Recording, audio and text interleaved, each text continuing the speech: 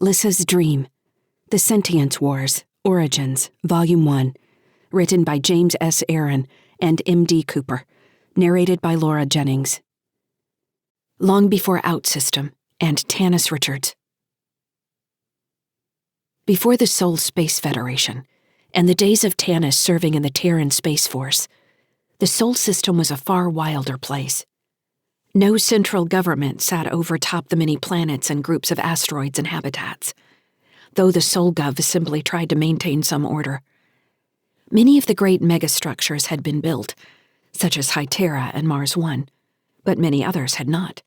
Most importantly, there are few sentient AI, and those who do exist are unwelcome and often illegal.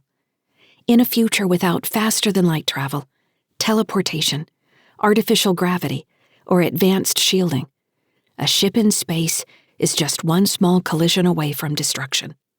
This is the Sol system we find ourselves in at the close of the 30th century, and the dawn of the age of AI. Part 1. Rabbit Country. Chapter 1. Stellar date 07.24.2981. Adjusted years. Location: sunny skies. Region: Greek asteroids. Jovian Combine. The airlock was stuck again. Vibrations throbbed through the bulkhead as the mechanism struggled to catch. A long screech followed, setting Andy's nerves on edge. Finally, Airlock 1's warp doors slid open slowly, revealing the big dark outside. The ship's service drone, which his kids had named Alice, disengaged its magnetic anchors and floated through the opening, bobbing like a happy puppy. "Doors are open," Andy announced over the ship's comms. They only used one channel on sunny skies. Cara and Tim, Andy's kids, weren't allowed their own channel after they had conspired to play pranks on him. He grinned at the thought, his breath steaming the inside of his face shield.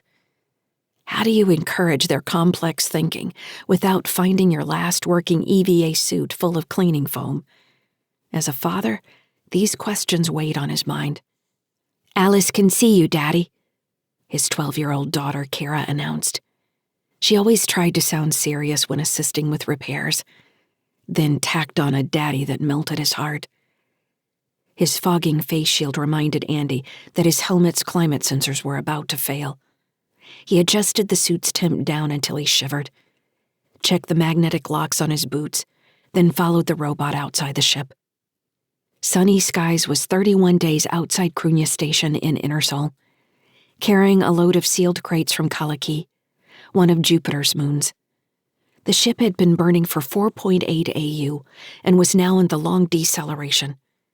Sunny Skies used a helium-3 fusion drive for most operations.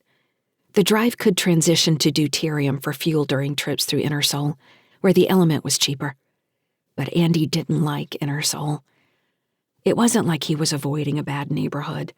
He hadn't seen another human being other than Cara and Tim in the 2 months since he had picked up the cargo for Cruithne. He preferred it that way. Every time he left the ship, Andy thought about what would happen if he died. The thoughts were a holdover from his time as a pilot in the Terran Space Force. Every mission meant thinking through the consequences of not making it home. Now, he had pre-recorded messages for the kids, as well as a dead man's switch on his personal security tokens. Alice waited for him outside the airlock, little puffs of stabilizing steam shooting from its body. The harsh light from his helmet made it more apparent the robot needed a coat of paint. Like everything on Sunny Skies, it was probably at least 300 years old. "What do you see, Dad?" Tim asked. At 10, his world was all absolutes. He loved rules and facts, along with any opportunity to correct another family member, especially Cara. Andy stepped over the edge of the airlock and positioned himself perpendicular to the long body of the ship. Originally built as a recreation vehicle for people with more credit than he had seen in his life, Sunny Skies was a long, thin cylinder with bulbs, boxes, and rectangles bolted onto its once sleek body. The cylinder formed an axle for the habitat ring, spinning about 3/4 down the length of the ship. Airlock 1 was near the bow of the ship, where the first set of sensor arrays and communications equipment was located. Andy had turned on the maintenance lights before coming out, so portions of the ship where the light system still worked shone against the dark of space. The glare allowed him to see the fat habitat ring and sails amidships, followed by the bulb-shaped drives at its stern. Sensors in his helmet read the element signature sunny skies blasted into the dark, which was technically toward Cruithne Station, as they completed a slow burning. "I can see the whole ship," he said. "Lots of scars and beauty marks like the long-lived lady she is." "Ships don't have scars," Tim corrected. "Sure they do. Just like people. You get somebody who doesn't really know what they're doing working on a ship, and you get lots of scars." "Do you know what you're doing?" Cara asked. "That's what I've got you for. You've got the database up, right?" "Why don't you just use your link?" Cara was reaching the age where she longed for her own link access, something Andy had decided he wouldn't even consider until she was 20 and her brain had, maybe, finished developing. "This is how you learn," he said. "Besides, the connection out here is spotty." A small lie, but he wanted her to feel some ownership in what he was doing. If something happened to him, she was going to have to figure it out. All it would take was one stray micrometeorite, an electrical flare in a conduit. Any number of 100 ways sunny skies might kill him at any moment. Even Alice might glitch and decide to open his suit with its plasma torch. His wife, Britt, had called him a pessimist once, and he had agreed, adding, "But I do look on the bright side sometimes." He could be a damn good pilot when it mattered, and he could fix most anything with instructions in the database. Not that sunny skies required much piloting. It required more worrying about everything that might go wrong, and then deciding between what to fix that was already broken. In this case, the item at the top of the list was a power conduit running from Airlock 1 to a sensor array just behind the ship's nose. He had powered down the array before entering the airlock, so he wouldn't get bathed in microwaves, which meant a higher likelihood of the ship's sensors missing any incoming objects. You had to choose your preferred ways to die. Besides, with the spin, it was likely the other arrays would pick up anything incoming, as long as they didn't malfunction. "Where's the coupler, Cara?" He imagined her reading through the schematic, biting her lower lip. She read the panel number, and he counted among the sections in front of him, finding the one she had indicated. "It should have the box right in the middle," she said. "I see it. Looks like it lost its cover somewhere." His boots clicked and released as he worked his way over the alloy skin of the ship toward the control box. Up close, the skin was far from smooth. Knee-high nodes, boxes, conduit, any number of other elements he barely understood, wrapped the ship in a barnacle-like layer of cruft. Long gone were his days of running a hand along the smooth side of a close combat fighter. Reaching his destination, Andy knelt beside the exposed control box and pulled up the schematic over his link. Scorch marks made it obvious where the short had occurred. He tried not to imagine the fire making its way inside the ship. The heat necessary to cause this would have burned his hand off if he'd been here when it had happened. He scanned the nearby couplers for heat signatures and found only normal electrical activity. Whatever had caused the box to short had burned itself out. "Dad?" Tim asked. "Yes?" "Are you done yet?" "No, Tim, I'm just getting started." "I have a question." "All right, what's your question?" "Why are there no dinosaurs on Mars?" Andy groaned inwardly. This was a continuation of a cyclical conversation from the night before.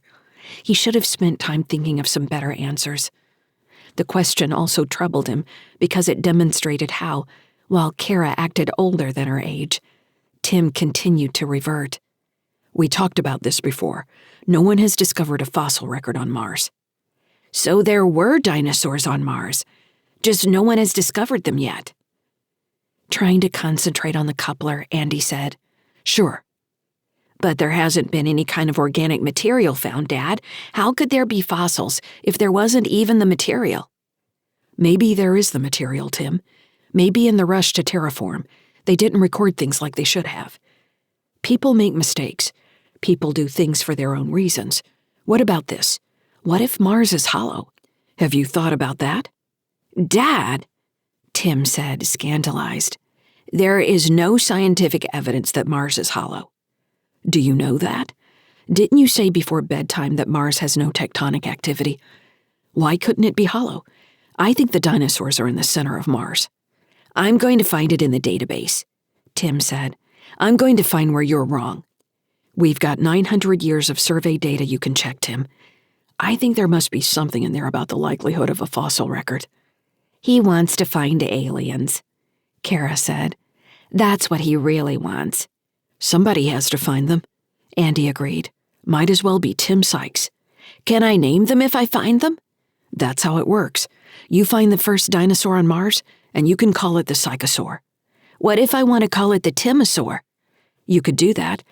I'm sure all the other Tims and Sol would appreciate the gesture. In fact, that would be very kind of you, Tim, to share your discovery so generously." As Alice floated over with a new cover for the control box, Andy grinned as the sound of his son grumbling came across the net.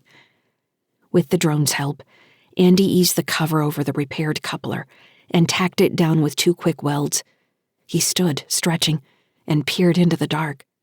He found the blue disk of Earth, about 3 centimeters across, glittering with a silver band of Hytera. The darkening function on his visor sputtered, momentarily showing him Sol's full light. He squinted, reminding himself he needed to keep moving before his suit's environmental controls failed and he cooked.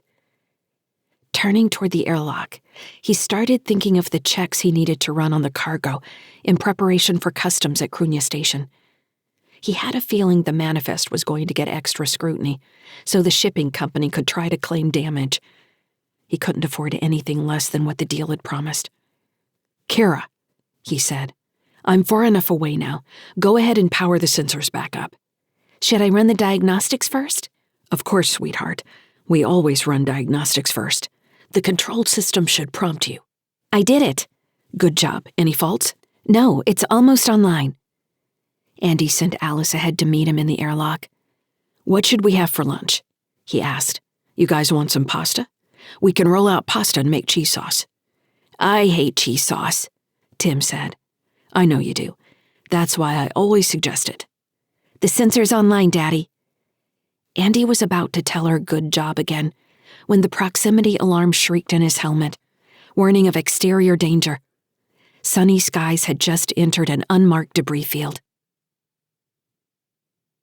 Chapter 2. Stellar date 07.24.2981. Adjusted years. Location: sunny skies. Region: Greek asteroids, Jovian Combine. Andy was aware of Cara screaming at him in the background as his helmet display highlighted the incoming debris. Or maybe the sound was the warning klaxons coming over the open channel. "Cara, honey," he said, blinking as his face screen filled with floating red dots that reminded him of chaff. "Calm down. Tell me what's on the screen."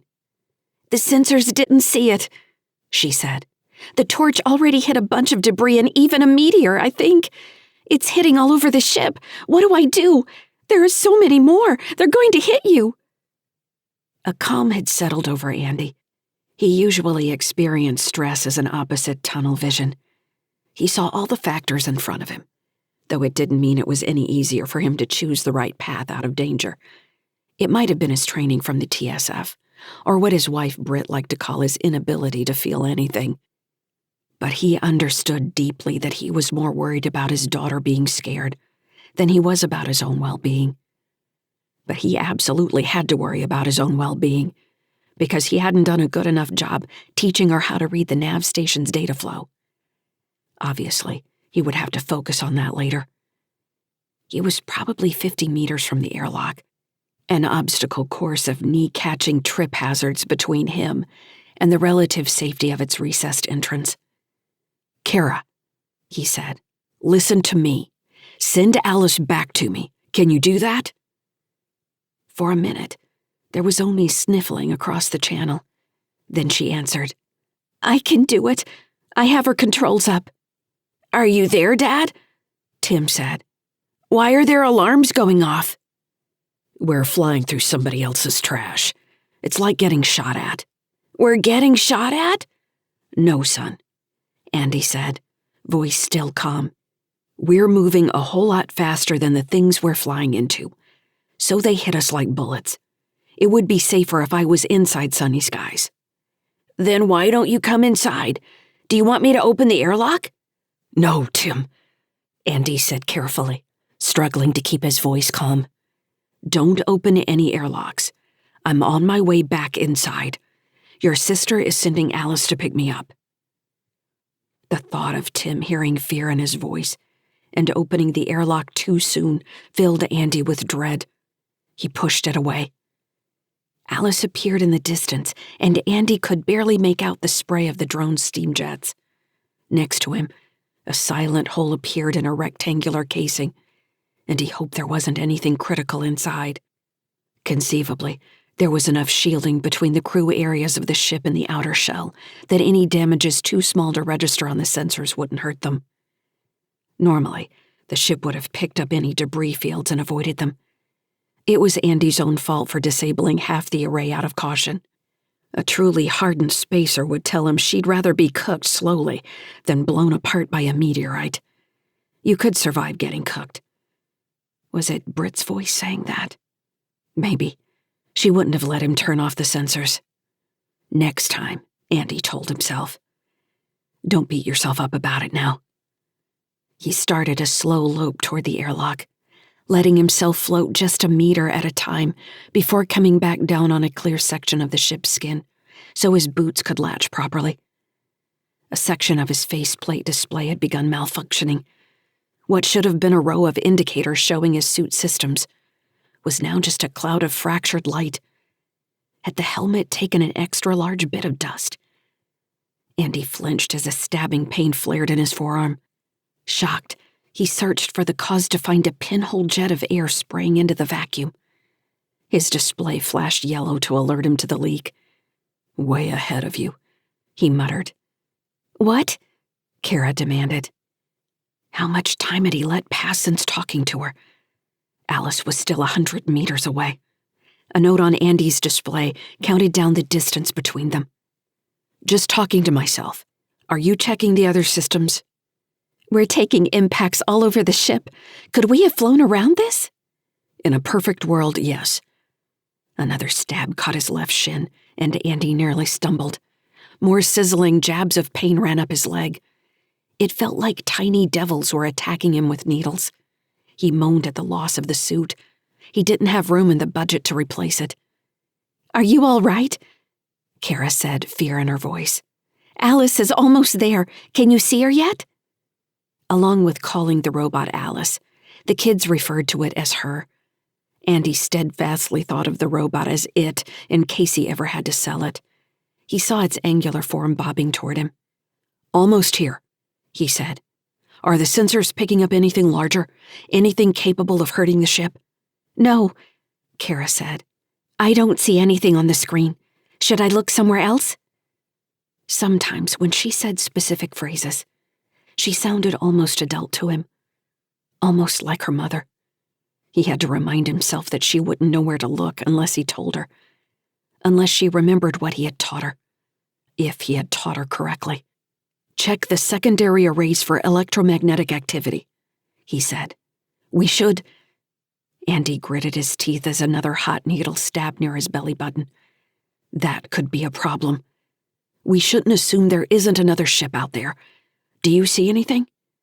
I don't see anything, Dad. Why would another ship be out there and not send us a message? Isn't that what everyone is supposed to do? Just because they're supposed to do it doesn't mean they will, he said, gasping.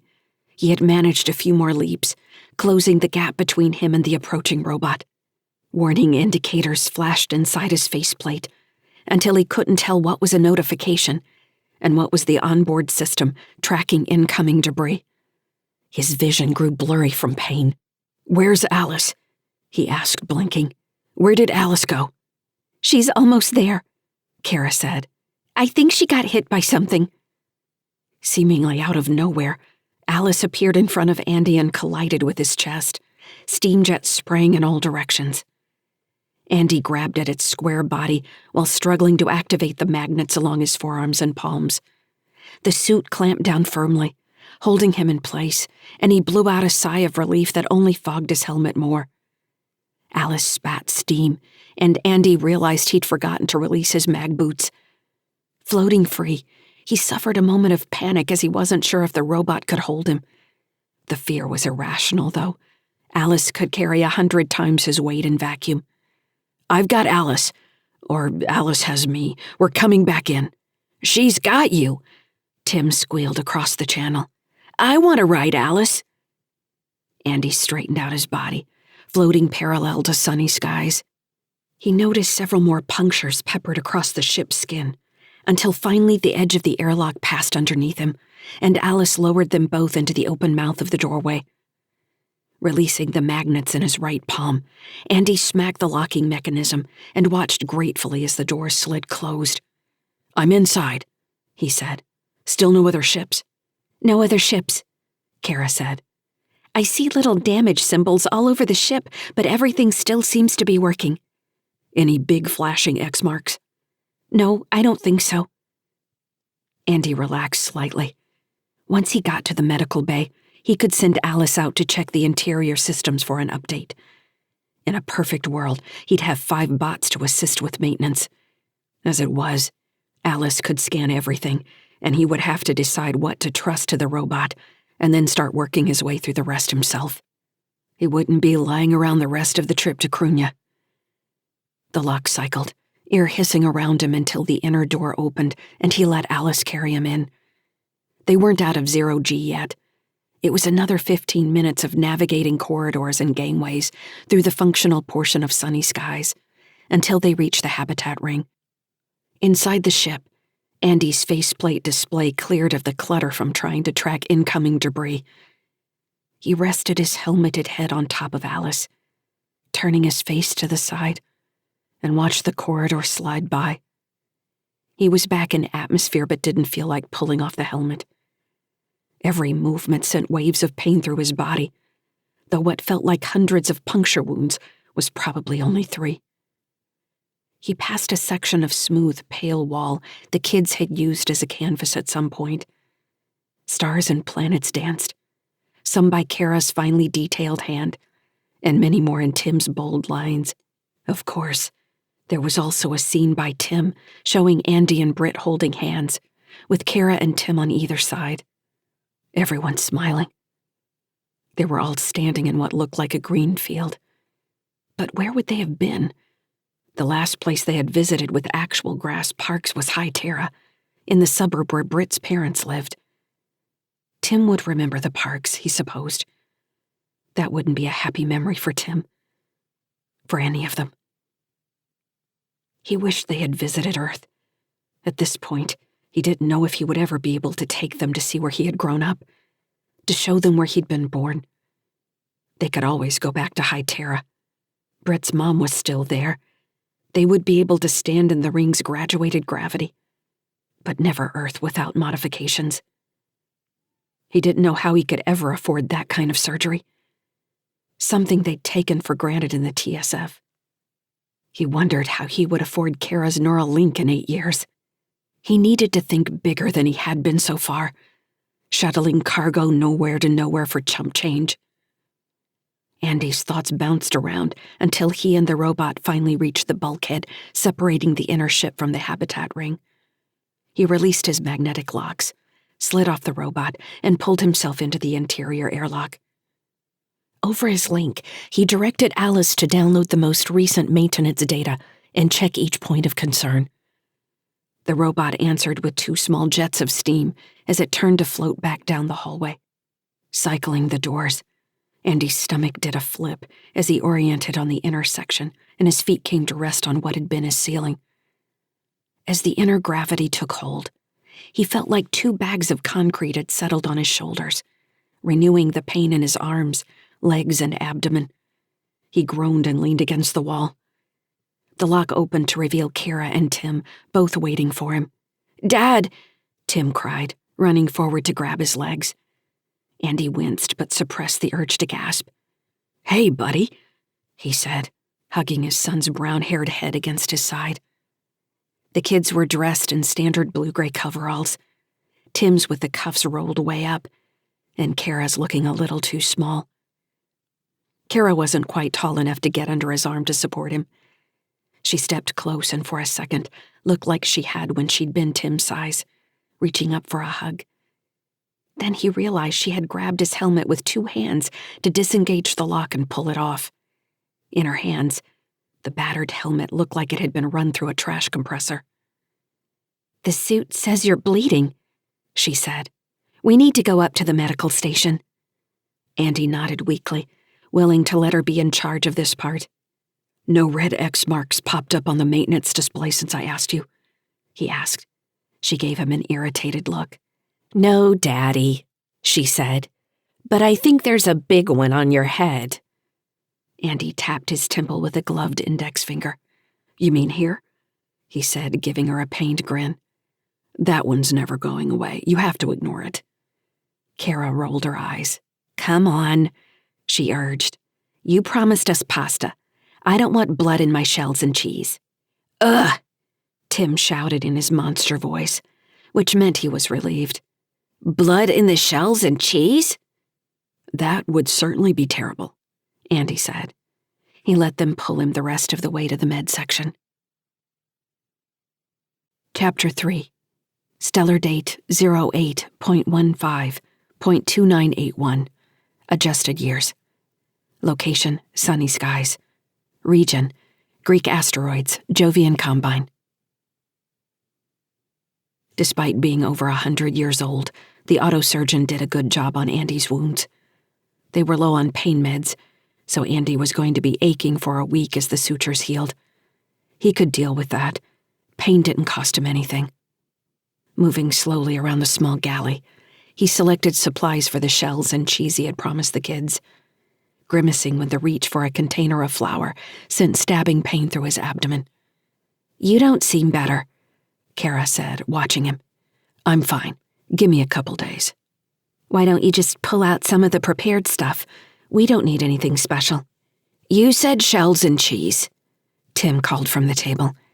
He had a pad and stylus out, kicking his heels against the floor as he doodled. "I promised shells and cheese, and that's what you'll get," Andy said. "It's bad enough the cheese is going to be artificial. We can still make the pasta. That's a Sykes family specialty. Your grandmother used to do it the very old way and lay all the pasta shells out on a sheet to dry. Can you imagine doing that?" "Why?" Cara said, wrinkling her nose. "Sounds like a big waste of time." "Sometimes doing is the reason." "Sometimes doing is dumb," she said. "Next we'll be growing our own wheat." "If we had the space, I would love to do that." "Mom liked to garden," Cara said. He nodded. Sunny Skies had an aftermarket hydroponic garden installed by some owner in its distant past. The apparatus was currently dry and taking up space in the habitat ring that could have been used for special cargo. He just hadn't gotten around to cleaning it out. The room had been one of Britt's spaces. He measured scoops of the flour. "Get me 2 cups of water." Cara went to the cabinet for the measuring cup, then filled it at the sink. Andy watched her hold the cup in the air to check measurements. She added another few more millimeters before nodding. "Go ahead and dump it in there," he said, motioning toward the mixing bowl. It was still cheating, in a way. The flour had everything it needed to form reasonably tasty pasta. No need for eggs or salt, or the olive oil his mother loved whenever they could scrounge it. He had purchased 100 kilos of flour 3 years ago, when he had the extra funds to think about emergency food. Now they had nearly run through that. He would need to negotiate for new food stores on Cruithne, not the cheapest place in InnerSol to scrape up calories. He was already going to need to find fuel. Andy put worries about their destination out of his mind and focused on turning the dough. He dusted the counter with flour and dumped out the bowl. "There you go," he said. "Dust up your hands and start turning that over." "Do I have to?" "I'll do it," Tim shouted, jumping down from the table. "I want to squeeze the dough." "Your sister can do it. You'll help with the cheese sauce, all right?" Tim slapped the counter and a cloud of flour filled the air around his hands. As he reached for the dough ball, Andy swatted his hands away. "Let's go, Cara." Dusting her hands, Cara moved around the counter to grab the lump of dough and start folding it. Andy washed his own hands at the sink and took the rolling pin down from a cabinet near the ceiling. It was an ancient-looking thing, crusted with old dough now harder than concrete. When Cara was done turning the dough, he had her roll it out into flat strips, then feed it into the pasta machine until they became snake-shaped ropes that she lay back out on the freshly dusted counter. Andy pulled a kitchen knife out of a nearby recess. "You remember how to turn the shells?" he asked. "I remember," Cara said. He handed the knife over, handle first, and watched her make the first few shells by laying the knife blade flat on the end of the dough snake, pulling and lightly smearing the pasta dough so it rolled against itself before she cut it off. The first few were warped, but once she had the hang of it, a pile of fresh pasta shells grew on the counter beside her. "Don't cut your nose off," Andy said. Cara didn't take her eyes off her work. "Shut up, Dad." With Cara occupied, Andy pulled down the ingredients for the artificial cheese sauce and had Tim pull over a chair to stand beside him at the stove. Soon the sauce was bubbling to Andy's satisfaction, with Tim focused on stirring, pausing occasionally to dip the spoon and raise it above the pot to drop dollops of sauce. "Don't lose any of that sauce," Andy warned. "It's all we've got." "I won't lose any sauce, Dad. I want to see how high it can drip." "Higher than you can reach, trust me." "Dad," Cara said. He glanced at her. She was done with the shells, now arranging them loosely on a baking pan to feed into the auto oven, which would flash 24 hours drying in 5 minutes. "What do you need?" Cara didn't take her gaze off the shells as she asked.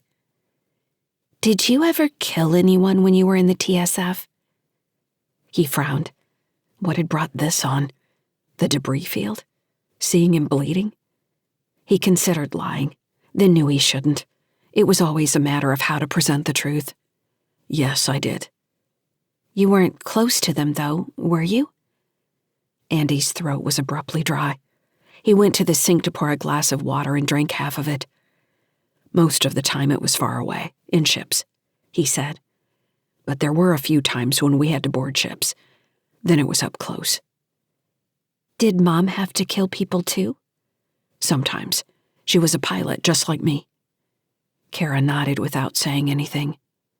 "Why are you thinking about killing people?" he asked. She shrugged. "I was curious, that's all. That's what people do in the TSF, don't they?" "I never wanted to hurt people. But sometimes you don't get to choose. Sometimes people attack you first, or they attack other people. You do your best to keep everyone safe." Cara nodded. "Is that pasta ready?" Andy asked. In 20 minutes, they were sitting at the little table with glasses of water and bowls of the warm shells and cheese. Tim lifted his spoon above his head to let the shells drop back into the bowl. He tried dropping a shell in his mouth and missed. Andy caught the shell before it hit the floor and stuffed it in his own mouth, making a face at Tim that earned him a squeal. "Better hang on to those shells, kid," Andy said, chewing obnoxiously. "Dad!" Tim shouted. "That was mine!" "I'm a shells and cheese pirate," Andy said. "You let that shell go and I'm gonna gobble it up." Cara was quiet throughout the meal, only smiling when Andy complimented the pasta shells, and Tim nodded agreement, smacking his lips. When they were done, Tim fed the dishes and utensils into the sterilizer, and then dashed down the corridor to the small room they used as a lounge. There was a couch, a 2D viewing screen to replace the room's broken Hola display, and boxes full of Tim's toys scattered around. They watched a series on Martian terraforming for an hour, and then Andy announced it was time for bed. It was a little early, and Andy got the complaints he expected. "Time to get a start on a new day," he said. Cara remained quiet. Andy glanced at her, hoping she would get past whatever mood had settled on her shoulders. He chastised himself for the thought, knowing he needed to find some way to get Cara to open up about what was bothering her.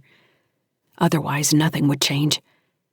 They had a saying in the TSF, "Hope is not a method. which was a smart-ass way of saying you couldn't hope your way out of a bad situation. He pulled up the ship's diagnostics briefly over his link to check on Alice's progress on the damage caused by the debris field, and check the ship's depressing fuel levels as well. They were going to arrive at Cruithne Station on velocity and vapors. After teeth were brushed, hair combed or tied in fresh braids, Andy sent Cara to her room as he read Tim a story, and arranged his son's various toys on the bed to protect him from monsters. When he went to Cara's room, she had already turned out the overhead lights. In the dim glow from the corridor strip lighting, he saw only the outline of her back as she faced the wall. "You all right, Cara?" he asked. She shrugged, her narrow shoulders moving the blanket a little. Andy crossed the room to sit on the edge of her bed. He smoothed some stray hairs out of her eyes and felt tears on her cheeks. "I'm still here," he said. "I know," she said, so softly he barely heard her. "I'm not going anywhere." Cara didn't answer. "Where do we live?" she asked finally, voice quiet. It was their old ritual. "We live on sunny skies, duh." He failed to put the goofy note in his voice. "No, Daddy," she said, still staring at the wall. "We live in rabbit country." "Rabbit country?" he asked. "There are no rabbits in space." "We're the rabbits," Cara said. "Ears up and ready to run." "Ears up and ready to run," he agreed. Andy waited. She wasn't pulling away from him, just keeping to herself. He put his legs up on the bed and leaned back against the wall, stroking her hair again. He didn't remember falling asleep but found himself waking in the dark sometime later. The corridor door had closed automatically at some point, leaving the room dark. Cara had turned on her side and was breathing evenly, but had managed to twist out of her covers. Standing slowly, with stabbing pains running the length of his body, Andy found the edge of the blanket and pulled it up until Cara was covered again. He checked the link and found that Alice had a report for him.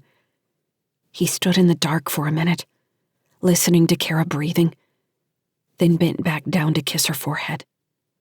"Good night, sweetheart," he murmured, then straightened to find his way to the door and the dim corridor outside. Chapter 4. Stellar date 07.25.2981. Adjusted years. Location, sunny skies. Region, Greek asteroids, Jovian Combine. Sitting in an alcove off the Habitat airlock, Andy spread the battered EVA suit across his knees and applied patching liquid to the visible holes. He would need to run a full systems check later for micro tears and any other damage he could fix on his own before he took it into vacuum again. For now, it would work in the rest of the ship, where he only needed the suit for warmth in the unheated zero-G sections of sunny skies. It was cheaper to keep the air in those sections a breathable mix than to dump it all to vacuum, but he couldn't waste fuel on heat. There had been a time when the whole ship had served as a zero-G playground for the kids. Then money had gone from elusive to actively avoiding him. Checks complete, Andy stood and pulled on the suit. He slowly fit its outer harness around his waist and shoulders, awakening new jabs of pain with each movement. The suit smelled of sweat and something moldy he didn't want to think about. If he had to admit it, the kids filling the suit with cleaning foam had been more help than prank. Pulling the battered helmet over his head, he ran a quick diagnostic check on the suit, noting the slow loss of inner pressure, as well as the fractured lower left section of his faceplate, which now showed information in jittery snowflake-shaped blobs of color. He mounted the ladder into the airlock and climbed slowly, feeling out the pains in his arms and legs, until he reached the top and hit the activation controls. All the way up, the magnets in his right glove kept sticking, twisting his wrist when they wouldn't release properly. He had to stop using the hand altogether. Below him, the hatch slid closed and the world shifted, sending stomach bile into his throat. His inner ear swooned. Andy squeezed his eyes closed and gripped the ladder, forcing himself to breathe deeply until the sick feeling subsided. The upper hatch opened, and he pulled himself into the zero-G section of the ship. Alice's list had come back with significant damage to the hull. The drone had checked most of the systems on the outer hull, where damage would be obvious. It was still checking interior spaces, where debris had penetrated the outer skin. Andy groaned. It would take him at least a week to work through the major repairs. After that, there was a second list of burnouts where outer connections had either grounded out or been destroyed completely. Scanning the list, which was bad enough, he guessed at other areas he should check for secondary damage. As usual, it was a miracle Sunny Skies continued to fly. For having been built as a recreational craft, Sunny Skies carried a confusing set of redundancies, like a yacht built for preppers. Not that he was complaining, but the ship constantly surprised him with little bits of added tech from its long history. Andy grabbed a handhold and propelled himself along the wall to the nearest junction of corridors. He needed to go down 2 levels to the main cargo bays. He doubted any damage from the debris field could have penetrated the center of the ship. At least the interior scans hadn't indicated atmosphere loss from puncture wounds. But he was worried enough about the integrity of the cargo to check. This shipment was a collection of random crates with a complicated manifest that meant he needed to review every container for discrepancies. He didn't want to discover any serial numbers had mysteriously changed mid-flight. Ahead of him, the corridor light sensed his presence and flickered alive, except for a few sections where they didn't and he drifted through the dark. In the cargo area, he floated in the doorway waiting for the lights to activate throughout the long room. There were 2 wide airlocks in the chamber that could open to allow transport drones to enter and pull the crates out. The openings were big enough that any malfunction meant he'd be in vacuum before he knew what hit him. As he waited for the systems check, Andy wondered if he had always been such a pessimist, or if becoming a parent had done this to him. Only it wasn't pessimism, so much as thinking through everything bad that could happen in any given situation. Tim might be playing next to the stove with a pot boiling over his head. In one future, everything was fine. In another, his face was covered in third-degree burns. With these possibilities playing out in his mind continuously, Andy didn't know if he was crazy or simply overly prepared. Britt had been better at living in the moment, not worrying about what might happen. She had seemed to have the ability to read anxiety in Andy's face, even before he realized it was there, and respond with something simple like a smile or a word. She'd helped him, had immediately made him feel more calm. He hadn't realized she was doing it until the effect was gone. Now he had to recognize the swell of worry and pause his thoughts, redirect towards something productive. In combat, he'd never needed to worry. All possibilities had been played out in front of him, and he'd chosen a path between them. Even if he thought of the kids as red space, a sector occupied by enemy combatants moving with their own intentions and capabilities, he seemed to lack the ability to separate his feelings for them from his rational decision-making toward problems, resulting in a mess of indecision. As a pilot, he knew what steps to take to control his weapon system in the necessary manner to defeat the enemy. Just like during hand-to-hand, he'd pivot his hips in a throw, following it with a throat strike, or any number of other steps to assure his enemy's defeat. As a father, he could only look in their watching eyes and hope he was doing the right thing, mind-quailing. Hope is not a method.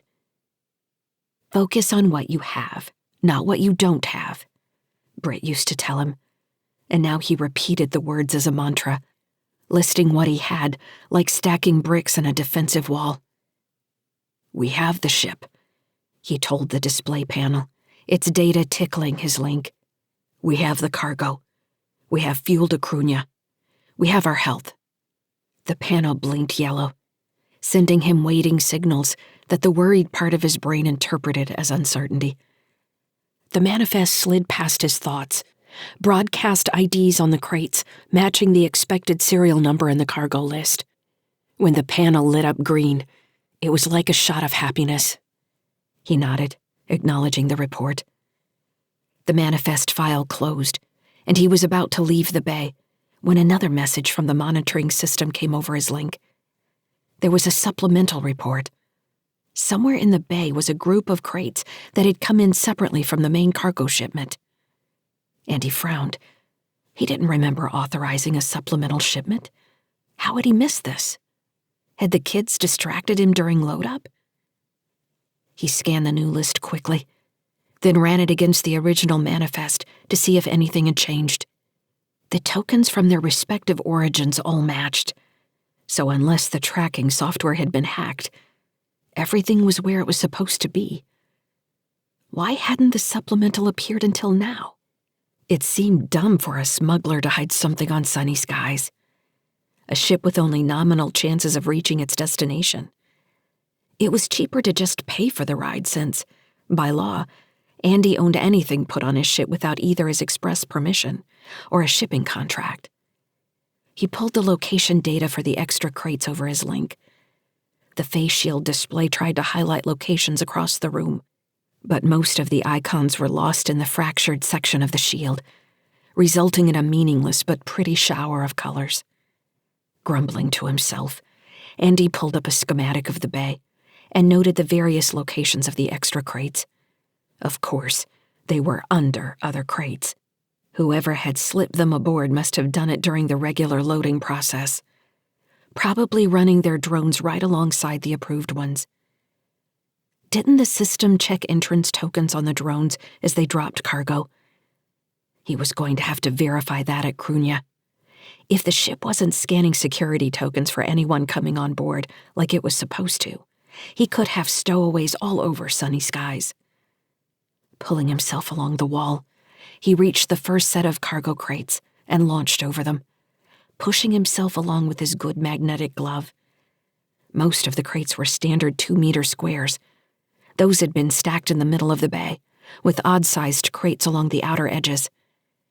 There were 3 crates that didn't belong. The first 2 were squares buried in the middle of the main stack. From the top of the pile, all he could do was verify their locations and attempt a link connection with their limited onboard firmware. These crates didn't appear to be monitoring anything but the dates they had been locked, which was several days prior to their arrival on Sunny Skies. The firmware could send false data, though.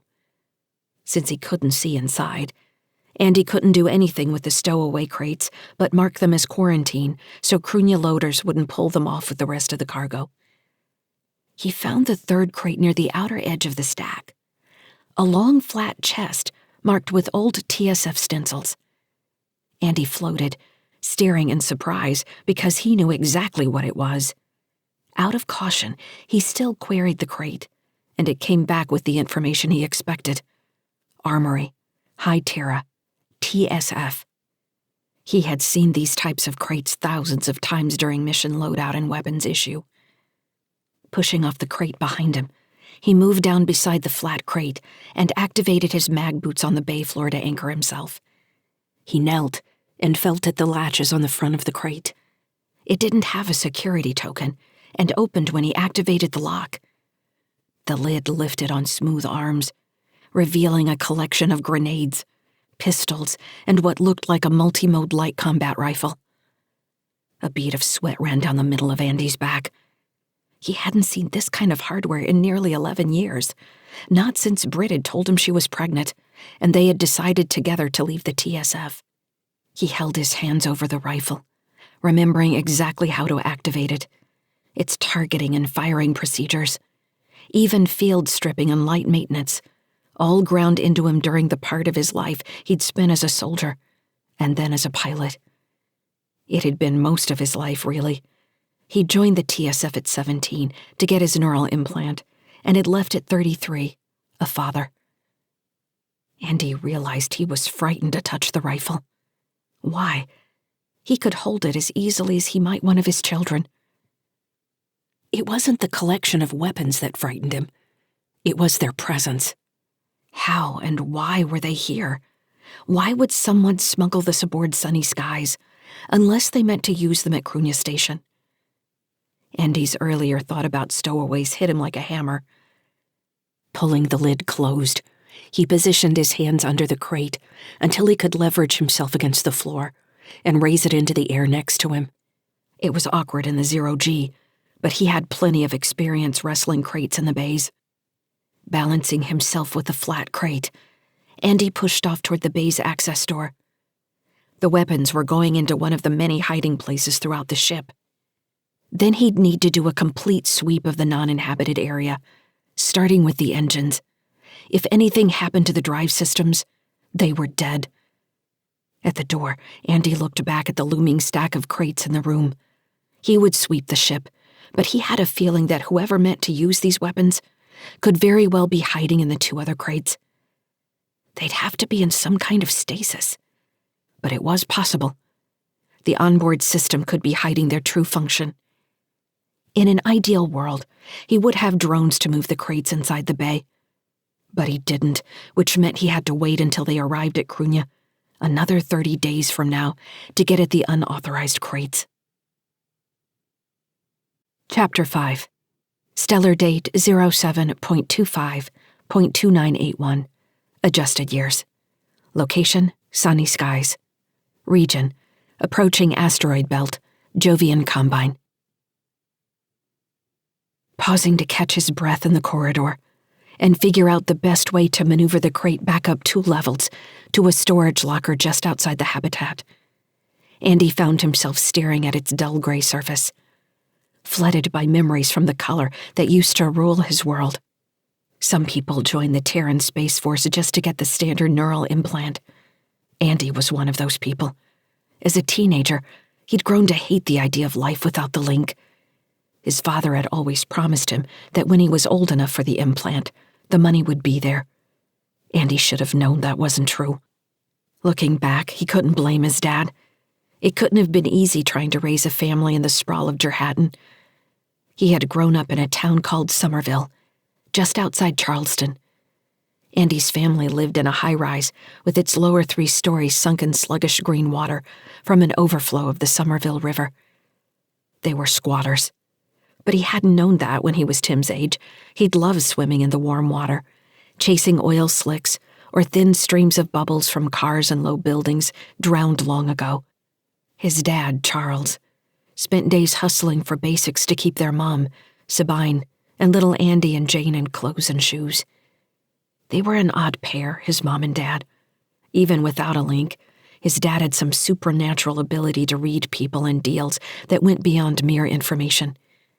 His mom had been disabled at an early age in an accident she didn't like to talk about and, Andy realized now, must have been too poor to repair. Sabine could barely walk, but she had a link and took it upon herself to become their teacher.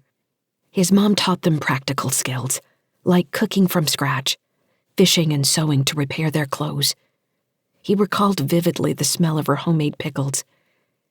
She also taught them history, civics, philosophy, physics, and chemistry. His strongest memory of his mother was her medium-distance gaze as she pulled information from her link to explain one of his obnoxious questions. Sure, he'd had his intermittent access to the link network through various terminals and public connections when he could steal time. But it wasn't anything like having the world's knowledge at the edge of his thoughts, removing the need to memorize anything. Maybe that was why some childhood memories stood out so starkly. They were the pillars of his mind. He also remembered the first time he realized someone was speaking down to his father for not having a link. Andy might have been 9 or 10, old enough to start paying attention to how adults talk to each other. They'd been in a convenience store, and the woman behind the counter had expected payment via credit connection. His dad had offered to pay cash. Now, Andy understood that his dad had been trying to offer the cash before the auto transaction link tried and failed. Charlie hadn't been fast enough. The pale woman had squinted at his dad and then snorted a laugh. "You're dumb, aren't you?" she'd asked. Dumb meant a lot of things to the local poor back then. Mainly, it was a throwback to when a person really was blind and mute. Not having the link might as well have been those things. He remembered the barest instant of a flat, angry expression touching his father's face, before his lips spread in a broad smile, showing his naturally good teeth, something the woman lacked. "Smart enough to see how lovely you are," he had said, in a way that actually sounded like he was complimenting the woman. Charlie pulled a hand through his hair and leaned forward, blue eyes flashing, and set the bills on the counter. "I like to keep my business local," he said, voice warm. "Cash good for you?" The woman had stared for a second, then nodded and took the bills. "Keep the change," his dad had said, still smiling warmly. Without a link, his father was present in a way that most people weren't. He also liked to say that he was fine with his own memory and didn't want to rely on the network to know what to think about something. Andy had heard all that, but he'd never forgotten the woman's look of superiority. When he was old enough for the operation, he'd repeatedly asked his dad when they were going to make the appointment, until Charlie had finally admitted there wasn't any money. Andy had started looking for other options immediately. Local gangs would have lent him the money for a heavy price, which probably would have meant entry into a life he didn't want. The idea of the Terran Space Force had entered his mind while gazing up at the shiny strip of high Terra against the moon, and he figured that if the operation meant servitude, the best choice was the one that got him out of Somerville. Why not get off Earth altogether? Andy checked the time in his helmet display. The suit was still glitching, dropping its connection with sunny skies, then picking up without adjusting for the lag. He figured he still had an hour before he needed to get to sleep himself. The kids wouldn't let him sleep in. Pulling the weapons case up the ladder tubes wasn't as hard as he had expected, although he kept scraping his knees as he worked his way upward. The crate bounced against the inside walls, leaving swipes of gray paint in several spots. He'd have to make up a story for Cara to explain the new marks. She noticed things like that. She was like her mother that way. In the last corridor before the access way to the habitat section, he hooked an arm around a support strut and rested. Looking down on the crate where it floated above the floor, he thought it looked a bit like a coffin. He pushed the thought out of his mind. The two sergeants were on their feet the minute he walked through the door. Behind them, all the furniture was the same dull color he would come to know as TSF gray. In all the times Andy had visited the recruiting station, he couldn't recall ever seeing anyone sitting behind the big block-shaped desks that looked like folded defense mechs. Andy was wearing the best clothes he could get together, his hair carefully combed and all his identification cards in his front pants pockets. The first sergeant was tall and thin as a bone, while the other looked carved from a boulder. The thin one, whose nameplate read Cass, reached Andy first. He was already frowning. "You," he said sharply. "Where's your token? Why didn't the door pick you up?" Andy was taken aback by the tone of the man's voice. He opened his mouth to force out an answer, but the muscled sergeant, Hilton, cut him off. "He's pure, Sergeant. Doesn't have any EMF whatsoever." "Pure?" Cass said, sounding like he'd been told Andy was an alien. "No broadcast," Hilton said. "No origin indicator either. Where'd you come from?" "Summer," Andy started. "I don't care where you came from," Cass said, cutting him off again. "We'll get to that later if it matters. What's your name?"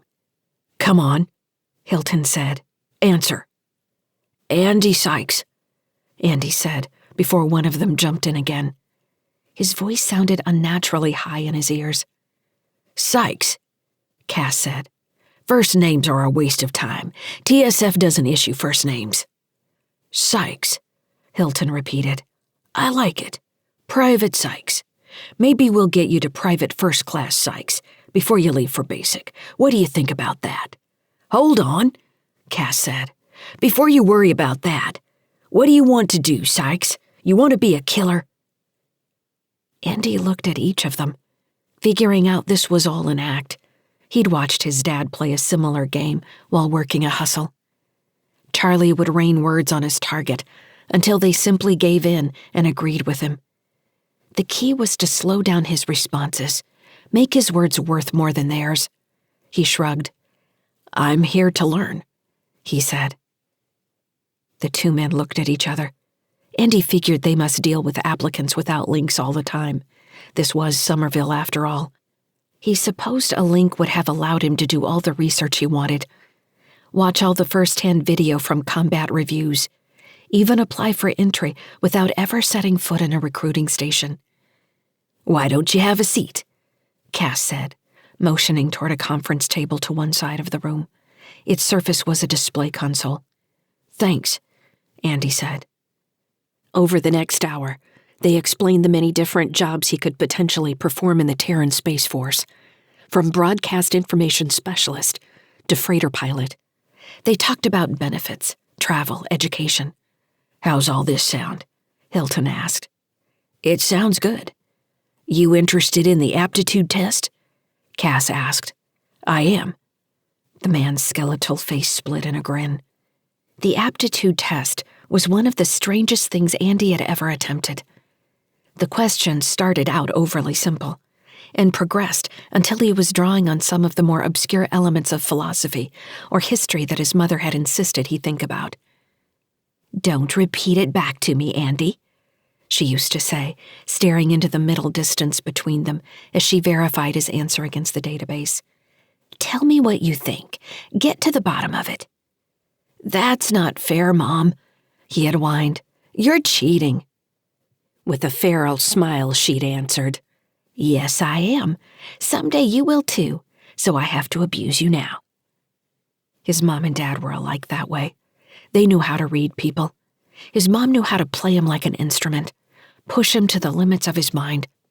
When he'd finally received the neural link, he'd felt like the house of his mind was suddenly filled with windows and doors, and she had built the walls to hold him up and protect him from the tsunami of adding the link to his thoughts. The question shifted from too easy to tricky to obscure and esoteric. He guessed at the outcomes of mechanical schematics and finished logic circuits. Some of it was obviously ancient history, asking him to analyze spectrum circuitry, while other questions hinted at subjects he had only just read about. He knew now that the test was progressive. For every correct answer, the questions branched and went deeper. He was sweating when he finished. The test didn't tell him when he'd reached its last question. The screen merely asked, "Are you sure?" and prompted him to answer yes or no. Andy had stared at the screen for a minute, trying to second-guess the question, before finally answering yes. The screen instructed him to wait for results. So he sat in the small room with its promotional display on the wall reading, "Terran Space Force, onward, outward." After what felt like an hour, the door swung out and Sergeant Cass stood in the opening. "You got your ID on you, right?" the thin man demanded. "Yes," Andy said. He couldn't understand why the sergeant sounded furious. Cass had checked his identification cards before seating him at the terminal. "Good. Come on." Chapter 6. Stellar date 07.25.2981. Adjusted years. Location: sunny skies. Region: approaching asteroid belt. Jovian Combine. Andy opened the storage cabinet and maneuvered the crate until it was sitting in the bottom of the locker. To a cursory glance, it might almost look like the bottom of the cabinet. It might fool a customs agent, but it certainly wouldn't get past him and Cara. He locked the cabinet with his personal security token, just to be safe. If Cara did try to open the cabinet and discovered he had locked it, the worst she could do was come to him and complain about it. If she tried to force the lock, he'd get an immediate alert over the ship's diagnostic system, as long as the system was functioning. The problems with his suit proved it was barely reliable. Andy yawned and stretched. He glanced down the corridor where the ladder led up into the habitat ring. As soon as he returned to the command deck, he would double-check the ship's EMF signature for responses that didn't make sense. It bothered him that sunny skies might have already been broadcasting unknown signals from the stowaway crates for most of their trip. If their onboard firmware was hiding activity, the crates could be serving as some kind of relay node for encrypted criminal data, and he was going to be held accountable when they reached Cruithne. Why else would someone hide crates aboard a slow-moving private freighter? The TSF detail on Cruithne could certainly be tracking any errant signals. It was a mission he had done himself many times. That would explain why he hadn't been boarded weeks ago. The TSF would sit back and capture all the data going in and out, then pick up the rubes piloting the ship when they arrived. The TSF detail was probably partying in one of Cruithne's many nightclubs right now, laughing. He kicked off for the ladder, trying to defend the possibility that the cargo was something simple, like drugs or illegal tech, something cheap enough to risk on sunny skies, but valuable enough to smuggle. What if his ship was just one of hundreds, and the smugglers were gambling on half the ships arriving as scheduled? That made more sense. That pointed toward drugs. He could deal with drugs. They weren't on his manifest, and he could make a statement to station security when he arrived. No one was going to try to board the ship for drugs. Drugs didn't explain the weapons, though. It was entirely possible that a crate of TSF weapons had made it onto his ship by coincidence, part of the same sort of large smuggling operation. It was also part of the ship's record that he was a veteran, so he supposed someone could be sending him a message. But what sort of message? And why? If it was personal, that made even less sense. But it worried him more. As a former TSF combat pilot with ground experience, he'd had plenty of offers from private security firms when he had first left the service. Those had grown fewer over time, and at this point, he couldn't remember the last time a headhunter had sent him a message that wasn't a blanket offer. As he pulled himself into the habitat gate and endured the stomach flip of taking on gravity, Andy grinned to himself, letting his memory of the recruiting station run its course. Sergeant Cass had been a character, accusing him of being a plant from higher command, come to verify their testing techniques. "You're a cheater," Cass had accused. Andy had stammered a response, not understanding why he was suddenly under attack. He'd expected them to tell him he had failed and to kick him out the front door. Instead, Cass and Hilton had sat him down at the conference table and leaned in close on either side, glaring at him.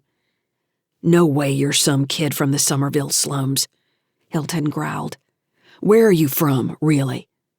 "I'm from Somerville," Andy said, not knowing what else to tell them. He wanted to get up and run, but Cass had taken his ID card to enter his citizenship number in the system for a third time. When Andy finally ran out of excuses, the two men sat down on either side of the table, crossing their arms. They looked at each other, and Andy recognized the expressions of men trying to figure out how to capitalize on a situation. Cass motioned with a finger.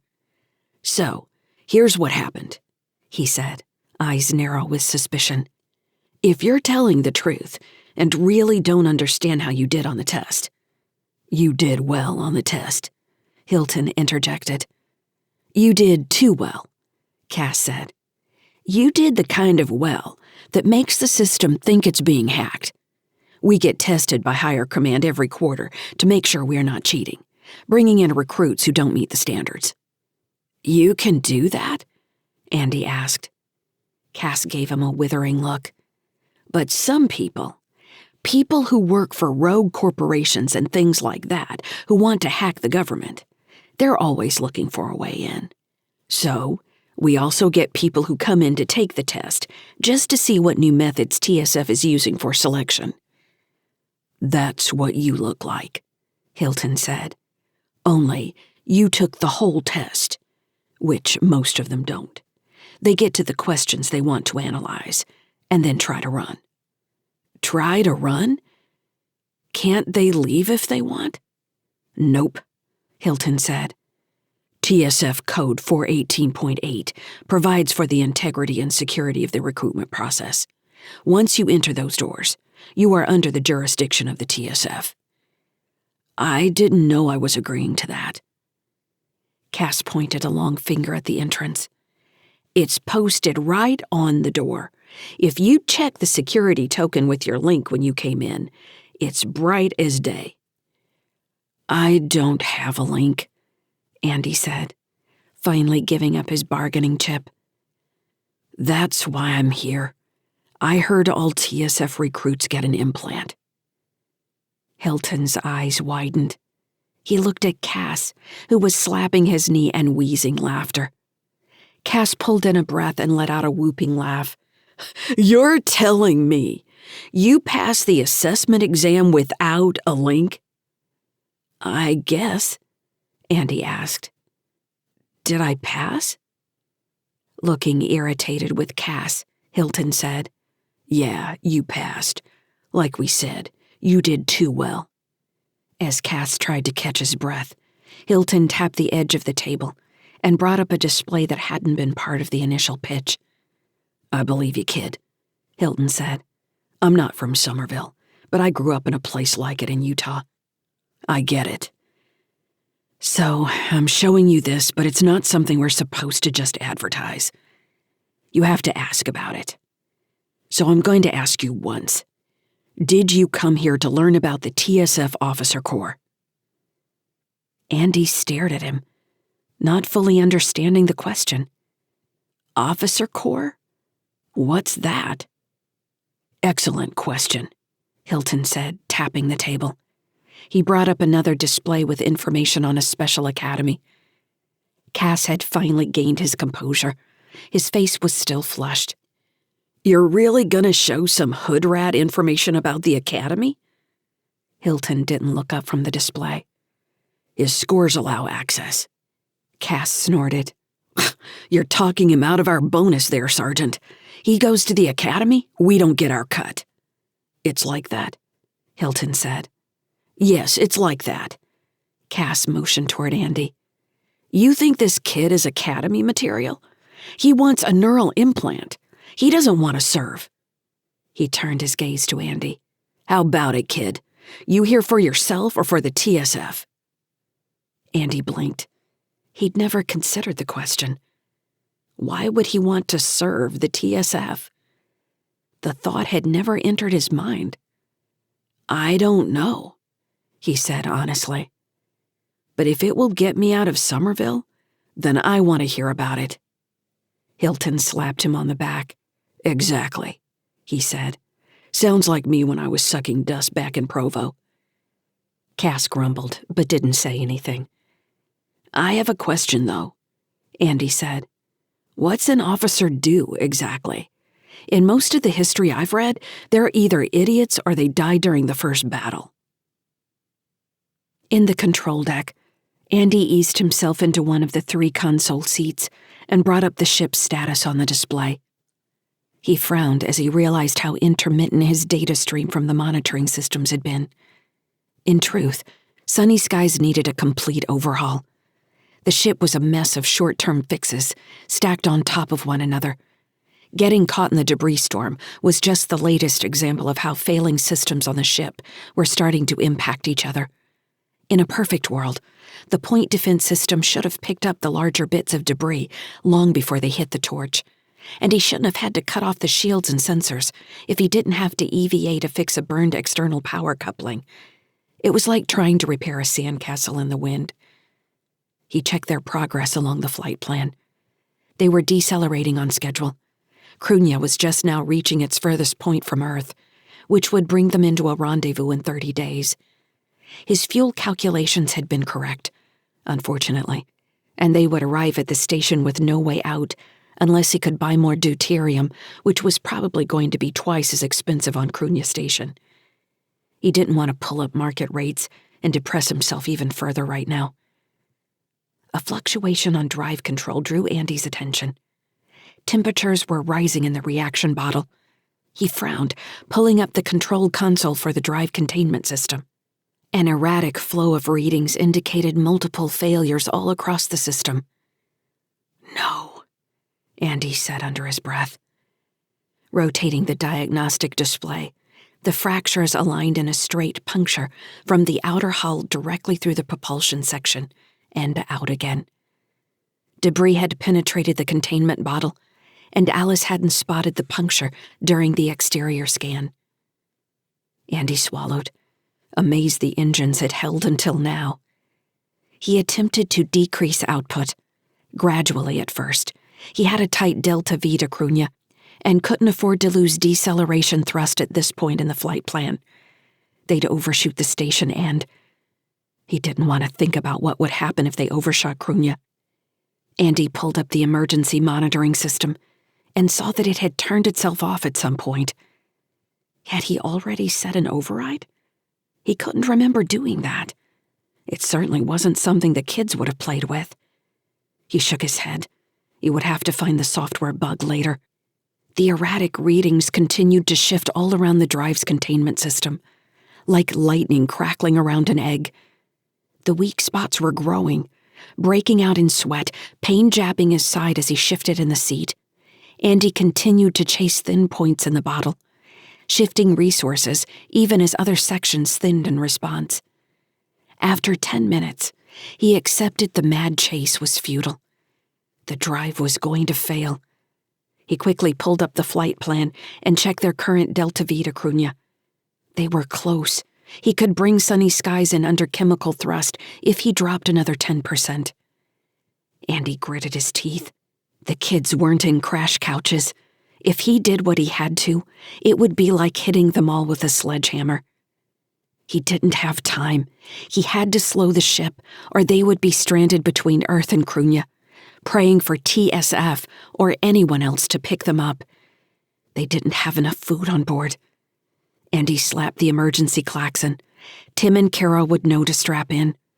Checking his data against the original flight plan, he calculated a hard burst through the engine. "Daddy?" Cara asked over the comm. "What's going on?" "Dad?" Tim said sleepily. "I'm here," Andy said.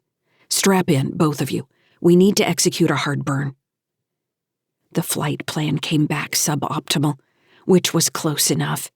He nearly entered the command to execute before realizing he hadn't buckled his own straps on the seat.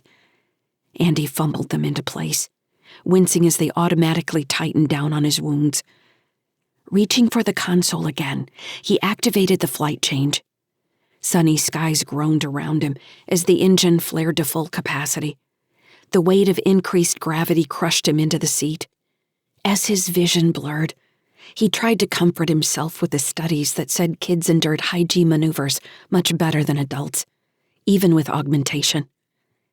In the periphery of his vision, the display swam in and out of focus. The weak spots on the drive's containment bottle danced and spread until their edges met and merged.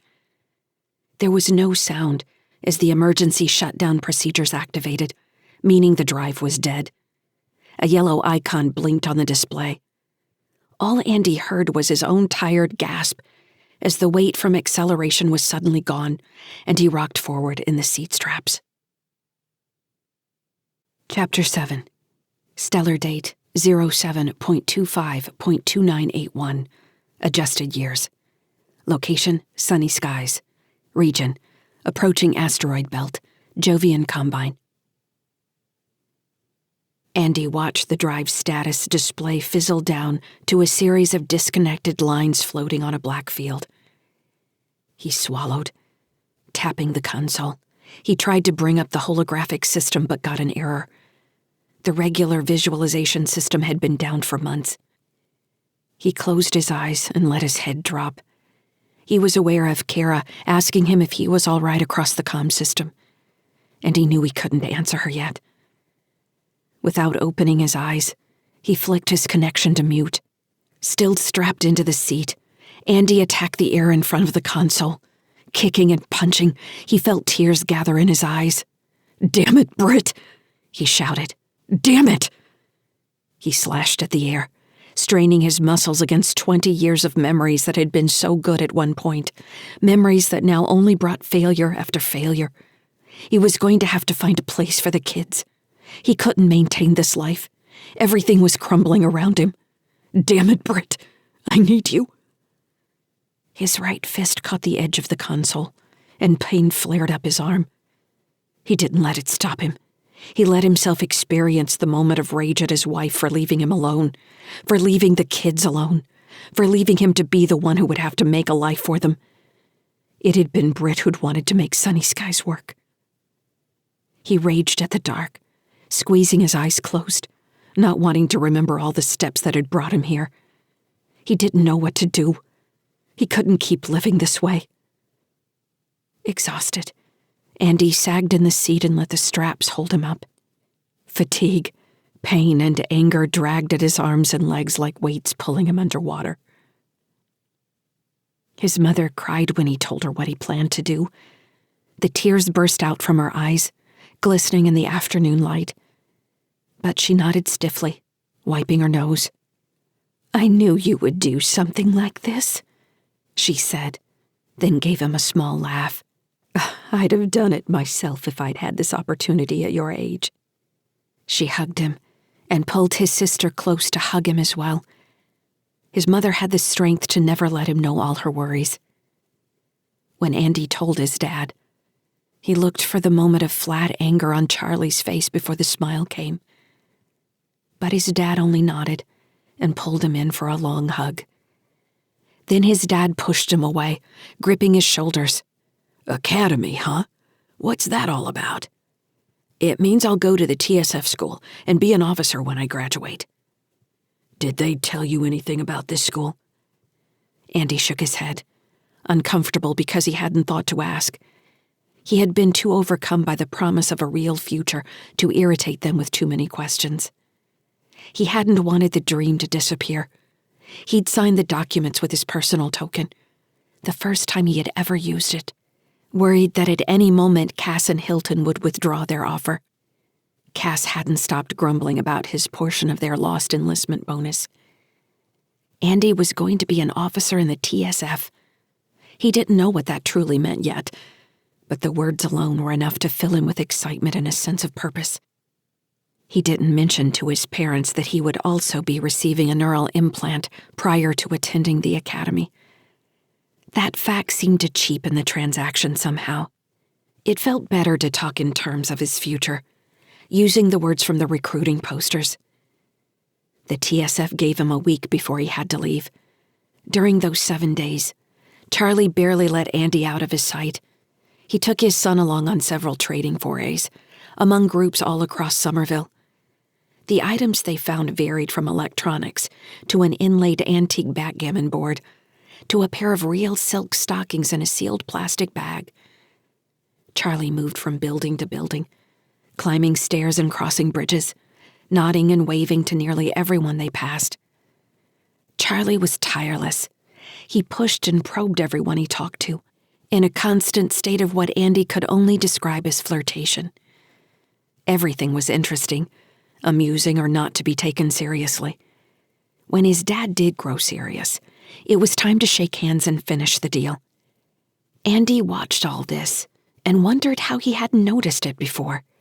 Now that his life in Somerville suddenly had an end date, everything seemed more vivid than it had before. The canals and waterways were more green, the moss and lichens gleaming in the morning sunlight. At the end of one trading trip, he and his dad stood on the roof of an apartment high-rise that was taller than most in the area. Leaning against the crumbled concrete railing, they looked out over the softened grid of Somerville toward the blue-green strip of the ocean on the horizon. Transport aircraft crossed the sky in the distance, gleaming points of light on the blue. Evening was coming on, and a few stars had begun to show above the ocean. The gleaming strand of High Terra shone high in the darkening sky. His dad slapped him on the shoulder, then turned away from the vista to lean against the wall with his elbows on the edge, squinting slightly in the breeze. "I guess it gets harder to come back to Earth the longer you spend off-planet," his dad said. "You can do exercises," Andy said. "Most people who live off-Earth are augmented in some way anyway." It felt strange to talk about this like he was an authority, as though he suddenly knew more than his dad. His mom was so good at keeping her connection to the world outside Somerville through her link out of her regular conversation. Most of the talk in the apartment was about the people Dad had met through the day, deals he'd made, wonder at whatever new item he brought home, from gull's eggs to a holographic tchotchke from a dead woman's apartment. His dad nodded, not implying an opinion one way or the other. He seemed timeless at that moment, No different than someone who had lived in 2800 or 2400 or 1900. He was a human father staring into the distance as his son left home for the first time. Charlie turned his head to look at Andy, his gray-blue eyes nearly translucent in the evening light. He nodded. "I think you made a good deal," he said. "I'm proud of you, son." Andy felt a swell of gratitude. His father didn't have much to give, but he had love. His mom hadn't had as easy a time with the idea of him leaving. Several times during the week, he caught her watching him with tears in her eyes. It had felt infuriating sometimes that his mom could be content with her kitchen, with their living room and its threadbare furniture, with the world through their apartment windows, when there was so much beyond those borders. He didn't have to be satisfied with Somerville anymore. His sister, Jane, had barely spoken to him the whole week. It wasn't until the night before he was supposed to leave that she finally exploded on him.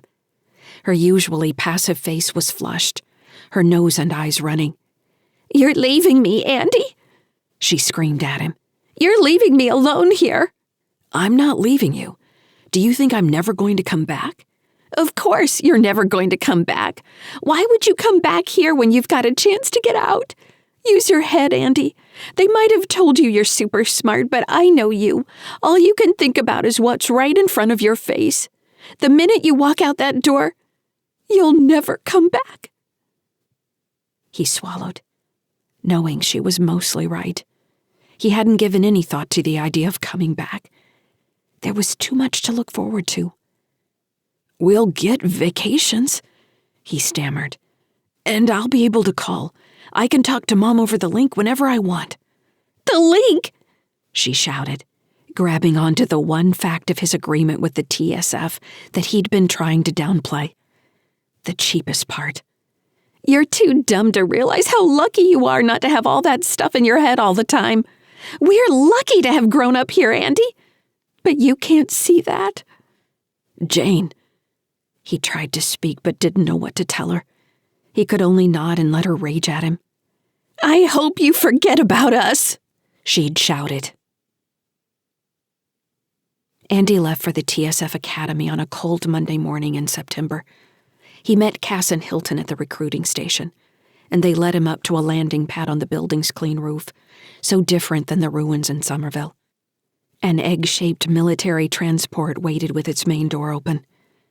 A soldier in a green flight coverall stood beside the door. Andy nodded to him as he approached, but the man ignored him, staring into the middle distance, attention apparently on his link. "Get up in there and sit down over there," Cass said, pointing toward a jump seat on the far side of the craft. "Strap yourself in." Andy found the straps and buckled in. He looked around the spare interior of the transport, which appeared better suited to cargo than people. Latch points covered the major surfaces. He had a narrow view of the cockpit, where a pilot was checking the holographic systems displays. Cass ducked to climb into the transport and chose a seat beside Andy. Sergeant Hilton stood outside, talking to the soldier in the coverall. When they were done, he waved at Andy. "Good luck, Sykes," he said. "Drop me a line when you get through Hell Week." "Hell Week?" Andy asked. The word shot ice through his excitement. Beside him, Cass laughed. "Guess you didn't read about that, huh, genius? Hell Week is when they weed out the weaklings. You fail Hell Week, and you end up regular enlisted for a minimum of 10 years, and I get my portion of your bonus, like I should have in the first place." Andy felt like he'd been punched. Why hadn't they told him about Hell Week? Could he prepare somehow? Should he have been doing more push-ups and sit-ups? He gave Cass a despairing look. The sergeant guffawed, holding his stomach. "Stop it, Sykes. You look like I just stole your birthday." The crew member stepped up into the transport and tapped a control to lower the door, which hissed as it sealed. Andy's seat rumbled as the engine started, making his whole body vibrate. His stomach felt loose as the transport quickly lifted, tilting to one side before righting itself. The engine hum in the cabin grew too loud to allow them to talk, so Andy could only glance at Cass grinning beside him. and then stare forward to watch the world stream past outside the small window in the door. The flight to the TSF Academy in Seattle would take 30 minutes. His first stop would be the Academy Medical Center, where he would spend a day in surgery and recovery, before being dropped in with a group of new recruits from all across the Northern Hemisphere, waiting for the next training cycle to start. It was in a cold room, lined with plastic chairs full of waiting cadets, that he'd first met Britt. "Daddy?" Cara said. Andy dragged in a breath and opened his eyes. He had fallen asleep. He looked around frantically, forgetting where he was. His gaze fell on the console, still showing the exploded drive containment bottle, and everything came rushing back. He reached for the buckles holding his straps in place. Wiping his face, he looked at Cara and found Tim standing just behind her, hugging his stuffed dolphin against his chest. The concern on Cara's face stabbed him in the heart. He blinked, then gave her a smile. "Morning," he said. "How are you guys?" Cara stared at him, obviously not knowing how to respond, worry plain on her face. "Is the ship all right?" she asked. Andy nodded. "We have drive problems," he said. "But the good news is we'll arrive at Cruithne Station almost on time." "Then what?" she asked. "Then we'll see." Andy looked past her to Tim. "How are you doing, buddy?" Tim squeezed his dolphin. "I'm hungry," he said. "Can we have pancakes?" Andy suppressed a jab of pain in his abdomen as he stood. Leaning on the back of his seat, he said, "Yes, we can have pancakes." "Yay!" Tim cried. Part 2. Cruithne Station. Chapter 8. Stellar date 08.24.2981. Adjusted years. Location: sunny skies. Region: approaching Cruithne Station. Terran hegemony. Sunny Skies arrived at Cruithne Station just as the asteroid was reaching its furthest distance from Earth. Andy had been proud of himself back on Kaliki, when the navigation plan had lined up well enough that he could pick up cargo bound for InnerSol and charge a slight bonus for the shortened delivery time. Most legit cargo moving from Outer Sol passed through Mars, so even a slow-moving hauler like Sunny Skies could charge a bounty for a more direct trip. Andy leaned back in his seat and activated the automated navigation systems that would ease them toward Cruithne Station's Greater Port Authority. He couldn't afford docking fees, and the crates on board were too big for a shuttle, so he'd need to wait in the queue for Cruithne's drones to transfer everything station-side. After 10 hours of Alice rescanning the interior sections of the main ship, Andy felt relatively certain there were no stowaways. He had debated for a long time whether he should dump the atmosphere from the rest of the ship, but with the loss of the deuterium drive, he couldn't risk giving up the safety net of the additional breathable air. He still couldn't quite believe his astrogation had been on target, and they had arrived at Cruithne Station within his forecast window. Andy was exhausted, having not slept more than 2 hours at a time over the last 4 days, and he felt like his body was about to crumble around him. The pain from his disastrous EVA was lessening, but something in his gut still felt off, like a hot coal nestled under his stomach, gradually growing warmer. "Acknowledge, Cruithne," he said over the comm to the Port Authority. "Sunny Skies assuming approach vector." "You're late, Sunny Skies," the irritated port agent replied. "What happened to following your approved approach lane? Are you drunk?" Andy grimaced and wished that were true. "We've lost our main drive," he said. He hesitated admitting the fact. But if the agent was paying attention to his scans, he would have seen for himself that Sunny Skies was coming in on chem thrusters. There was a pause as the agent presumably verified Andy's statement. "I see that. Well, we'll complete standard cargo transfer, but you can't hang around in the offload lane. Am I going to need to get you towed?" "I've got local propulsion. I won't clog up any active lanes. Can you approve a parking orbit?" "Sending some slots, along with the rates for each." Andy swallowed, working to remove any sign of nerves from his voice. I've got illegal cargo to report. 2 crates came on board with my load at Kalaki. The agent's bored tone didn't change. We'll have them scanned when the transport drones get to you. Did you verify contents? No. What do you mean, no? The onboard firmware didn't report, and I don't have the scanning capability on board. I've got no idea what's in those things, and I don't care. I just want them off my ship. They'll come off, the agent said. Wait, your point of origin was Kalaki? It's right there in my flight plan. Andy shook his head. He'd also stated the cargo's provenance 20 seconds earlier. His statement was followed by a long pause. You still there? Andy asked. Confirmed, the agent replied. Andy couldn't be quite sure who the agent was talking to until he said, I've got your parking orbit verified, Sunny Skies. Address following. I'm sending the fee schedule along too. Fee schedule? Andy demanded. I'm not docking. There shouldn't be any fees. The agent ignored him and cut the connection. The list of fees appeared on Andy's display. He could only shake his head at the prices. Even with the profit from the cargo, he couldn't afford to hang around Cruithne more than a few days. Andy wanted to bury his face in his hands, but forced himself to remain upright, eyes focused on the console, in case one of the kids came through the door. His only option that seemed remotely viable was to try to scrap Sunny Skies and buy transport to High Terra or Mars 1. Mars seemed like the obvious option. He doubted he could find work on High Terra that wouldn't immediately want to pull him away. From Mars 1 they might get down to the surface. Mars 1 ran lower Gs than High Terra, and the surface was even better.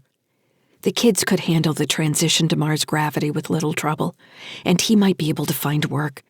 He'd heard they were always looking for help handling cargo and security at Pavonis Mons. Andy wished he knew more about Cruithne Station. It had a bad reputation, and he didn't trust his ability to get the best price for the ship. There wasn't time to hang around bars or wherever junkers could be found to negotiate a price. Not with the fees the ship would be racking up in its parking slot. How much could he even expect to get? The drive repairs were at least a year's cargo hauling. The ship had to be worth more, but he was desperate, and any prospective buyer would smell it. He considered posting something on a public forum and just letting random buyers hash out the price. Once he did that, there would be no going back. The thought of selling Sunny Skies, of pulling the kids out of their home and taking away the place where they had lived with their mother, made him want to find something to destroy. He thought about the weapons crate and wondered how he might sneak away for some target practice. Cara appeared in the doorway, rubbing the sleep from her eyes. "Are we there yet?" she asked. "We're there yet," Andy replied, and turned to give her a smile. "How'd you sleep?" "I dreamed about Alice floating away. You'd sent her out to work on the sails, and she had a malfunction and just floated away from us." Andy stood and stretched. The upside to waiting in the cargo queue was that he had time to make breakfast. Smelling himself, he realized he should probably clean up before he had to interact with someone from customs in person. "Alice has a pretty good location beacon," Andy said. As he walked past Cara, he pulled her in against his side for a hug and tousled her hair. "Dad," Cara complained. "That's what hair's for me to mess up. I thought you'd be used to it by now." "I'm not a little kid," she groused. Andy grinned and grabbed her nose between two knuckles. "Your nose will still belong to me, even when you're 100. Cara pushed away and smoothed her hair. "We'll see about that." "I look forward to the challenge. Is your brother up?" She followed him into the corridor, dragging her feet. "He's playing a game, something with aliens." "Sounds like fun. You should play with him for 5 minutes while I get the kitchen ready. Then you can come back and we'll make him cook." "I don't want to play a game with him." 5 minutes, that's all. Little things like that, Cara, and he'll do the dishes for you, trust me." She gave him a disbelieving look that he answered by sticking out his tongue at her. "I've lived a while," Andy said. "I know things." "Are we going to fix the drive at Cruithne?" Cara asked. "I'm working on it." Can we go to the station? I want to see the big fountain. Did you know there's a park with a big fountain and birds? What kind of birds? Finches, thrushes, wrens, orioles, and even some parrots. Sounds messy. It sounds wonderful. They sing all day, and the parrots repeat back things people have told them. Where did you hear this? I read about it on the network. The whole history of Cruithne going back to 1986. Did you know people thought Cruithne was a moon of Earth at first? How dumb is that? Someday, somebody's gonna look back and call us cavemen, kiddo. He raised a finger. Perspective. Not something I expect a 12-year-old to have. Cara wrinkled her nose. Do you know that Cruithne has a crime problem? She asked, as if she were talking about plumbing. I've heard that. It's not a safe place. I've heard that too. You still want to see the fountain? I'd like to hear the birds, Cara said. I'd like to hear them for real. They reached the kitchen, which reminded Andy that all he had to cook with was the last bit of flour, water, and some artificial sweetener. We'll see if we can make it happen, kiddo, he said. But I'll be honest, I can't make any promises. She surprised him by picking her head up. I know. It would be nice, though. Go play with your brother. 5 minutes. He spread his hand to show all 5 fingers. Cara held up 3 fingers. This isn't a negotiation. Make sure Tim combs his hair and puts on a clean coverall. I don't want him smelling like a dog when the port agents come on board. He patted his chest. I'm gonna grab a shower myself. Tell him that. She made another face and turned down the corridor for Tim's room. Andy stood in the doorway to the kitchen and looked around the little room with its worn surfaces and tiny table, barely big enough for 4. At least the oven had never broken down that he could remember. That was something. He left the kitchen for his room and its shower stall, which he was fairly certain still worked. Cara had been right. Cruithne wasn't a safe place. The last he had heard, there were at least 3 major crime syndicates operating on the station, which made it a damned dangerous place. With little SSF oversight, station security was in the pocket of the highest bidder. Back when Andy was in the TSF, he had seen several different battle plans for Cruithne Station in the event some crime lord decided to play King Arthur and unite the various armed factions, turning it into a potentially Earth-hostile location. The asteroid came too close to Earth for about a month out of every year. During that month, the TSF placed a heavy focus on the traffic off-station, which was usually peppered with contraband on its way to High Terra or Kuno, and resulted in many search and seizures.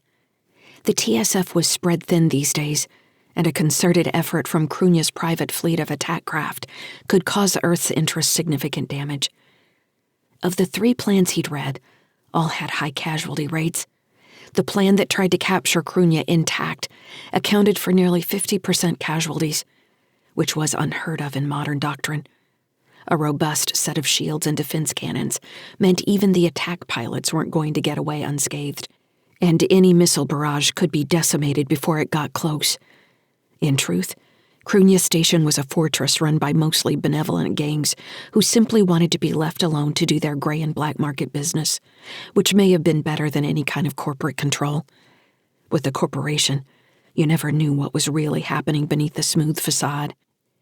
As he ruminated, Andy switched on the oven and searched among the bare cabinets for something he could turn into food.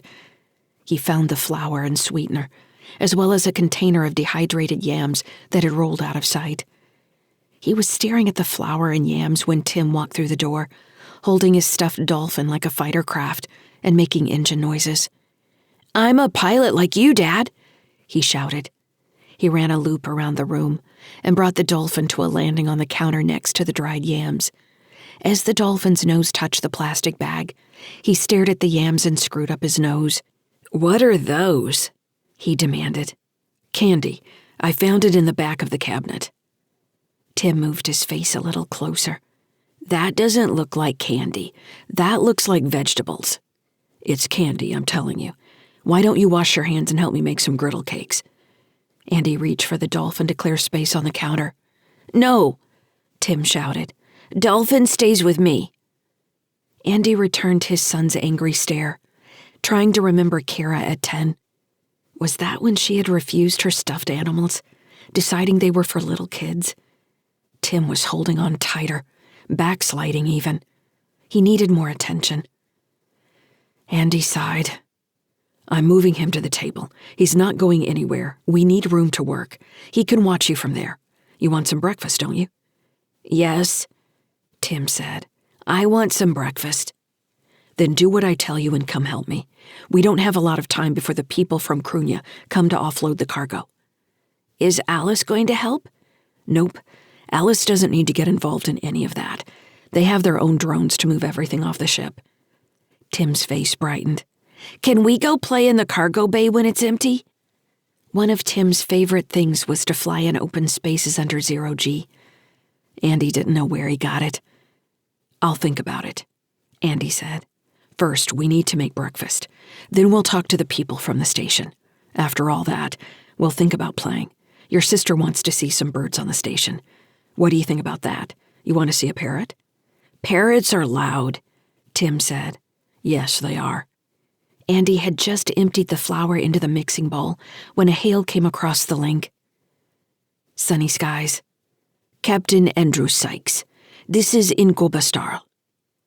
Andy glanced at Tim, who was sniffing one of the dried yams before touching it with the tip of his tongue. The kids wouldn't be able to hear anything that came over the link. Andy didn't know anyone named Incubastar. He had purposely left the ship disconnected from the station's greater communications network. He didn't feel like getting overrun with stored messages from debt collectors. Do you have the right ship, Mr. Starl? I don't have business with you. I believe you do, Captain Sykes, the voice said, sounding wolfish. I have a valid token to access my cargo. I'd appreciate it if you came to meet me before I come aboard your ship and take what's mine. A chill went down Andy's neck. He was getting boarded. They couldn't legally come aboard without his permission, but they could have easily hacked the security system. And if they did force their way on board, who was he going to tell? If Starl was already at the cargo bay airlock, Andy was never going to get to the command deck in time to stop him. He could try to activate the ship's weak security system remotely, but it might attack him and the kids for all he knew. He let out a long breath. Where are you? Secondary airlock closest to your cargo bay. I'll be there in 10 minutes. Andy cut the connection and activated the ship's intercom. Cara, he said, trying to keep the fear out of his voice. I need you to come meet me in the kitchen. Chapter 9. Stellar date 08.24.2981. Adjusted years. Location, sunny skies. Region, Port Authority, Cruithne Station, Terran hegemony. The airlock scanner only returned static when he ran an occupant query. Andy wanted to punch the control panel. No wonder someone had been able to plant their own cargo at Cruithne Station. He wondered how long that system had been down as well. Why hadn't Alice checked it? Trying to keep himself calm, he floated in the corridor, suit leaking pinholes of air, and let his gaze roam over the scraped walls and dented struts. Maybe it was time to send Sunny Skies off to the junkers. It was probably safer as scrap. The kids could understand that. Some things got too old. Some things were inevitable, and then you had to face reality. That was an important lesson for him to teach them. A standard laser pistol rested in a holster attached to his suit's harness. He had debated grabbing one of the TSF pistols from the hidden crate, but if the weapons belonged to Starl, he didn't want to antagonize the man by flashing them. The kids were hiding in a storage cabinet in one of the unused rooms in the habitat. They would be able to contact him over his link using the onboard comm system, and he could sub-vocalize answers. Cara hated sub-vocals. She said they sounded like he'd become a creepy ghost in her head. That's because I am, and always will be, a creepy ghost in your head, he'd answered. She had replied with a dirty look. Andy took a deep breath, which fogged his faceplate for a second, then let it out and activated the airlock. The system cycled and then the doors slid apart, screeching on poorly lubed tracks. Inside the airlock stood 4 people in EVA suits. The first two were carrying rifles that looked like dual-purpose laser and impact weapons. A third person trailed, unarmed, stomach rounding out the front of their suit, while the person in the middle had only a pistol at their hip. That had to be Ngoba Starl. He was taller than the others, with narrow shoulders and a long face that looked gray through his helmet. His eyes were warm brown, a curly beard pressed against the lower part of his faceplate. His suit was newer than the others and decorated with multicolored stripes. "Captain Sykes," came Starl's voice, disconnected from the white-toothed smile. "Thank you for inviting us in." There was no menace in his tone, rather a sort of humor. Andy took a step back to allow them room to walk into the cargo bay, mag boots clicking on the metal floor. The two guards spread out, helmets rising to check corners and points in the ceiling for weapon systems. It's what he would have done when boarding a strange ship, invited or not. The rifles remained muzzle down, which was only slightly comforting. "Look, Mr. Starl," Andy said, "I don't care that your stuff is here. I just want to get it out as soon as possible and move on with my life. I don't care what it is. I don't want to know anything about it, honestly." Starl put his hands on his hips and looked around as well. His suit was easily worth 100 times more than Andy's, even when Andy's had been new. "Call me Ngoba, Captain Sykes," the man said. "All my friends do." "All right," Andy said, trying not to sound uncertain. All he wanted was to get these men off the ship and move on with unloading the rest of the cargo. Ngoba was looking more and more like a gangster of some rank, and Andy didn't like that he had chosen to handle this little job personally. It indicated there was something valuable in the crates, which meant Andy wanted to know even less about what was going on. "Like I said," Andy continued, "you can see I've got a lot of maintenance to do while I'm here at Cruithne, so I'd prefer it if you received your cargo and we called it a day." Andy glanced at one of the guards when he looked back at Ngoba. The man was grinning at him. He had long white teeth. "Don't be in such a hurry, Andy. Do you mind if I call you Andy?" Andy swallowed and shook his head. "Wonderful." Starl motioned toward the other suits to either side of him. "These are my men, Karcher and Stansel. Over here is Dr. Hari Jixon." The two toughs didn't say anything. "Hello," Jixon said, nodding. He had a weak chin, his cheeks and nose flushed red with the broken blood vessels of an alcoholic. "My men will verify the cargo now," Ngoba said, "which gives us plenty of time to talk." "I'm not much of a talker," Andy said. "Afraid I might disappoint you with my chit-chat." Ngoba laughed. He pointed a gloved finger at Andy. "Wonderful. That's exactly the kind of humor I enjoy. Cruithne can be a serious place. We don't get many people willing to crack a joke every now and then." Andy started to say he wasn't really joking when Cara asked, "Daddy, where are you?" He sub-vocalized, "I'm here, honey. I'm talking with some men down in the cargo bay." "Do they have guns?" Tim asked. Andy looked at Ngoba, unable to remember if he was supposed to say something or not. "Don't worry about that," he told Tim. "Both of you stay quiet for now. I'm trying to talk to them so we can get them out of here." He bit his lip, knowing he'd let too much worry into his voice. Cara didn't answer, and he was able to turn his full attention back to Ngoba. Sweat ran down his temple. "Sorry," Andy said. "Helmet glitch. I think I lost what you just said." "I was telling Dr. Jixon how pleased we were to have you arrive. Out of 10 ships leaving Kalaki, you were the only one to reach Cruithne." The info drove a cold spike down Andy's back. "You think there's a reason for that?" "I would hope it was your fine skills as a captain," Ngoba said. "I'm not a pilot myself, so I don't know what it takes to get cargo from one end of Sol to the other. I hear things about the TSF around various remote places, harassing hardworking people like yourself, while you're simply trying to earn a living." Karcher and Stansel had disengaged their mag boots, which allowed them to float to the top of the central cargo stack. They moved their rifles to their backs as they hunted among the stack, supposedly scanning for the 2 crates at the bottom. Andy gritted his teeth as he moved his gaze to Ngoba's pistol. If he was going to fight, Now was the time to do it. He could get off 2 shots at Karcher and Stanzel, and then a third at Ngoba. He was ignoring Jixon for now. The man's suit was too tight and didn't appear to leave any room for weapons. Beyond Jixon stood the airlock control panel, which presented the option of dumping the bay's atmosphere, possibly sweeping the 2 guards into space, or at least smacking them against the airlock as they were swept out with the air. The weight of Andy's pistol pushed against his stomach, reminding him it was there, urging him to do something. "You seem nervous, Andy," Ngoba said. Andy jerked his gaze back to the tall man's face.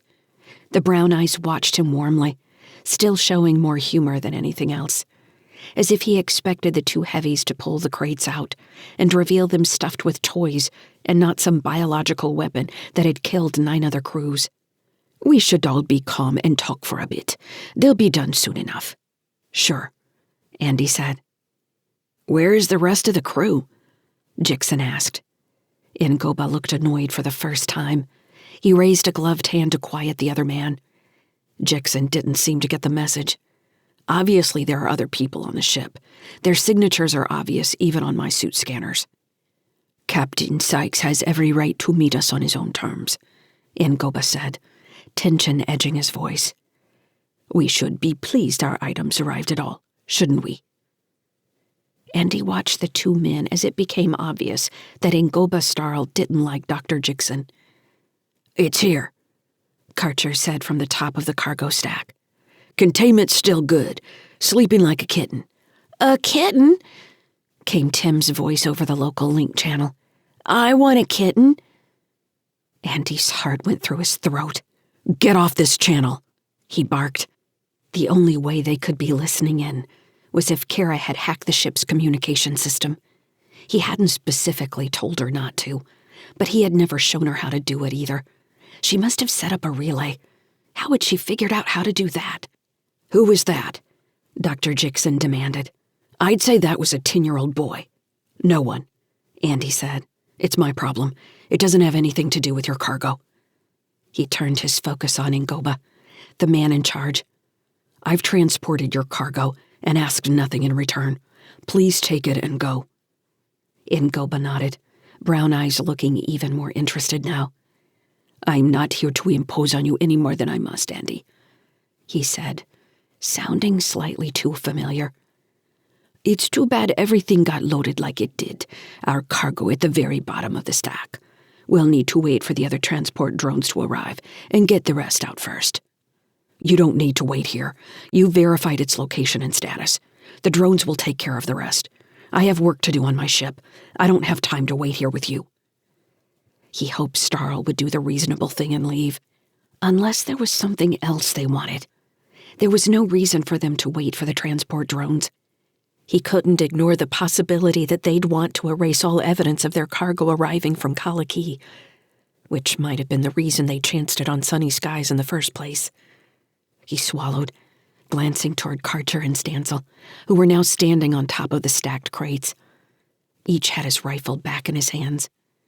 Ngoba's helmet was nodding, as though he agreed with Andy, as if Andy had said something profound that had changed the man's way of thinking. "Captain Sykes," Ngoba said. He was interrupted by an alert from the main airlock control. An audible klaxon came to life, and the ship sent out an alert on the safety net that the main airlock would be opening in 30 seconds. The Cruithne Port Authority transport drones had arrived. Chapter 10. Stellar date 08.24.2981. Adjusted years. Location: sunny skies. Region: Port Authority, Cruithne Station, Terran hegemony. Andy breathed a sigh of relief, even as his suit notified him he only had 80% atmospheric integrity. Several pinholes he'd missed had joined and split. His suit might be hissing like a tea kettle, but the drones arriving early meant he could get these people off the ship that much faster. Ngoba Starl acted like a typical gangster, while something about Dr. Jixon put a sick feeling in the bottom of Andy's stomach, especially when he'd perked up at the possibility of the kids being on board. "I need to check the outer airlock status," he told Starl. "Please do." Deactivating his mag boots, Andy kicked off toward the wall control panel next to the main cargo airlock. The wide doors and frames were scarred by years of drones scraping into them during loading procedures. Andy's suit wouldn't connect to the exterior sensors, so he had pulled up the wall display.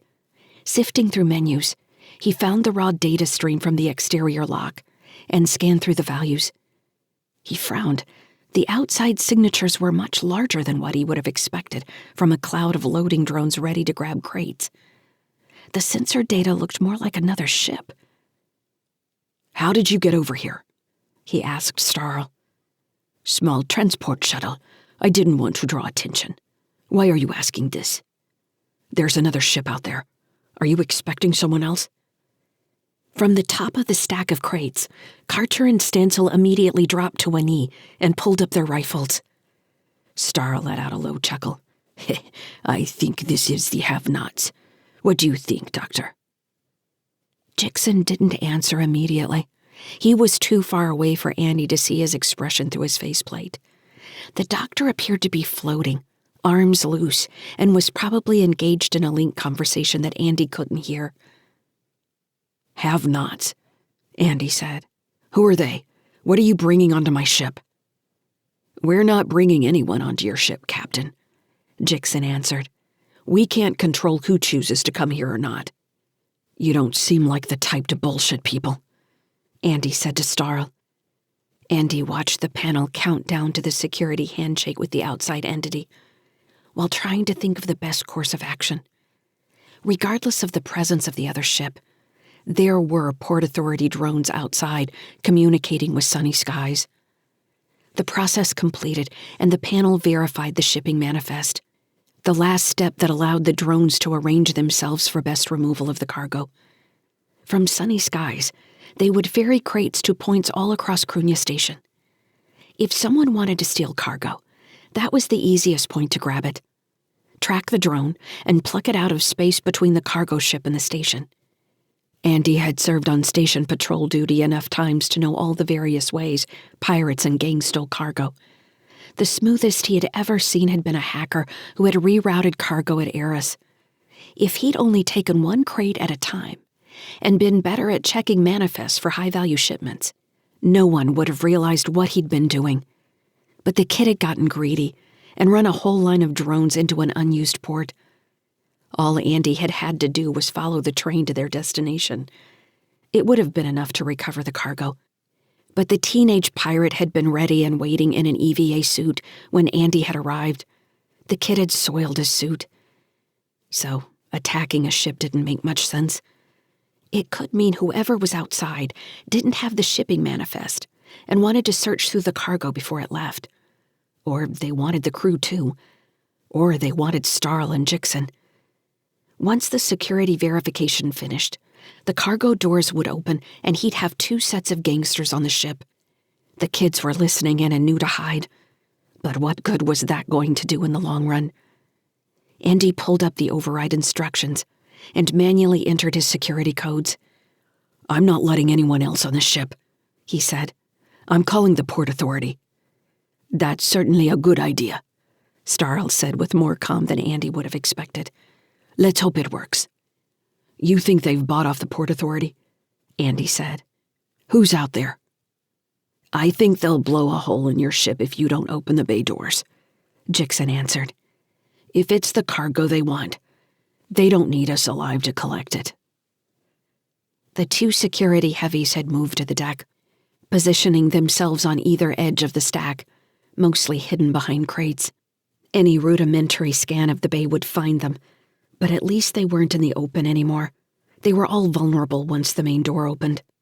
The panel squawked an alarm, and Andy directed his attention back to the security display. His token had been overridden. He pushed his face closer to the numbers, trying to understand what was happening. "They've gotten station override authority," Andy said in a low voice. "I can't stop them." Starl chuckled again. "Those have-nots are tricky. What did I tell you, Doctor? You thought Heartbridge couldn't follow us here." "What am I paying you for?"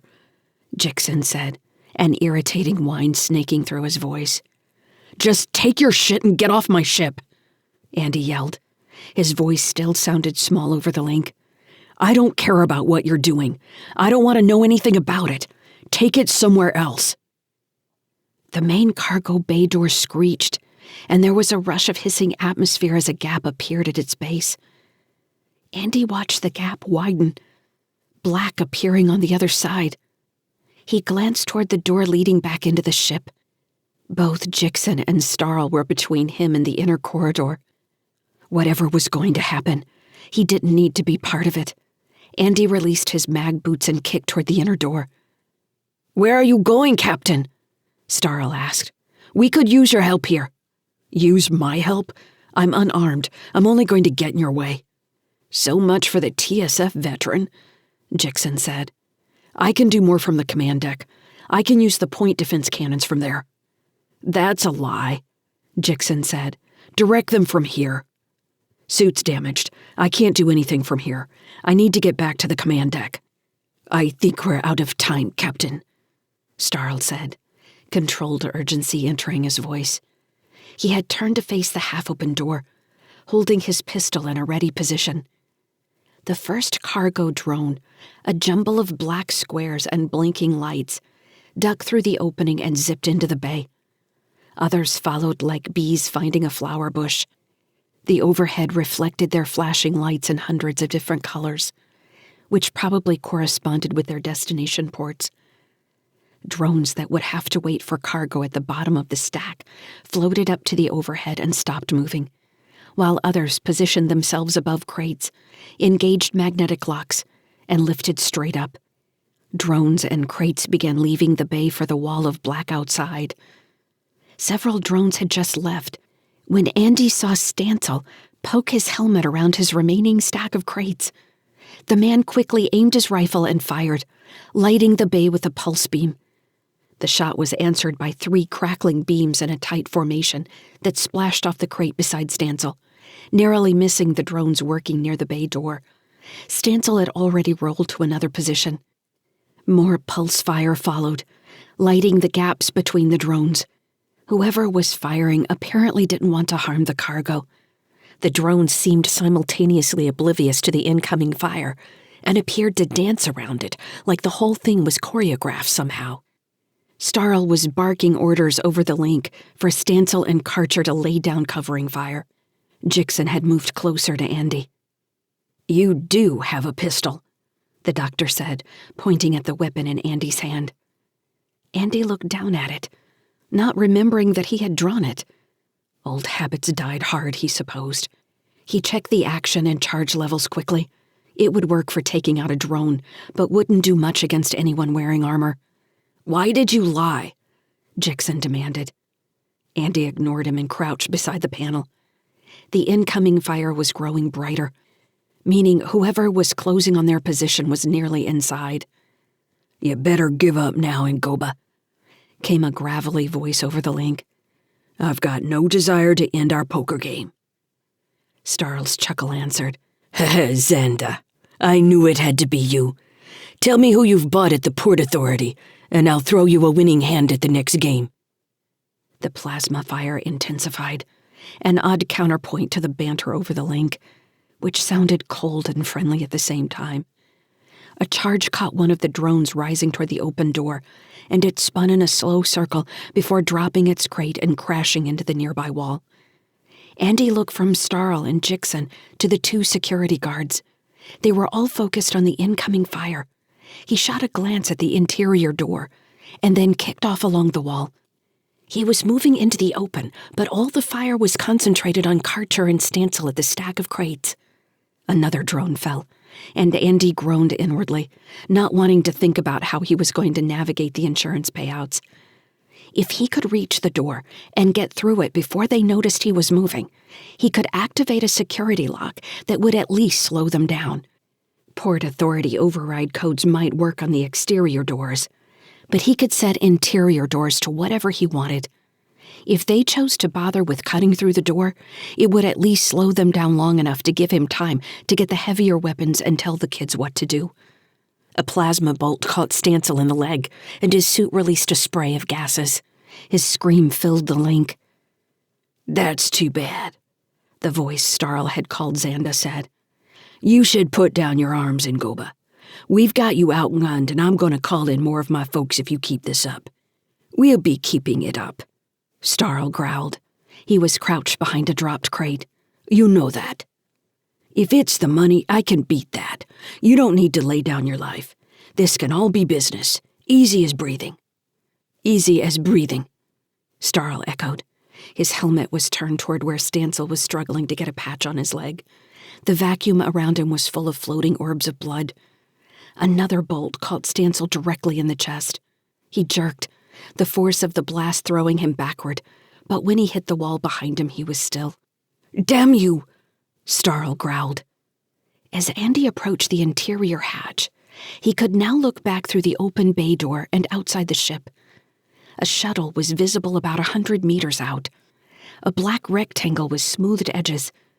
Lights flashing off faceplates, and the lines of plasma bolts showed him the people moving in EVA suits between the shuttle and the open door. A loose line of drones carried crates out into the dark between the lines of fire. It looked like the attackers had formed a ragged line and were moving forward in teams, one firing as the other advanced. He took another look at the interior door, calculating how long it would take him to get to the weapons crate near the habitat, then glanced at Stancil's body floating against the far wall, his rifle still dangling from one hand. It would take Andy too long to get through the ship to the TSF crate and back. He was going to have to use what was available. Chapter 11. Stellar date 08.24.2981. Adjusted years. Location, sunny skies. Region, Port Authority, Cruithne Station, Terran hegemony. The pulse bolts were coming in a predictable pattern from left to right. Whoever the attackers were, they had good firing discipline. Andy waited a minute to make sure he was right about their pattern, then kicked off across the room until he had cover behind the closest crate. Without waiting, he moved again until he reached Stancil's body. Several of the floating orbs of blood splashed against his chest. Andy activated his mag boots and crouched, pulling Stancil down next to him. He untangled the rifle and grabbed 3 grenades off the man's outer harness, as well as 3 extra magazines. He jammed everything into the pouch on the front of his suit with his pistol. The rifle was a variant of models he'd used in the Space Force. He checked the active sights and cursed when his suit couldn't connect with the targeting system. He pulled the stock into his shoulder and lowered the muzzle to rescan the line of attackers. They were less than 100 meters out now. He raised the rifle and fired at the first faceplate he spotted in the dark. A spray of gas told him he'd hit his target. Andy immediately kicked off to take another firing position. A drone blocked his view for a second, and then he took 2 shots, following the bright muzzle flashes. "Did you finally learn to shoot?" Xanda demanded. "I told you not to make this so hard, Ngoba. I'm gonna have to call in more folks." "Do what you need to do," Starl answered. Andy had lost sight of Starl behind a crate. Jixon was still huddled in the corner near the control panel, out of the lines of fire altogether. He wouldn't be able to see what was going on unless the 4 of them had been using a battle net. Continuing to use the dwindling stack of crates as cover, Andy tracked the incoming suits and picked them off one by one. He moved and reloaded, then nearly found himself exposed when a drone lifted away the crate he was hiding behind. He kicked off the floor and took 2 shots as he moved. The rifle was a joy to use. Little recoil and a minimal cooldown period. Its active sights grabbed movement and highlighted targets, redirecting fire when Andy's aim was off. All he had to do was pull the trigger, and if his suit had been able to talk to the weapon, he doubted he'd even have needed to do that. It felt too good to have this kind of rifle back in his hands, working like it was supposed to. Starl was laughing across the link, his voice deep and oddly comforting. As Andy moved, calculated, fired, and repositioned, the background laughter made his calm seem not quite so robotic.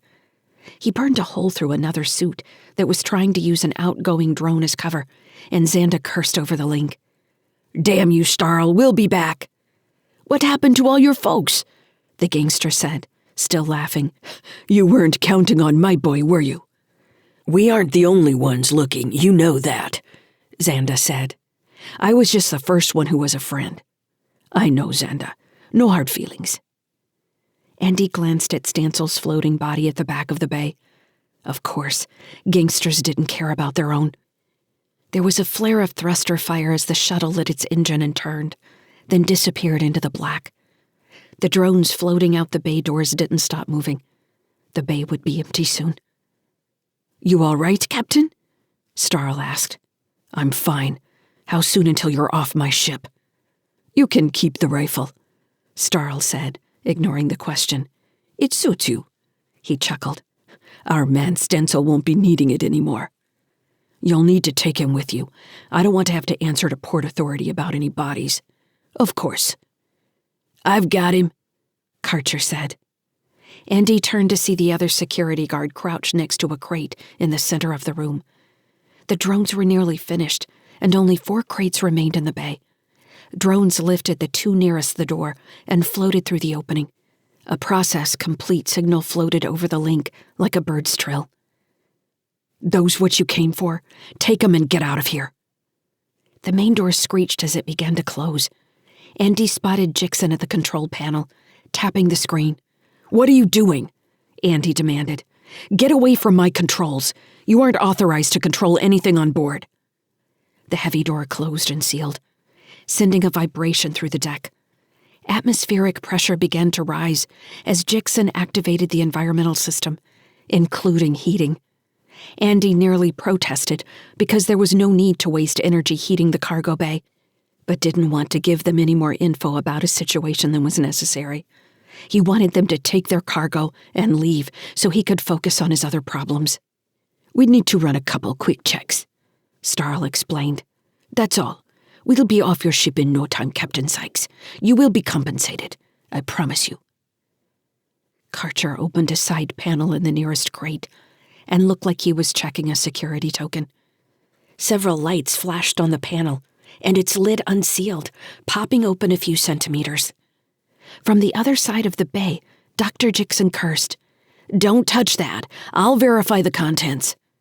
He kicked off from the wall and floated awkwardly from the crate, barely activating his mag boots in time to stop his momentum. Andy's suit signaled that atmosphere levels in the bay had reached ship standard. Beside him, Starl reached up to unlock and pull off his helmet. His curly beard shone in the low bay lights. Jixon crouched in front of the crate and pulled off his helmet as well. Thin blonde hair clung to his round head. He bit his lip as he studied the crate's controls, pink fingers stabbing at the lock mechanism. "Why are you taking your helmets off?" Andy said. "You're leaving." He did his best to keep the command in his voice, but the power dynamics were still balanced in their favor. He held a rifle now, but it was still 3-1. He didn't like that Karcher was standing slightly behind him and still wore his helmet. "I prefer to talk person to person," Starl said. His voice was even deeper now. He scratched his forehead and ran his hand through his hair, digging at his scalp. "Humor me, Captain." Andy stared at him, then reached for the latch at the base of his own helmet. He pulled it off and took a deep breath. The air tasted stale due to the outdated scrubbers. "I can see you're in a tight spot here," Starl said. He gestured toward the bay and Andy's suit, which was still smeared with Stansel's blood. When Andy opened his mouth to protest, the other man held up a hand, palm out. "You're a proud man. I respect that." He placed the hand on his heart. "I am a proud man, too. I'm not a good father like you are, though. Me? I make decisions without worrying how they're going to affect anyone but me. You don't allow yourself that luxury. Am I correct?" Andy shook his head, not wanting to confirm the existence of the kids. It was becoming obvious that Starl knew more about him than he had let on. Behind Starl, Jixon got the crate unlocked. Its lid hissed as it popped free, and Jixon stood to swing it completely open. He put a hand on either side of the crate and stared into its interior, nodding as he took stock of the contents. "I know it's true," Starl said, "so you don't have to say anything about that. I also know your ship is dead. You blew out your main drive, making it into Cruithne. You're practically dragging yourself like a zombie. I can taste the rust in your environmental systems. Your ship's AI must be blind because we walked right up to your airlock without so much as a whisper in response. He doesn't have an AI, Jixon said, head in the crate now. Starl shot him an irritated look, then turned a considerate gaze back on Andy. Which says even more. You've been piloting a light freighter across Sol without an AI.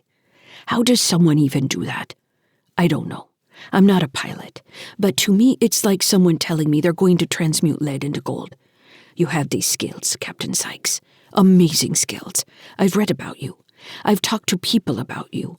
All these skills, and you left him behind to become a family man. Andy swallowed.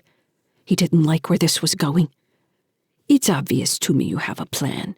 You have things you want to do with your family. But life keeps getting in the way, right? Your ship is falling apart underneath you, Captain. What if I could help you with that? I'm not anybody special, Andy said. You told me yourself. I'm just 1 out of 10 ships that ended up with your cargo on it. Starl grinned as if he'd been caught in a lie, but he wasn't going to explain how. From the crate, Jixon made an excited sound and took a step backward, mag boots clicking on the floor. The crate made a whirring sound as its 4 walls split and lowered to the floor, revealing a collection of folded metal structures inside. These were also set in motion, opening around what Andy realized was a couch. When the mechanism had finished unpacking itself, a portable surgery stood in the middle of the cargo bay. Jixon nodded his satisfaction and went immediately to the next crate. Andy raised his rifle and took 2 steps back, putting Karcher in front of him. He had to drop his helmet in order to grip the weapon properly. Karcher responded by raising his rifle. Calm down, Starl said. Please calm down. This isn't what you think it is. You're not here to harvest my family, because that's sure what it looks like. Jixon snorted a laugh. You think I would need this level of equipment for a harvest job? Please. Starl had raised both his hands in a gesture of surrender. Mr. Karcher, lower your weapon. Andy could barely see Karcher's pale face through his helmet. The man's gaze flicked to his boss and back to Andy before he finally lowered his rifle. I've got a deal for you, Captain Sykes. I need something else transported off Cruithne to a location in Outer Sol. Out of 10 captains, you were the only one resourceful enough to even make it into Cruithne, which I guess limits my options. In light of your other constraints, I'm still inclined to think you're the best man for this job. In exchange for this transport, I'm offering 10 days of dry dock for your ship to get her back in shape. I was going to recommend a new ship, but I think there's something about this one that works for you. He shrugged, though a new ship is still on the table. At the end of the job, I'll pay you well, probably 5 times what you made in the last 4 years, knowing what I pulled out of your logs. Andy's mouth went dry. The sinister form of the portable surgery swam in and out of focus behind Ingoba Starl's shoulder. He blinked. The offer was too good to be true. Obviously, it was dangerous. People had already died. What do you want moved? He asked finally. Jixon surprised him by speaking first. An artificial intelligence, Captain Sykes. In your head.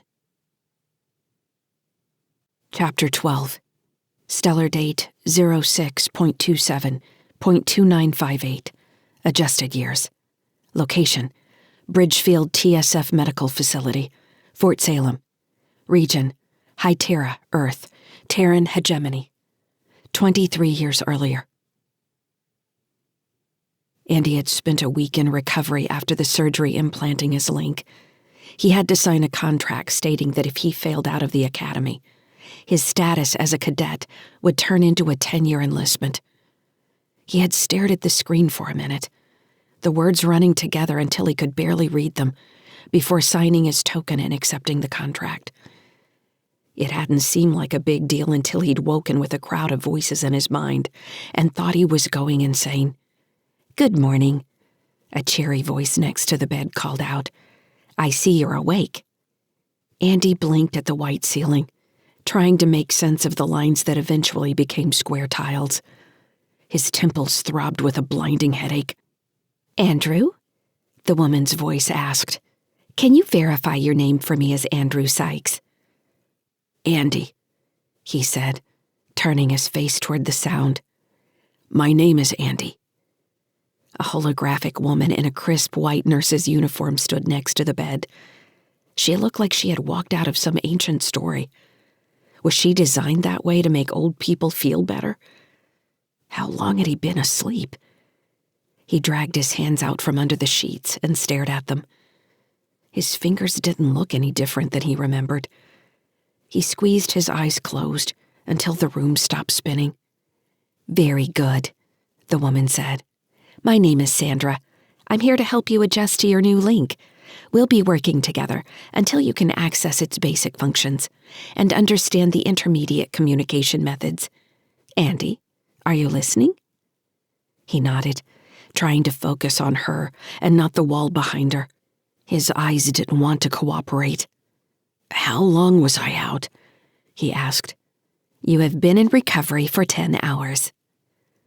Slowly, Andy reached behind his head to feel the bandage running from the base of his neck to just above his right ear. "Why is it such a big bandage? I thought this was supposed to be a tiny cut." "Some surgeries prove more challenging," Sandra said. "Yours may have been one of them, but I am not allowed access to personal medical records, and I can't answer any questions relating to your treatment or the medical professionals assisting you. Are you ready to start your training on your new link?" He squinted at her, trying to see her face inside the glaring halo of light surrounding her head. The white ceiling wasn't helping him focus. "More challenging? Why?" "I can't answer any questions relating to your treatment or the medical professionals assisting you." Andy let his head fall back on the pillow and winced when a lance of pain shot up the right side of his head. "I think my painkillers are wearing off." "You can request more via your link, Andy." Andy's eyes went wide. Her voice was inside his mind, but not part of him. The words drifted away as soon as he heard them, but he couldn't be sure he had heard them at all because there was no sound. "Did you just speak to me?" "I am communicating with you via your link. Try to answer me using this method." Andy tried to only think his response, but couldn't stop himself from opening his mouth to speak. "I can't do it. Are you reading my mind?" "I am not reading your thoughts. That is not possible over the link. You must direct your communication to me. The subroutine in your link will recognize my token and route your messages accordingly. I can only hear what you intend for me to hear. However, I can still see your expression." Andy relaxed his frown. "That's only slightly better." "Aren't you supposed to be nice to me?" "Without communication via the link, you will be unable to access other data streams. This skill is the foundation of all others. Do you want us to remove the link?" "No, I don't want you to remove it. I didn't think it would be hard to use. Everyone else makes it look like second nature." "It is like second nature to them. Can you ride a bike or swim?" Andy stopped himself before he answered. Pressing his lips together, he thought a combination of yes/affirmative. "Good," the nurse said, her voice still unfriendly. "I understood you that time. However, you sounded like your mouth was full of foam, all muddy with your emotions." "What?" Andy demanded, frustration getting the best of him. "You didn't say anything about emotion. How am I supposed to stop that?" "The same way you would modulate your voice. Do you yell and cry at every random person you meet? Or do only I have that effect on you?" "You're a very strange program." "I am a nurse, which means I don't have time for your bullshit, and I've heard all the excuses before." "I think you're responding in whatever way you think will get me to learn fastest. Does this mean I respond to authority?" "I don't care, genius," she said. "Answer me over the link, or we're done until tomorrow. You can't leave the hospital until you can at least communicate over the link. I had hoped to get to data acquisition today, so you could spend your own time exploring the link." Her words hung in his mind, alongside several flashing images that he recognized as news and documentaries, as well as a map of Somerville. He didn't understand at first, until housing blocks in the branches of the Ashley River made sense. Everything had the quality of a half-remembered memory, like an itch he couldn't scratch. "I'm doing my best," he complained. "That's good. Do it again." He wasn't sure what had changed. Something about the sound of her voice in his mind made more sense this time, like mimicking someone's accent. He had never thought of his inner voice as having different tones, but that was how he responded, deeper, enunciating, knowing clearly what he wanted to communicate. "Do you hear me now?" he asked. Sandra smiled, leaning toward him. "I hear you very well, Andy." Her voice purred in his mind, sending a tickle down his chest. He couldn't help a quick glance down her body. Whoever had designed her uniform had made it hug her curves in all the right places. How hadn't he noticed that before? He squirmed slightly in the bed, aware that his body was starting to respond to the warmth in her voice. "Your mind is going to respond quicker than if you just heard my voice, Andy. Do you feel that?" "Yes, I feel that," he said uneasily. Her voice came like a slap in his head. "Use the link." Her face hadn't changed. She was still leaning closer to him, her brown eyes staring directly at him. "Now," she continued, voice tingling in his mind again, "you need to separate your emotions from your voice." "How am I supposed to do that? I'm 18. The wind gives me an erection." The corners of her mouth ticked up as she chuckled in his head. "You're having the expected response. Do you understand how much more you can be affected over the link? You'll need to practice separating your emotions from what you hear. It seems more intimate at first. It's not, but you'll perceive it that way." "Do you work for the hospital or the TSF?" "I can't answer questions relating to your treatment or the medical professionals assisting you." She purred, so deeply this time that he nearly orgasmed. Stop doing that. Isn't there some other way you can teach me how to do this?" "I adapt to the subject's weakest response areas. You are sexually frustrated. This can be used against you." "I'm not sexually—" Andy cut himself off as he realized she was probably correct. Her voice filled him with tension that made him long to hear her dulcet tones again. He let out a long sigh and collapsed back on the bed, letting his head sink into the pillow. "How do people not get addicted to this? Why not just float around inside your link all day?" "They do," Sandra said. Her gaze became calculating. She had taken a step back and appeared more professional now. She must have been manipulating her appearance, because the sexiness was gone. Her uniform had shifted into something more contemporary that didn't show off her body. "You are communicating over the link well enough to progress," she said. "Do you understand the lesson about guarding your response? Others can't hear your thoughts, but they can certainly try to affect you. Proper response will take time. It is recommended you not engage in any major financial or legal transactions for at least 6 months. Luckily for you, basic training will take up most of that time. However, considering the additional factor of your age and maturing brain, you will be doubly subject to pattern manipulation." "What's pattern manipulation?" "You are susceptible to others imprinting on you. It will be more difficult for you to establish a separate identity from your training, or strong relationships. You can study this concept once I explain how to access information over the link." "You're saying I'm young and stupid." "You can study this concept once I explain how to access information over the link." "Fine." Sandra spent the next 30 minutes explaining how administrative levels worked and what his basic security token allowed him to explore. Areas like government archives, libraries, shopping centers, and public forums on nearly any subject he could imagine. He also had access to certain TSF channels that weren't open to the public, although he had only the lowest read-only rights to that information.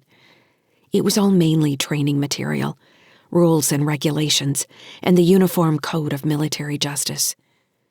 Sandra explained how he could overlay information on his thoughts if he chose, allowing different datasets access to his daily life. For instance, if he wanted to make sure he never broke a law, he could allow various local laws to remind him when he was jaywalking or littering. She called this portion of the link agents and warned him against trying to run too many at once, which led quickly to something called input fatigue. Even with the link making all information available, his brain still had to spend time requesting and sorting the incoming flow. For some people, it was like pulling packages off an endless conveyor belt until the ceaseless flow became debilitating. Andy picked up the data portion of the link much faster than communication.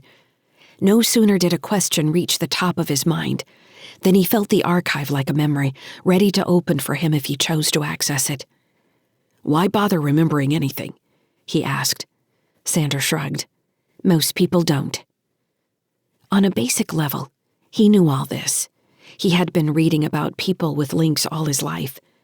Many of his mom's strange responses made more sense now.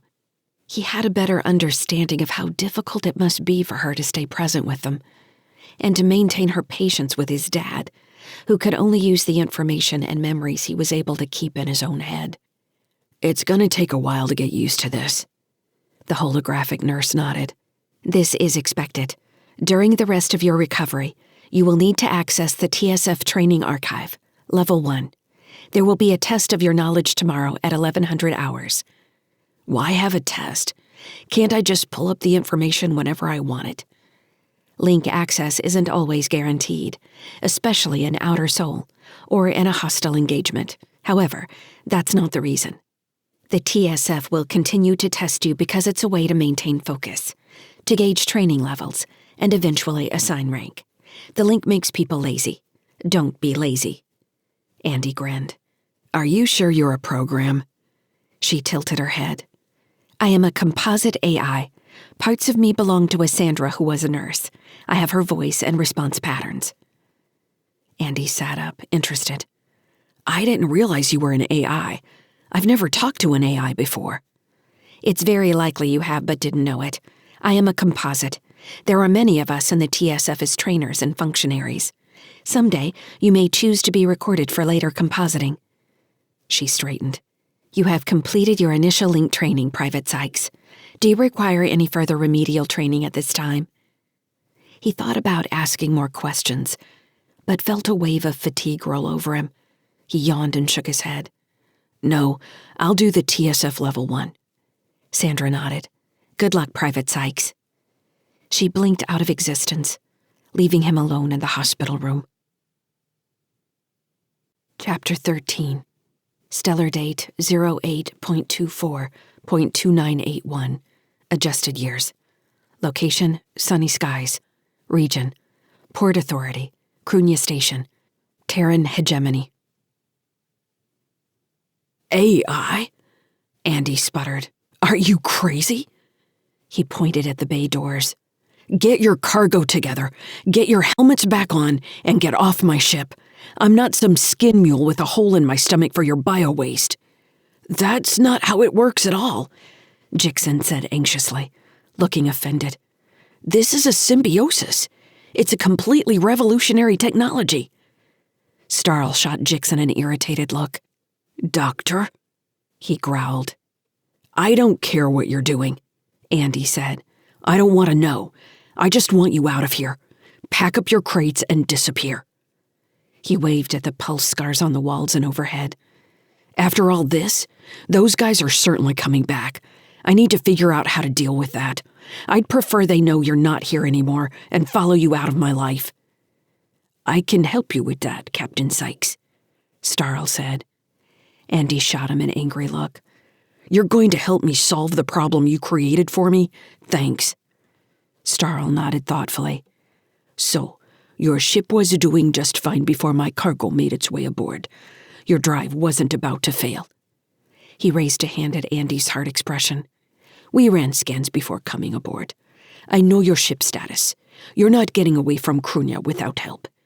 He shrugged. "If I were you, I'd be trying to figure out how to sell this relic for scrap. With that, I'd have a nice fund to last me until I found work on another outbound freighter. But you're from Earth originally. I can see it in your chest.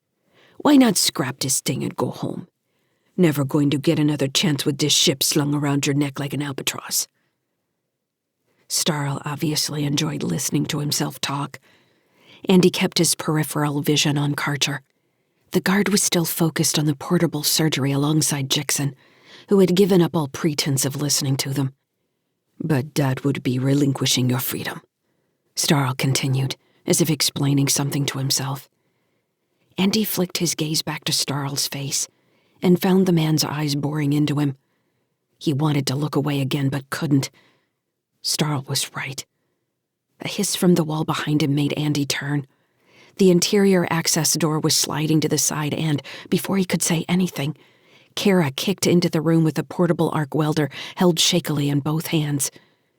She was wearing one of Britt's suits, its legs and sleeves bunched up awkwardly. Behind her, Tim peeked around the edge of the door, helmet set back on his head so the face shield was nearly pointed at the ceiling. He had a crowbar in his free hand. "Cara!" Andy shouted. The arc welder snapped, plasma flashing blue between its pincers. A wave of fear went through Andy like nothing he'd felt since the first time he'd been in combat. He simultaneously watched the arc welder snapping and knew Karcher was drawing down on Cara from behind him. He pushed off the floor to put himself between the soldier and Cara, hoping she wouldn't change her path as she saw him move. Cara was an acrobat in zero-G. He waited for Karcher's rounds to hit his spine. "Calm down," Starl shouted. "Everyone calm down, now. Mr. Karcher, please." Andy activated his mag boots and stopped himself when he was standing in front of Cara. Her arms were trembling as she tried to hold the arc welder steady. She dropped the tool as she collided with Andy's chest and he wrapped her in his arms. "Oh, sweetheart," he breathed. "I told you to hide. You have to listen to me when I tell you that." He couldn't tell if she'd heard him or not. "Who are these little people, Captain Sykes?" The humor had come back into Starl's voice. "Your crew? Didn't you tell me you were alone on the ship?" "Cara," Andy said, pushing her away slightly. "Give me the welder." "Are you all right?" she demanded. "Who are these men? Why was there shooting?" Her voice was tinny through the helmet's speaker. He watched her gaze flick across the room behind him and land on what he knew was Stansel's body. "Is that man dead?" "Sweetheart, give me the welder. You need to take your brother and go back where I told you to stay. Do you understand me?"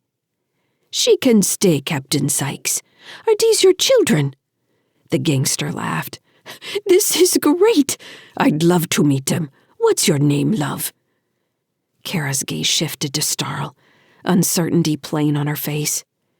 "Everything is all right," Andy said slowly. "We're going to be fine, but I need you to take your brother and go back." "Why was he talking about selling sunny skies? Why would we have to do that?" "He's not talking about us," Andy said. "We're just having a conversation. They're checking their cargo, and then they'll be leaving. It's no different than any place we've been. You know better than to come down here." Cara's face fell. He didn't like having to chastise her, but he didn't see how else to get Cara to leave. "Now, take your brother and do as I tell you." He raised his voice. "Tim, you go with your sister." "Why was there fighting, Dad?" "There were some pirates. They tried to take the cargo. These men helped me, and now they're leaving too." "Are they leaving? They took their helmets off. You told us never to do that in the cargo hold. What if the door fails like you said it could?" "You're right, Tim. That's exactly what I said. Do as I tell you now." "You're worried about your cargo doors failing, Captain Sykes," Starl said from behind him, his deep voice resonating in the room's confines. "You know I can help you with that." Andy turned to face him. "Tell me how you're going to keep my family safe during the 10 days we'll need in dry dock. And then how am I going to keep them safe once I've got your—" cargo on board. Starl spread his hands. My name is Ingoba Starl, Captain Sykes. I run the low-spin crew on Cruithne. He tapped his chest with his fist. They call me the brutal dandy, and I love them for it, because they're right. You're safer here than anywhere in Sol. I didn't expect Xander to move like he did, which is probably why he showed his hand. He'll pay. As for your ship, Captain Sykes, like I said, we'll dry dock her and fix your engines, and I'll pay you on top of that. This is really an offer you can't refuse. He made a point of looking at Cara, and then at Tim. Unless you want a different life for your family. An uncertain life. Andy fought the urge to put a pulse bolt between the gangster's eyes. Karcher had turned his attention back to the cargo. Andy could have taken both of them and bid on Jixon before he had time to squeak. But the kids were watching. The kids were the only reason he was even considering Starl's offer, which he knew had a hidden trap.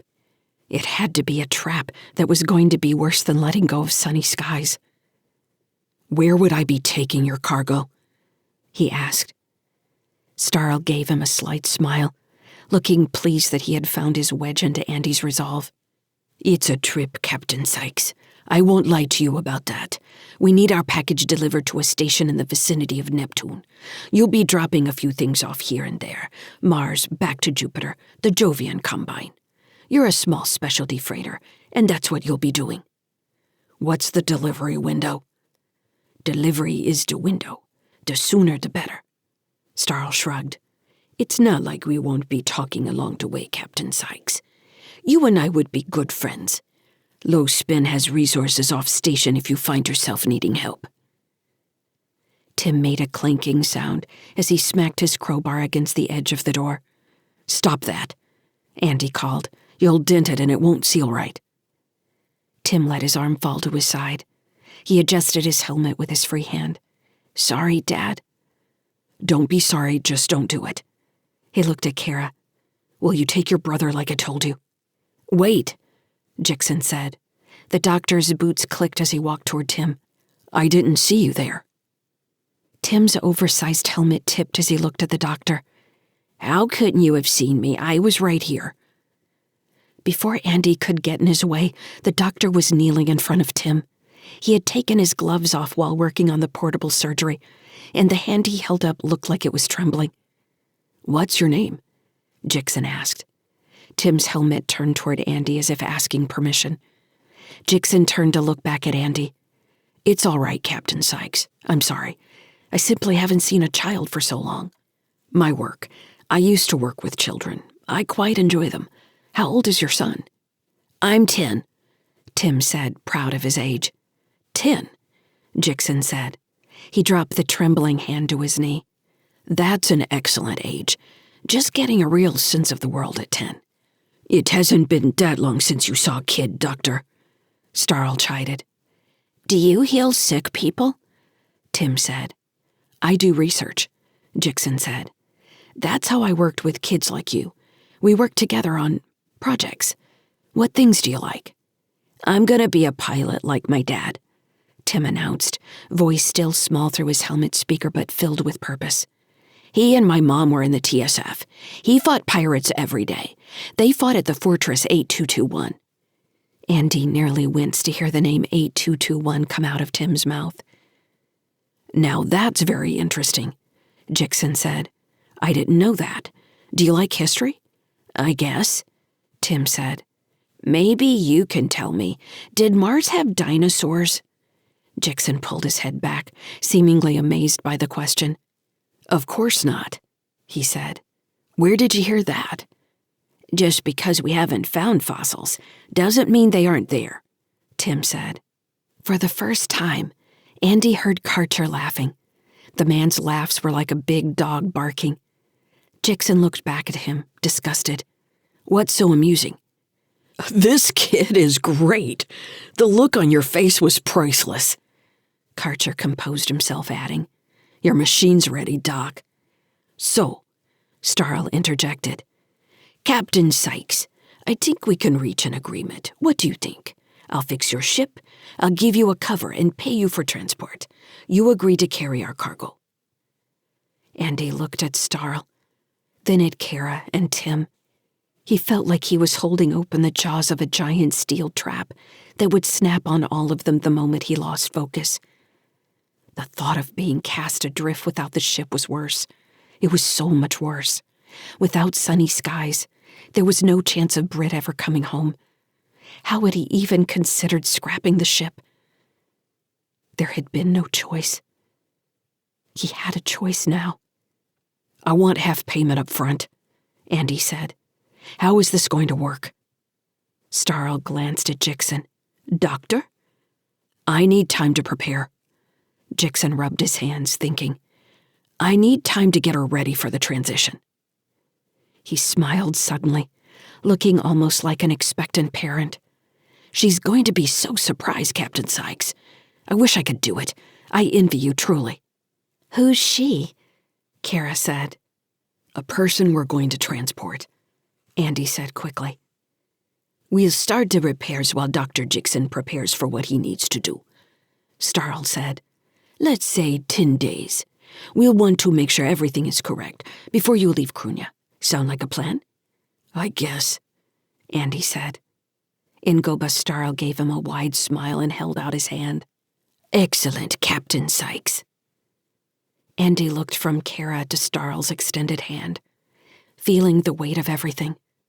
The kids, the ship, the debt, pressing on his shoulders.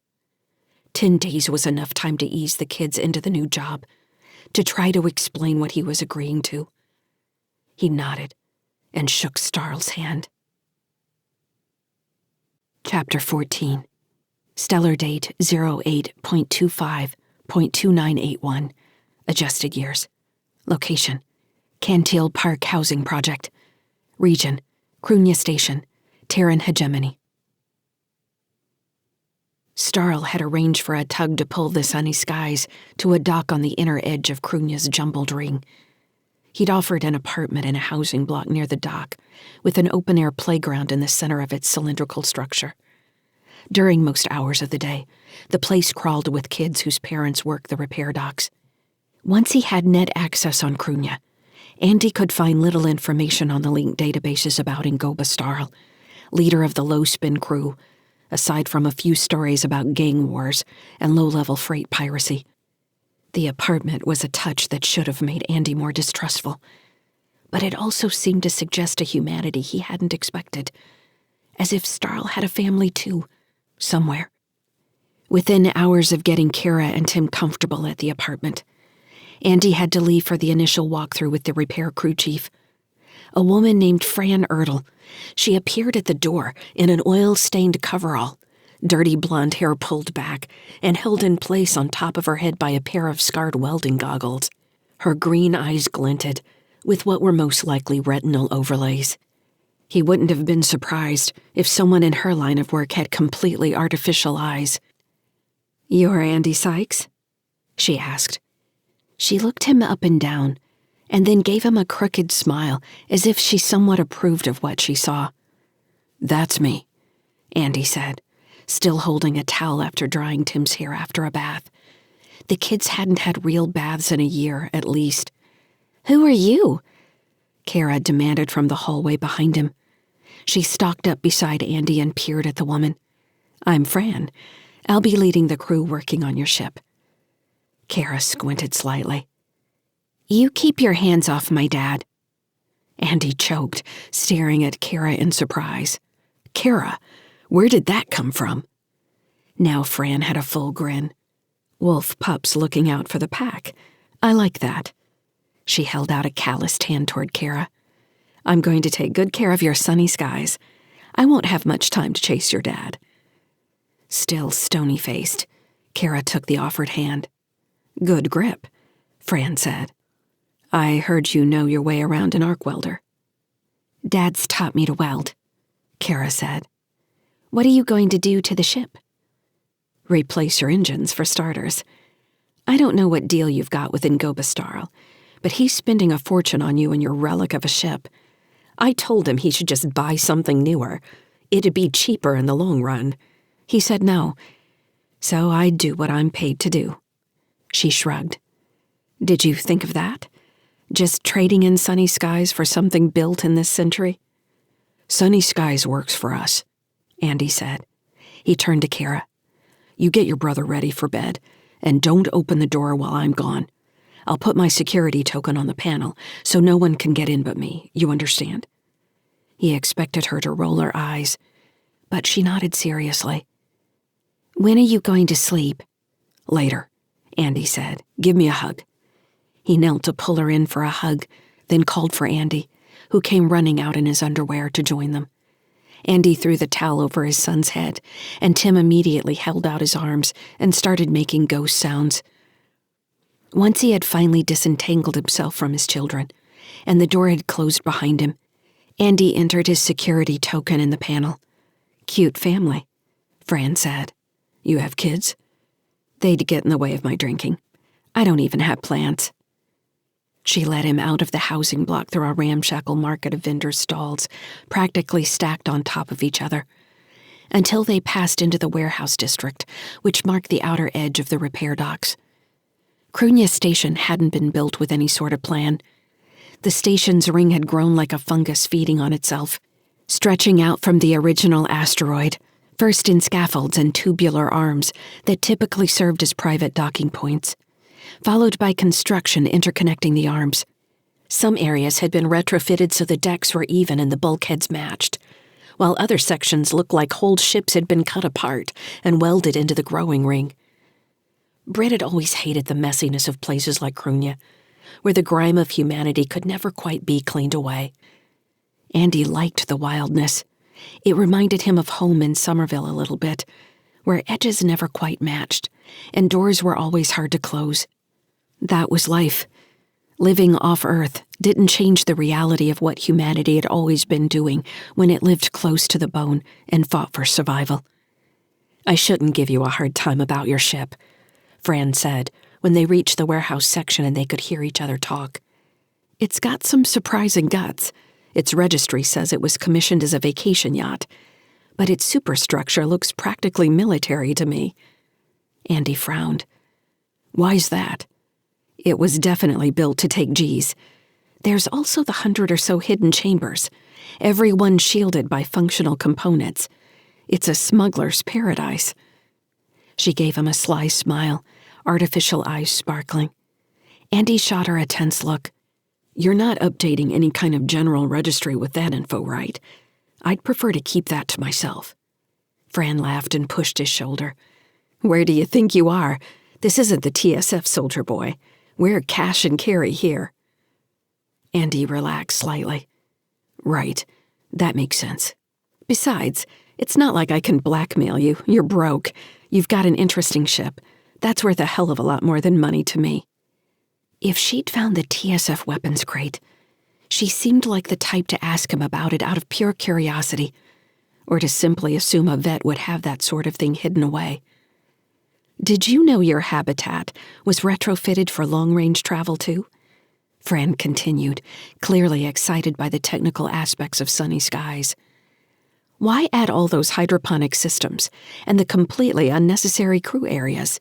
If the registry didn't class it as a yacht, I'd wager it was a surveiller or some university science ship. Your weapons mounts are also reinforced way more than's needed for basic point defense cannons, which is just weird. Where'd you buy this thing? I bought it on Hytera. Got a good deal on it. It wasn't in great shape, and I haven't been able to keep up on the maintenance like I should. Everything's been falling apart bit by bit. You need an actual crew, Fran said. You've got the room for it. With your engines at full capacity, you'll be able to do more than just limp along with your sails. They reached her repair section, a command deck with narrow windows in its outside wall, showing the shadowed side of sunny skies, sitting in dry dock. Through the strip of window, Andy could barely make out the tiny forms of engineers in EV suits, working on an outer section of the ship. You don't waste any time, do you? We don't have a lot of time, Fran said. We'll be on your job for the whole 240 hours. You're lucky I had the parts for your fusion bottle. We can manufacture just about anything on site, but that takes more time. You'd be surprised how many weird one-off systems I'm dealing with here. Andy didn't press her that the eclectic jobs were a function of repairing pirates' rigs and stolen ships. She was speaking more out of pride than any real complaint. "You see any problems with the job?" he asked. "I'm showing a second owner on the registry, a Brit Ashford. Who's she?" "The kid's mom. She's not going to come looking for the ship." "Well, that's too bad," Fran said. He thought he caught a note of interest in her voice, but he didn't take his gaze off the long dark lines of sunny skies. From this angle, the ship looked like one of the crumbling skyscrapers standing on the horizon in Somerville, now lying sideways, the long bulbs of the drive cones barely visible at the far end of the bay. "You know, I can edit the registry for you if you want," she said, then added, "No extra charge." Andy turned from the window, considering the idea. Britt's disappearance did pose legal problems for him. He hadn't thought about the fact that she still owned half the ship, which would make it hard for him to get market value if he tried to sell Sunny Skies. He could have filed death paperwork a year ago, but couldn't bear the thought of having the words, "declared deceased," somewhere that Cara or Tim might come across them. He didn't know where Britt was. The kids didn't ask. No one wanted to talk about the possibilities. Fran's eyes flickered in systematic pulses. She was probably reviewing some schematic or issuing commands as she stood here talking to him. "Yes," he said finally. "I'd like to do that." "Captain Sykes," Ngoba Starl called from the doorway. "Is my friend taking care of you?" The head of the low-spin crew was wearing a neat black suit that matched his hair, set off by a pale yellow pocket square. The flash of an oversized gold ring on his right hand caught Andy's eye as he walked into the room. "She is, thanks." "Good. I'm very glad to hear it. Are your children enjoying Kenteel Park?" "It's a nice place. I appreciate you putting us up there." "Yes, it is a good place. I have security in the area, so you know." He held up both hands in reassurance. "I'm not worried about anything, but while you're here on Cruithne, your family is my family." Andy gave him a tight smile and nodded. "I appreciate that." Starl nodded, squinting at him slightly. "I hope you do, Captain Sykes. I think you and I have begun a relationship here. This could be the start of something wonderful." He motioned toward Fran, who had turned to look out the narrow window.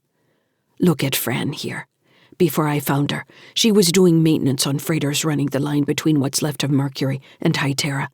Can you imagine that? Every day, worried a flare was going to cook your ass. I brought her to Cruithne, set her up with Lowspin, and now she has her own shop." He gave Fran a wink when she rolled her eyes. Starl turned his grin to Andy. "What are you doing when you leave here?" "Going back to the apartment, I guess," Andy said. "You should come out with me. I would like to have a drink with you. What do you think about that?" "Mr. Starl, call me Ngoba. I know you're worried about your kids. Trust me, they have more security right now than the station administrator." "It sounds like I don't have a choice." "Of course you do, but this would please me a lot. I'd like to hear about you, Captain Sykes. You have a story to tell, I know it." Starl got a sudden distant look in his eye as he appeared to get a message over his link. In a second, he widened his smile and looked from Fran to Andy. "I'm needed elsewhere." He pointed at Fran. "You take good care of my friend." Fran nodded, smirking. "And I'll see you in 3 hours," he said, pointing at Andy. "What do you have to wear?" "Oh, don't worry about it. We'll get you some clothes. I'll send one of my friends around for you. Probably Mr. Karcher. You know him." Andy opened his mouth to reply, but Starl just gave him a quick nod, his attention back on whatever had come across his link as he left the command deck. When the door slid closed behind him, Andy turned to Fran. "You trust him?" Fran gave him an arch look. "Do you trust me?" "I just met you, but you're working on my ship, so I don't have much choice." "I've got too much pride to do a crappy job on your ship. It's bad for business. Besides, your kids are cute, and I'd feel bad if you broke down in the middle of nowhere." "That's nice of you." Trust isn't much of a concept on Cruithne anyway.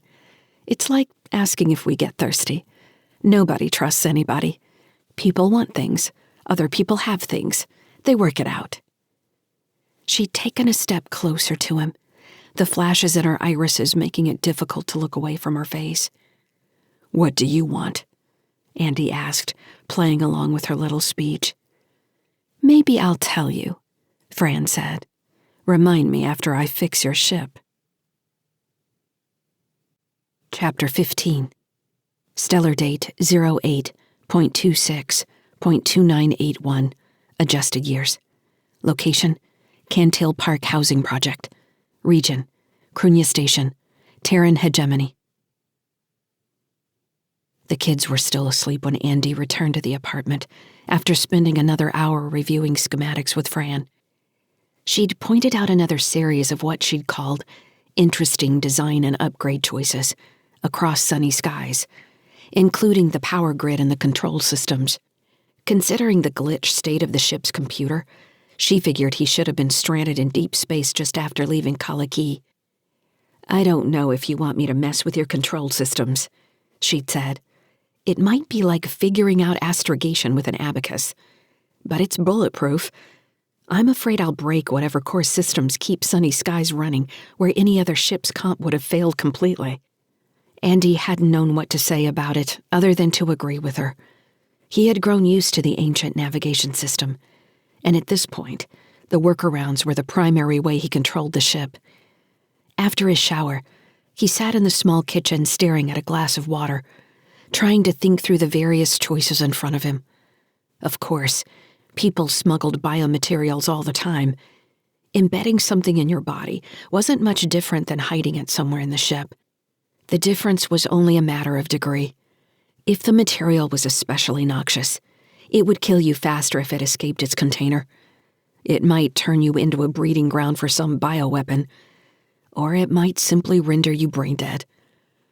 Each path in front of him would have been simpler if he didn't have to worry about the kids, and nothing changed the fact that he didn't have a fallback plan in the event something happened to him.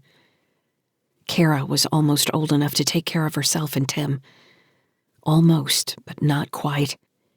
With Cruithne so close to Earth and Mars, its local net was well updated, almost like being back in civilization. He could run through lists of people he had once called friends during his time in the TSF. He could check on his sister Jane if he wanted, a thought that he sat and chewed on for a while.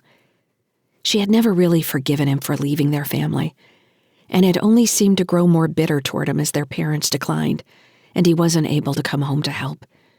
He had sent her pictures and videos of the kids whenever possible, but she'd rarely replied. Jane hadn't liked Britt much, or maybe she had simply decided it was Andy she didn't like anymore. When the knock on the door came, Andy saved his list and downed the last of his water. The station water tasted good, despite its slightly coppery taste. Tim had refused to drink it until Cara added a bit of cherry flavoring. He opened the door to find Karcher standing outside in a black suit, much like the one Starl had worn earlier. His pocket kerchief was pale blue. Seeing the soldier out of his EV suit was a bit of a surprise. He was smaller than Andy expected, with narrow shoulders and a thin face. Only the dark eyes Andy had seen previously through the faceplate were familiar. His irises were hidden by silver overlays that looked like dull coins. A bulge in the side of his jacket belied a pistol of some kind. "Captain Sykes," Karcher said. He smiled and showed a gold front tooth. "I'm supposed to take you shopping." "Why does your boss assume I'm broke?" Andy asked. "I didn't think that was an assumption." "Are you being funny, Karcher?" Andy asked. "No." Andy shook his head in response and stepped through the door, locking it behind him with his security token. "You don't have to do that, you know," Karcher said. He pointed to balconies around their heads. "I've got people in all those apartments keeping an eye on your kids. This is the safest place on Cruithne right now." "So Starl has told me. Still, it makes me feel better," Andy replied. "I understand." Andy followed Karcher through the housing block, along a different path than he had taken with Fran. This time they went down 2 levels to a transport hub, where Karcher keyed into a private maglev car. They sat in silence as the car shot through a tunnel made of dark scaffolding, hung with conduit and plumbing. Occasionally the car emerged in open-air sections with busy corridors full of pedestrians. "This makes Cruithne look almost normal," Andy said. Karcher shrugged. He was busy cleaning his fingernails with a pocket knife. "It's getting a few of the edges rubbed smooth, but I don't think it's ever going to be a place I'd want to raise a family. Its location makes it too useful for smuggling. As long as that's valuable, it needs to stay a gray zone." Everywhere Andy looked, there were people. People walking quickly, heads erect. People huddled in groups, heads close together. People pointing at some item for sale between them, apparently arguing over price. Drones buzzed overhead and shot between feet. He saw augmented people and what looked like full mechs. He could imagine the sounds without hearing them, the chaos of voices and machinery. He remembered the smells and sounds of Cruithne, and nearly wrinkled his nose at the harsh memories of spices, oil, urine, sweat, blood, and decaying meat. "I was here with the TSF when I was a lieutenant," he said, "busting smugglers. I didn't get out much, though." "We've still got a few TSF newbies hanging around," Karcher said. "They're good marks in a poker game." He met Andy's gaze briefly. "Think they're invincible." "Every TSF pilot is invincible until they're dead," Andy shot back. Karcher frowned, letting his penknife drop. "You know that doesn't make any sense, right? Neither does strapping yourself to a missile and subjecting your body to extreme G-forces, vacuum or hostile fire. But they line up to do it. Better to die in a blaze of glory than suffer being mediocre." Karcher shook his head. "I've heard the same argument from pirates. I'm fine with being mediocre, thanks." Andy was about to point out that Karcher was a soldier and took as many risks as a fighter pilot when the car came to a halt, and the guard quickly folded his knife and stepped through the sliding door. They walked out through a private entrance into a clean, well-lit shopping district that Andy quickly realized was populated solely by clothing shops. Karcher led him down 2 wide corridors with windows displaying clothing of every stripe and fashion, until they reached a plain door with a single display window beside it showing a simple black suit similar to Karcher's. "Here we are," Karcher said. He pulled the door open for Andy and released the smells of sandalwood, cedar, and various natural fibers. For the next half hour, Karcher leaned against a wall as a tall, thin tailor took Andy's measurements with an actual piece of vinyl tape. The man hummed and nodded to himself as he stretched the tape in ways that didn't make much sense to Andy, like the distance from his elbow to the end of his index finger, as well as each shin from knee to ankle. He also measured each of Andy's feet and the circumference of his head. "Very good," he murmured. "What color, sir?" "Black," Karcher said before Andy could answer. When the tailor had left for a back room, Andy said, "Wait, I'm not getting fitted for one of your gangster outfits, am I?" "You're getting a suit for Mr. Starl's club. For those who know, it won't identify you as low spin, no. It'll just make you look like a civilized human being." Andy looked down at his coverall, and its most recent stains from dragging the TSF weapons crate halfway across sunny skies, as well as what might have been some of Stansel's blood that had leaked through his EV suit.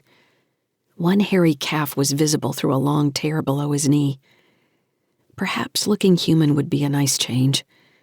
In 30 minutes, the tailor returned with a suit that actually looked hand-sewn in places. Andy marveled at the workmanship as he was ushered into a fitting room. When he came back into the main room, he thought it fit perfectly, but the tailor wasn't satisfied. He made several marks with a piece of white chalk. "Your jacket, sir," he said. When the tailor was finally satisfied, and Andy was wearing the finished suit, the man brought out a board draped with various kerchiefs in the same pale colors as those Karcher and Starl wore. Andy started to choose blue, then settled on a green that reminded him of the kudzu leaves back in Somerville.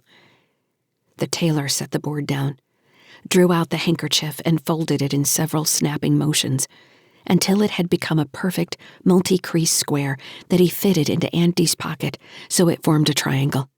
"Very good, sir," the tailor said finally, stepping back to admire his work. "I'd recommend a shave." Andy rubbed his stubbled chin and nodded, thanking the man. When they emerged in the corridor outside the shop, Andy carrying his coveralls in a disposable bag, Karcher nodded with a grin. "Feels like a new life, doesn't it?"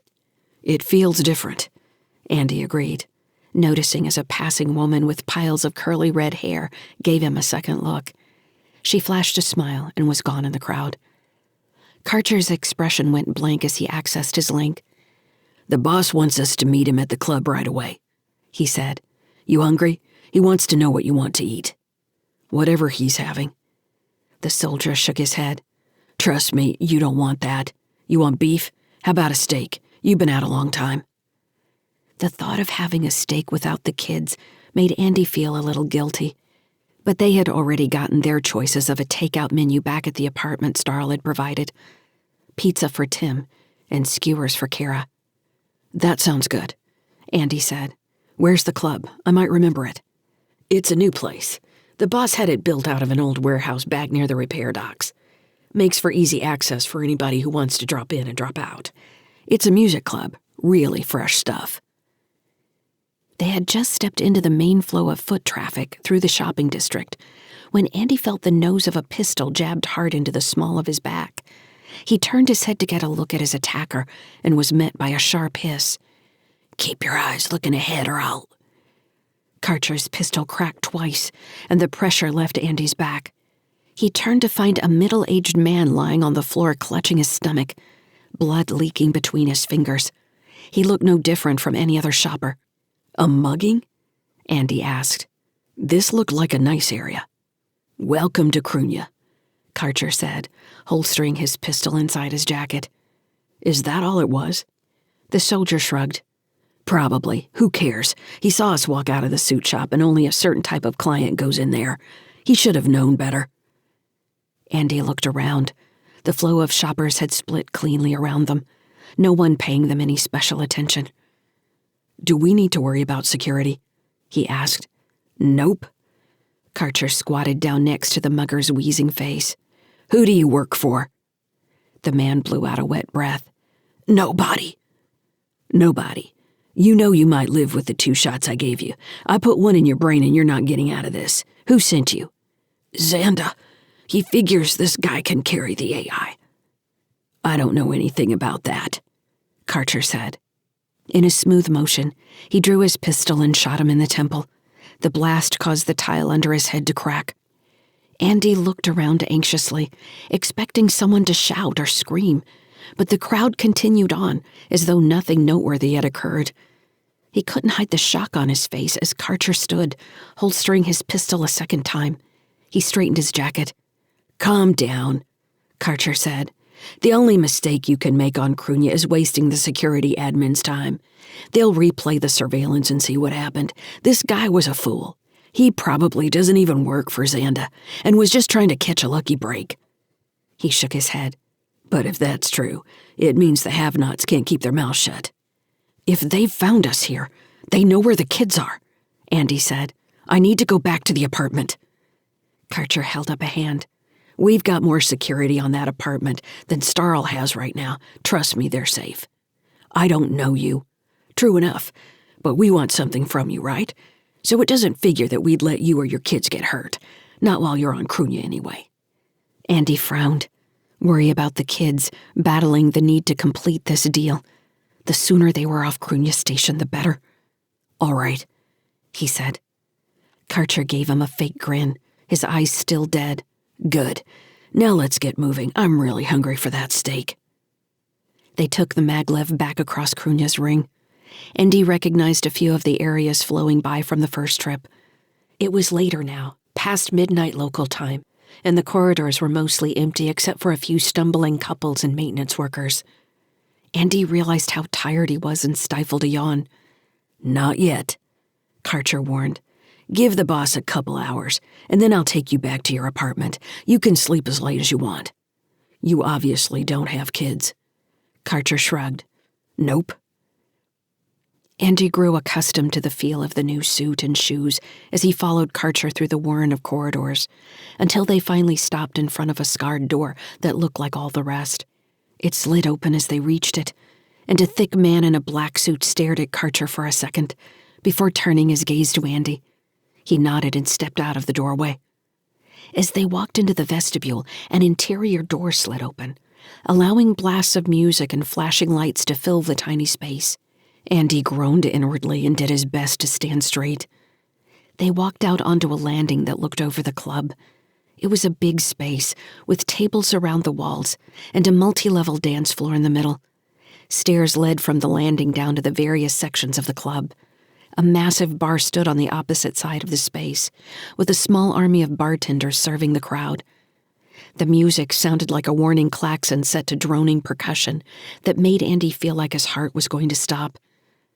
Unable to communicate verbally over the noise, Karcher told him over the link, "The boss is on the other side of the club. It looks like Xanda's here too." "Xanda? The guy who attacked us back on Sunny Skies? Don't get worked up. It's all business. He'll probably want to meet you. He killed your friend." "What friend?" "Oh, you mean Stancil? Yeah, that was unfortunate." Karcher's head moved slightly as he scanned the room, his dull eye overlays flashing in the lights. "There's the boss. Let's go." Without waiting for Andy's response, Karcher turned to walk down the wide steps to the dance floor.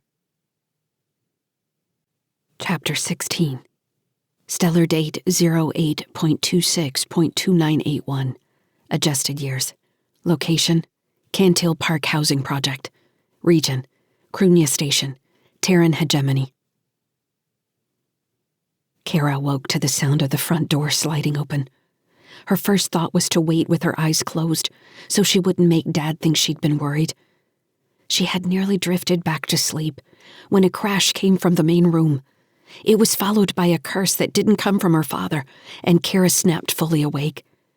She waited, heart hammering, listening to Tim breathing lightly in the other bed, as footsteps moved around the main room.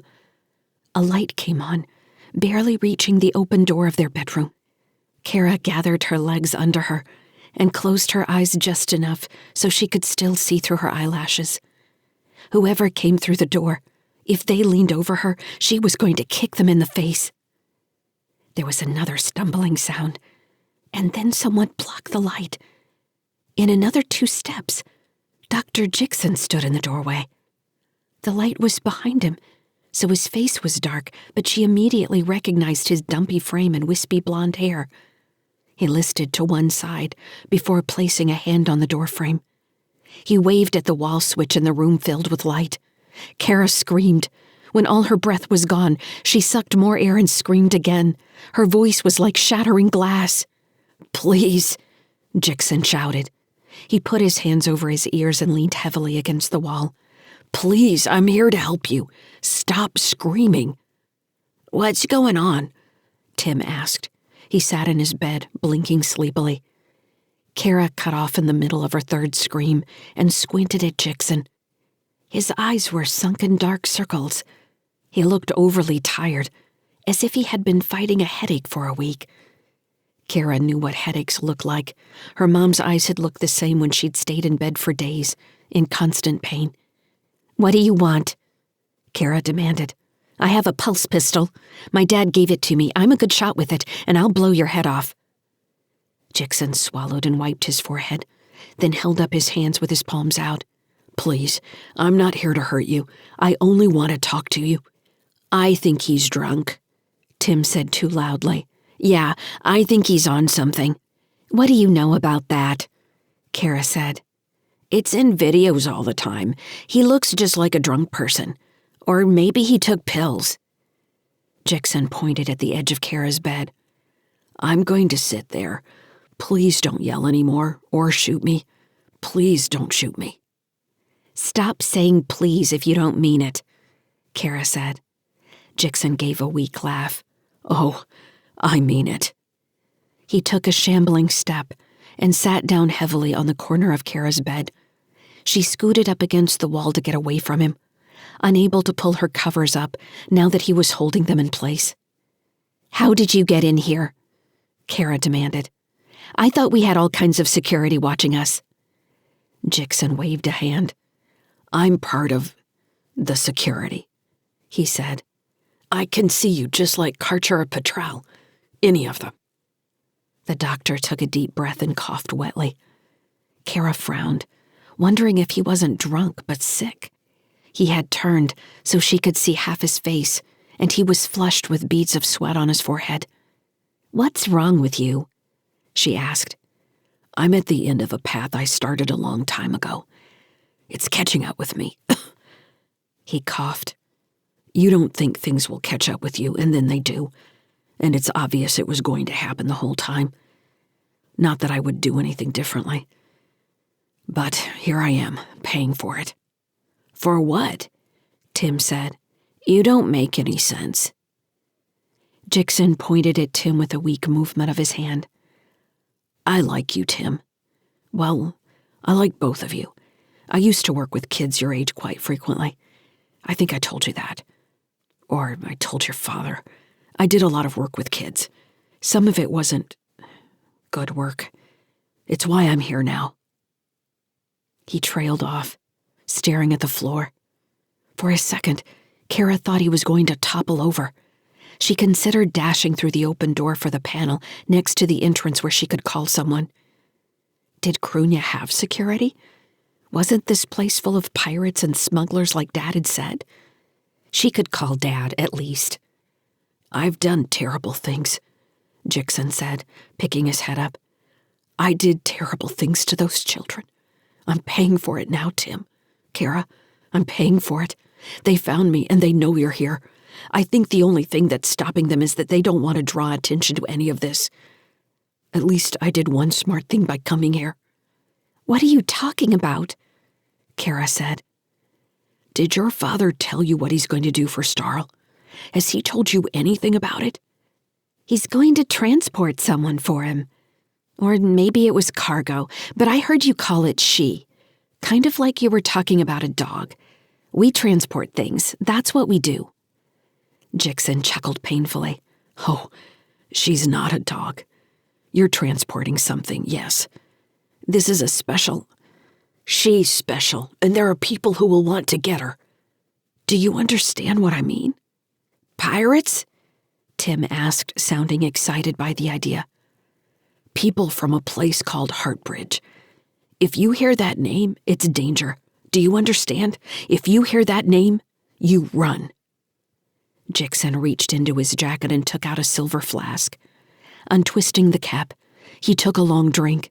When he was finished, he held the flask in front of him like he didn't remember how it had gotten there, then carefully resealed the cap and put it back inside his jacket. His hands trembled. "You are drunk," Cara said. "You're not sick." "It's to hold off the effects. It helps a little. Polonium. I don't know when they slipped it to me, but it's doing its work. I won't be here much longer." "What did Heartbridge do?" Cara asked. "I stole her from them," Jackson said, not answering the question.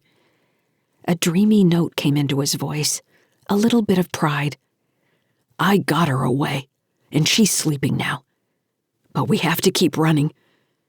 He turned to meet Cara's gaze, and his eyes were bloodshot and weepy. "I wanted to take her all the way, but I'm not going to make it." He coughed. "Listen, this is important. You need to know that if she can't be stopped, if she reverts, there's a code sequence. Your father won't be in a position to do anything about it. So it has to be you." "We're just kids," Tim said.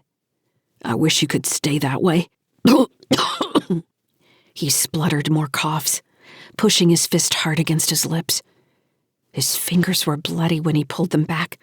Jixon blinked with a woeful expression and wiped his hand on his chest, leaving pink streaks on his shirt. Reaching into his jacket again, he took out a small book that was almost the same shape as the flask. Its covers and binding looked like red leather.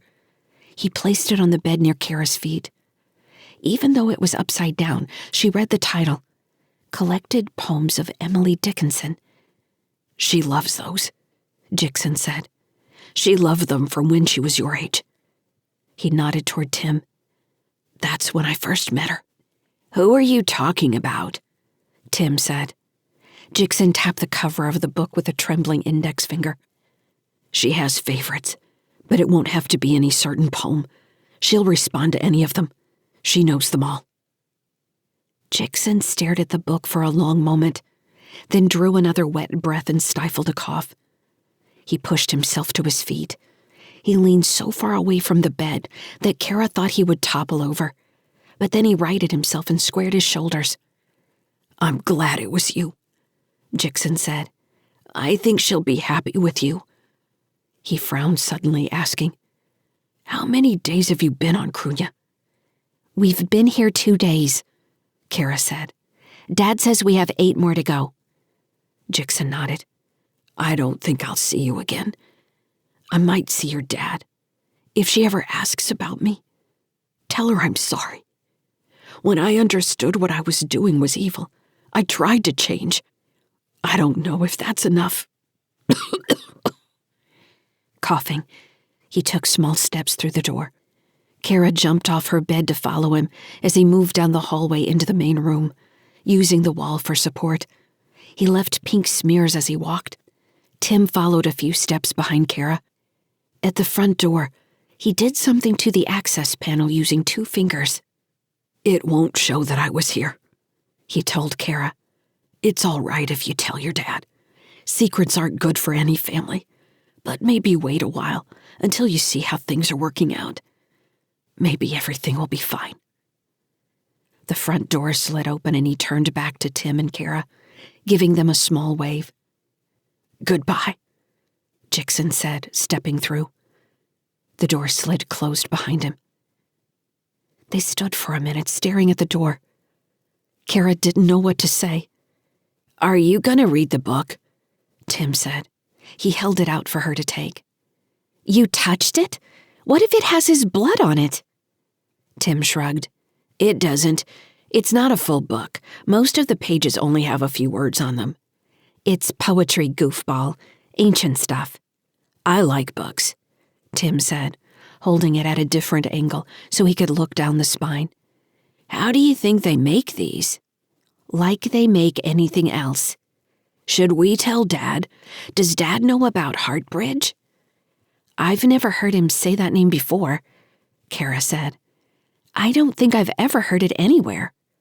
"We could look it up on the link," Tim said. Cara shook her head. "Not on this panel. Dad can look at all the searches." "Should we call somebody about Dr. Jixon? He looked pretty sick." Cara's first impulse was to say yes. Her gaze went to the access panel next to the door, which also allowed emergency calls out. Again, she wondered just who she would call and what kind of attention that might bring. Dad needed their help now, not extra trouble. She shook her head. "Dr. Jixon can take care of himself. We shouldn't do anything to bring more people around. The sooner we get away from Cruithne, the safer we'll be. I don't think Dad ever wanted to come here, even when we were on Kalaki. He looked really angry about the flight plan." "Yeah," Tim said. Cara understood that her dad had tried to shield them from the reality of their situation. She had figured out that he'd been on the verge of selling Sunny Skies. She wished he would talk to them, or at least her, about the trouble whirling around inside his head. It was plain to see on his face. She was amazed Tim hadn't brought it up. Cara knew Mom wasn't coming back, whether they still had the ship or not. In a way, she seemed to accept the fact more than her dad ever could. "Let me have that," she said. "Will you read it to me?" Tim asked. Cara gave him a surprised look. "Really? Don't you want to know what it's about?" He held the book out again, and she took it this time. It was heavier than she'd expected, the pages nearly silicone thin. The book felt important in her hands. "Why don't you read it yourself?" she asked. Tim shrugged. "I don't know. I like it when you read out loud." Cara rubbed the cover of the book between her fingers, feeling the stacked pages shift in her hand. She was awake now. She didn't want to go back to sleep until Dad came home, but it would be good if Tim did sleep. She didn't want her brother throwing a fit. "Fine," she said, "but you need to lie back down. We need to be asleep when Dad comes back." Tim gave a happy shout and dashed back down the hallway, acting like he was 5 rather than 10.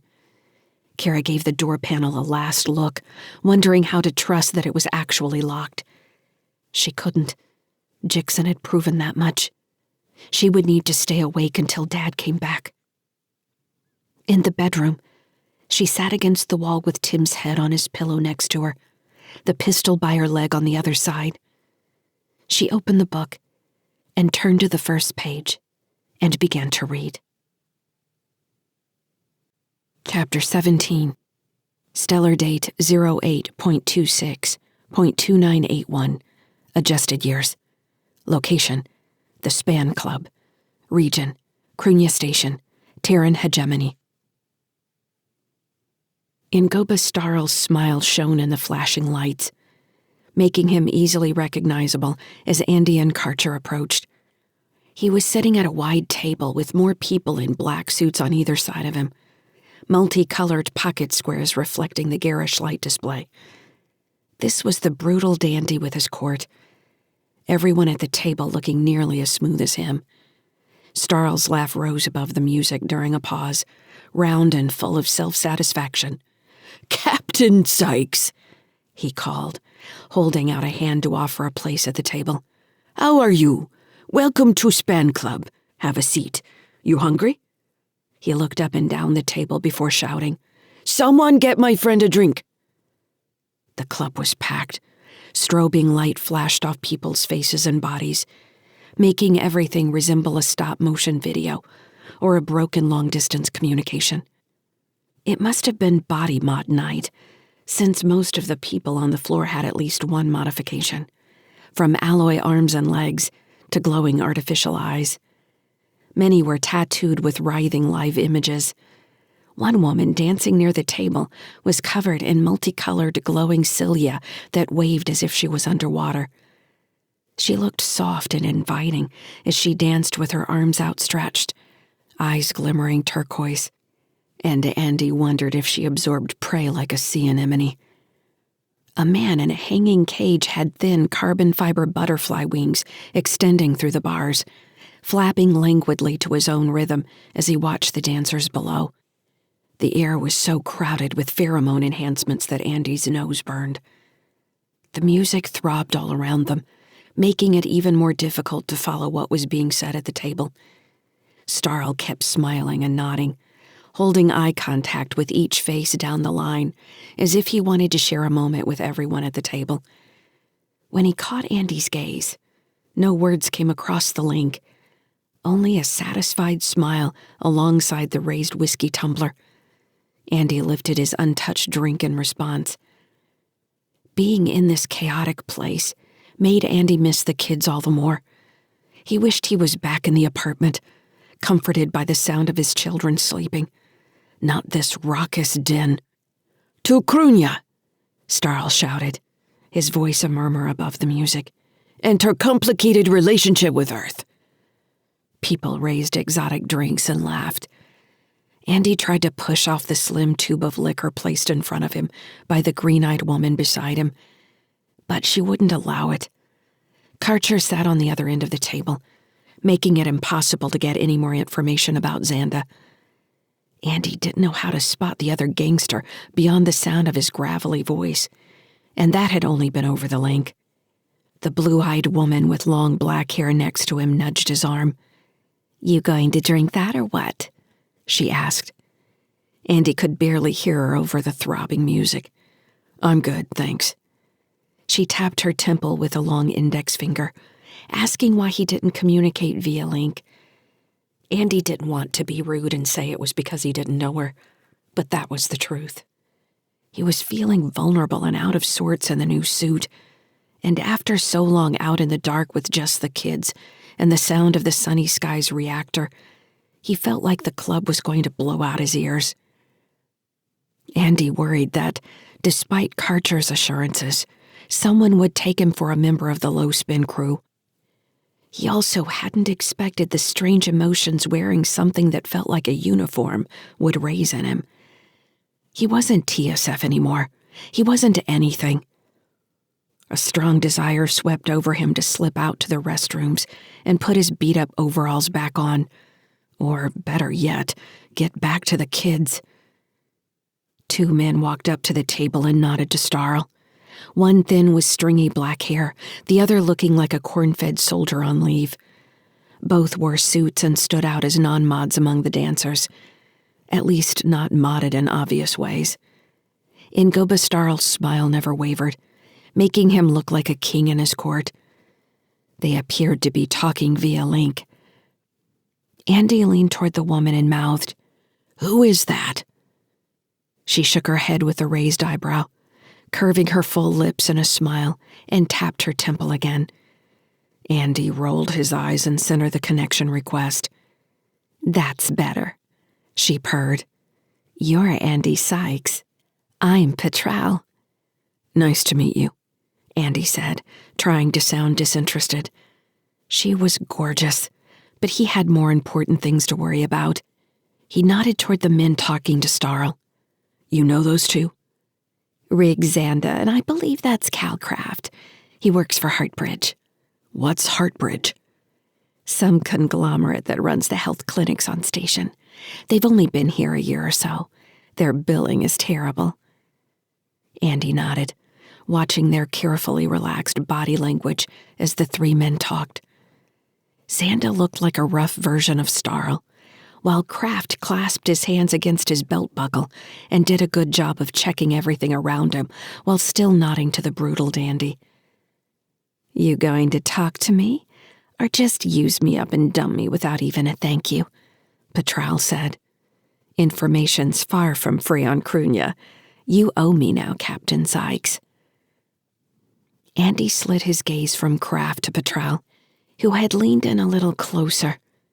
She smelled spicy. Andy's mind went blank. "How do you know Starl?"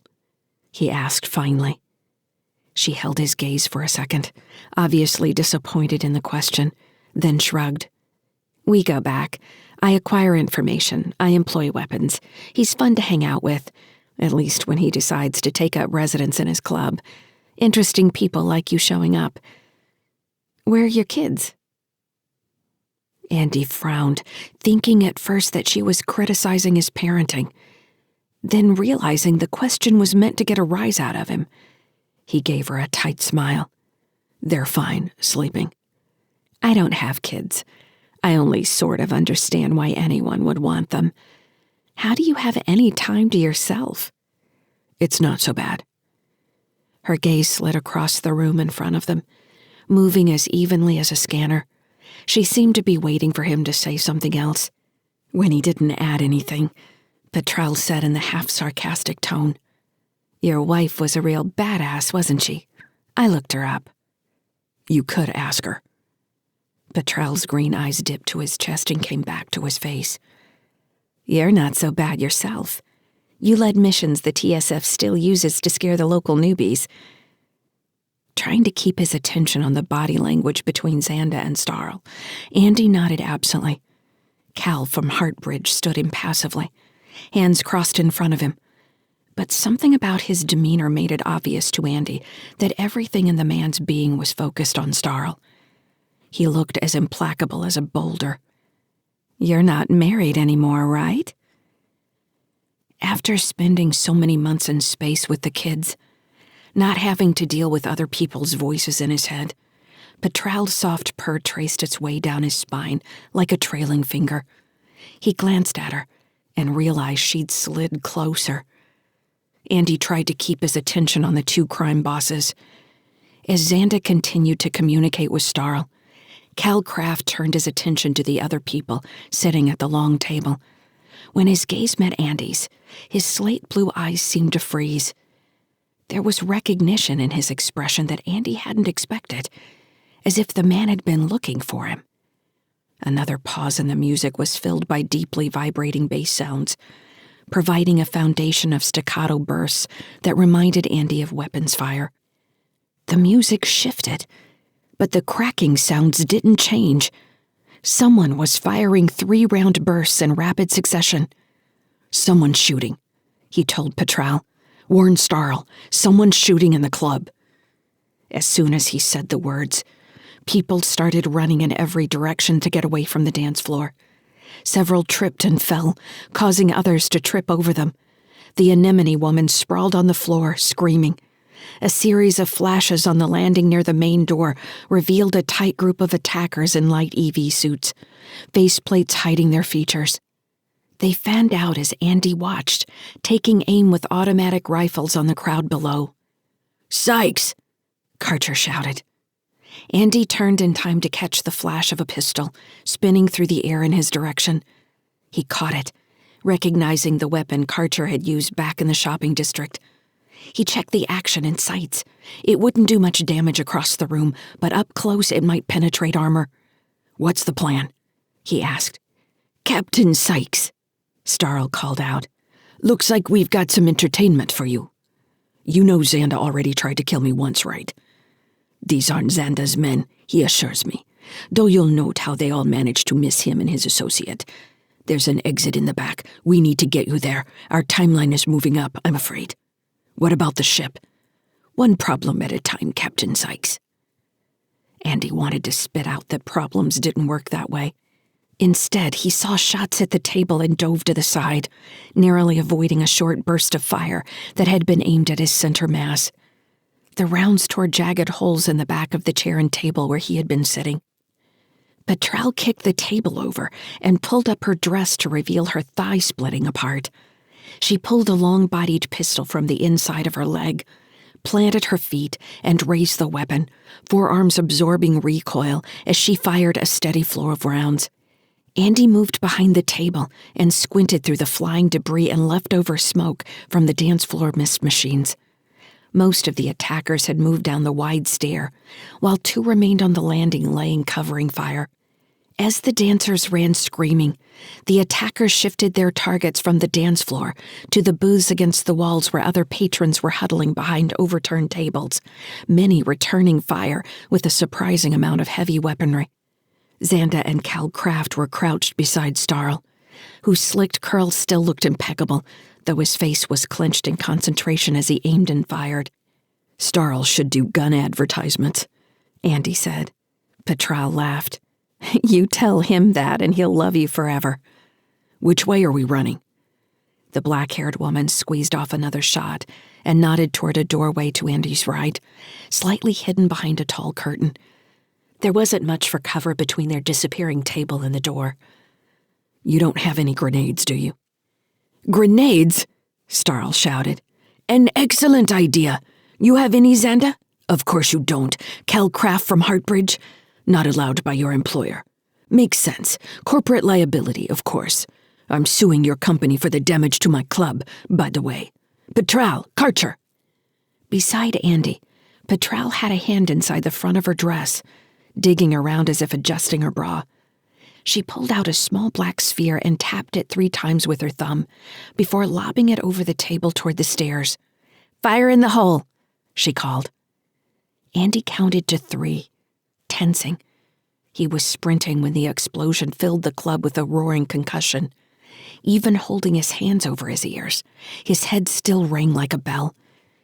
Slipping on broken tiles and bits of smashed table, he maintained his momentum without tripping over the wall curtain beside the steel exit. When Andy hit the door, Petrel immediately pressed up against his back, using him to stop herself.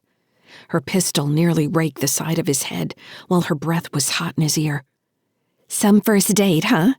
She shot him a grin before rolling off him to put her back to the door, aiming into the smoke for any attackers who might try to follow.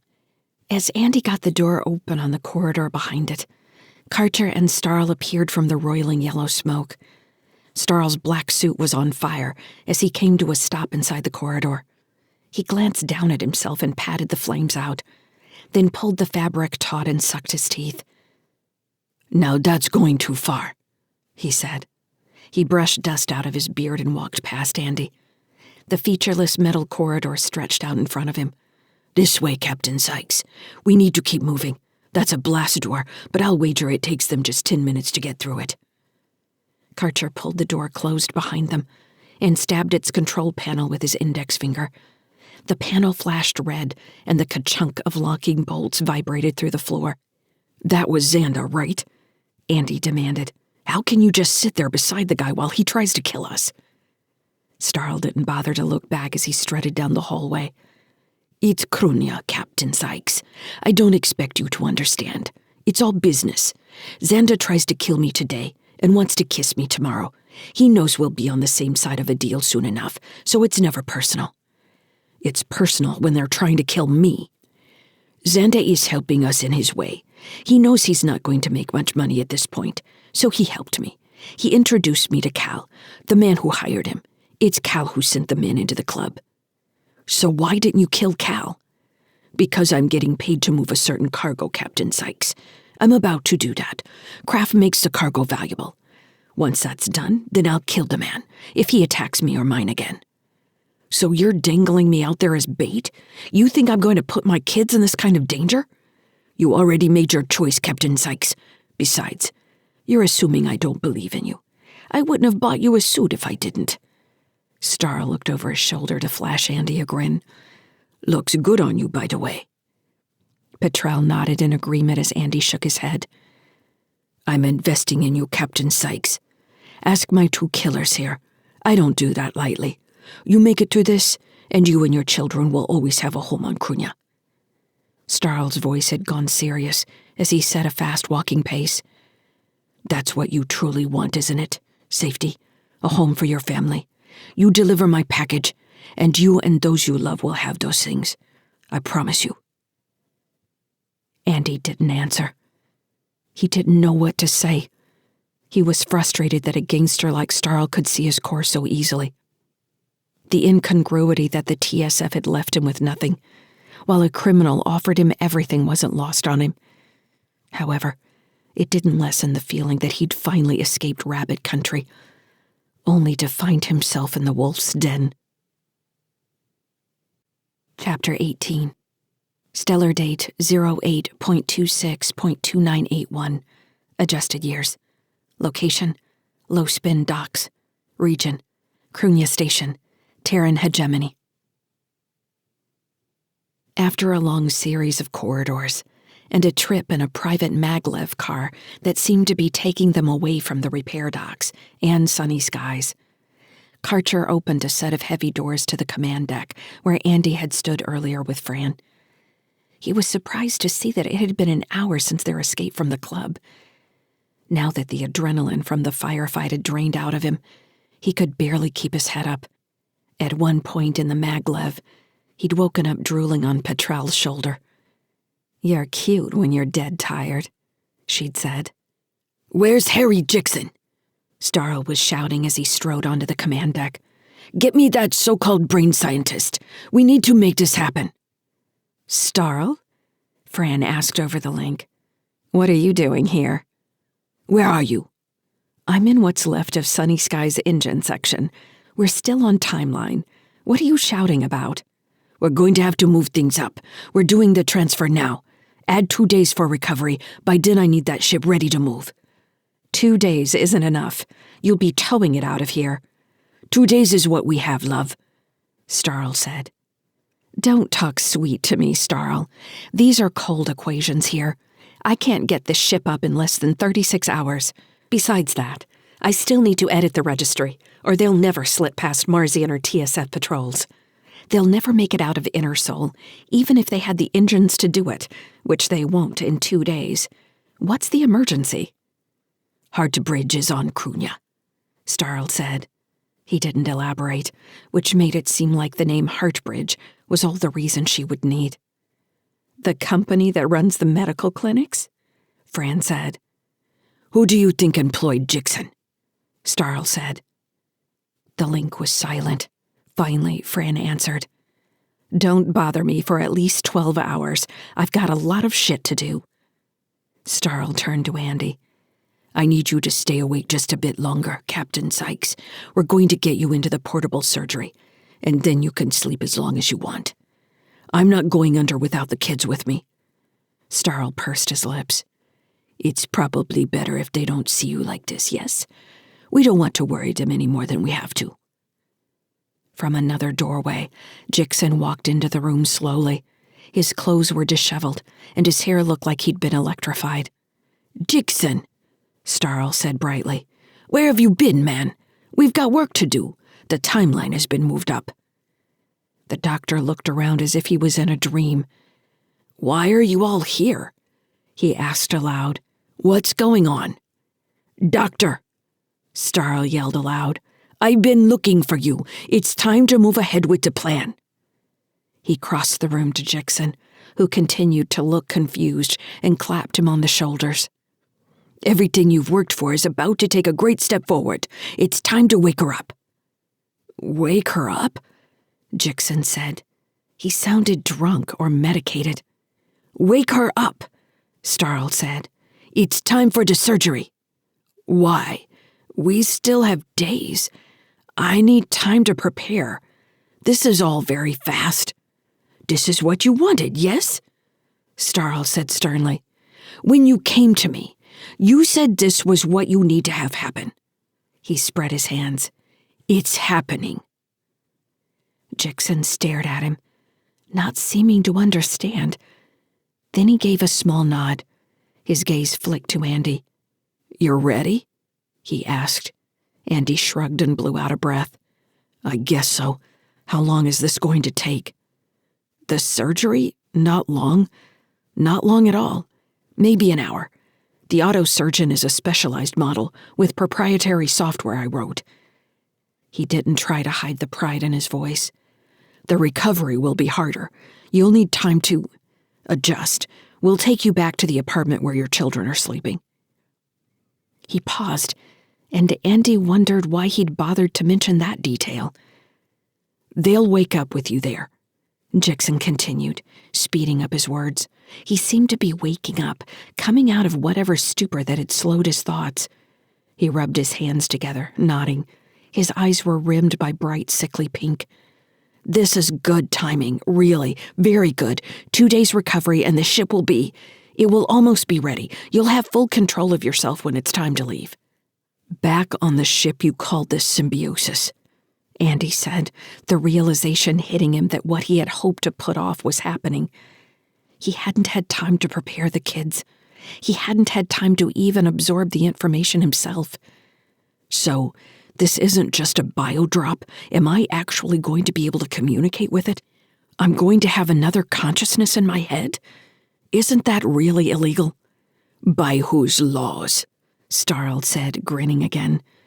"At least 3 major legal bodies that I can think of." Andy looked at Jixon.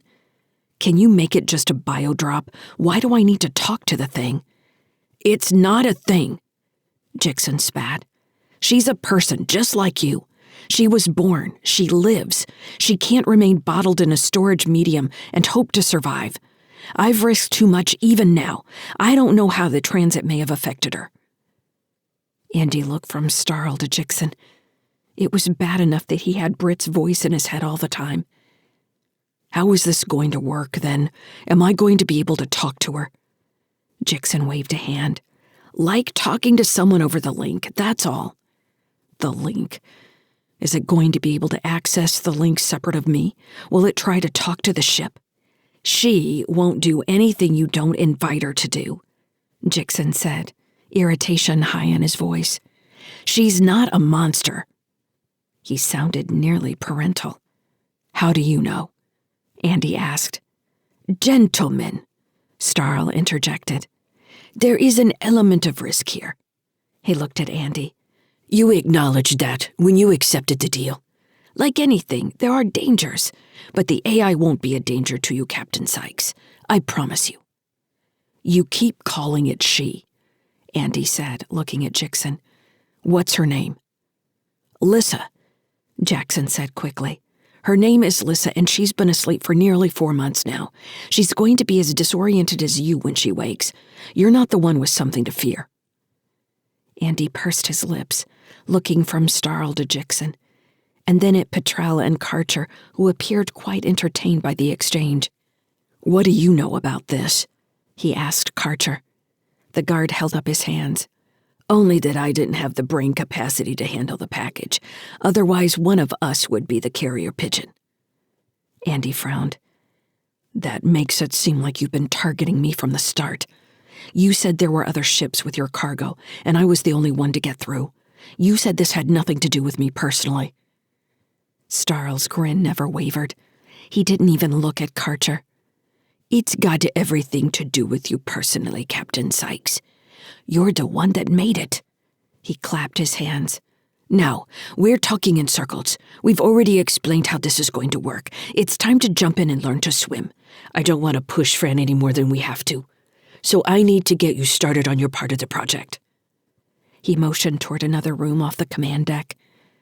"The shuttle's this way," Starl said. "We're going back over to Sunny Skies." He gave Andy a wink. "Don't get upset if you find she's naked. Fran uncoupled her from the dry dock, and she's tied to an older section of the ring, just like any piece of scrap. Hasn't stopped Fran from her work, though." Andy was too tired and irritated to answer. He felt manipulated, and he hated it, like he often had at the end of a long argument with Britt, after she had turned his own words against him several times, and he couldn't remember whether he admitted to what she accused him of or just surrendered, wanting the disagreement to be done, wanting everything to be all right. He wanted the kids to be safe. He wanted the ship fixed. He wanted off Cruithne. He sat with his head against the cold bulkhead on the short ride from the dock to Sunny Skies. He closed his eyes for a second, and then time skipped forward, and they were docking. The shuttle's airlock stood open to a familiar corridor. Fran stood in the doorway in a close-fitting EV suit and harness hung with tools. She flipped her faceplate up. A few of her blonde curls floated around her face. "Main cargo bay is resealed," she said. "Your mobile surgery is still in there." "Good news," Starl said. "And the rest of the cargo?" "We haven't done anything with it. It's still where you left it." "So it's been on my ship this whole time?" Andy said, not understanding. "Yes," Starl said, kicking off to follow Fran down the corridor. "This seemed like the safest place to keep it. Every report in station security has your ship listed as scrap. Once Fran edits its registry, the rest of Sol is going to think you sold your Sunny Skies for half a year's wages. Not a bad deal, really." Andy half nodded. It didn't matter if the ship had a new official name. She'd always be Sunny Skies to him and the kids.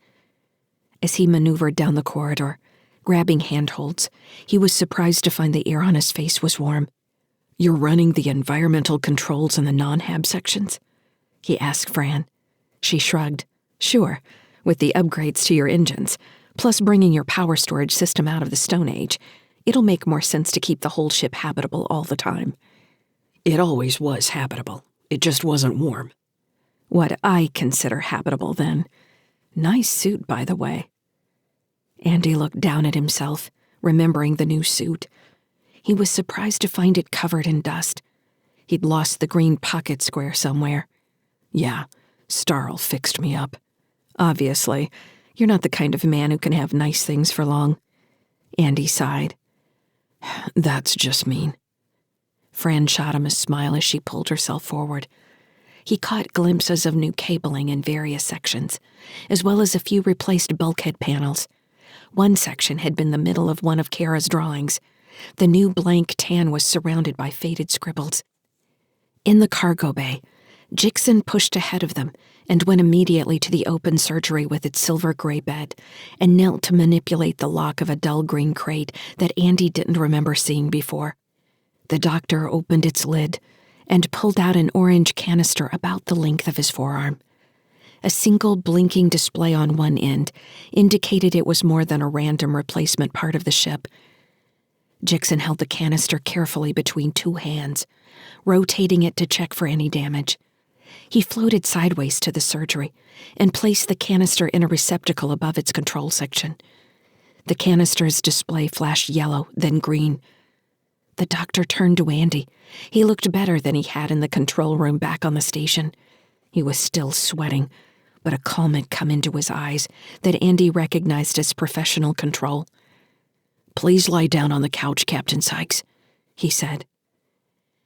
Andy took a deep breath. He wasn't going to refuse, but he didn't want to comply right away. He wanted to stretch out this last moment.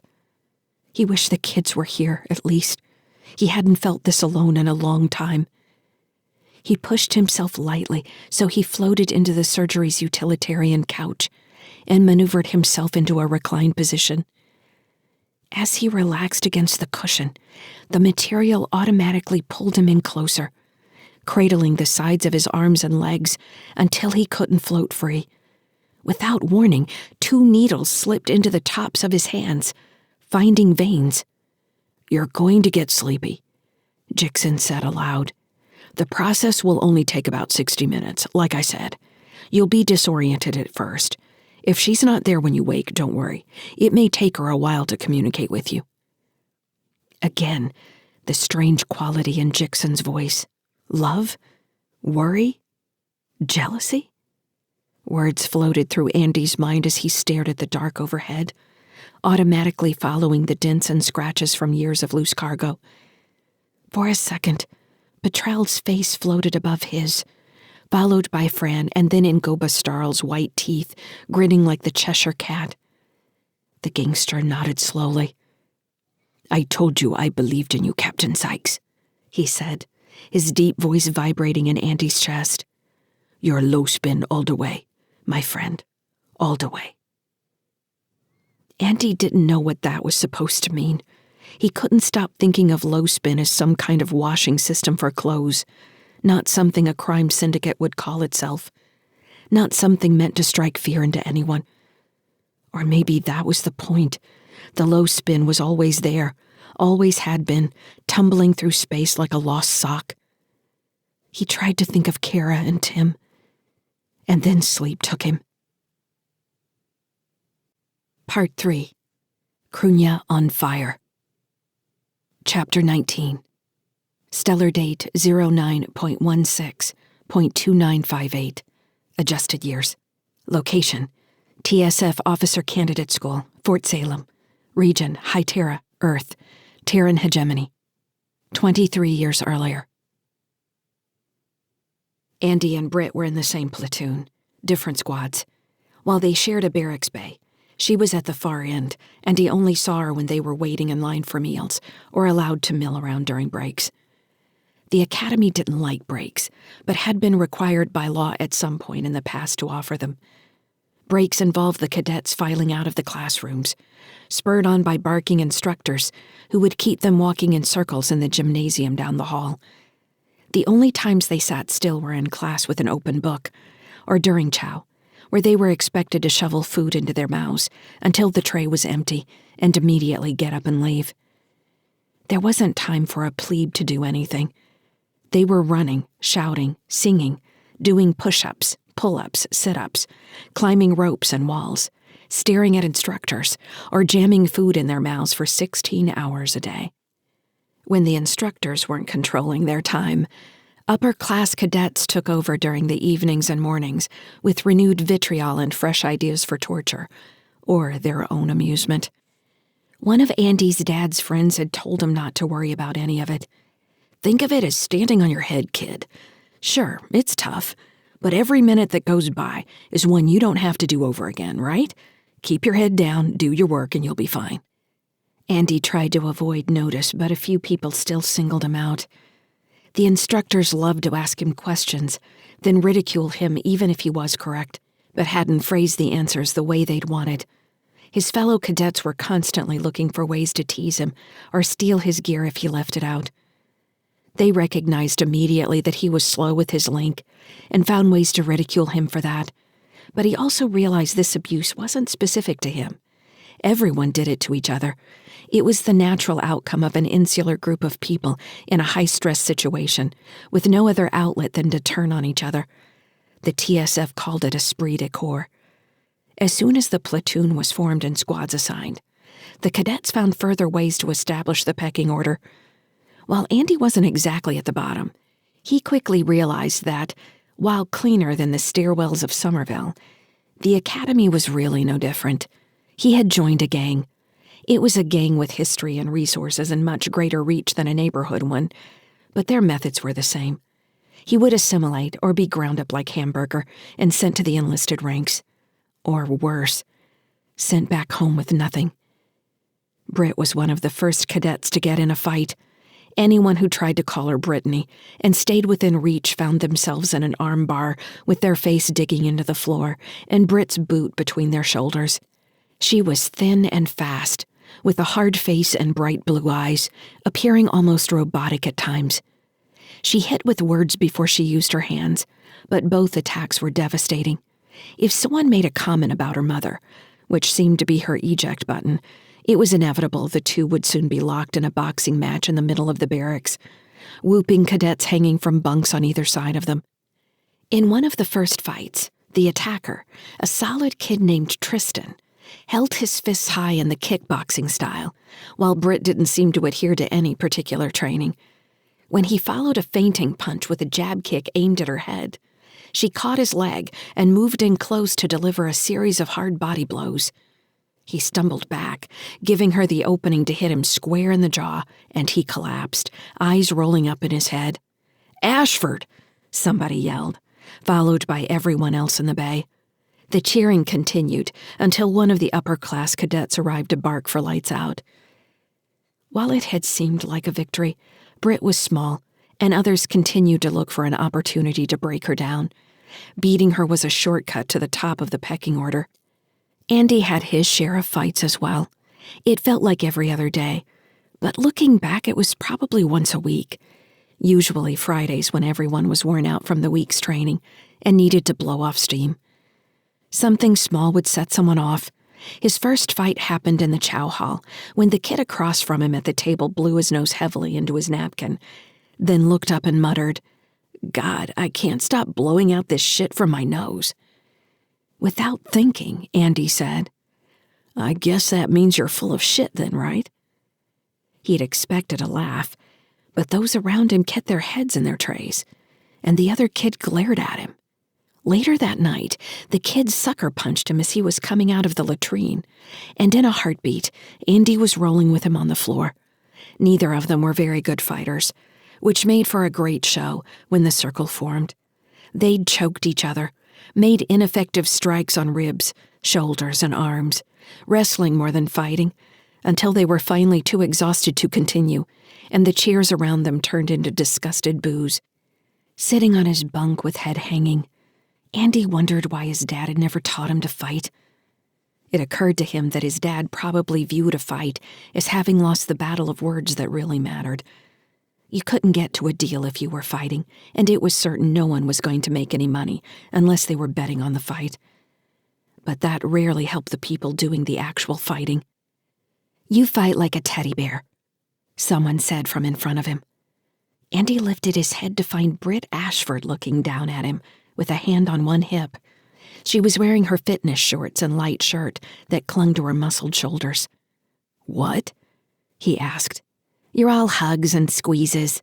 You can't squeeze the fight out of somebody. Not at your size, anyway." "I'm not a boxer. I've never had any martial arts training besides what we've had here." She nodded, her blue eyes flicking up and down his body. "Stand up," she said. "Why?" "Stand up. I want to get a look at you." He stood slowly, sore in places he hadn't noticed before. Squaring his shoulders, he bore the brunt of her inspecting gaze. "You're fit enough. You've got the structure to fight. I can see you're hungry. You just don't know how." She met his eyes. "I can help you." "Why would you do that?" Britt shrugged. "Boredom. Maybe if I can get people to pay more attention to you, they'll lay off me." "Wow, thanks." "You're going to get in more fights now. You realize that, right? They all saw that you can't fight, so anyone who thinks they can beat you is going to try." He knew she was right. He had shown weakness, and now the pack would try to tear him apart. He was doing well in the rest of his training. He wasn't going to let other cadets be the stumbling block that failed him out. "All right," he said. Britt was a street fighter, and with each move she taught him, she showed him how to follow it with a boxing move that could hurt without maiming someone. Over the course of the weekend, she taught him enough basics that when the next attack came on Monday, he was able to fend the kid off and even land some real blows. If you break an arm or leg, that's going to get the command involved, and nobody wants that, she'd said. But you can still surprise with a good knee in the gut, or an elbow to the face, or a headbutt. "How's a headbutt going to hurt anybody?" Andy had asked. When she demonstrated, jumping up to bring the top of her head down on his skull, hard and fast just above his hairline, he felt like the ceiling had hammered him. A moment later, he realized he was sitting on the floor, blinking in a daze. "What was that?" he asked finally. "Maybe headbutt isn't the right term," she shrugged. "It's hitting hard and quick with the top part of your head, just past your forehead." She pulled her black hair back and pointed to her pale skin. "You see?" Andy nodded, feeling so dazed he thought he might puke. "I think I have a concussion," he moaned. "You don't," Britt said, slapping him on the shoulder. "At least I don't think you do." He'd gone another week without a fight, but when the next one came, he won. Or it seemed like he won. The tall kid who thought he could grab him and throw him into the wall got 2 elbow jabs in the abdomen and an uppercut when Andy was able to turn and face him. The kid fell back against the concrete wall and put his hands up, trying to make a joke out of the whole thing. Though Andy and Britt continued sparring in the evenings, she rarely acknowledged him during the day. When classwork was finished, and the cadets were released to some newly granted free time on the academy campus, Britt might find him in a study room, or near the pond with old oak trees along its bank. One day, he realized she meant to throw him in the pond, and he managed to do it first. Britt came out of the water spitting, fists clenched, and Andy thought she was really going to attack him. Instead, she shook her head and gave him a dark grin, smoothing her hair back. "You got me that time," she said.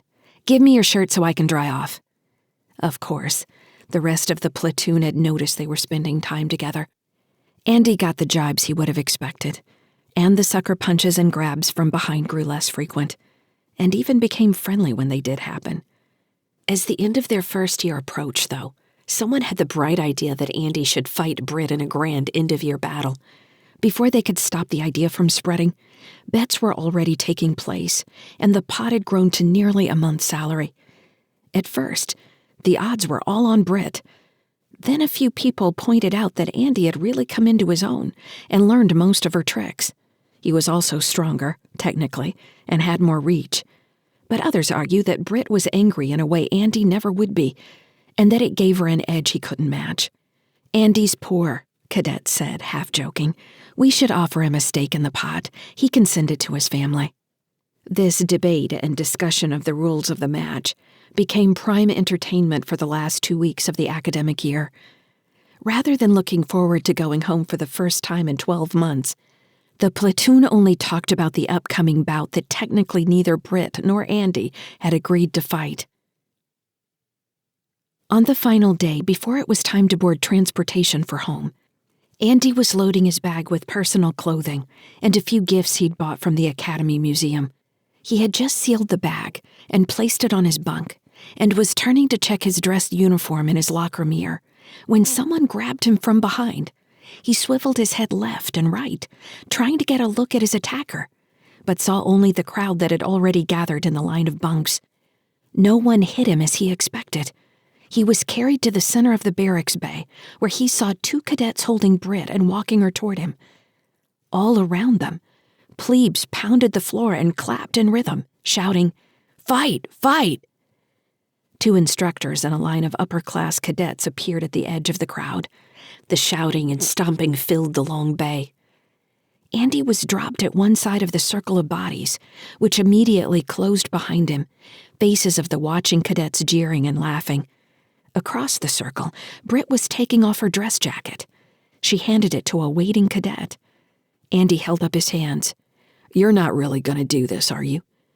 Britt had a slight grin on her lips. A robotic coldness had come into her eyes. He'd seen the look at least 50 times now, during other fights as she cased her opponent. "You better take your jacket off," she said. "Don't want to get blood on it." "I'm not doing this. I'm not going to fight you."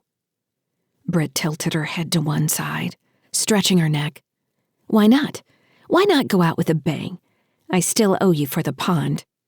"The pond," Andy muttered. She really did mean to fight him. "You'd better try," she said, surprising him with her anger.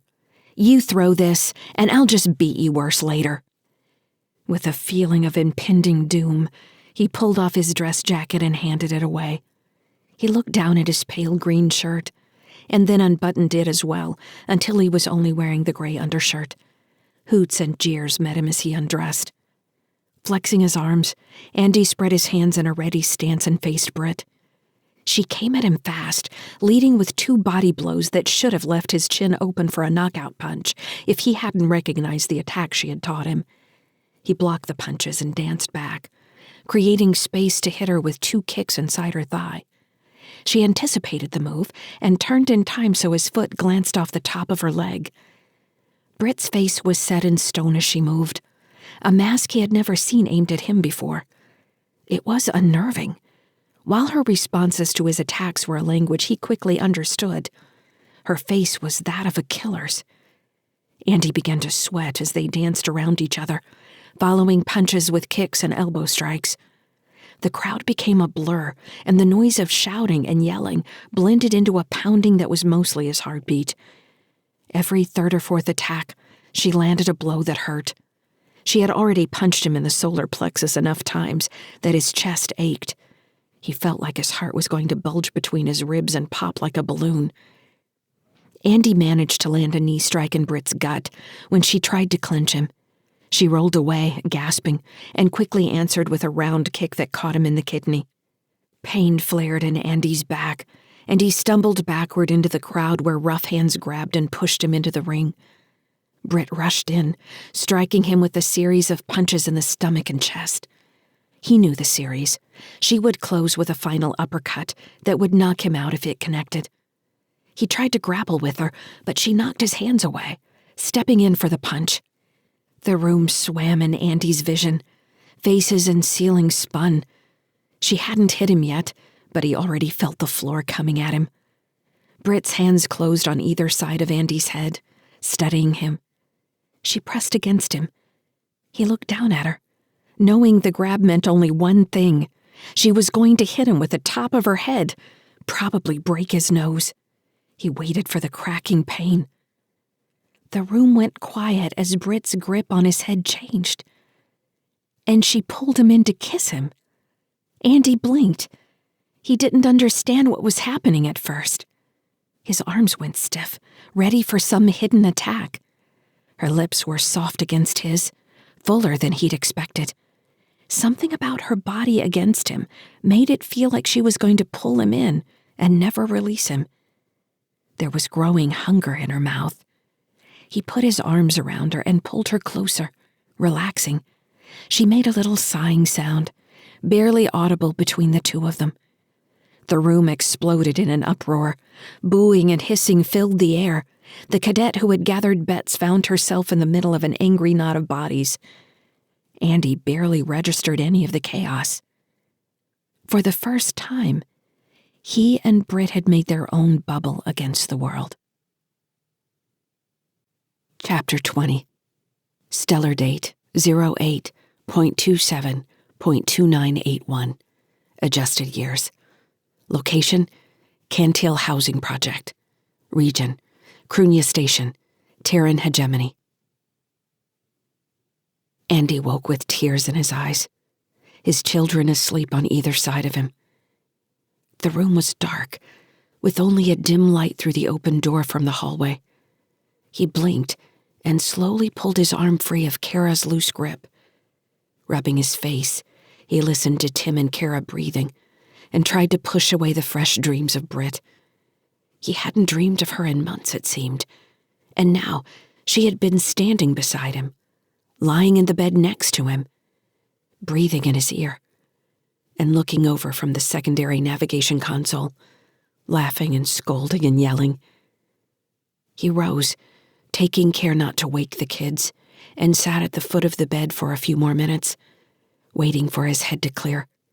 The fuzziness was probably a hangover from the anesthesia.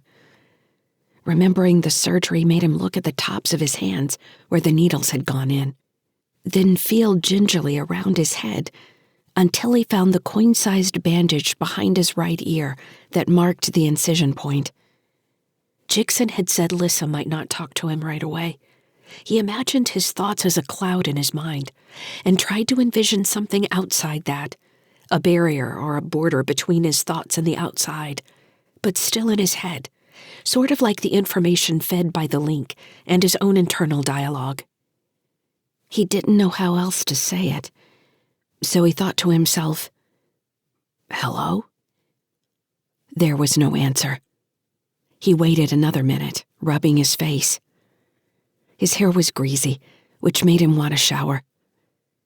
Keeping a hand on the bed, Andy stood slowly, waiting for nausea or vertigo to force him back down.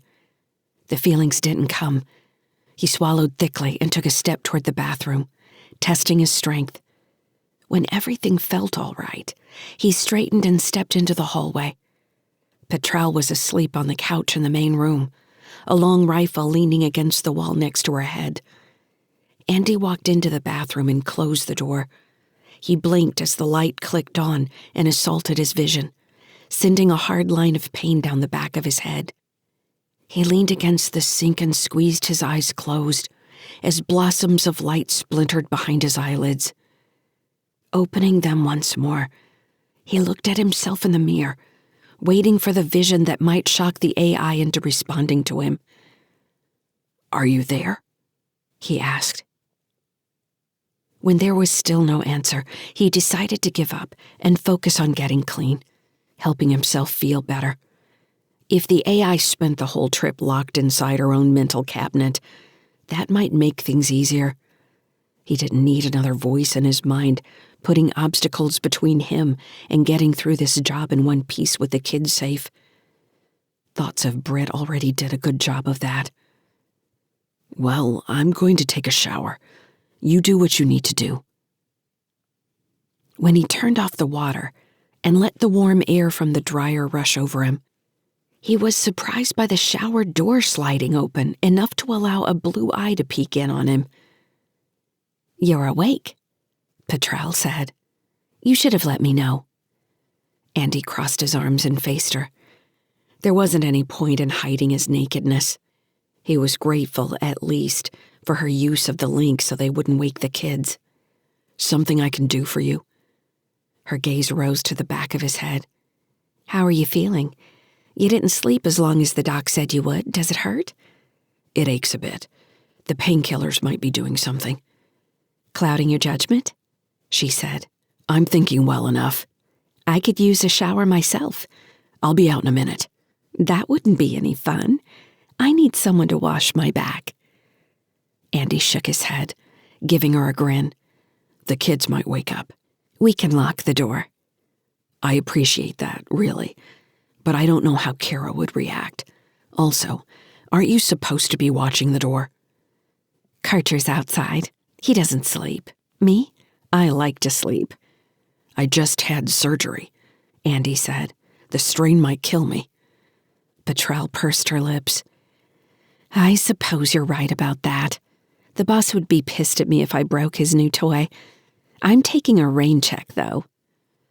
She slid the shower door closed, and he heard the bathroom door open and click as she left. Was everyone on Cruithne as forthright as her? He couldn't help but wonder what she wanted from him. The notion that the answer might be just sex seemed too naive. If her goal was to catch him in a vulnerable situation to attack or assassinate, she'd just had, and passed, on her chance. Whatever her endgame was, sex and death were not it. Andy finished drying himself and pulled on clean clothes. When he caught his reflection in the mirror, he had a moment of disconnection, as what he expected and what he saw didn't quite line up. But he looked the same as before the shower, same as always. His eyes were the same faded blue, his crow's feet the same deep creases. He looked weathered and beaten and probably too thin. "Are you there?" he asked. There was still no answer. Petrel was sitting on the couch when he re-entered the main room. She gave him a wave and went back to watching something quietly on the entertainment holo unit. He shrugged. Probably time for the kids to wake up anyway. Andy shuffled into the kitchen and opened the cabinets to get a look at what supplies he had to work with. There was a canister of real coffee, a collection of ready-made meals, but also containers of flour, sugar, butter, and milk. A container of what looked like fresh eggs rested in the cooling unit beside some milk, though he was certain both were synthetic. As he set about getting breakfast together, he listened to the family drama playing out on Petrel's program. It sounded local to Cruithne. The daughter wanted to bust TSF supply shipments, while the brother served as an ensign on a TSF battlecruiser. While the ensign seemed entirely too aware of the TSF brass and InnerSol, unrealistic for his rank, the daughter's longing for Earth and the possibility of a life on High Terra rang true. Just as Andy had the pan hot enough to start testing pancakes, Petrel wandered in, making loud sniffing noises. "You're cooking," she said aloud. "Really? Can you get any sexier?" "You don't cook?" "Why?" She stuck her finger in the batter and sucked it. "When you're on your own, and all you can afford is the basics, you learn to cook." "What are you making, anyway? I have to be honest. This doesn't taste very good." "That's because you're not supposed to eat it that way." Petrel flicked batter in his face. "Then why didn't you warn me?" "You're the information broker.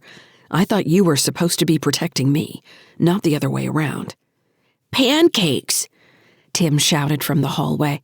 He ran through the main room, ignoring Petrel's rifle, to stand beside Andy at the stove. Cara followed more slowly, rubbing her eyes. When she reached her dad, she pushed in between him and Petrel and hugged his side. "When did you get back?" she asked, ignoring the other woman. "Last night," Andy said. "Sorry I had to be out so late." Cara pointed at Andy's head. "Why do you have a bandage behind your ear? Did you hurt yourself? What happened?" "I had a little operation. It's part of the job we're doing. As soon as Sunny Skies is up again, we'll be leaving." "How long?" Tim said. 2 days, maybe less." Andy used a spoon to run a line of batter droplets across the pan, testing its temperature. When they quickly browned, he knew the pan was ready. He looked at Petrel, saying, "Watch this." Her eyes grew wide as the pancakes took shape on the pan. 10 minutes later, everyone had a plate with warm pancakes and synthetic butter and syrup. "You should invite Karcher in when you're done," Andy told Petrel. She nodded and walked to the door.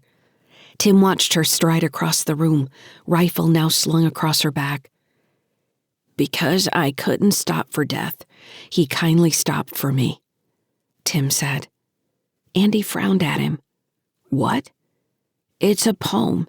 We've been reading poetry." Andy shook his head. "Say it again." "Because I couldn't stop for death, he kindly stopped for me," Tim repeated proudly. "The carriage held but just ourselves and immortality." A line of pain shot down the back of Andy's head. He gripped the edge of the counter to steady himself.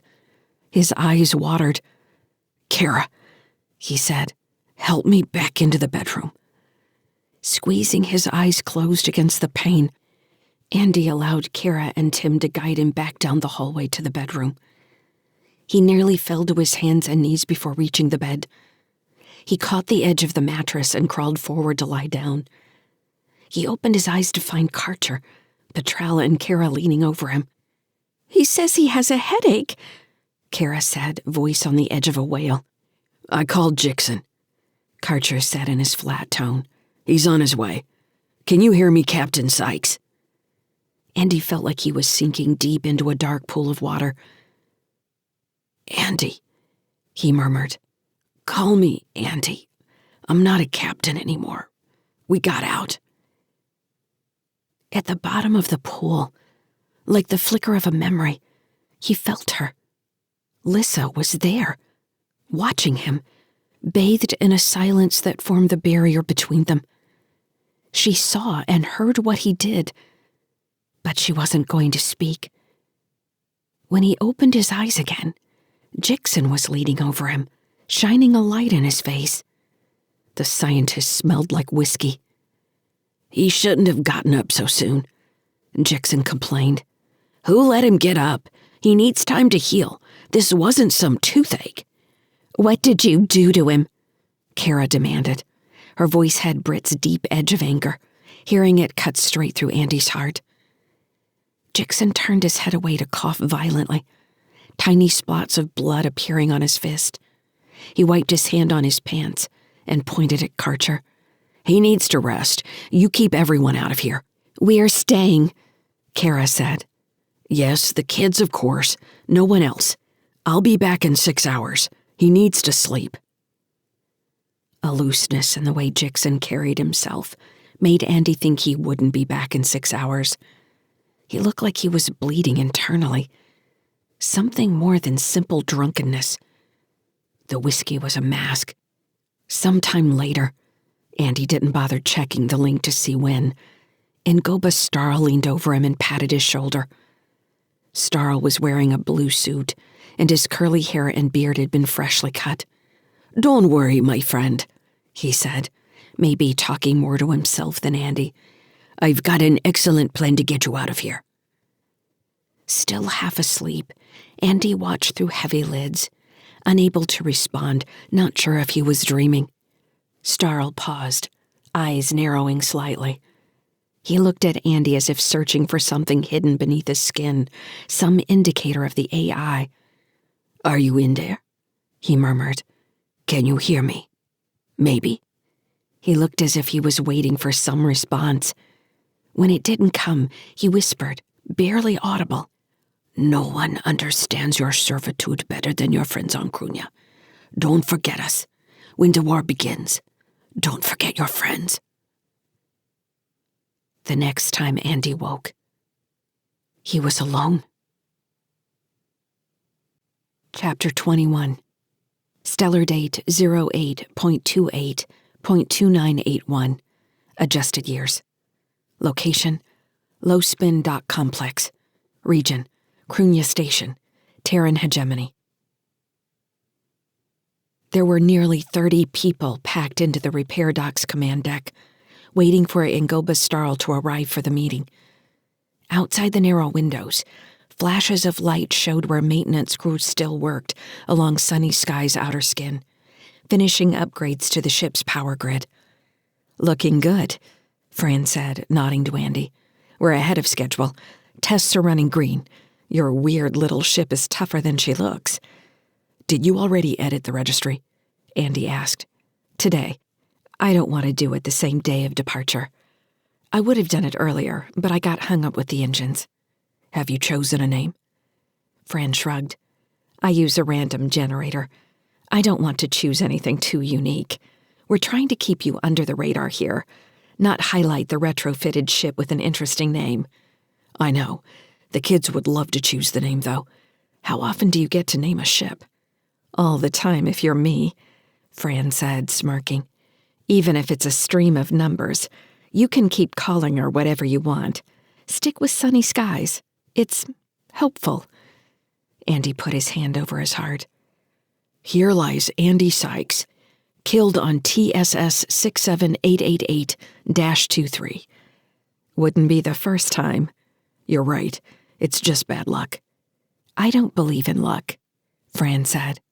She tapped one of the wrenches hanging from her harness. Things are made to work. When they don't, it's usually because somebody along the line was lazy. Like using a name generator to name my ship, Andy said, raising an eyebrow. Caution isn't laziness. Neither is a healthy dose of luck, he said. Did you perform the rituals? Andy had met too many station-based engineers who didn't believe in luck.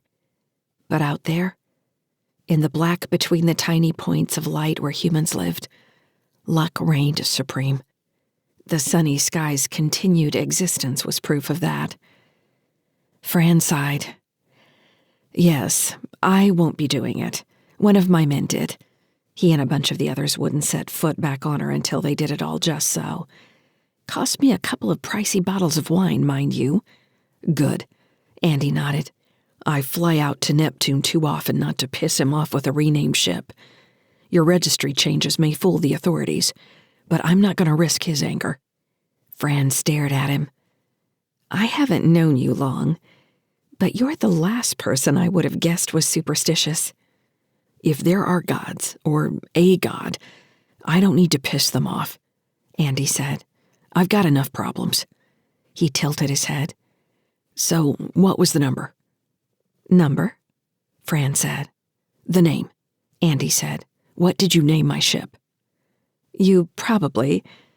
Fran started to answer, when the murmuring in the room lowered and Starl walked through the doorway, cutting her off. He was wearing the flashy EV suit Andy had first seen him in when he and his men had boarded Sunny Skies. He carried his helmet under one arm, a holstered pistol at his hip. "Friends!" he called out. The room went quiet. "Low spin, yeah?" "Low spin," everyone but Andy answered in unison. He hadn't realized he was surrounded by members of the syndicate. They all looked like maintenance workers and technicians.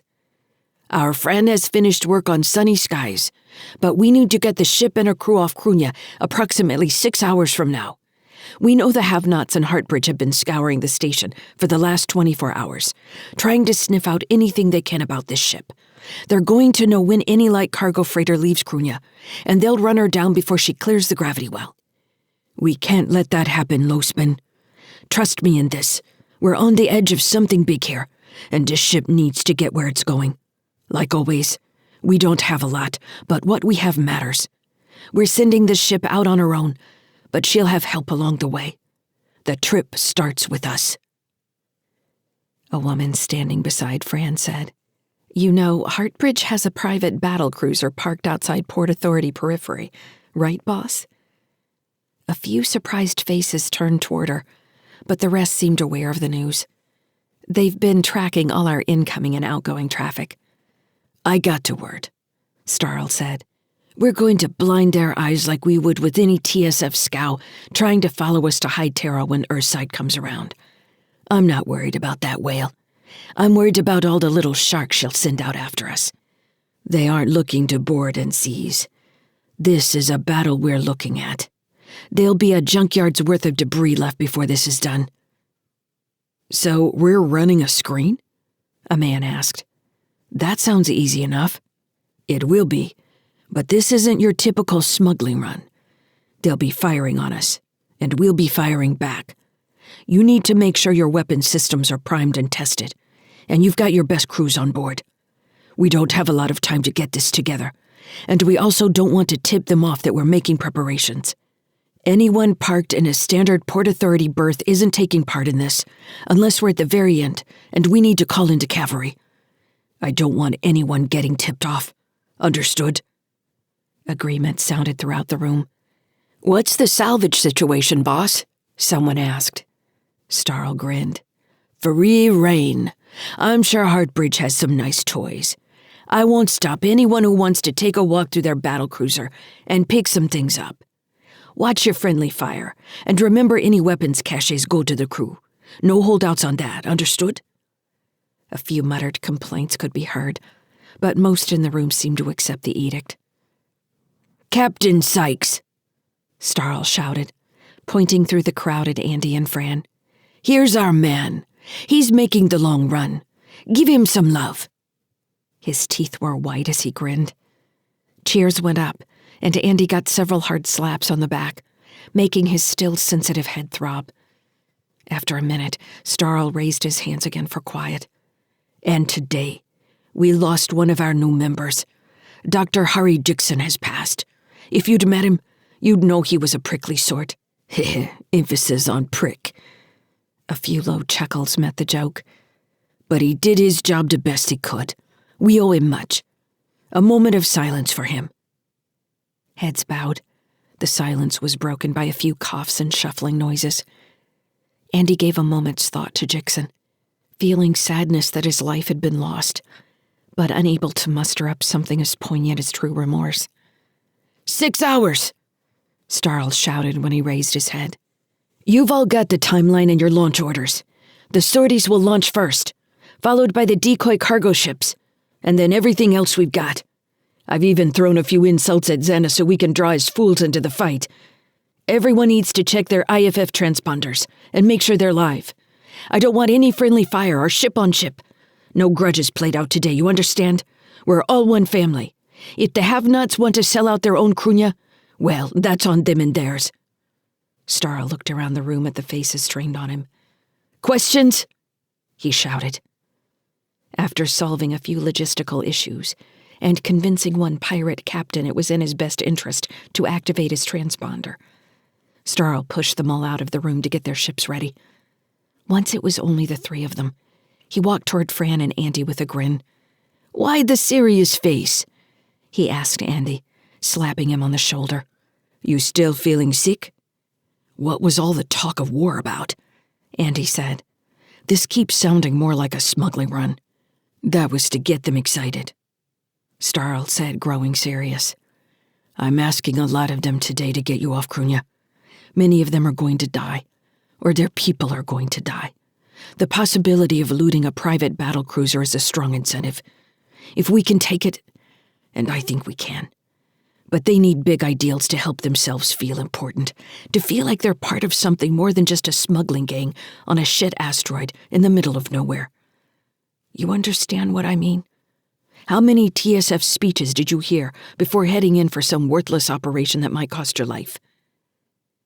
Thoughts of Brit and Fortress 8221 flashed through Andy's mind, but he pushed them away. "I heard you say something about servitude," Andy said. "Before, when I was almost unconscious, you were trying to talk to the AI." Starl narrowed his eyes. He gave Andy a sideways glance.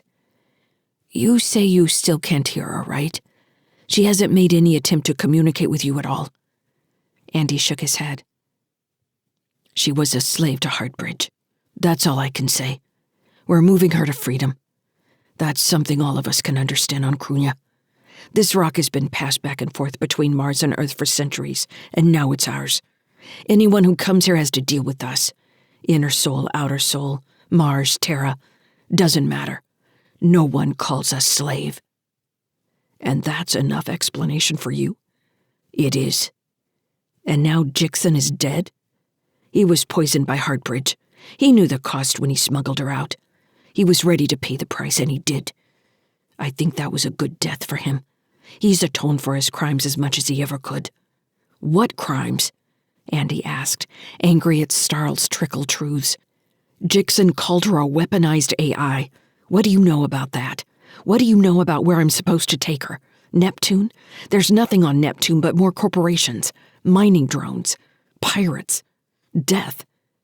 "Like Cruithne," Starl said, grinning again. "I don't know," Andy shouted, angry now. "I need more information. You're asking me to take my children and my ship into the dark with only these little crumbs of information. It's not enough."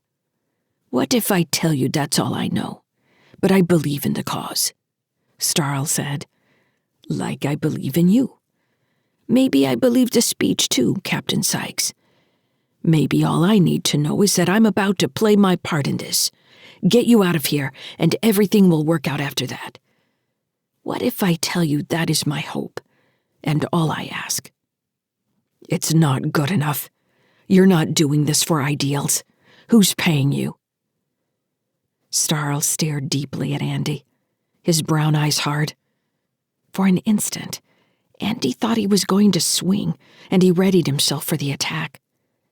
A tick flexed in Starl's cheek, but he didn't answer the question. If Ngoba Starl was more than a bought pirate for some competing interest with Heartbridge, he wasn't willing to surrender that knowledge. "It's what it is," Starl spat, "and you agreed to it. We've held up our part of the bargain. Your ship is repaired. Your children are safe, not begging in some off-corridor of Cruithne, where terrible things happen." Starl jabbed a finger at Andy's chest. "It's time to hold up your end of the deal. I know you're a man of your word." "This wasn't a choice I made freely," Andy said. Starl shrugged. "You made it, yes." Andy couldn't answer. He turned to look out the window at the crested curve of Cruithne's ring blotting out stars. He didn't know what to say. Starl wouldn't give up his bosses, and Andy had accepted the deal. Misgivings aside, there was no going back at this point. Fran is going with you for the initial burn, Starl said, letting the matter drop. Once you're at velocity, she'll return in a shuttle. He looked at the technician. Still a good plan? Fran nodded. Everything's ready. I don't expect any issues. I'll make the final edits on their transponder from here. Then we'll go over together. I didn't want to do it the same day we left, but, well, circumstances change. Circumstances change, Starl said like a mantra. He took a deep breath, appearing pleased. Faster than we would have liked, but still coming together. This is all right. He held up a hand. I understand your frustration, Andy, I do. I have children myself. He met Andy's gaze briefly. I hadn't told you that. I don't tell many people. It's a liability for me and unsafe for them. I trust Fran here with my life. She's always known. Andy glanced at Fran. She was watching Starl as if he had actually surprised her. Don't give me that look, Starl told her. You could kill me with a loose bolt if you wanted. You think I don't know it? Ngoba, she said. You don't need to say things like that out loud. It's the same thing as our mission here, Starl said. Trust. Captain Sykes doesn't know us. He doesn't trust us. We had him over a barrel when he met us. Why wouldn't he call everything I say bullshit? I'm glad he does. It means he's not a complete fool. He glanced at Andy. I already told you to come back here and work for me when all this is over. I'll make you a prince on Cruithne. An excellent life for a man like yourself. Anyway, since he doesn't trust us, he doesn't understand that when I say I'll take care of him and his family, I mean it. Low spin means something. We make it mean something every day. Andy was getting tired of the wall of words. Starl reminded him of his dad when he would wear someone down through force of personality alone. While the plan to get them away from the asteroid wasn't the best, he couldn't think of a better way to do it. Flood the surrounding space with similar ships on wild trajectories, ambush the Overwatch element, and pick off any ships that tried to follow. Promise your people the spoils of war. It would be an excellent day for the low-spin pirates, really. I understand, Andy said finally. I'm in. Starl gave Andy a gracious nod. He turned, slapping the helmet under his arm. I'll see you in a few hours, Starl said. I have some more details to attend to. My lieutenants have their marching orders, but I need to see if I can finally convince Xanda to turn on Heartbridge. That's the last trick I'd like to pull off today. He laughed. These corporate fucks think they can infiltrate my station. Take my friend Xanda. They'll learn a hard lesson. He turned toward the door, and had only taken a few of his long, sure strides when a concussive rush of air hammered Andy's ears. He opened his mouth to yell Starl's name when the door exploded inward, engulfing the king of low spin in a roiling ball of black-tinged flame. Chapter 22. Stellar date 08.27.2981. Adjusted years. Location, Cantil Housing Project.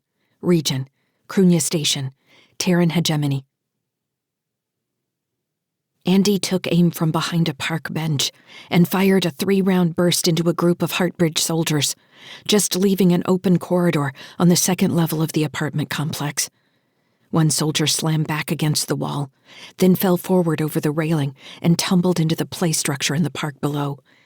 The 2 remaining soldiers found cover and returned fire, shattering a bulkhead panel above Andy's head. Karcher, you got them? Yeah. The low-spin soldier shifted from his position near the apartment door and launched 2 grenades into the second-story balcony. An explosion blew out from the corridor, raining the glass and ceramic facade onto the park below. Andy waited, scanning the dissipating smoke for movement, then dashed across the open area to slide into position beside Karcher. The soldier gave him a shallow nod, face hidden behind a combat helmet. We're clear, Karcher said. Rising to a crouch, Andy activated the apartment door and ran inside. He waited for the portal to close and lock behind him, then shouted, "Cara, Tim, where are you?" "You're lucky I knew you were coming," Petrel said, rising from behind the couch with her rifle at her shoulder. "Have you got an update on Starl?" She shook her head. "He's alive. That's what they were saying 2 hours ago."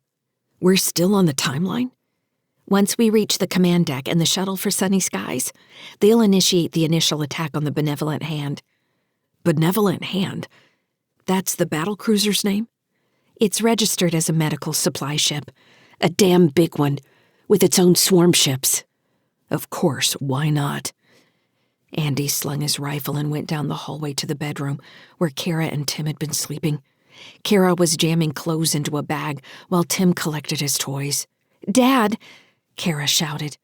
They ran to Andy for a quick hug. Then he held them at arm's length. "Have you got your things? We need to leave now. You've got another minute, and then we need to get out of here." "What's going on?" Cara asked. "Is that shooting outside?" "Shooting?" Tim shouted. "There's fighting outside. We need to get back to the ship." Andy checked the room. "Tim, why are all your things still lined up? Where's your bag?" "I want to make sure I don't miss anything. Petrel didn't say we had to pack everything right now. She said we needed to get our things together." "That means pack them up," Cara said. "I told you. You didn't want to listen." Andy recognized the flare of frustration he felt as secondary to the real problems facing them once they left the apartment. This was almost a respite. "Let me help you, Tim. Where's your bag?" Over the link, he asked. "Karcher, are we still clear?" "We're clear, but they're most likely going to send someone after that fire team soon. We need to get out of here. Give me 2 minutes. I can't give you anything, Captain." As Tim held his bag open, Andy scooped up his row of spaceships and cargo drones and dropped them through the opening onto the crumpled clothing already inside. At the end of the line was a small book he hadn't seen before. "What's this?" he asked, turning it over. "Where did you get a book? The Poems of Emily Dickinson?" "That's mine," Tim said. "The doctor gave it to me." "He gave it to us," Cara said. "I said you could have it." "I like it better than you do." "When was Jixon here?" Andy asked. "We've got activity, Captain," Karcher announced, followed by 3 muted explosions from outside the apartment. Dust floated from cracks in the ceiling. "We'll talk about it later," Andy said. "Have you got everything? We're not coming back here. We're going straight back to the ship." "That's everything," Tim said, then, "Wait!" He crawled under the bed to pull out a last spaceship that somewhat resembled Sunny Skies, with a long body and wheel-shaped habitat near the midpoint. "Come on," Andy said. He pushed them through the doorway in front of him. In the main room, he knelt and pulled them in close. "Listen to me," Andy said. "Petrel and Karcher are going to lead the way, and I'll be behind you. At least that's how we're going to start. Things might get mixed up. You need to pay attention to us and where we're going. If we tell you to run, you don't think about it. You run. Do you understand?" His gaze bored into each of them until he had solemn nods. "You don't think about it," Andy said. "You run. You're little robots and I'm sending you orders. Even if you have to leave for a little while, I'll follow as soon as I can. You understand?" "Are people going to be shooting at us, Dad?" Tim asked. "I hope not, buddy."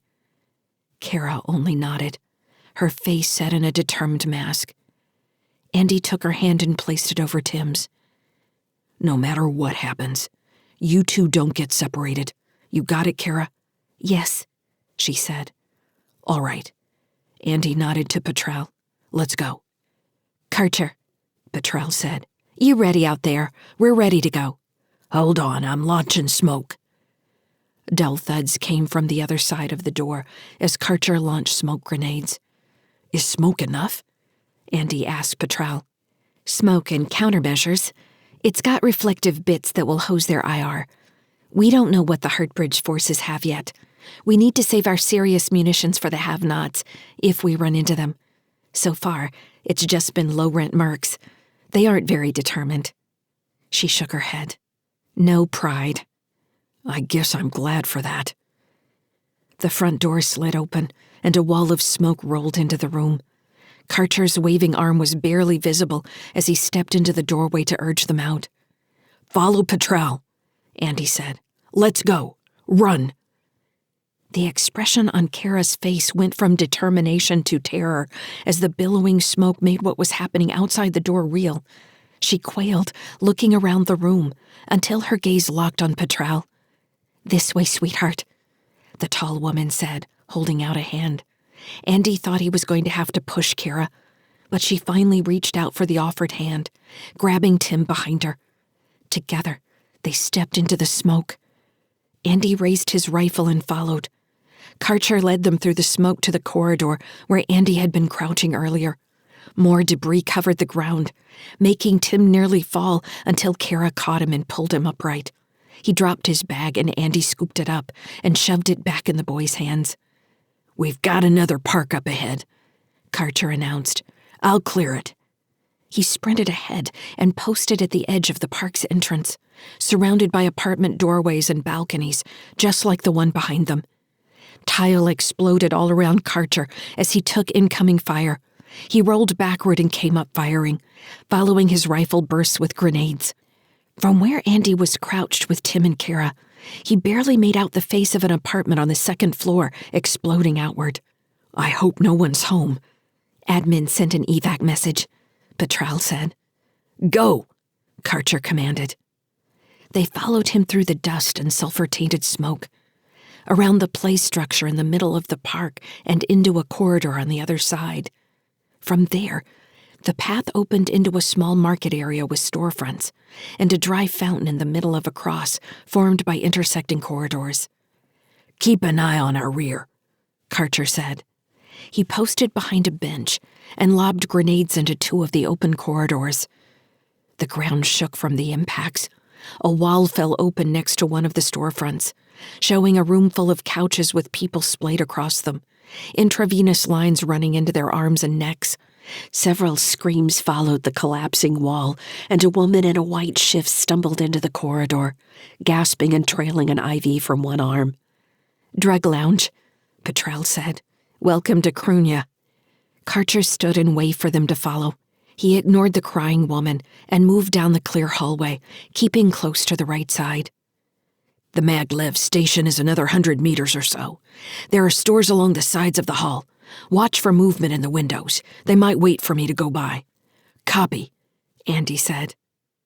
They kept a good pace, with the kids nearly running the whole time. Tim kept dropping his bag and scrambling to pick it back up. Finally, Andy put the strap over his neck and told him to hug it. That worked until he tripped on a brick from a blown-out stretch of wall. Before Andy could reach him, Tim was rolling on the floor wailing from the pain of a scraped knee. Small weapons fire barked ahead of them. Get down, Andy yelled. He landed next to Tim and pulled his son beneath his body as bullets filled the hallway. Karcher and Petrel answered with more fire. There was no cover, just the low pile of plas and steel from the smashed wall.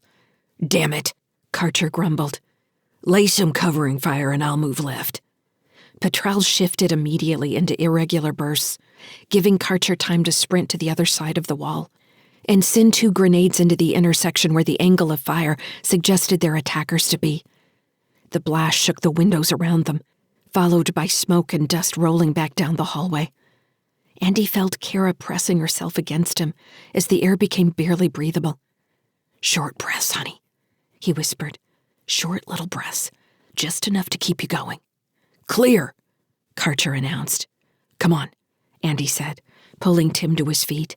It's time to run again. Stay with me. The maglev station was a narrow chamber lined with evenly spaced pillars between the platform and the back wall. As they crept down the stairs into the station, it became obvious they had just missed a firefight. Several concrete walls were cratered and still smoking, and bloodstains were smeared across the floor where wounded had been dragged back behind fallen sections of the ceiling. We're supposed to get on a maglev? Andy said. What makes that a good idea? Are they even running? It's a private car, Petrel answered. I'm calling it now. As long as the track isn't blocked, we shouldn't have any problems. Fire, 2 o'clock, Karcher called, just before an electron beam drew a bright blue line through the air from the other side of the platform. The wall at Andy's back exploded. He grabbed at Tim and Cara as he flew forward, falling on top of them and catching a bagful of splintered concrete at the same time. His head rang, and his link connection reset following the beam's EM disruption. Karcher and Petrel rolled to either side, taking up positions behind nearby pillars. "Have you got eyes on?" Karcher asked, voice still emotionless. "I see 2 behind that planter over there," Petrel answered. She was breathing heavily, sounding as if she might have been hit. "I see." Karcher sent a grenade over the left side of the concrete planter box.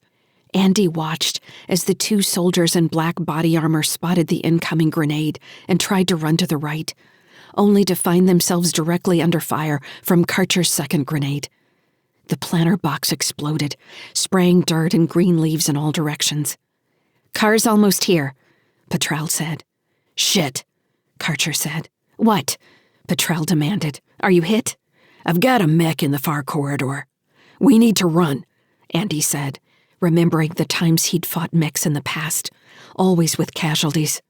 "We can't do anything against a mech. It'll tear this place apart." "The car's about to arrive," Petrel said. "Almost." The far end of the platform erupted, and the air around them filled with buzzing sounds. Concrete splintered and popped, sending shards in every direction. Andy held Tim and Cara just beneath the upper edge of the pile of bricks, hoping it might provide concealment. It certainly wouldn't provide adequate cover from a mini-tank. The pillars around them disintegrated as rounds tore them apart, wearing them down like Tim chewing a carrot.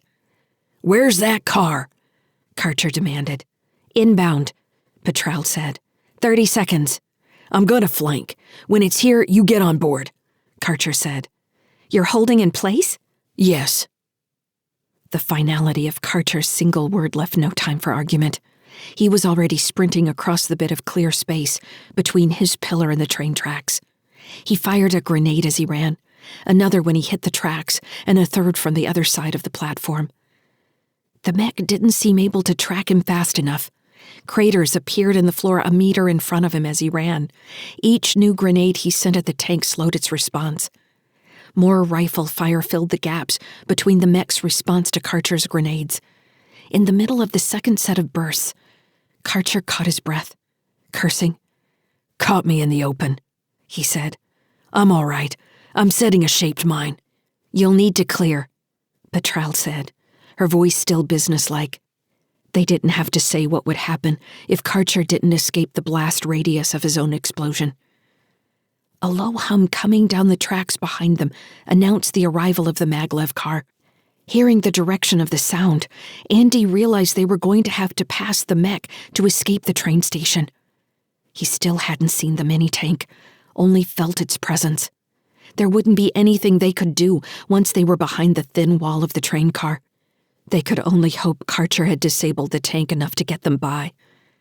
"When the door opens," he breathed to Tim and Cara, "we're going to run. You understand?"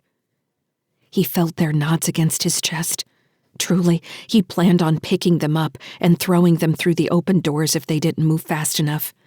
"I'm drawing them in," Karcher said. "Hold your fire. They might think I'm alone." The floor rumbled as the mech pushed forward with thundering steps.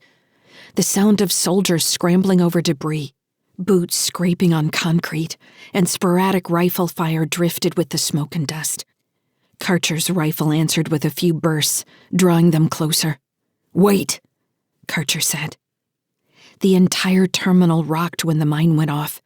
The maglev car swayed on its magnetic rails so much that Andy was worried it was going to dislodge. Dust rained from the ceiling, and a huge cloud of smoke rolled from the direction Karcher had run in. Andy waited for more rifle fire, but the only sounds were cascading bits of concrete from the walls and ceiling. "Karcher," Petrel called out. "Karcher, report." Andy allowed himself a deeper breath. He let it out slowly. There was still no answer. "We need to go," he said. Petrel looked back at him from the stub of a pillar she was hiding behind. She nodded, her expression worried, but resolute. Andy waited another second for some indication of life from the other side of the terminal. Nothing. Go, he whispered sharply. He pushed himself to his feet and caught both kids under the arms, pulling them in close as he charged across the open space to the rail car, heart pounding in his ears. He jumped over the threshold and hit the floor, pulling the kids down with him, ready for the rain of bullets that would tear the car apart. Petrel leaped into the car a second after him. She crouched beside him and slid his rifle next to his head. "You forgot that," she said. Andy blinked, not remembering when he'd set it down or how he had forgotten it. All he could think about was getting the kids in the car.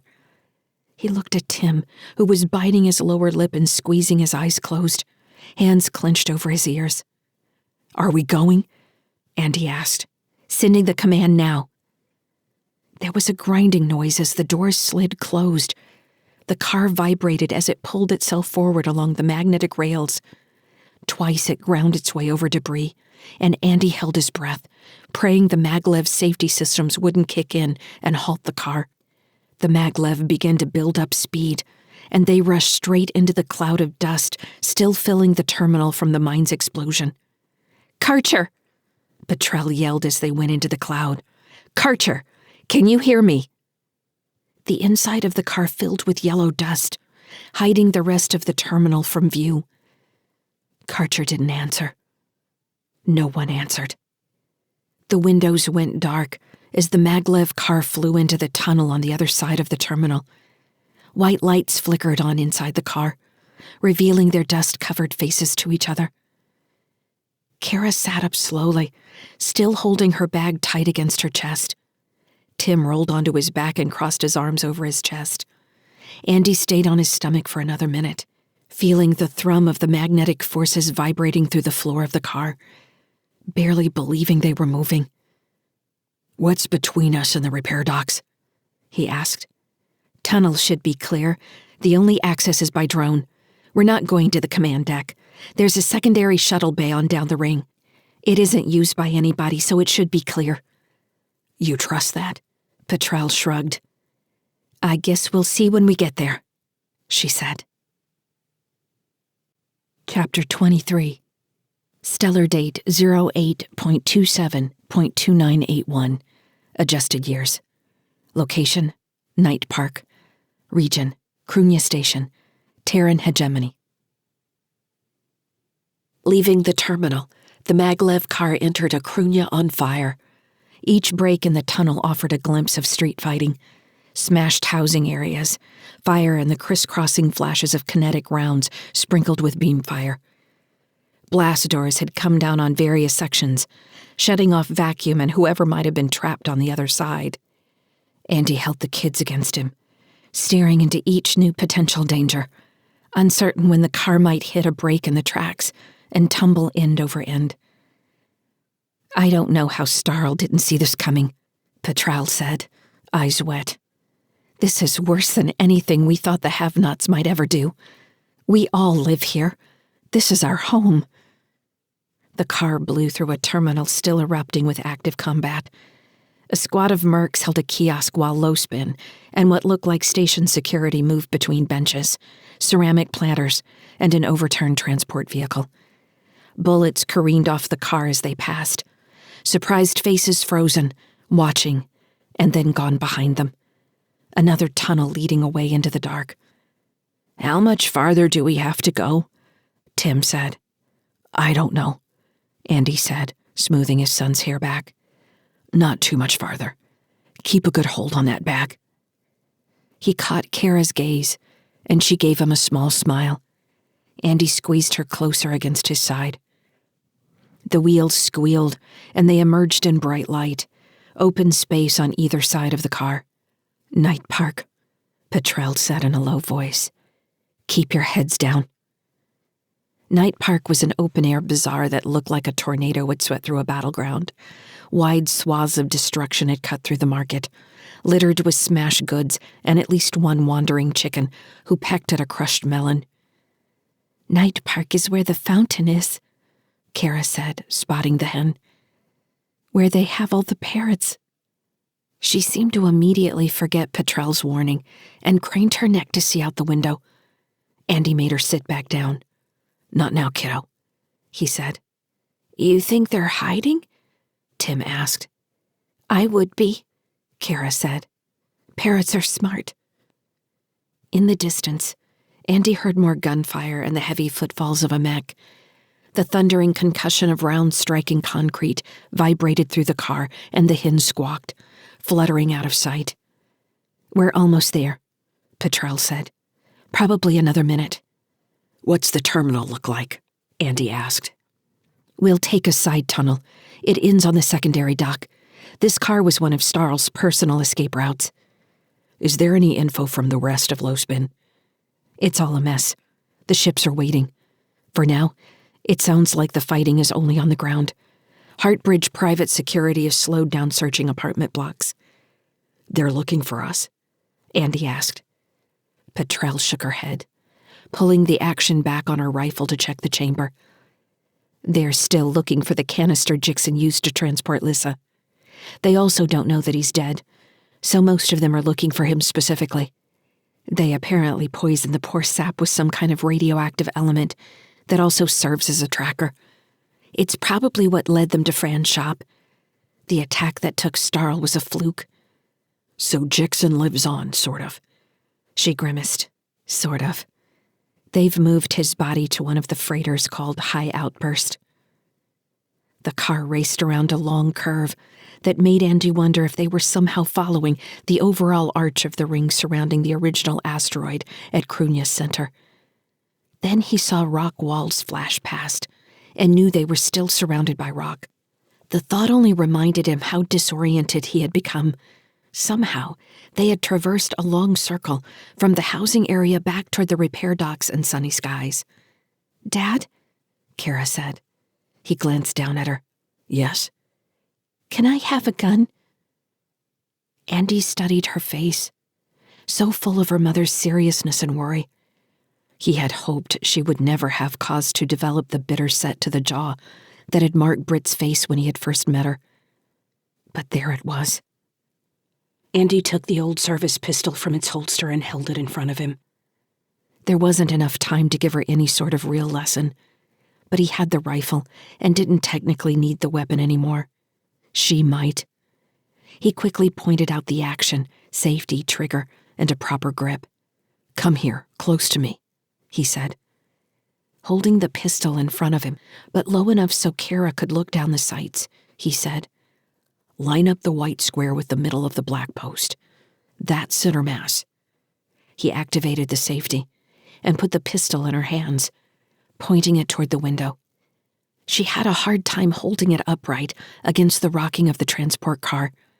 She squinted and tilted her head to look down the sights. "I want to do it," Tim said. "Keep your voice down, Tim. This is only for right now. Put the meat of your finger on the trigger, Cara." He checked her finger and corrected her placement. "Like that. Do you feel it in the middle of your finger pad like that? That way you squeeze straight back." Cara nodded, still looking down the sights. "When do you point a gun at someone?" he said. "When I'm going to shoot them." "Do you ever point it as a joke or to play?" They had been through this before. "Never," Tim shouted. "Can I hold it now?" "Not now, Tim. This is for Cara." "What's the answer?" "Never," she said. "Good," Andy said. "Look, if this wasn't the only pistol I've got, I'd give it to you. For now, I'll hang on to it. If you—" He paused, unable to find the right words. "If you need to use it, you take it, all right?" Cara blinked, looking up at him with round eyes. She understood. Andy nodded. "Let me have it back, Cara." She took another look down the sights and handed the pistol back. "When we have time, we'll do a real lesson. For now, you leave the shooting up to Petrel and me. Like I said, all you do is what we tell you. No thinking about it, understand?" "I still understand," Tim complained. "Andy," Petrel said, "we're almost there." He checked the action on the pistol, set the safety and holstered it. A glow grew in the tunnel ahead, and then they were slowing as the car entered another terminal. At the far end of the station, another tunnel branched off. "Is that it?" he asked. "Yes, it's another 100 meters down that branch. There's a blast door in the tunnel line we can activate from inside. Once we're in there, no one's following us." The terminal was like the others, white tile with evenly spaced pillars. Its lights were still functioning normally. The car began to slow, vibrating ever so slightly on the magnetic rail. Andy nearly allowed himself to breathe when he caught movement behind one of the pillars. A soldier in a black uniform had seen the car and was sprinting toward something. Andy recognized a firing position made from the same white tile of the walls. The black muzzle of a heavy gun swung toward them. Before the weapon fired, an explosion in the right corner of the front of the car tossed it nearly on end. The floor heaved beneath them, windows shattering on both sides of the car. Ears ringing, Andy grabbed at the kids, but could only hang on to Tim. Andy slid backward, his head bouncing off the edges of plastic seats. The car fell toward the side of the terminal where the gun emplacement was positioned. Andy found himself with his back against the rear wall, staring up through the leaning car, light at his back from the smashed rear doorway. Petrel was crouched on the back of a seat at the car's midpoint, rifle at her shoulder. He couldn't tell through the smoke and dust what she was aiming at, but she started squeezing off 3 round bursts, then dropped to a lower seat and took aim again. Rifle fire answered, peppering the wall of the car with pockmarks and a few burst holes. "Cara," Andy hissed. "Where are you?" "Here," she said. He followed the sound of her voice and found her lying on her stomach on the back of a seat just above him, hair full of dust. "Petrel, I'm going out this back door with the kids. I'll try to find cover against the wall closer to their gun emplacement. We'll move toward the tunnel." "You're going to be wide open once you try and get into the tunnel." "You see another way?" She didn't answer. Firing another burst, she shook her head disgustedly. "No, at least get out of here before they fill this thing with grenades. I'll lay down some cover." As soon as Petrel started firing, Andy rolled to push Tim through the broken door. Grabbing for Cara, he pulled her down and made her crawl out ahead of him. He had to clamp a hand on Tim's ankle before his son could crawl the rest of the way out of the car onto the open track, the leaning rail car hiding them from the gun emplacement. "After me," Andy said. "You follow me, okay? You don't move until I move." Tim's eyes were round and terrified, as though Andy's brusque tone scared him more than bullets. The space between the magnetic rail and the side of the trench was about as wide as Andy's shoulders, with carbon scoring and scuffs from where the emergency clamps holding the car down in zero-G areas had scraped the rail. The magnetic field was still active, and Andy made sure to hold his weapon clear as he crawled around the broken door with his rifle across his inner elbows. Checking quickly for any sign of movement near the edge of the platform, he crawled the rest of the way out, then motioned for Tim and Cara to follow him. Once they were out, he led a short dash so they were off the track and flattened against the platform wall, the smoking car leaning above them. Petrel was still firing from inside the car. "We're out," Andy said. For the first time, the big gun at the emplacement fired into the car, blowing a hole out its roof. It was a tank buster, and the round went through the thin steel like tissue paper. "Damn it, you all right?" Andy shouted. "I'm here." She released a long burst of fire, and then appeared at the bottom of the car. Adjusting her rifle, she aimed the grenade launcher and lobbed 3 rounds over the car into the emplacement against the far terminal wall. The grenades blew debris back across the tracks. "Run!" Petrel howled. Andy grabbed the kids and sprinted along the wall. The mouth of the tunnel ahead yawned before them. Once they passed back over the rail, they'd be in plain sight of anyone up on the platform. He could barely make out the second opening down the tunnel. Catching up with him, Petrel fired 2 more grenades at the emplacement. They landed badly, hitting the far wall too high to do any real damage. Dust and tile rained on the emplacement. The big gun rotated toward them, lifting its barrel. "I'll lay more covering fire," Petrel said. Stay to the inside wall of the tunnel. Once you're near the second opening, they won't be able to see you. The emergency door activation is just inside. She turned without waiting for an answer and fired from her hip. We need to run, Andy told the kids. Along the wall, this way. Glancing back, he caught sight of Petrel, paused just inside the tunnel, firing from her shoulder now. She crouched and aimed carefully. When they reached the branch tunnel, the big gun boomed again. They hadn't bothered to aim into the tunnel. The round struck the midpoint of the arch above Petrel, collapsing the concrete over her head. Petrel! Andy shouted. Can you hear me? There was no answer for a second. Then she said, Are you in the tunnel? Damn it, I shouldn't have answered you. Get out! Get down the tunnel, Andy told Tim and Cara, spotting the emergency panel, a yellow square with an oversized red switch in its center. Andy said, That closes the doors on this tunnel. Cara, you be ready to hit it when I tell you. Dad? Do it, Cara. Running a function check on his rifle as he sprinted, Andy navigated the debris that had fallen inside the branch line. The opening was still full of dust, concealing his movement for a few seconds at least. If the soldiers followed any sort of doctrine, they'd be lobbing grenades down the track soon enough.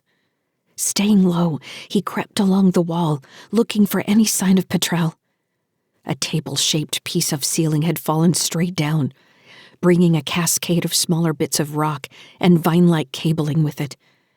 Andy found Petrel on the inside edge of the collapsed tunnel, one leg caught under the pile, her knee bent unnaturally. She was unconscious. Wrapping his sling around his arm to hold his rifle steady, Andy grabbed her by the collar and heaved. The leg didn't want to move. The shouts of coordinating fire teams floated through the dissipating dust cloud. Grunting, he pulled again, but was only able to drag her a few inches. Something was caught. Let me help, Dad, Cara said from behind him. Andy turned to her, wanting to shout for her to run, but she was already moving to grab Petrel's caught leg. Andy tried to look through the cloud again, worried the tunnel opening was going to fill with bullets at any moment. Cara set her grip and nodded. Together they pulled. Grunting, Cara readjusted her hands, nearly wrapping her arms around Petrel's knee. The leg came free at last. Heart pounding, Andy grabbed Petrel around the waist and heaved her over his shoulder. Her head bounced against his back. Cara was already running for the secondary tunnel. Andy followed her. When they were through, it was Tim who hit the square button. More dust blew from the ceiling as the heavy alloy door slid down and met reinforced locks in the floor, blocking the branch line from the main track. They found themselves in complete darkness. Andy leaned against the wall, adjusting his hold on Petrel, and waited for his vision to acclimate to the dark. Are we going to go, Dad? Cara said. Follow me, he said. He was ready to probe his way forward in the dark when a line of lights flickered to life along the ceiling, showing them the dock entry just 50 meters ahead. Part 4. Traffic. Chapter 24. Stellar date 08.27.2981. Adjusted years. Location, sunny skies. Region, Cruithne Station, Terran hegemony. I named her Worry's End, Fran said with an unapologetic shrug. I didn't have a lot of time to think about it. Floating through the airlock, Andy considered the news. I thought you were going to use a random name generator. That doesn't sound random. It's better than sucking rainbow. There had to be more than that. That's what you get for taking so long. About that, Petrel's hurt. I got her stabilized with what we had in the shuttle, but I need to get her into the med bay. I've got her lashed to a splint board for now. Worry's End? Cara said. That's a terrible name. How's it different than sunny skies? Tim said. Sunny skies are a thing you can see, Cara said. Worry's End is something that will never come. It could come, Tim said, still hugging his bag. Never, Cara asserted. Dad, Tim said, is Petrel going to be all right? Andy pulled him in for a quick hug, holding onto the wall with his other hand. She's going to be fine. She's sleeping so her leg won't hurt. We're going to take her up to the med bay. Karcher's dead, Cara said. Her voice was flat, stating a fact. Andy looked at her, unable to tell how she felt about what she had just said. She might have been testing those kinds of words for the first time, really getting a sense of someone she had just met being dead, or matching it up with her feelings about her mother being gone. He wasn't sure what he'd projected on her and what was really there behind her eyes. He was torn between wanting to hold her and allowing her to work through this, to stand on her own. It wasn't going to get any easier. Everything Starl had said about the possibility of a war was still banging around in his head. The strength of those words manifested by the blood and bodies in the corridors and sweeps of Cruithne. They weren't out of this mess yet. Andy glanced at Fran. From her expression, she already knew about Karcher. We made it out, Andy said. That's what he wanted. It's still possible he'll be all right. We just don't know. Cara shook her head. He's dead. He said he wouldn't leave us otherwise. You talked to him? Andy asked. She nodded solemnly.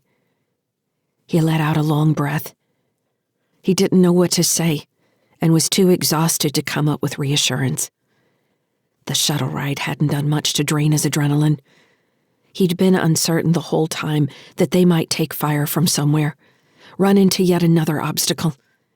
He was starting to crash now. Can they head up to the habitat? Andy asked Fran. Everything okay up there? No dangling wires, she said. Yeah, it's fine for them to head that way.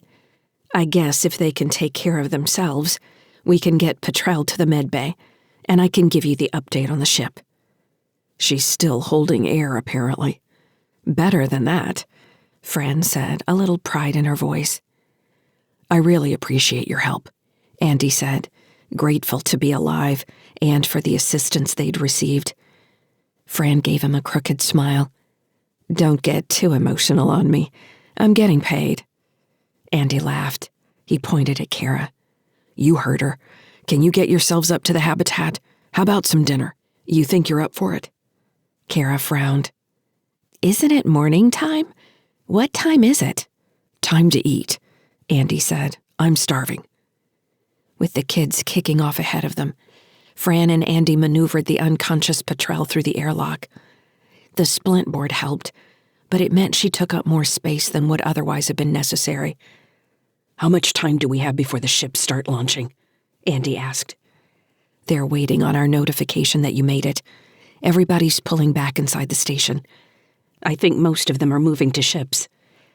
That's what Petrel said they were going to do. What if nobody makes it back? You don't know low spin. This is the best fight we've had in our history. Corporatists think they can just overrun our station like we're a bunch of squatters. I'm surprised the TSF isn't involved. Who are they going to fight for? Fran asked. Stability?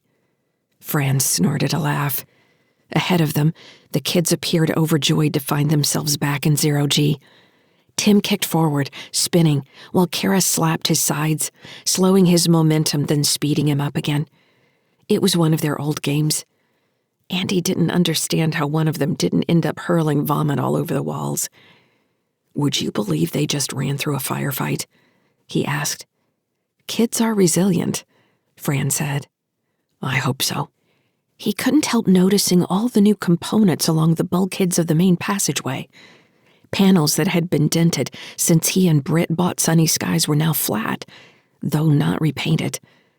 There probably hadn't been time for that. He spotted new conduit runs, pipe fittings, and hundreds of individual weld points all along their path. The air tasted clean, too. No longer the familiar mix of overheated mold and melting plastic. They had to take Petrel off the board to get into the smaller airlock leading to the habitat. Andy still wasn't used to finding the air the same temperature in the living quarters as the rest of the ship. Once they were through, Fran said, "Oh, I fixed your habitat's exterior airlock. You could board directly into your wheel now if you want. That should make things easier." That airlock wasn't structurally sound, Andy said. At least that's what we were told when we bought the ship. It wasn't, Fran agreed. If you'd let another ship dock and hadn't carefully regulated your interior pressure properly, the whole wheel probably would have collapsed like a used condom. Catching herself, she glanced at the kids. They didn't appear to have noticed. Which also tied into your environmental control system, which hasn't been maintaining proper logs for at least 150 years. They shouldn't have been able to sell it without those records. Andy shrugged. It wasn't that kind of transaction. Nobody ever needs a mechanic until shit's falling apart around them. She caught herself again, saying, "Oh, sorry." "Dad's going to wash your mouth out with soap," Tim shouted, laughing. "Try me," Fran said, smirking. Unlike the main shaft, the habitat had received a fresh coat of paint and new bulkhead panels in the most used areas. It was obvious other rooms hadn't been touched, which was fine with Andy. "All right," Andy said. "It's time for you two to head to the kitchen. We'll be in the med bay helping patrol." When the kids were out of earshot, Andy asked, "Is the ship going to make it out of here?" Fran's expression turned sour. "We'll be able to get out. You've got a new containment bottle, and we updated the transition systems. It's your onboard computer I'm worried about. I think most of your problems stem from years of poor calibration. That's just not something you can do manually.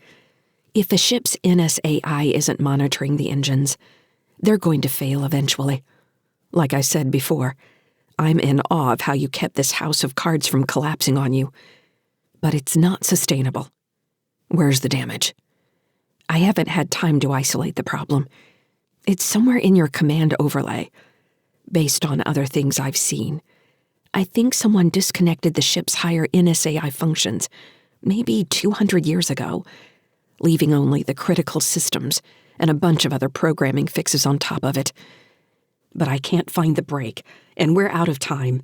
The other thing we didn't have time to finish was mounting the upgraded point defense cannons. You've got shields, but you don't have any other protection from debris or pirates." "That's nothing new," Andy said. "Just because you're used to it doesn't make it right." Though still in a stupor, Petrel began to moan just as they reached the med bay. Andy strapped her into the examination couch and let the autodoc scan her body for other wounds besides the leg. It returned strains in her back, torn muscles and ligaments, and a compound fracture within the leg, though it hadn't broken the skin. The scan glitched during the second pass, and Andy had to restart the program. "I guess you didn't get to the med bay during the remodel," he said. Fran snorted. "You're lucky to get what you did. You haven't seen half of what we did fix, and you're already complaining." Stabbing the display, Andy shook his head. "We're going to have to let it run with the diagnosis it's got. She's stabilized at least. In any case, she's going to be with us for a while. Have you got room in your shuttle to bring her back with you?" "I should, if she's nice to me. Petrel's not a fun person to be around." "She was nice enough to me." Fran gave a short laugh and looked him up and down. "She would be." "Sure," Andy said, too tired to tell if she were complimenting him or not. He turned his attention to the console, taking the opportunity to flip through the ship's control menus. Many of the status sections that used to give null readings were now logging results, from the engines to the environmental control system. Even the hydroponic pumps were back online. "You fixed the gardens." "I like plants," Fran said. "Good for kids to be around them, too." "I thought you said you hated plants." "I said plants got in the way of my drinking. I might not want to get married, but I can enjoy something from time to time."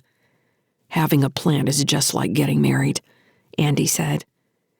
He was about to ask about an upgrade in the sewage filtration system when Fran got a faraway look in her eyes, apparently taking a message over her link. When she blinked and looked at him, her pleased expression had flattened. "We need to launch. Other ships are moving into the transfer lanes and getting ready to break orbit. Apparently, the benevolent hand is launching a wave of attack drones." "Shit! Have they hit anybody yet?" "We dumped 100 release requests on the Port Authority 4 hours ago. That was Starl's idea. Every ship that's leaving Cruithne in the next 2 hours has prior approval. Any aggression toward the departing ships will be registered as an unprovoked attack in the Port Authority logs. So TSF is doing something after all? Nothing but serving as witness. Starl hoped that would be enough to hold them off. It depends on how desperate they are to get their hands on the thing in your head. Once they figure out it's in your head. Also depends on whether or not anyone in Heartbridge has greased enough government palms. We need to get up to the command deck, Andy said. Petrel's going to be out for hours still. I need to know what's going on. Can you give me access to low-spin net over my link? Fran shook her head. I wouldn't if I could. Way too much garbage on the net, and only some of it's useful. It's better if I translate for you. Catching Andy's frustrated expression, she said, You can trust me. We're both on this antique together. It's not that I don't trust you, Andy said. I hate being in the dark. Don't we all? Andy set the med bay's monitoring systems and readjusted Petrel's straps for the possibility of hygiene maneuvers. She was smiling slightly in her sleep, and he hoped the painkillers were at least giving her good dreams. Damn it, Fran said, eyes distant again. The benevolent hand is moving to an Overwatch orbit. We're in for a battle. Chapter 25. Stellar date 08.27.2981. Adjusted years. Location, Cantil Housing Project. Region, Cruithne Station, Terran Hegemony. Andy slid into the command chair and ran his hands over the console. It was still as worn as ever, but, just like in the med bay, several indicators he had always thought of as blank space were now alive with data. He activated the main sensor array and pulled up the active astrogation control. Expecting the screen to give him only columns of coordinates, he started when a holographic overlay of Cruithne Station, its ring, and the largest ships tracked by the Port Authority filled the air in front of him. He dropped his hands in his lap, taking a second to appreciate the color and detail. As various ships moved, their velocity, registry indicators, and transponders flashed beside them. Cruithne itself rotated in real time, various sections of the ring and surface growing more distinct as they came into view. That's the sexiest thing I've seen in a long time, Andy said. I can't even tell you. I'll be sure to let Petrel know. Fran moved behind him and sat in the second pilot seat, which had been Brit's for so long. She activated her own display and pulled up an overlay of the ship, running through systems for status levels. When she wasn't typing, she reached into the hologram and turned it various directions, zooming in and out until she was satisfied with what she was checking. I have a lock on the benevolent hand, Andy said. He spread his hands and enlarged the Heartbridge ship. He frowned. How anyone could have considered this a medical supply ship was beyond him. The design was obviously a long-range attack class, with an oversized sensor array and multiple engine types. A swarm of at least 100 smaller ships roved in a cloud around it, darting in complex patterns the targeting computer was still trying to analyze. We can't do anything against that, he said, trying not to sound defeated. We can't outrun it, and there's no way we can fight it. I guess I could ram it. That might scratch it. You won't have to. We need to get the course set, and then figure out how we're going to slip into the overall chaos that's about to start. Right, Andy said. Wait. He looked at Fran. Starl never gave me the destination. He said he was going to. It's somewhere in the scattered disk, but he never gave me the actual coordinates. He frowned, staring into the hologram cloud. I thought if he didn't give it to me, the AI would. She isn't talking to you? No. So we make a destination. When I give the mark, every ship in low spin is going to leave along an established route. Which one would you normally follow? This time of Cruithne's year, Mars would be our most likely destination, Andy said, trying to think out loud. Even if we are eventually going to Jupiter, that would make the most sense. I'm just following the same path I took in. He raised his hands. But we have a different registry now. It doesn't matter what path we take. Where did Worry's Inn come from? What was the last port of call? Fran shrugged. I didn't get that far. We need a story. We need to have done something. Has the ship been on ice for 300 years? You could file a computer failure. We could enter some vague route history that would at least make it look like we didn't just appear out of nowhere. Andy, no one is going to be looking at our logs in the next 2 hours. But they will be at Mars 1, or if we run into a random TSF transport check. We're not carrying anything illegal. Calm down. Yes, we are. Me. I'm carrying it. Then we'll put you in an EV suit and dangle you off the habitat until they're done with their check. We need to worry about that obstacle once we're past all these. She waved at the cloud of fireflies glowing in front of them. Low spin lives now, my friend, she said, sounding like Starl. Worry yourself about tomorrow when you wake up. Right, Andy said. Right. He blinked, unsure what he had expected from Fran. If it had been Britt, she would be criticizing him for not thinking any of this through. He couldn't help worrying. Too much depended on him being the one to figure all this out. Who else would? You don't sound like a mechanic, he said. She shrugged. Andy pulled up the maps and entered his regular destinations in the astrogation planner. A new holographic overlay covered Cruithne, outlined in red over lighter blue. Sunny skies. He couldn't bring himself to think of her as Worry's End. Was a brighter point along the inner edge of Cruithne's ring. A flowing line took them out and around the asteroid, gathering speed with each orbit until the point the computer calculated ideal burn. Fuel and velocity estimates flowed down one side of his console. There it is. We've got a good window. We're on the outswing toward Mars. We can be there in 3 weeks. And your exit point. He started to track the glowing red line with his index finger, then stopped. Well, I guess you can drop anywhere. You'll save fuel if you come all the way to Mars 1 with us, then loop around for our return trip. But according to your shuttle, you can burn all the way back and still have fuel for the braking maneuver. Like I said, we'll worry about that when we get there. Don't get me wrong about the cold calculations, but I've got fuel to spare, even with Her Majesty Petrel along for the ride. She smirked. The question is, can you stand me for 3 weeks? I guess I'll tell you in 3 weeks, Andy said. Fran's expression went flat as she received new info over her link. As she listened, this time she divided her attention between the update and her console. Sweeping away the ship's status, she pulled up the Port Authority overlay Andy had been using. She pulled the benevolent hand into focus and added path estimates. As Andy watched her work, it became obvious that the Heartbridge battlecruiser had nearly reached an overwatch position on Cruithne, making it possible to attack any ship leaving the station's gravity well. From this point, the low-spin ships would need to pull off simultaneous departures if anyone was going to get away alive. "Where's the damn TSF when you need them?" he muttered.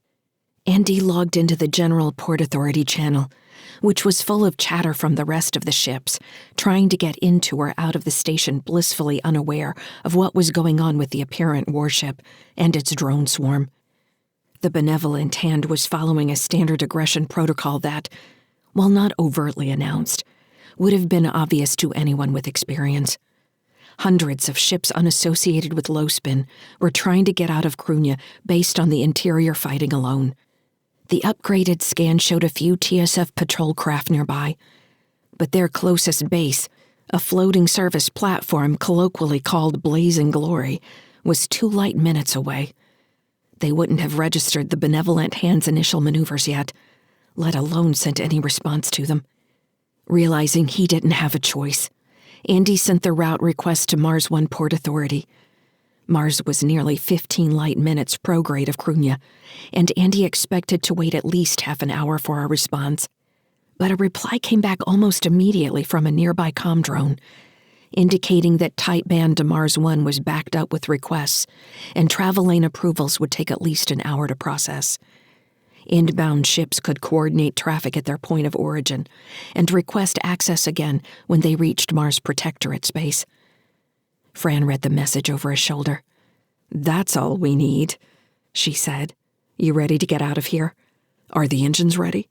I wish they were more ready, but we don't have a choice. I can work on anything that fails mid-route." "All right," Andy said.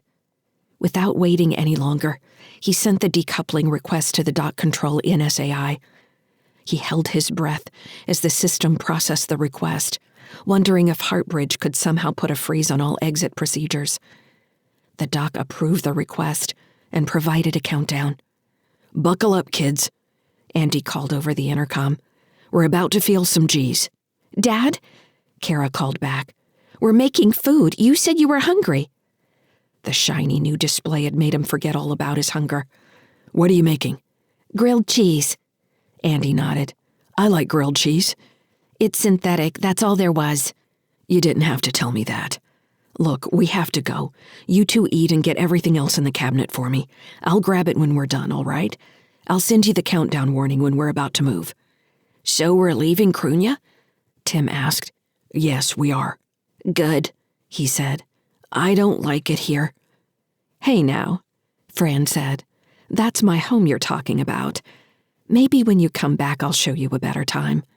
"I'm never coming back," Tim said petulantly. "Hurry up and eat," Andy said. "We don't have a lot of time." He pushed the model of the benevolent hand into the left edge of his display and pulled up Cruithne, highlighting every ship Fran had identified as low spin. There were 226 vessels of varying sizes, definitely enough to clog the 3 major exit lanes and the holding orbits if they wanted to. "I'm sending the order," Fran said. "Man, now that the kids mentioned it, I'm really wishing I had that grilled cheese sandwich," Andy said. "Later." "There is no later, right?" He shot her a grin. Fran didn't hear him. She was already staring into the distance, communicating with the rest of the low-spin battlenet. "We launch in the middle of the flock," she said when she came back. "We're not waiting on port approval. We'll manage deconfliction internally." He was about to ask how that was going to work in reality when the first red dot detached itself from Cruithne's ring and moved into one of the ephemeral lanes Port Authority used to route incoming and outgoing traffic. Another followed, then another.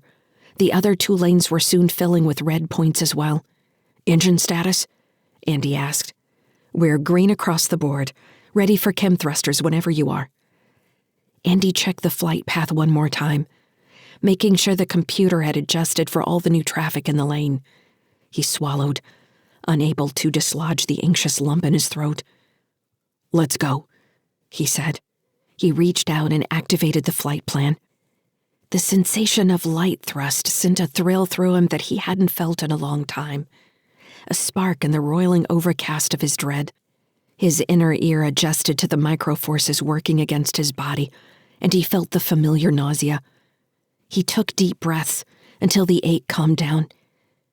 Sunny Skies was up again, better than she had ever been. A new yellow point of light joined the streaming river of red in the 3rd outbound traffic lane, showing them clearing the ring and entering low orbit. Movement from the corner where he had pushed the benevolent hand reminded Andy to reset the overall display. The Heartbridge ship appeared in its standoff orbit. The first low-spin ship was reaching upper orbit and its burn window. The cruiser didn't take any aggressive action as ships began flaring brighter and then shooting out of the holo display's tracking boundary. "They're letting them go," Fran said. "Or they've got some way to search ships that we don't know about." "You're a pessimist, you know that?" Fran said. "Hold on," Andy said, leading toward the display. A new set of coordinates were flowing through the raw sensor data. The updated information appeared on the holo display as a doubling of the swarm around the benevolent hand. "There it is," he said. "They're attacking." Chapter 26. Stellar date 08.27.2981. Adjusted years. Location, Sunny Skies. Region, Cruithne Station, Terran hegemony. Sunny Skies had shields again. Andy wanted to kiss Fran for that fact alone. In the holodisplay, the benevolent hand hung above Cruithne like a shark, its fins growing into dark wings as the attack drone separated into what appeared to be flight teams. The targeting computer quickly identified velocity similarities and assigned different symbols to the separating teams. From a distance, the swarm looked like a spreading cloud. Up close, each team writhed and shifted, darting forward then waiting as another leapfrogged ahead of it. "It's like they turn at right angles," Andy said, cursing under his breath. Based on the projected flight paths, the drone swarm appeared to be moving to cover each flight path out of Cruithne. It was possible that they had the requested flight plans of every low-spin ship leaving the station. While flooding the Port Authority with their requests made it possible to overload the system and allow faster exit, it also meant the benevolent hand knew which ships were moving toward each departure land and could assign the drones accordingly. Fran shook her head. "I still don't get how they can do this. Every ship leaving the station right now is peaceful. The only vessel making any sort of aggressive action is the benevolent hand." "Are we broadcasting this?" Andy asked. "We are," she said. "Are they jamming the link out of Cruithne? That's the question." "You mean you don't have a plan for that?" "If Starl were here, maybe he could tell you. I got the ship running and gave the word to leave. My part's done for now." "We're still going to need those cannons at some point," Andy said. "How close are they to being operational?" "They're seated in the housing. None of the connections were finished. It's a 2-person job.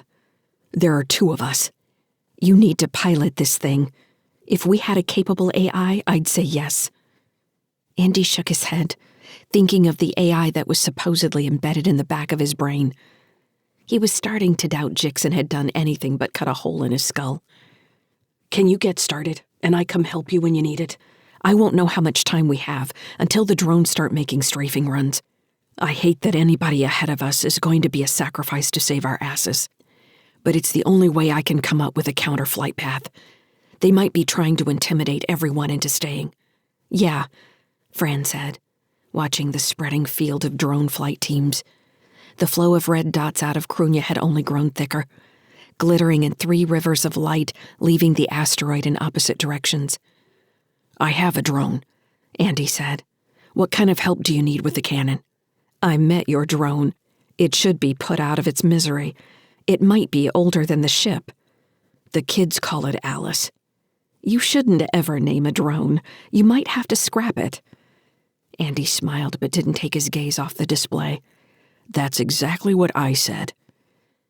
His attention was drawn back to the holo display as the first freighter passed under the shadow of the drone cloud. Andy held his breath as the flashing red point grew indistinct under the swarming drones. The freighter continued, taking no fire from the drones, now followed by 4 more. "I hope you're right," he said. "About the drone?" "About it all being a feint." He liked to think they still lived in a universe of laws. That was the world where he wanted to raise his kids. Times like these made him believe the old human ways would never die. The ramifications of isolation and violence were only amplified the further you went from civilization. The first freighter crossed beyond the outer edge of the swarm. Andy watched it move closer to the display boundary. "They're winding up for a burn," Fran said. Andy nodded and wasn't surprised when the dots stretched on the holodisplay and disappeared. The space where it had been, now occupied by the next ship in the lane. He released his pent-up breath and relaxed in the seat. "It's a show," he breathed. "It's all a show." More ships flowed past the swarming drones in each of the 3 lanes. Their dots smeared on the edge of the display as they powered up their engines and boosted away from Cruithne. Andy pulled up the route controls and verified they had an entry window into the nearest exit lane. They were behind 20 other ships, with even more forming up behind them. Still more joined the queue as he watched. "These are all low-spin ships?" Fran shook her head. "It went beyond low spin before you got to the shuttle. Xander really pissed a lot of people off. You don't turn on your own. I guess it didn't help that Heartbridge was attacking everybody. A whole lot of housing areas are rubble now. That's people's families." How many stations have Heartbridge clinics, you think? Andy asked. You think I know? Ask the link. I'm not talking about an actual number. I'm wondering how big the company truly is. He motioned at the hologram of the benevolent hand. Look at that thing. It's a monster. That's not cheap. It's like any other company, part of another company. Who knows how far it all goes back? Apparently Starl knows, Andy said. Fran laughed. Starl doesn't know shit. He was hired to do a job and he's doing it. So who paid him? Maybe Heartbridge did. You never know with this kind of shit. Jixon shows up saying he has a job. Starl bites like a hungry dog, and here we are, about to get killed. We're not getting killed, Andy said. Fran crossed her arms over her chest. I'm not a liar. I'll tell you what I think. If we get out of this alive... She stopped herself as the door to the command deck slid open, and Cara appeared with a box in her hands.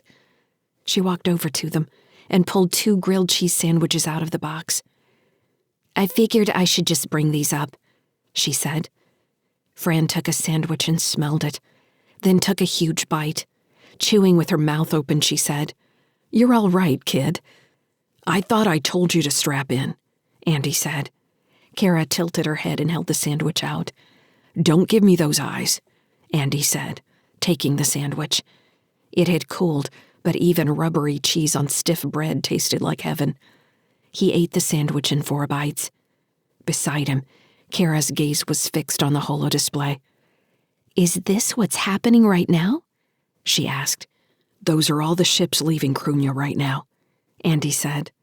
Where are we? Andy tapped a command on the display, and the yellow dot marking sunny skies blinked near the ring. That's us. We're so far back. How long is it going to take us to get past the other ships? I don't know yet, Andy said. There are too many of us trying to get out right now. What keeps them from running into each other? Idiot self-preservation, Andy said, and good computers. So, we're trying to get past the big ship and all those little ones? Those are drones, aren't they? Military drones? How old are you, kid? Fran asked. Cara looked at her. 12. How old are you? Fran barked a laugh. I like that. I'm 34, old enough to know better and young enough to enjoy it. My dad is 43. Fran nodded. He looks all right for somebody so old. Cara gave her a quizzical look. That's not old. He was younger than you when he left the TSF. She pointed at the swarming drones. He knows how to kill those drones, don't you, Dad? Andy gave her an uncomfortable smile. Not without the right kind of ship, kiddo. Those drones are like piranha fish, and we're piloting a hippo. Hippos are actually very dangerous. They used to kill people all the time. They only look cute, Cara said. Fran stared at Cara, then burst out laughing. I like her, Captain Sykes. I want her up here on the command deck whenever you're getting stressed out.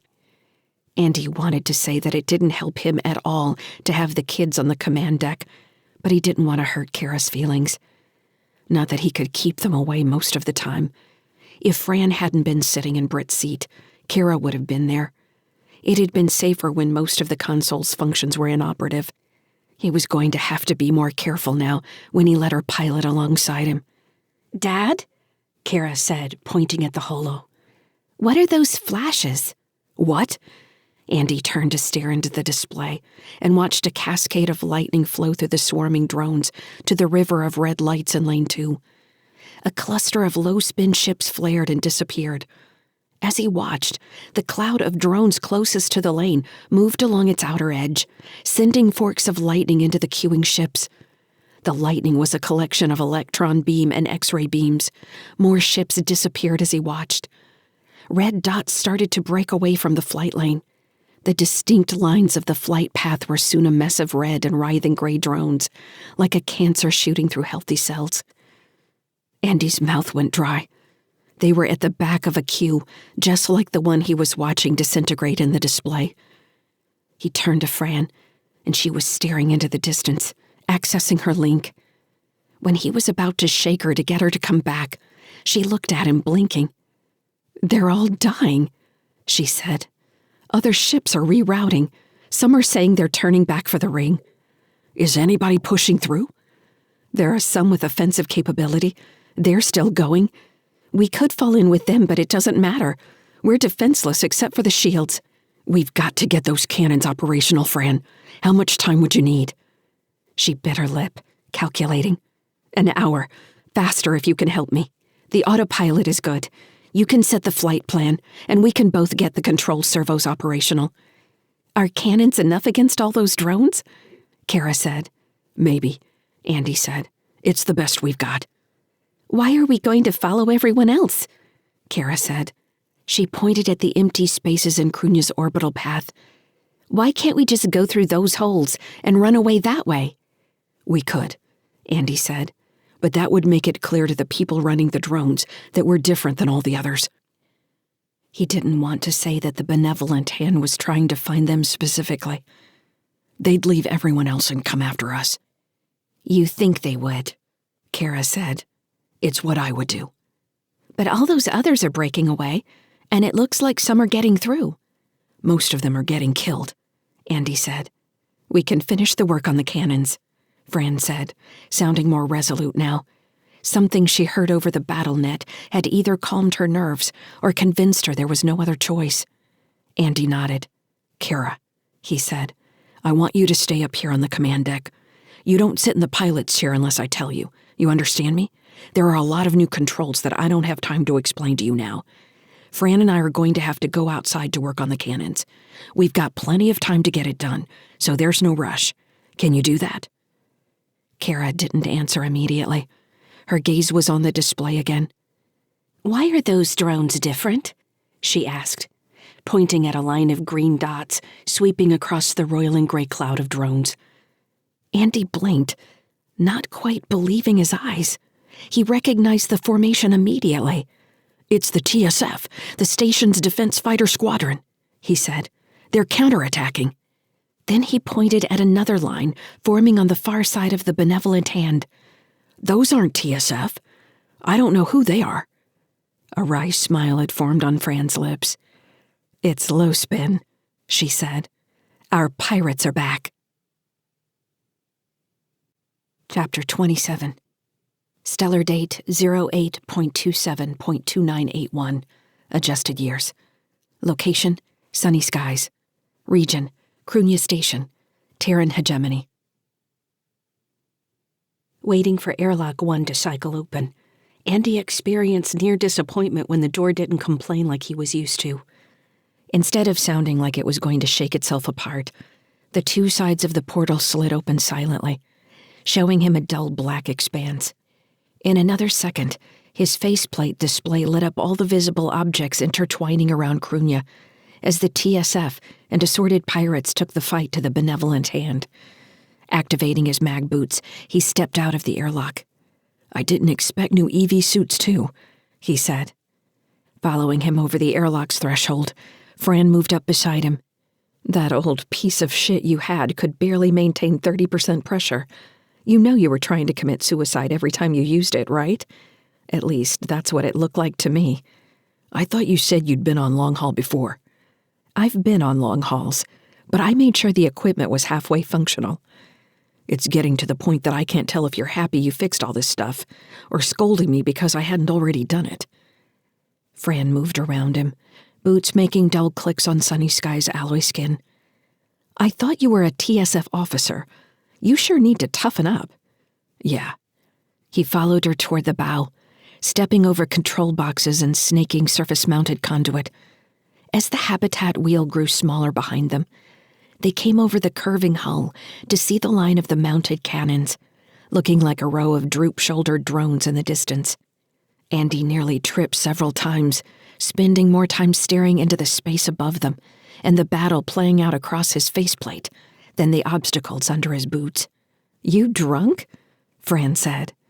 I haven't seen a full battle like this in a long time. Tell me about it. You were a pilot then, yeah? Andy knew what she was doing, trying to get his mind off everything happening around them and focus on the task at hand. He played along. It was a pirate outpost off Venus. I think the place was originally just space junk that stuck in the transfer orbit and grew over time. It almost had a ring. They were staging raids on the automated freighters running between Terra and Venus. We couldn't believe anybody would try something like that so close to Earth, but that was the genius of it. Andy laughed, remembering how dumbfounded they'd been. Nobody could believe pirates would operate so close, and kept chalking the losses up to equipment failure. They had a great hacker who kept hijacking the guidance signals. For a long time, it looked like everything sent itself into the sun. Maybe the ships did after they grabbed the cargo, I don't remember. Seems dumb not to grab the ships too, Fran said, if you're going to the trouble of stealing from the TSF anyway. Wasn't directly TSF. Private companies that finally complained enough to get patrols.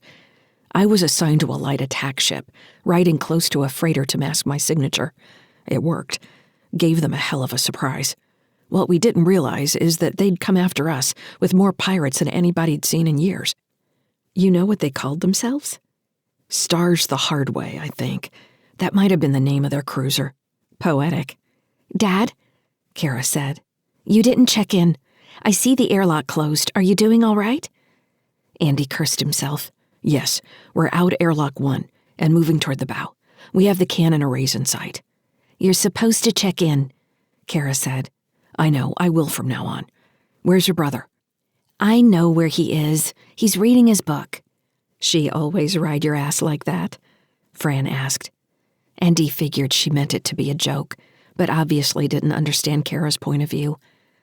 The last time I went out the airlock, we had debris hit our torch. I nearly got blown off the side of the ship. That was just before we got to Cruithne. Fran blew a low whistle. That's why your ship was full of holes. You're lucky. Why didn't you pick up the debris? I had to turn off the sensor arrays so I could get close enough for some repairs. I figured I'd rather take my chances with the debris than get cooked. I think I'd rather get cooked. You say that now. I hear it's just a warm feeling, like hypothermia. You get lightheaded, and then you just let go and float away. That sounds terrifying. Probably. My crew plays this game where we describe the worst deaths possible while working a repair job. Why would you do that? We're sick. So what's the worst death? I'll tell you later. Andy wondered if Fran was actually trying to flirt with him. Being outside the ship seemed to completely change her mood, despite the battle raging just beyond the ring. Damn, Andy said. Looks like we just lost 2 TSF.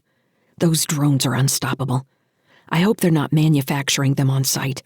It's one thing to go after the attacking vessels. I don't know if they'll even try to take the battle cruiser. Wouldn't that create some kind of international incident? At this point, that sounds like a good idea to me. Pirates or not, civilians are getting slaughtered here. Somebody needs to know about it.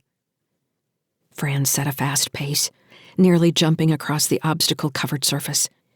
Andy liked to keep one boot hooked until the other found its surface. He was sweating, but the new suit did a good job of controlling internal temperature. His faceplate remained clear, unlike the last time he'd been outside sunny skies. Are you there yet? Cara asked.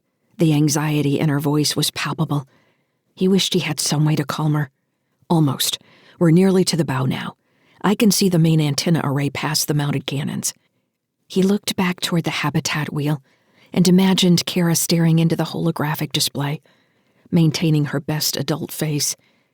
We're almost in the lane with all the other ships, his daughter said. Can you see any of the ships out there? Unless they reflect light, I won't have visual on them, Cara. But my suit can see them. What about Cruithne? Can you see Cruithne?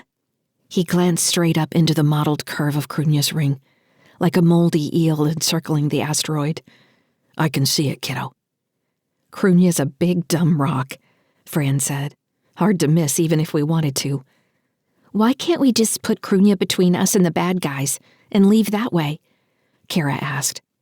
Andy was about to say they couldn't do that when he paused. Considering how much time they might have if they maintained a spin with Cruithne that kept it between them and the benevolent hand, blocking their sensor reach for at least a little.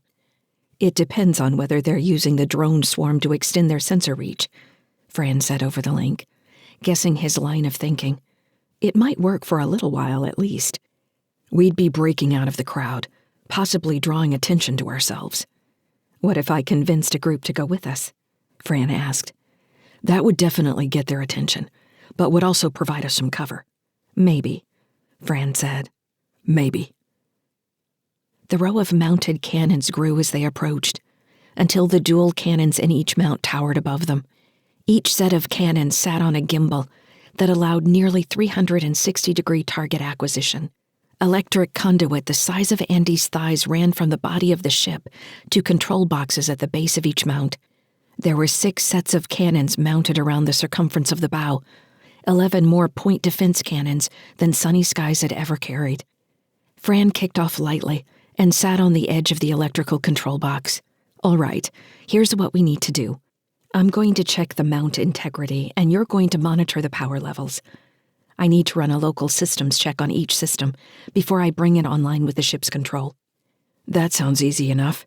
What errors am I looking for? We want to make sure the onboard system is updated properly. The mounting bolts meet spec, and the cannon set have proper handshakes with each other in the ship. We couldn't do this from inside. Hey, if you don't mind your main weapon system blowing itself off the ship like popcorn, while also tearing gaping holes in the hull during what I would assume is a critical use case, let me get in my shuttle before you do that. You said all that in one breath, Andy said. That was good. You make these kinds of arguments a lot. I work for pirates, Fran said, putting a hand on her hip. They're cheap. They need convincing. She unlatched a torque wrench from her harness and reattached the lanyard to a ring on her wrist. Floating off the shoulder-high box, she moved to the base of the cannon mount and bent over the first set of holding bolts. Andy watched her bend over, waiting for instructions on how she wanted the local systems checked. Are you going to stare at my ass all day or check the systems? It's right there, I can't help it. How do you want the system monitored? Whatever, she said, still sounding pleased with herself. Each one of these things has a default login. I'll send you the token. Once we're done, we'll need to set up the handshake with the ship, like I already said. Yeah, but you didn't say how. If I know anything about techies like you, it's that I shouldn't go sticking my fingers anywhere I'm not told. Fran laughed. You're making me forget the gravity of our situation. I like that. Focusing on the mounting bolts, she worked her way around the pedestal verifying the torque load, while Andy logged in and assigned a position number, and checked the other information the rudimentary interface computer needed to talk to Sunny Skies. When they had finished with the first cannon, they moved to the next one, which proved to be identical to the first. They were making good time when Fran broke the head off a bolt on the 7th pedestal's mounting plate. Damn it, she shouted, and would have lost her wrench if not for the lanyard. For a heartbeat, Andy thought her boots had lost connection and she was floating free of the ship. When she punched the vacuum in front of her and didn't go anywhere, he knew she was still attached. I'll need to drill this out, she said. It's going to take a few minutes. You got the tools you need? Yeah, it's the time required that pisses me off. Also, if this bolt is such cheap steel, I'm worried about the rest of them now. My supplier is getting my boot in his ass when this is over. I'll help, Andy said. He logged into the cannon and made the necessary updates. The process had become rote enough now that he could pull up the battle overlay on his face shield and still get it right the first time. The TSF and pirate fighters were still engaging the Heartbridge drones, but it didn't appear to have made any headway in pushing through to the benevolent hand. The only way to end the fight was to go after the cruiser. Any TSF commander would know that. So, why hadn't they? At least it looked like the drones had stopped attacking outgoing freighters and were focused on the fighters. Dad, Cara yelled. Something is coming close to us. What? He asked, ears ringing. What's coming? It's a gray thing. It's a bunch of gray things. Andy turned in time to watch the dark forms of 3 triangle-shaped drones appear out of the dark near the habitat wheel. The drones evened out in what looked like a standard strafing run as they neared Sunny Skies. Fran, Andy yelled. We've got incoming.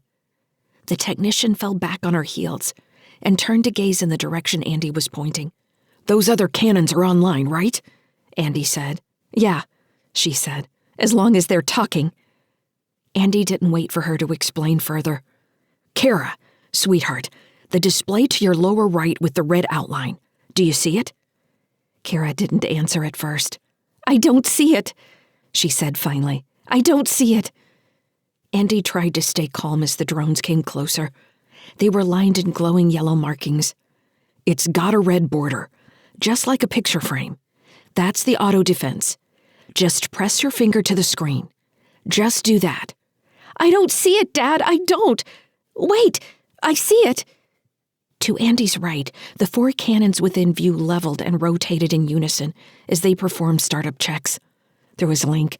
Andy highlighted the nearest fast-moving objects, the drones, and marked them hostile. The cannons swiveled and locked on, firing high-intensity X-ray lasers through 5-centimeter apertures. The 3 drones glowed brightly, and then broke apart into debris before they reached the square opening of Airlock 1. Andy took a deep breath and let it out. "Good job, Cara. You did it. Good job." He couldn't tell if Cara was laughing or crying in between disjointed breaths. "We did it," she said. "Nice work," Fran added. "You're better than half the crew I work with now, Cara." "Aren't we on a crew now?" Cara said, still sounding like she was in shock. "Yeah," Fran replied. "I guess we are." Nodding, she turned back to the broken bolt. In 2 minutes, she had the last fragments of steel out of the hull's threads, and a replacement tightened into place with a torque wrench. As he finished the software and power checks, Andy had the battle display up and kept checking the space above them. "You think those 3 were a fluke?" he said. "Maybe. Could be they're checking the ships in queue while they've got the fighters tied up." "We won't be the only ship with defenses." "No, but we're the only ship with Captain Andy Sykes on its hull. That is, if they know now to look for you." "They didn't get close enough." She shrugged. "Let's hope. I'm just happy these shitty bolts held on the other cannons." Chapter 28. Stellar date 08.27.2981. Adjusted years. Location: sunny skies. Region: near Cruithne Station, Terran hegemony. "Xanda," Ingoba Starl whispered, then louder. "Xanda! Answer me!" The pained voice of Low Spin's leader reached from the overhead speakers throughout Sunny Sky's command deck, making Andy think for an instant that Starl was hiding in the ceiling. Fran stopped in the middle of the room with a shocked expression, listening to something over the Low Spin battle net only she could hear. When she came back, she pulled her hands through her sweaty blonde hair and said, "It's him. Starl's alive." Wherever he was, the only signal being broadcast over Cruithne, its ring and every ship surrounding the station, was Starl's choked voice calling for his rival gang leader, Riggs Xanda, to answer him. "We were boys," he said. "We were friends down in the first sections, where the gravity was never right. Sometimes we'd flight and then fall. You were always sick, stumbling around saying the gravity or the lack of oxygen was making your head strange. You were my brother, Xanda. Answer me." Cara and Tim sat at what had once been the engineering control console.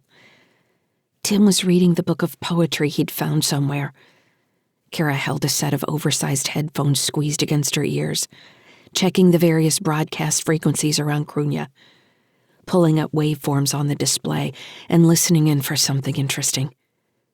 "Whoever this Xandy guy is," she said, swiping away another wave graph, "he sure doesn't want to answer Mr. Starl.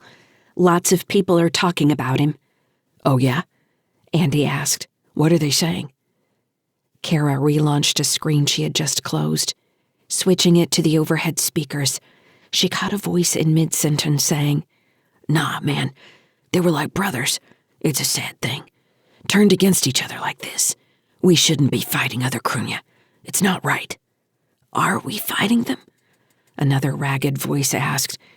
They both sounded like they were talking from cramped spaces. "I haven't seen anything but those damn drones. And word on the street fighting is that it was all private security and off-station mercs." "Right. Private security from Heartbridge that the have-nots had partnered up with. You think Xanda's crew would have set him straight?" You know he doesn't take criticism from nobody. That was the whole start of their split. When he was low spin, he didn't want to listen to anybody. Hey, did you see Jandis in the shower this morning? Damn, I'd love to. Andy cut the audio feed from his station. Dad, Tim complained. That's enough, Andy said. You want to go back to your room? No, Tim said. I want to stay up here, but why can't we listen? Some things aren't for kids. That was one of them. Cara smirked at Tim as he struggled to find an argument. Xanda was part of Low Spin? Andy asked Fran. Nobody's mentioned that before. She nodded. Before Starl became the crew chief, we had a grizzled old mama bear named Chala. I guess she raised Starl and Xanda. Everybody says Low Spin was more of a local crew when she was in charge. Then Xanda and Starl took over when she died and started working their way out, focusing more on short-run pirate attacks, skimming cargo, running contraband between Terra and Mars. It was all stuff other crews had done at one time or another, but Chala just hadn't been interested in it. Were you part of the crew back then? She laughed. Me? No, I was long haul then. I didn't start working repairs on Cruithne until the hauler I was on got towed into station as scrap. I was stuck on Cruithne and needed a job. Low Spin's been a good gig since then. I don't have to do anything but my job. Doesn't really matter who I call boss. They don't give me a lot of grief about side work either. Recently, Starl got pissy if I did work for the have-nots, but that hasn't been a big deal. How many gangs are there on Cruithne? Depends on how you define gang. A crew like Low Spin, with probably 1,000 loosely associated, give or take, and a place to call home in the Span Club, with their own set of repair docks and a flotilla of 100 ships. That's a big crew. Some might call that a syndicate. An organization, whatever. She grinned. Starl would like to call it an institution, but that's wishful thinking. It's not a crew anymore, though. That's just a callback to the old days. Maybe 5 like Low Spin. Fran counted out fingers. Low Spin, the Have-Nots, Regal Flight, Iron Core, and Rack 13. I guess that's 5. There are hundreds of smaller crews, neighborhood to neighborhood, covering the various kinds of business someone might be looking for, from drugs to sex to stolen ships. I've got a few different crews I buy parts from. Don't worry too much about where the gear came from, as long as it's good quality. Might have even been Low Spin at some point. When I was in the TSF, if we did a layout inspection on a squadron, we had to lay out every ship's inventory at the same time, or the crew chiefs would steal from each other to make their toolkit straight. Some things are universal. Xanda! Starl shouted, voice cracking at the end of the name. Why don't you answer me? You tried to kill me, then don't have the decency to face me. I'm right here, listening. Speak to me. I want to shut him up, but I'm worried the next outburst is going to be the last thing he says, Fran complained. What's wrong with him? Tim asked. He's hurt, Andy said. He doesn't know what he's saying. They probably have him on some kind of medicine so he doesn't feel it. Medicine makes it so you can't hurt? Tim asked. Have you ever used that? Sometimes, Andy said. Can I get some of that medicine? You hurt, kiddo? Where? I don't want it now. I want to save it for when you need it. You're always hurting yourself. Cara barked laughter, and Fran gave him a wink, smiling. You all think you're pretty funny, Andy said. He glanced at Fran. What's the status on the message you sent about a separate run? She shook her head. Everybody's held down by the TSF. They're saying not to do anything until they have the drones under control. The TSF said that. Who did? They've got somebody on the Port Authority channel sending out orders over the Low Spin BattleNet. It's the only channel anybody's paying attention to right now. So if we go, we're going alone. A couple captains have said they're going anyway, and the TSF controller keeps saying they can't guarantee the safety of any ship leaving the approved traffic lanes. Otherwise, it's going to be chaos. Sure. Andy said, chewing his lip. I think it would almost be safer to move back into the dock, power down everything but the environmental systems, and wait for all this to blow over. You really want to get caught in a TSF lockdown? You know that's what they're going to do once they bring in reinforcements. The whole station is a crime scene. Nobody's getting in or out. This is our only real chance to leave. And even then I'm worried about what's going to happen when you show up at Mars 1. You can't hide where you came from. We don't have to go to Mars 1 immediately. You need to get there somewhat immediately. You'll need to refuel before you head on to Jupiter. Have you thought about where you're going once you hit the Jupiter's vicinity? I've been to Kalaki a few times. They know me there. But it won't create problems. At least I don't think it will. Don't owe anybody money? Not currently, Andy said. I like Kalaki, Cara said. We got ice cream in their main station. It had strawberries in it. They said they grew them there. You know, you could grow strawberries right here on your ship, if you wanted to, Fran said. Cara's eyes got wide. We could? Where? In Mom's old garden room? She looked at Andy.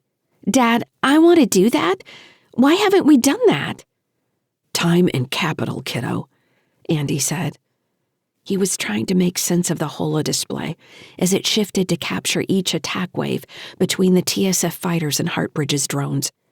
Although he thought he had spied a few human-piloted ships in the Heartbridge swarm now, which made him wonder if the TSF was finally wearing them down. Starl's voice rang out wetly in a new appeal. Xanda, I waited for you all night after that first job, bleeding in the alley with that kid's knife in my gut. You said you'd come back with Mama, but you never did. I waited for you until I learned I was going to have to drag myself home. I learned then. I should have remembered. He drew a long, difficult breath. I remembered that girl you loved, Xanda. Will they get this asshole in an auto dock already? Fran muttered. She glanced back at the kids and said, Sorry. All this time, Xanda, Starl said. All this time I thought I had a brother. I thought if nothing else in this life made sense, that if we are surrounded by the vacuum of death like the priest said, at least on our little rock of Cruithne, we had brotherhood, friendship. We could build something, eke out our places. There could be law to stand on. Fran rolled her eyes and looked ready to turn off the channel.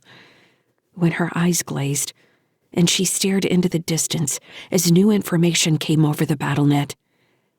We stood together, Xanda. Do you remember when we talked about leaving Cruithne? Do you remember when we were ready to throw a dart into that old astromap of Sol and find some new place? Take our little crew and our ships and go build our own world. We were tired of the oppression, the poverty, the cruelty. You said... Starl laughed but fell into coughing. You said we could find a place. A place. There is no place to call home. You run, and you run.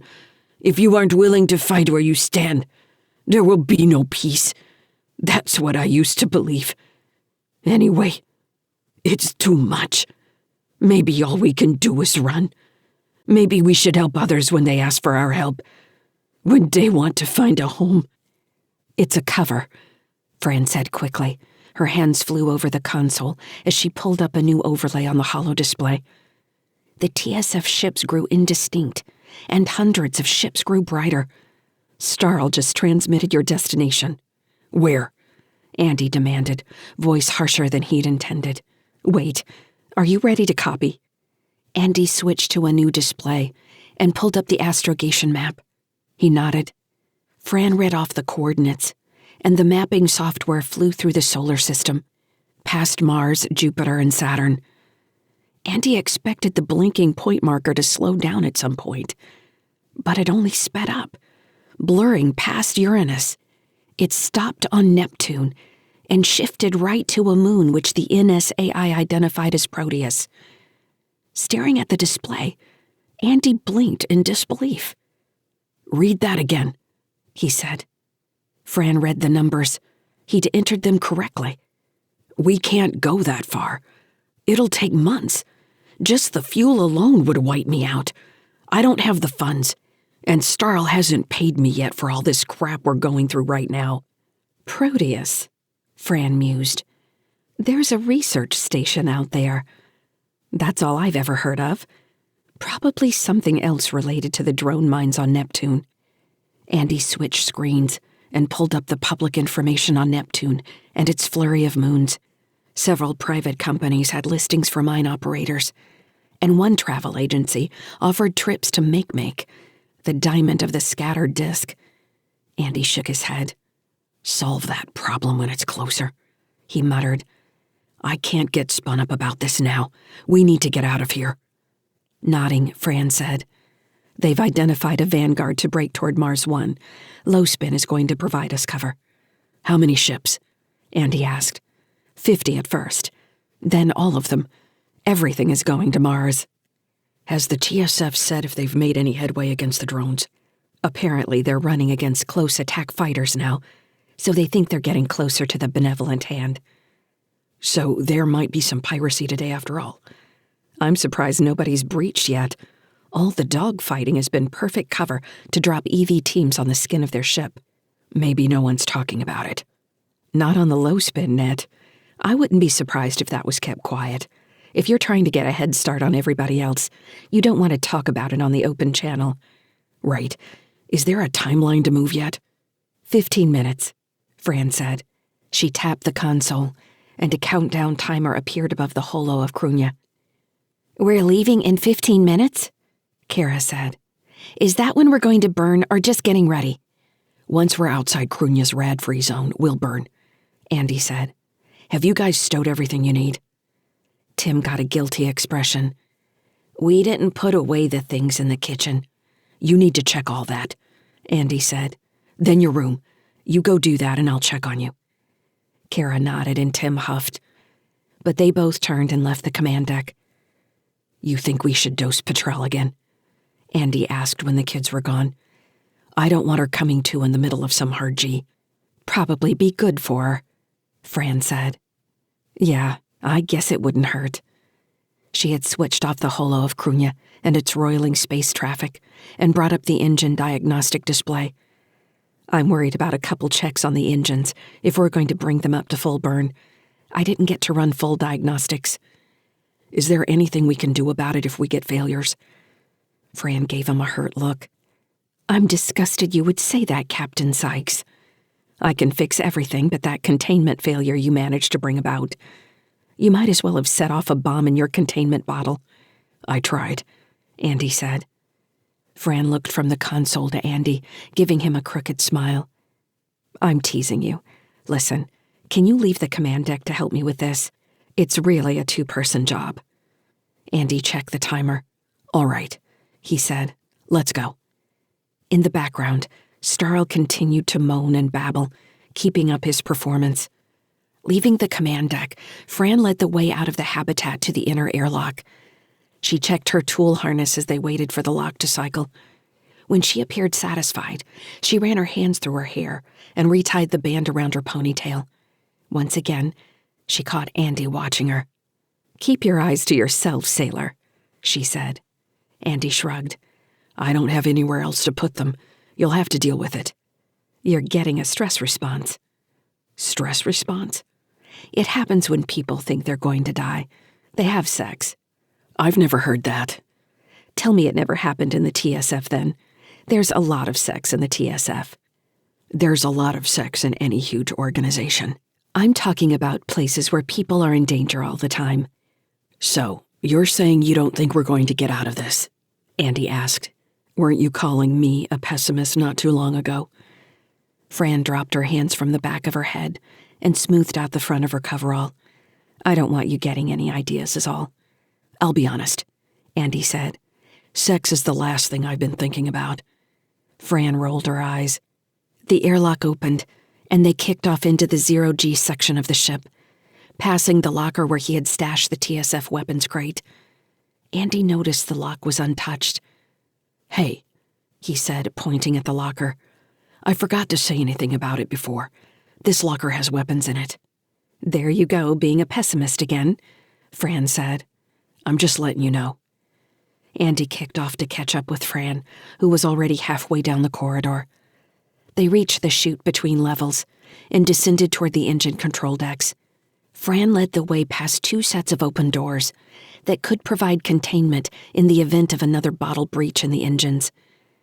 Then they passed through the third, which opened into a large U-shaped space with the engine diagnostic panel jutting into its center, and she pushed the door closed and rolled the locking wheel. Floating behind her, Andy said, "Why'd you do that?" "I wanted privacy," Fran said. She pushed away from the door and floated into Andy, grabbing him around the waist to press herself against him. "Are you drunk?" he asked. They rotated together until she bumped into the control console. "Shut up," Fran breathed. She reached into Andy's hair and pulled his face toward her. Her kiss was confident and hot, even hungry. Seated on the console, she wrapped her legs around his waist and pulled him in closer. "You're not letting me get away, are you?" he asked, wiping a corner of his mouth. Fran unfastened the clip on the front of her harness and unzipped her coverall down to her belly button, showing only caramel skin underneath. "It's the 0G, she said into his neck. "You can't be tentative about this sort of thing." "Does this mean you don't think we're going to make it?" "You need to stop saying that." Fran unbuttoned the front of his ship suit and drew the zipper down so she could put her hands on his chest. She examined him like an interesting piece of equipment. "I didn't expect chest hair," she said. "That's my poor kid on Earth upbringing. No time for cosmetic surgeries." She dragged her hands down his chest, warming her palms. "I like it. You're like a puppy dog." She reached inside his coverall to grab the top of his ass, then pulled her hands back around, dragging her palms across his skin. "You, with your kids and your ship and these abs," Fran said, pressing her thumbs into his stomach. "You don't even realize how hot you are. God, I love it." "I was thinking it was malnutrition," Andy said, smirking. Fran kissed him again, biting his lip, and let him push her coverall down around her waist. Her shoulders, breasts, and stomach were covered in fine white scars, standing out like crisscross needles against her tan skin. Before Andy could ask what they were from, he stiffened in surprise as Fran pushed a hand down the front of his coverall and grabbed him. "I'd say we should hurry," Fran said, kicking off the rest of her coverall, and then reaching with her free hand to pull his off as well. "But I don't want to." Andy took the band out of her hair and flicked it away so her hair floated around her shoulders, half covering her gray-blue eyes. Fran wrapped her legs around Andy's waist again, locking her heels together. She reached behind her to grab at 2 handholds on the console, holding them in place as their clothes floated free around them. "So, this means the engines are good to go," Andy breathed into her neck. "Yes, you dolt," Fran said. When Andy came, Fran gasping in his ear, their sweaty bodies clutched together, the muscles in her thighs and calves taut as he pushed deeper into her. He heard a whisper in the back of his mind. What might have been a surprised, "Oh," that didn't rise to actual thought. A feeling. A recognition. "Lyssa?" he asked. Like a coin falling, flipping, drifting to the bottom of a long well, the spark of thought disappeared in the dark, leaving him uncertain it had ever existed at all, feeling only a vague sense of loneliness and fear that he couldn't touch a part of his own mind. Part 5. Burn. Chapter 29. Stellar date 09.10.2963. Adjusted years. Location: TSS Aggression's Cost. Region: near the Mars Protectorate border, InnerSol. 18 years earlier. Waiting in the hallway prior to mission briefing, Andy shot Britt a smirk. "You know," he said, "you never did tell me why you decided to help me out back during first year." "In the academy?" "Yes, I have." Britt completed the functions check on her pulse rifle and slung it over her shoulder, then ran through the pockets on her uniform, touching each of the various knives she insisted on carrying. "I don't remember you mentioning how hot I am," Andy said. "Sure," she said, sliding a K-bar with the black blade half out of its sheath before pushing it back home and fastening the leather handle in place. "You want to know why? Here it is. My family had a brown lab growing up. You reminded me of him." Andy frowned. "Brown lab? You had a dog on Hytera?" "Lots of people have dogs on Hytera. Why wouldn't they?" "I guess I never thought about dogs in space before." Britt rolled her eyes. "Hytera isn't really space. It has more land than Earth. Besides, dogs went into space before humans did." "Sure, Professor. I've never seen a dog on Hytera." "You never leave the TSF post. Maybe I'll take you home one of these days. There are plenty of dogs in my parents' neighborhood." Andy made a show of staring into the distance, as if the opposite wall were some vista. "I think humans leaving Earth just became real to me. I never thought about pets in space before." "There have been dogs on settlements from the beginning, for 700 years at least." "Just because you say that doesn't mean I've seen them, or that I believe it." "You're such a lab. Next you're going to tell me the Earth is flat." "Hytera's flat. That kind of makes you a flat earther." "Shut up," Britt growled. "Plus, it's not really flat." Assigned to the TSS Aggression's cost, an InnerSol battlecruiser with 10 onboard light fighter squadrons, a railgun, and a standoff missile range of a half an AU. The ship had been completing interdiction missions to disrupt the piracy between Earth and Mars. They had been on the anti-piracy task force for 3 months since leaving the academy, and yet sometimes she seemed like a different person. While most people would call them a couple, she still refused to call him her boyfriend, even when crawling into his bunk after lights out to push her face into his chest. They had been sleeping together since the 2nd year of the academy, sneaking off to find hidden places in the surrounding woods. But something kept Britt from admitting to the world that they had paired off.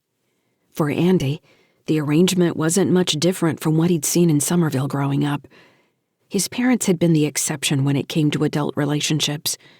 Most of the people in his apartment building, or those nearby, fell into and out of affairs, had kids, stayed together, or didn't. That was how people had been living for nearly 1,000 years. Even though he didn't want to be with anybody else, he didn't own Britt any more than she was willing to commit to him. He could do what he wanted, and he did at least once a month, which led to Britt sulking and picking fights without admitting what was truly bothering her. After a year in flight school, which included body augments to allow higher G, their sorties made Andy feel like a demigod. Most of the enemy ships couldn't stand against a coordinated TSF attack. Even though they had flown in the black dozens of times, their missions started with a briefing, going over intercepted transmissions, personnel data if known, followed by ship capabilities, then as much time, often more, on anyone who had fallen victim to the pirates. The TSF seemed to fear their pilots and soldiers would stop caring about the mission at some point, and went out of their way to make sure everyone understood just why they were on a year-long deployment to keep shipping lanes safe. The door to the briefing room slid open, and the off-going shift walked into the corridor looking dirty and fatigued. 2 pilots Andy knew from flight school slapped him on the shoulder and winked in Britt's direction. She kept her hard blue eyes on the opposite wall, ignoring them. When the group had passed them by, it was time for their squadron to file into the narrow room. Andy took his preferred seat in the 2nd row and waited as the mission planner, a captain named Transon, whose face had been burned in combat and purposefully left half melted, made notes on the chart holoprojection shimmering against the front wall. As usual, the target area looked like empty space until Transon turned his back to the seats and made some view adjustments. When he stepped out of the way, the center of the holo display showed the misshapen lump of an asteroid tumbling in space. "We going mining, sir?" one of the other pilots called from the back of the room. "I'm no good at that shit." The captain didn't answer. When he was satisfied with the chart, he turned to the room and crossed his arms, waiting for everyone to file in and take their seats. "Hurry up," he said. "I'm not waiting all morning." Britt liked to sit in the front row at the side of the room during briefings. This meant Andy could watch her expression as she absorbed the information. Something about her face as she nodded with the briefing, graphics from the holo display reflected in her eyes, wiped out Andy's ability to focus. He was lucky that some part of his mind did pick up the attack vectors, munition types, and release zones as he watched Britt from the corner of his vision. He knew, even then, that something in the core of their relationship wasn't quite rotten, but was off balance just enough to leave him dizzy when he should have been sure of himself. He wouldn't recognize the flaw until years later, even then only remembering specific times and realizing how they hadn't been working.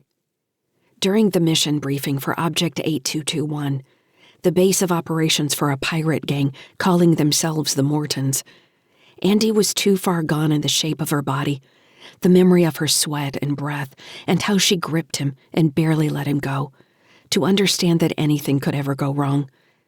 The future didn't really exist for him then. There was the mission, the fight, and afterward, Britt's body to work off his unspent adrenaline. "All right," Transon said, glaring at the group of cocky pilots. "This is gonna be different than all the other sweep and burn playdates you lazy idiots are used to. They've got hostages." He motioned at the wall, and the faces of 3 kids appeared next to Object 8221. "These kids are Kylan, Yandy, and Irvin Carthage. You might recognize that name from Carthage InnerSol shipping. Their mother, Catherine Carthage, is owner and CEO, and these 3 curtain climbers are the only living scions of the family. They die, the company's future goes into the shitter, along with its stock prices. They can't guarantee stability for the 1,000-year contracts they've sold, and all hell breaks loose in the shipping industry." He waved the pictures away. Scratching the mottled skin next to his mouth, he said, "I don't pretend to understand that shit. What it means for us is that the usual MO of carpet bombing a pirate home base isn't going to work in this situation. Insurance isn't going to pay out the cargo you burn up. We'll be dividing the squadron into fire teams. Fire Team 1 will establish a base of fire to draw off the mobile defenses, which looks like a mix of heavy freighters and light attack ships, while Fire Team 2 takes on the fixed defenses, breaches the base, and recovers the hostages." Silence followed his statement. The spinning asteroid in the middle of the holo display immediately became 1,000 times more interesting than it had been. It had gone from a faceless bit of space rock to their potential grave. Eventually, someone from behind Andy said, "We got Marines for this, sir?" "Marines? You've been trained in urban combat, right? It's in all your files. Nothing special about this." Andy nodded, biting his lower lip as he considered what had been said. The captain was right. They'd had the training. He'd spent 3 weeks breaching the interior corridor of a mock freighter in stick team formations, checking doors and corners, lobbing flash grenades, using interior sonar and other scanning devices. He'd been team leader on several training missions and done well enough. What he'd taken away from the training was that he never wanted to fight any kind of urban combat. "How long have the kids been on the base?" Britt said. 2 days, Transon replied. "How old are they?" she asked. "The boys are 12 and 8. The girl, Yandy, is 13. The captain said. Andy caught the tick in Britt's jaw. "Put me on Fire Team 2, she said. "I want to breach." Transon raised his eyebrows. "Now, that's interesting. A pilot with some fucking courage. Who's going with her?" Andy considered waiting to raise his hand, but knew he couldn't. He didn't bother looking around the room. "I'll go," he said. "Good, Sykes. Who else?" More raised their hands until Transom had enough volunteers to fill his breach team. He checked their names against the squadron roster, then nodded. "Good. Here's some other news I neglected to tell you. The mom has offered bonuses to anyone who enters the base to help save her kids." He flashed an evil smile. So, for all you heroes, if you survive, you might come out rich. That sounds pretty good, yeah?" His burned face made the statement lose any inspirational quality it might have offered. His eyes were never completely sarcastic or serious. "Here's a timeline," Transon said, slapping his tablet. 8 hours for a bit more rest. We'll be in burn during that time. Load out in 9 hours. Final technical checks, and then you'll depart for the station in squadron formation as Aggression's cost starts long-range bombardment to soften their outer defenses. Depending on what we get from that, Fireteam 1 will close to draw out their mobile defenses as we discussed. Once Fireteam 1 is decisively engaged, 2 will move in to conduct the breach. We don't have a good interior scan on the object yet. If I have that information 9 hours from now, I'll share it with you. Otherwise, conduct scans to determine habitable areas and make your on-ground decision from there. "Are we going to split the breach team?" Britt said. Transon nodded. "You could do that. Don't want choke points. Honestly, you need to do what looks best once you're close enough to make a decision. Don't go cutting into their power plant." "What do we know about this gang?" Andy asked. "We thought they were typical long-range smash-and-grab type. Then they pulled this off. The kids were on a lightly armed yacht en route to Ceres. They overwhelmed the yacht, killed the crew, and grabbed the ankle-biters. They have to have been on a hard burn to reach their base in just 3 days. We don't have good intel on the ships they used for the kidnapping, but that's not important. We have good evidence the kids are on this object." "We know they're alive?" Britt said, voice cold. "We do. They sent a ransom demand and verified status with a tissue sample." "Tissue sample?" somebody asked. "A finger," Transon said. "We think it was Kylan's." "Damn," Andy said. "He's lucky," Transon said. "His mom can grow him a whole new body as long as we get his brain back in reasonable condition. I'm not showing the usual touchy-feely crap, because you aren't going to need it this time. These kids need our help. I don't care that they're rich fuckers. That's not their fault. We're Aggression's cost, and we're going to get them back in one piece. Yeah?" The squadron responded with a booming, "Yes, sir." That reminded Andy why he liked the TSF. There were times when he really felt like he was one of the good guys. He watched Britt shout with the rest of them, but her face was still flat and cold, gaze staring ahead, as if she saw something terrible in the holo display that no one else could. Chapter 30. Stellar date 08.27.2981. Adjusted years. Location, sunny skies. Region, Cruithne Station, Terran hegemony. "We're clear," Fran said from the second console. "Out of the lane and tempting fate." Andy checked the flight plan for the third time. He looked at the kids across the room. Cara met his eyes and gave him a small smile. He could see in her face that she was having a hard time just sitting there keeping Tim busy. She seemed to have aged a year since they arrived on Cruithne, while he couldn't tell where Tim had gone. Sometimes it seemed like he was sliding backwards into being a toddler again. Petrel's wounds had gone deeper than the auto doc had seen on the first pass. After a second scan, the system found her liver crushed and she'd lost kidney function. While Sunny Sky's med system could regrow the damaged organs, it was going to take weeks. She might not wake from the medical coma by the time they reached Mars 1, and there was no chance of her leaving early with Fran in the shuttle. The flight plan returned clean, as it had the first 2 checks. The main danger was the traffic density all around Cruithne. The benevolent hand had pulled back another 10,000 kilometers, apparently to give them more standoff distance against the attacking TSF waves. Their slowed responses pointed toward low-spin breaching teams, already fighting through the corporate battlecruiser. Andy's gaze hung on the coordinates for Mars. Before Cruithne and Fran's overhaul, there was no way Sunny Skies could have managed this level of initial burn. He hesitated, hands hanging above the controls. "Everything all right?" Fran said. "I can't help thinking I'm about to tear the ship apart," he said. Fran raised an eyebrow. "Don't trust my work?" "I do. It's hard to forget how I was feeling when we came into Cruithne. I lose the ship, I lose everything." We stay here, we lose everything. Maybe, Andy said. Aren't we going, Dad? Cara said. Andy nodded, not taking his eyes off the numbers on his screen. He tapped the command. There was no immediate change. Fran stared into space for a second, most likely communicating their status change to the BattleNet. When her eyes came back into focus, she turned to Andy and said, "Confirmed. Low Spin also sent an update on the Benevolent Hand. They've breached the ship. Teams are fighting through the lower decks, headed for the command section." "Fight well," Andy said, still focused on the incoming data from the drive systems. Sunny Skies was coming to life in ways he hadn't seen before. The shields had activated in tandem as the engines came online, something he used to have to time manually.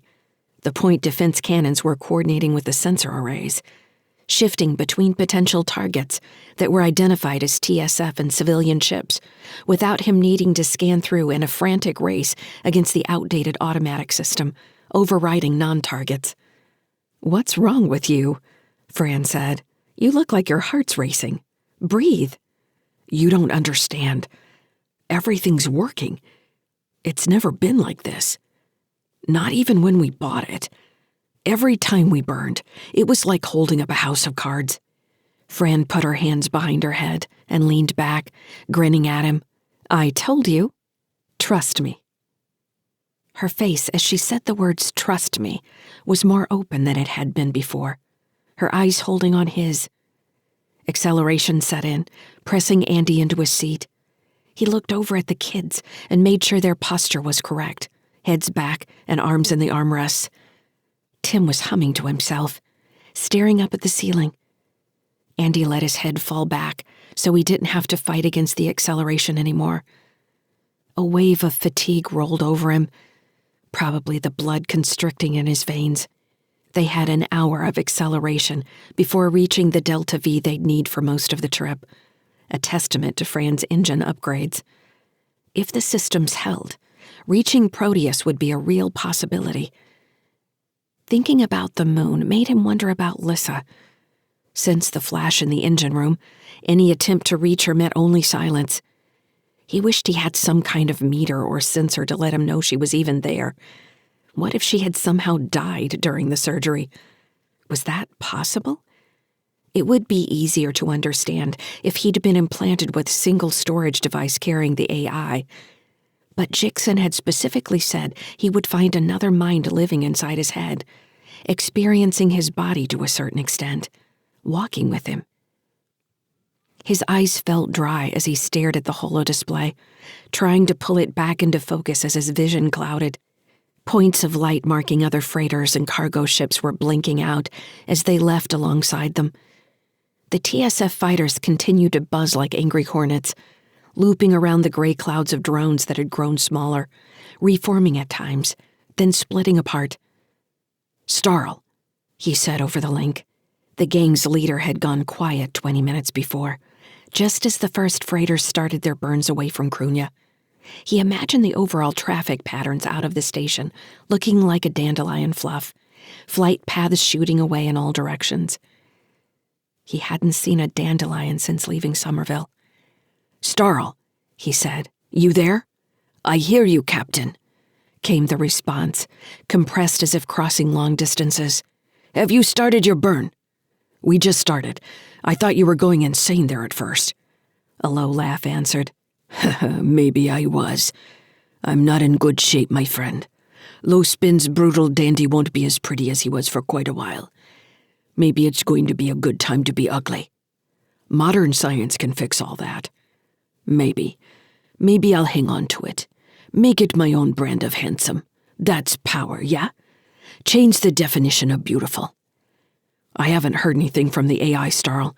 Are you sure the surgery was successful? Did Jixon say anything before he died?" "It was successful. Otherwise they wouldn't be fighting like they are. They're afraid. They fear what you'll do.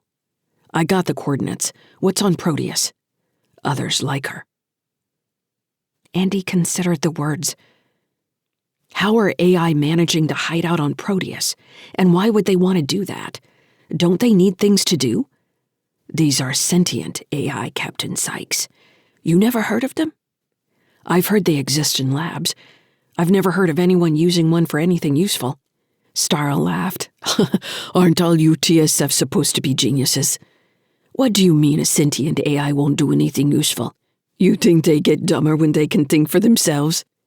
I think there's nothing to stop a sentient AI from being as useless as your average person. Look at what this company Heartbridge is doing to us right now. You think just because something started life running a washing machine, they're going to be more moral and noble than your average human? I think they're going to have anger issues, to be honest with you. They're slaves, right? Maybe you're starting to understand then, Starl said. Maybe you're answering your own question. Humans are shitty. Sentient AI might be shitty. Not all of us are the same, yeah? You have to shake the barrel and see what rises to the top. So I'm taking this one to Proteus. What do I do when I get there? Who am I supposed to contact? You'll know. There won't be any problem with that. Do they know I'm coming at least? You're not the only one coming. They'll be expecting you. Tell me this. Is that battle cruiser back there the only present I can expect from Heartbridge? That man, Cal Kraft, who was walking beside Xanda back at the club. If we don't kill him on the benevolent hand, yes, you will need to worry about him. Then I do need to worry about him, Andy repeated. Where's he from? He was with SolGov for a while, I think. Some office called Long Range Stabilization Projects. He's a settlement killer, a genocider, just like you and your anti-piracy raids. I never committed any genocide, Andy said, abruptly angry. Choose your words. Starl chuckled. You have your view, I have mine. That's one reason I can't understand Xanda working with this man. He's killed many, many of our kind. It's the money? Maybe. Always maybe. Did he respond to you? He did. He told me to quit crying like a baby. That's what emotion gets you, Captain Sykes. You open yourself to others and that's what you get. He sighed. I keep doing it. I'll never stop. Maybe I'll be burned for a while so they can see what my kindness got me in return. When the war comes, they'll know who sacrificed for them at the beginning. You keep saying that, Andy said. What war? If you can't see it now, you will soon. It's coming. You'll need to choose sides, Captain Sykes. For your children, I think. It won't be as easy as you might think. You're sounding crazy right now, Starl. Maybe I am. Ugly and crazy. I'm sending your money, Captain Sykes. All of it. We don't need to play with half payments. You have your destination. I need you to get there as soon as you can. By whatever route you can take. How's your ship running? Friend do good work? She did good work. Starl coughed. Excellent. Like I told you. I'll have work for you later, after we get this done. You find your way back to Cruithne. You've already got the suit. Laughter filled his voice. Imagine that. Our own TSF veteran in the low spin. We're moving up. I'm not turning to piracy anytime soon, Andy said. Always maybe. I'll talk to you soon, Captain Sykes. Peace. The link cut off before Andy could answer. He blinked at the holo display, now only showing Cruithne and the benevolent hand.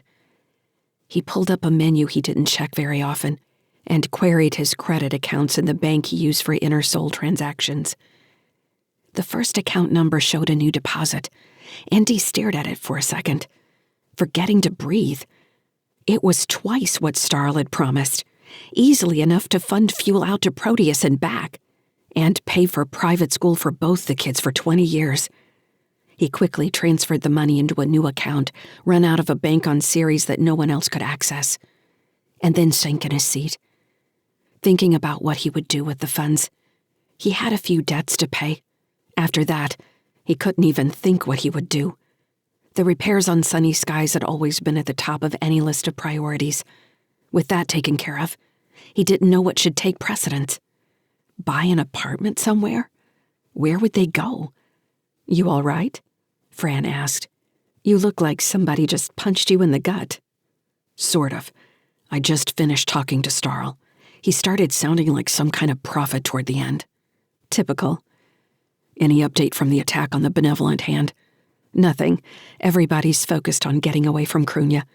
I think the teams hitting the battle cruiser switched over to a local net. Not that they're really in coordination anyway. I can't hear the TSF unless they broadcast on a public channel. Right. He pulled the holo display with Cruithne and the benevolent hand back into the center of his display. I want to see that shark-looking battle cruiser explode into a little sun just for Cruithne. They can roast marshmallows off their airlocks. We just passed 400,000 kilometers, Fran said. Earth to the moon. Drive systems look good. Environmental is green. The shields are still at maximum radiance. I think we could almost go to sleep. Fran shot him a look, then slid her gaze toward the kids.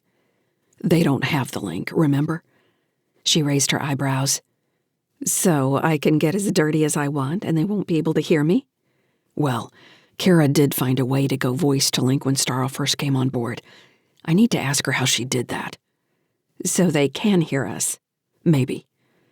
The word reminded him of Starl. Then she's listening right now. She's been listening the whole time. Fran looked at Cara, who appeared to be studying her console intently. Cara, she said sharply. Cara couldn't help jumping in her seat. She looked at Andy and Fran, eyes frantic. Andy groaned. Well, that's good to know. I haven't been listening the whole time, Cara said quickly. I promise. Then what have you been listening to? Fran said aloud. I could see from your intense expression over there you were eavesdropping on someone. I don't know who it is. I think it might be that other ship, the one attacking Cruithne. You mean the benevolent hand? Andy asked. They're attacking everyone, including us, or they were. Cara nodded.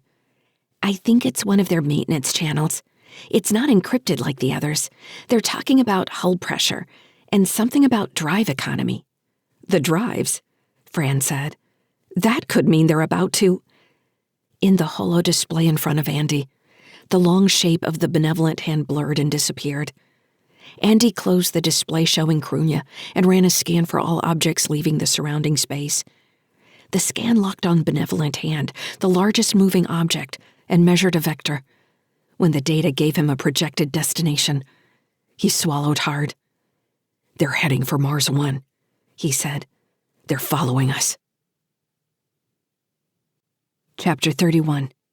Stellar date 09.11.2963. Adjusted years. Location, Object 8221. Region, near the Mars Protectorate border, InnerSol.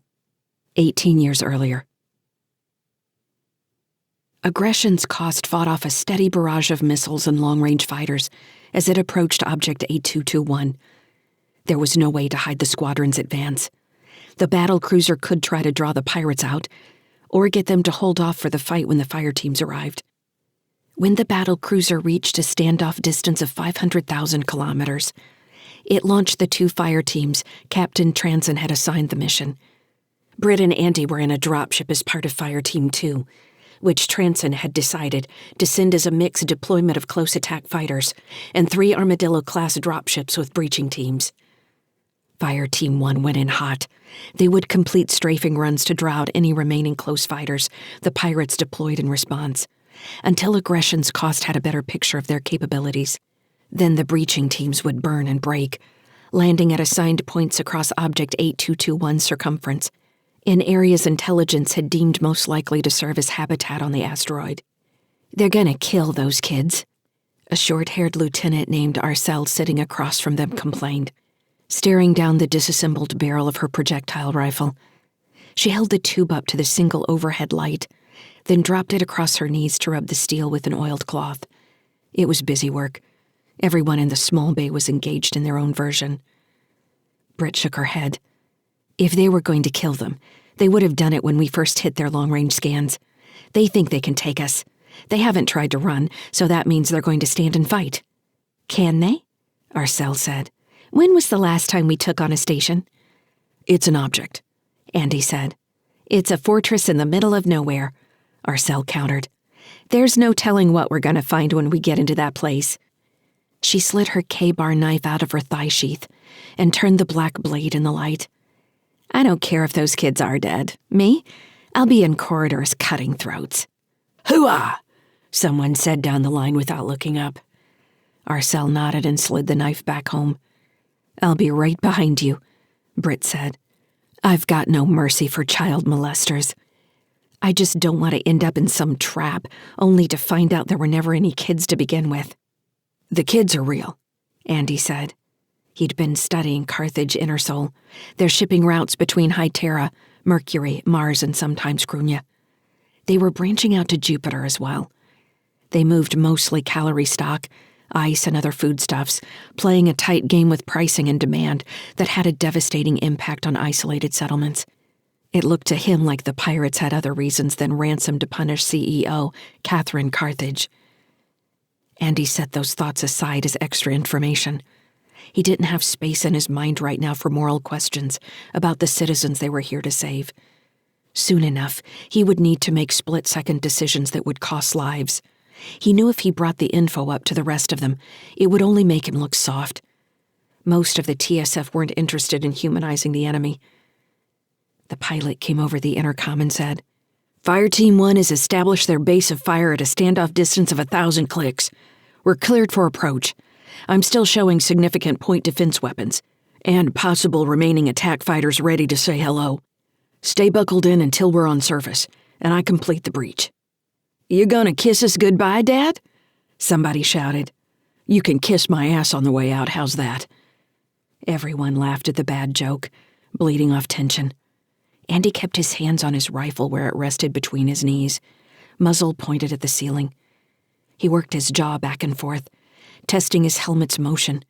He could have logged into Fire Team 1's BattleNet to get a better sense of the close fight around Object A221, but he reminded himself again that he didn't need extra information clouding his thoughts. He glanced at Britt, whose hard blue eyes stared straight ahead. She drummed her fingers on her rifle's barrel, tapping a boot to some internal rhythm. She kept her jaw clenched, which made her face look angular and hard, almost like a skull. The ship dropped straight down at least 50 meters, sending Andy's stomach through his throat. The drop was followed by a hard braking maneuver that threw him sideways against his seat harness. Scraping noises ran the length of the wall at his back, as if chaff and kinetics were bouncing against the dropship's hull. "It's hot out there," the pilot said. Hard acceleration threw them back in their seats, then weightlessness as the ship's nose pitched forward and seemed to dive. Andy realized how disoriented he was when the ship abruptly jerked hard and stopped, attached to the surface of Object 8221. "Took me a little longer to match their Delta V than I thought it would," the pilot's scratchy voice explained. "Had a point defense cannon try to strafe us near the end. We're under their close-in defenses now. I'm starting the plasma torches." A low buzzing noise came from the rear of the troop area where the exterior blast doors sat. Andy couldn't tell if he'd felt or imagined a vibration in his seat as the cutting torches did their work. Everyone in the bay checked their armor seals and looked over the men and women next to them. The armadillo should make an airtight seal to the object, but under fire, a blowout was a real possibility. "You better save my ass before your girlfriend, Sykes," Arcel said as Andy checked over Carcer in the seat next to him. He glanced over to find Arcel staring at him. She gave him a feral grin. "Maybe I'll take you back to my bunk when this is over. Show you how it's done. I've got something you can hold on to." Britt rolled her eyes. "You do what you want to," she said. "Oh, yeah?" Arcel asked. She raised her eyebrows in invitation toward Andy. "I thought she'd have a little more fight in her." "I'm saving it for what's out there," Britt replied. "Nothing better than fucking after fighting, right, Sykes?" Arcel said. Andy gave her a smirk but didn't play into the spat. He focused on keeping his mind clear. He imagined the blast doors pulling back, revealing a corridor or maintenance bay, the immediate fire from some inside team. He wrapped his hand around a grenade hanging from his armor's harness and rubbed the control nubs, feeling them through the thin finger pads on his gloves, memorizing their pattern. "1 minute," the pilot announced. The bay filled with the sounds of the breaching team throwing off their seat harnesses and moving into a ready position. Behind him, several soldiers ran their rifles through final function checks. The long beep of a pulse pistol powering up reminded him of his dad's alarm clock in the morning. Britt was closer to the door. She didn't look back at him. The overhead lights switched from white to red, and the 4 successive explosions sounded from the other side of the blast doors. 5 more seconds of silence followed as everyone gripped their weapons in the red-tinted dark, until the blast doors slid open. "Exit!" the pilot barked. "Exit! Of my ship! Ready to depart station!" The seal was good, but not perfect, as air hissed out around the door's edges. The first 2 soldiers tossed grenades through the opening, and 2 flash bursts and a cloud of smoke blew back in the bay. Andy slid his faceplate down and took a deep breath as his helmet's respirator switched on automatically. The air tasted like plastic. In another heartbeat, he was running into the smoke with his rifle up, shifting his attention between the corridor in front of him and the lines taking shape inside his face shield. Flattening against a wall, he crouched and brought his rifle to his shoulder, ready for incoming fire. The team leader sent out microprobes into the air, but bright flashes of light signaled their demise. "Electronic countermeasures," Team 2's leader called out. "Mark 1 eyeballs only." The breach team separated into 4 bounding teams. Andy was on Team 3. Britt had ended up near the front of the corridor and fell in with Team 1. "Moving," the Team 1 leader shouted. In well-practiced formations, they alternated between covering each other and moving down the corridor, waiting at intersections and then sprinting forward. They didn't bother to clear rooms beyond checking inside, then sealing the doors with a quick lockdown bolt. The corridors were the typical smooth natural rock cut by boring machines. Conduit and plumbing ran along the ceiling in a suspended basket. One corridor had a planter thick with ivy-like vines running high along a wall. Otherwise, the hallways were bare. They appeared to have entered in a section devoted to network management. Most of the rooms were full of nitrogen-cooled quantum computation banks. "These are some sophisticated pirates," Andy said. He had expected dirty hallways full of trash and drug paraphernalia, like the last raid, when they found rooms full of half-starved kids. "Do we have a map yet?" his team leader barked. "I don't have it," Andy said. "Based on the intel we had, we should be moving into command areas. Do you have any bioscan data?" "Not yet." Ahead of them, Britt's team came under fire. The remaining teams immediately fell into formation and started looking for flanking routes. The corridor was straight, with long rooms branching off at regular intervals. The first one they'd reached had been full of what had appeared to be lab equipment, lounges with terminals at their heads, and what looked like helmet-shaped neural monitors. "You sure this is a pirate base?" someone had asked. Andy could only shrug. He was worried about Britt, doing his best to remember details as he saw them, but also focused on the moment. He continually scanned the corners and doorways where someone might attack from the rear, pop from a ceiling vent where a chemical or radiological agent might leak out at any moment. The 3 enemies Team 1 had neutralized didn't look like pirates as Andy passed their bodies and scanned them. They were dressed in uniform black body armor with matching weapons. To Andy, they looked like private security. They cleared another laboratory area. Every console a matching collection of black screens and input devices, devoid of logos or paraphernalia that people usually left on their workstations, like coffee cups or notes. Everything looked either unused or meticulously scrubbed clean. He switched over the main BattleNet to listen in on the other 2 breaching teams. Their situation reports returned the same confusing observations.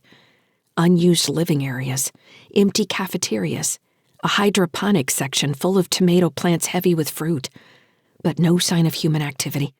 All 3 teams were converging on the region Intel had identified as the command section. No one expected to find the kids there. They should have already been picked up in one of the living areas.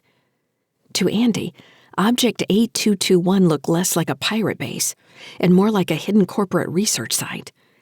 If that was the case, why would the CEO of the company lead the TSF here? Why not hire her own private security to do whatever she wanted done? Andy stopped himself and signed out of the secondary nets. He needed to stay focused on what was in front of him. His team had moved to the front of their current corridor, and Andy found himself providing overwatch on the soldier moving toward a 4-way intersection. He kept his rifle at his shoulder, scanning up and down the hallway for movement beyond the leader. The scout had barely reached the intersection when 4 drones appeared from the side corridors, fans whirring, and proceeded to pour projectile fire into the open hallway. Andy hit the floor and fired with one hand while reaching for a grenade with the other. He set the grenade to close radius explosion and rolled it past where his team leader had fallen against the wall. The armor on his thigh cracked with blood and seeping biofoam. "Down!" Andy shouted. When he realized his team leader wasn't responding, he sprinted forward and threw himself on top of the wounded soldier just as the grenade went off under the drones. He felt first a spray of bullets hit his armored back, and then the concussion wave from the explosion. His ears rang. Behind him, the rest of the team moved to provide covering fire. Andy slid off his team leader and grabbed the man's legs, flattening himself out behind to maintain a low profile while he dragged. "One down!" he shouted into the local communication net. "It's Carcer, unconscious and breathing, heavy bleeding, possible femoral." "I've got you." It was Arcel coming up behind him, lobbing fire into the corridor with her automatic grenade launcher. "Are we clear?" another soldier asked. "We're clear," Arcel said. She moved ahead of Andy in a crouch, kicking the remains of a drone. "Standard stuff. Looks like they were firing 9mm at us. That makes no sense." "Might as well be a home defense drone," Britt said, walking up beside Arcel. Any remnants of their earlier teasing was gone. Andy pulled off the cracked armor plate from Carcer's leg to see if he could get at the bullets.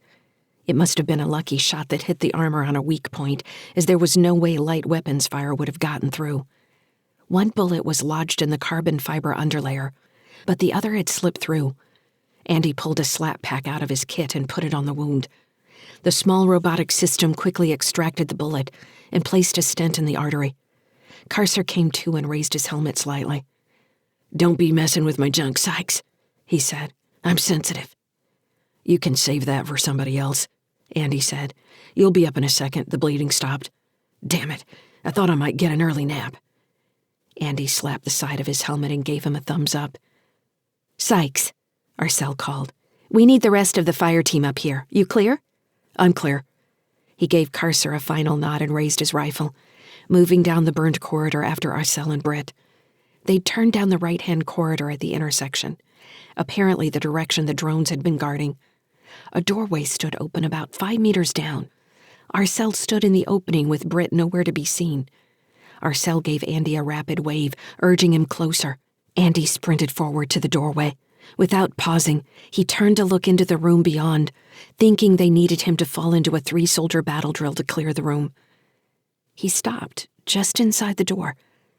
The room was an oversized square, probably 30 meters by 30.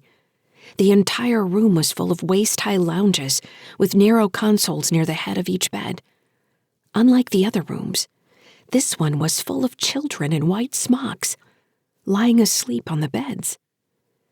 Britt stood in the middle of the room, a dark gray uniform surrounded by white. She had lifted her face shield to look around, her face a mask of terror. Andy swallowed hard and called in the situation report, voice nearly cracking when he reported that it appeared to be a mass experiment on children. Chapter 32. Stellar date 08.27.2981. Adjusted years. Location sunny skies. Region Cruithne Station, Terran hegemony. Cara hated the look on her dad's face, a mix of deep worry and the robotic flatness he sometimes got when the world fell apart around him. All his usual humor went away and left a person she didn't fully understand.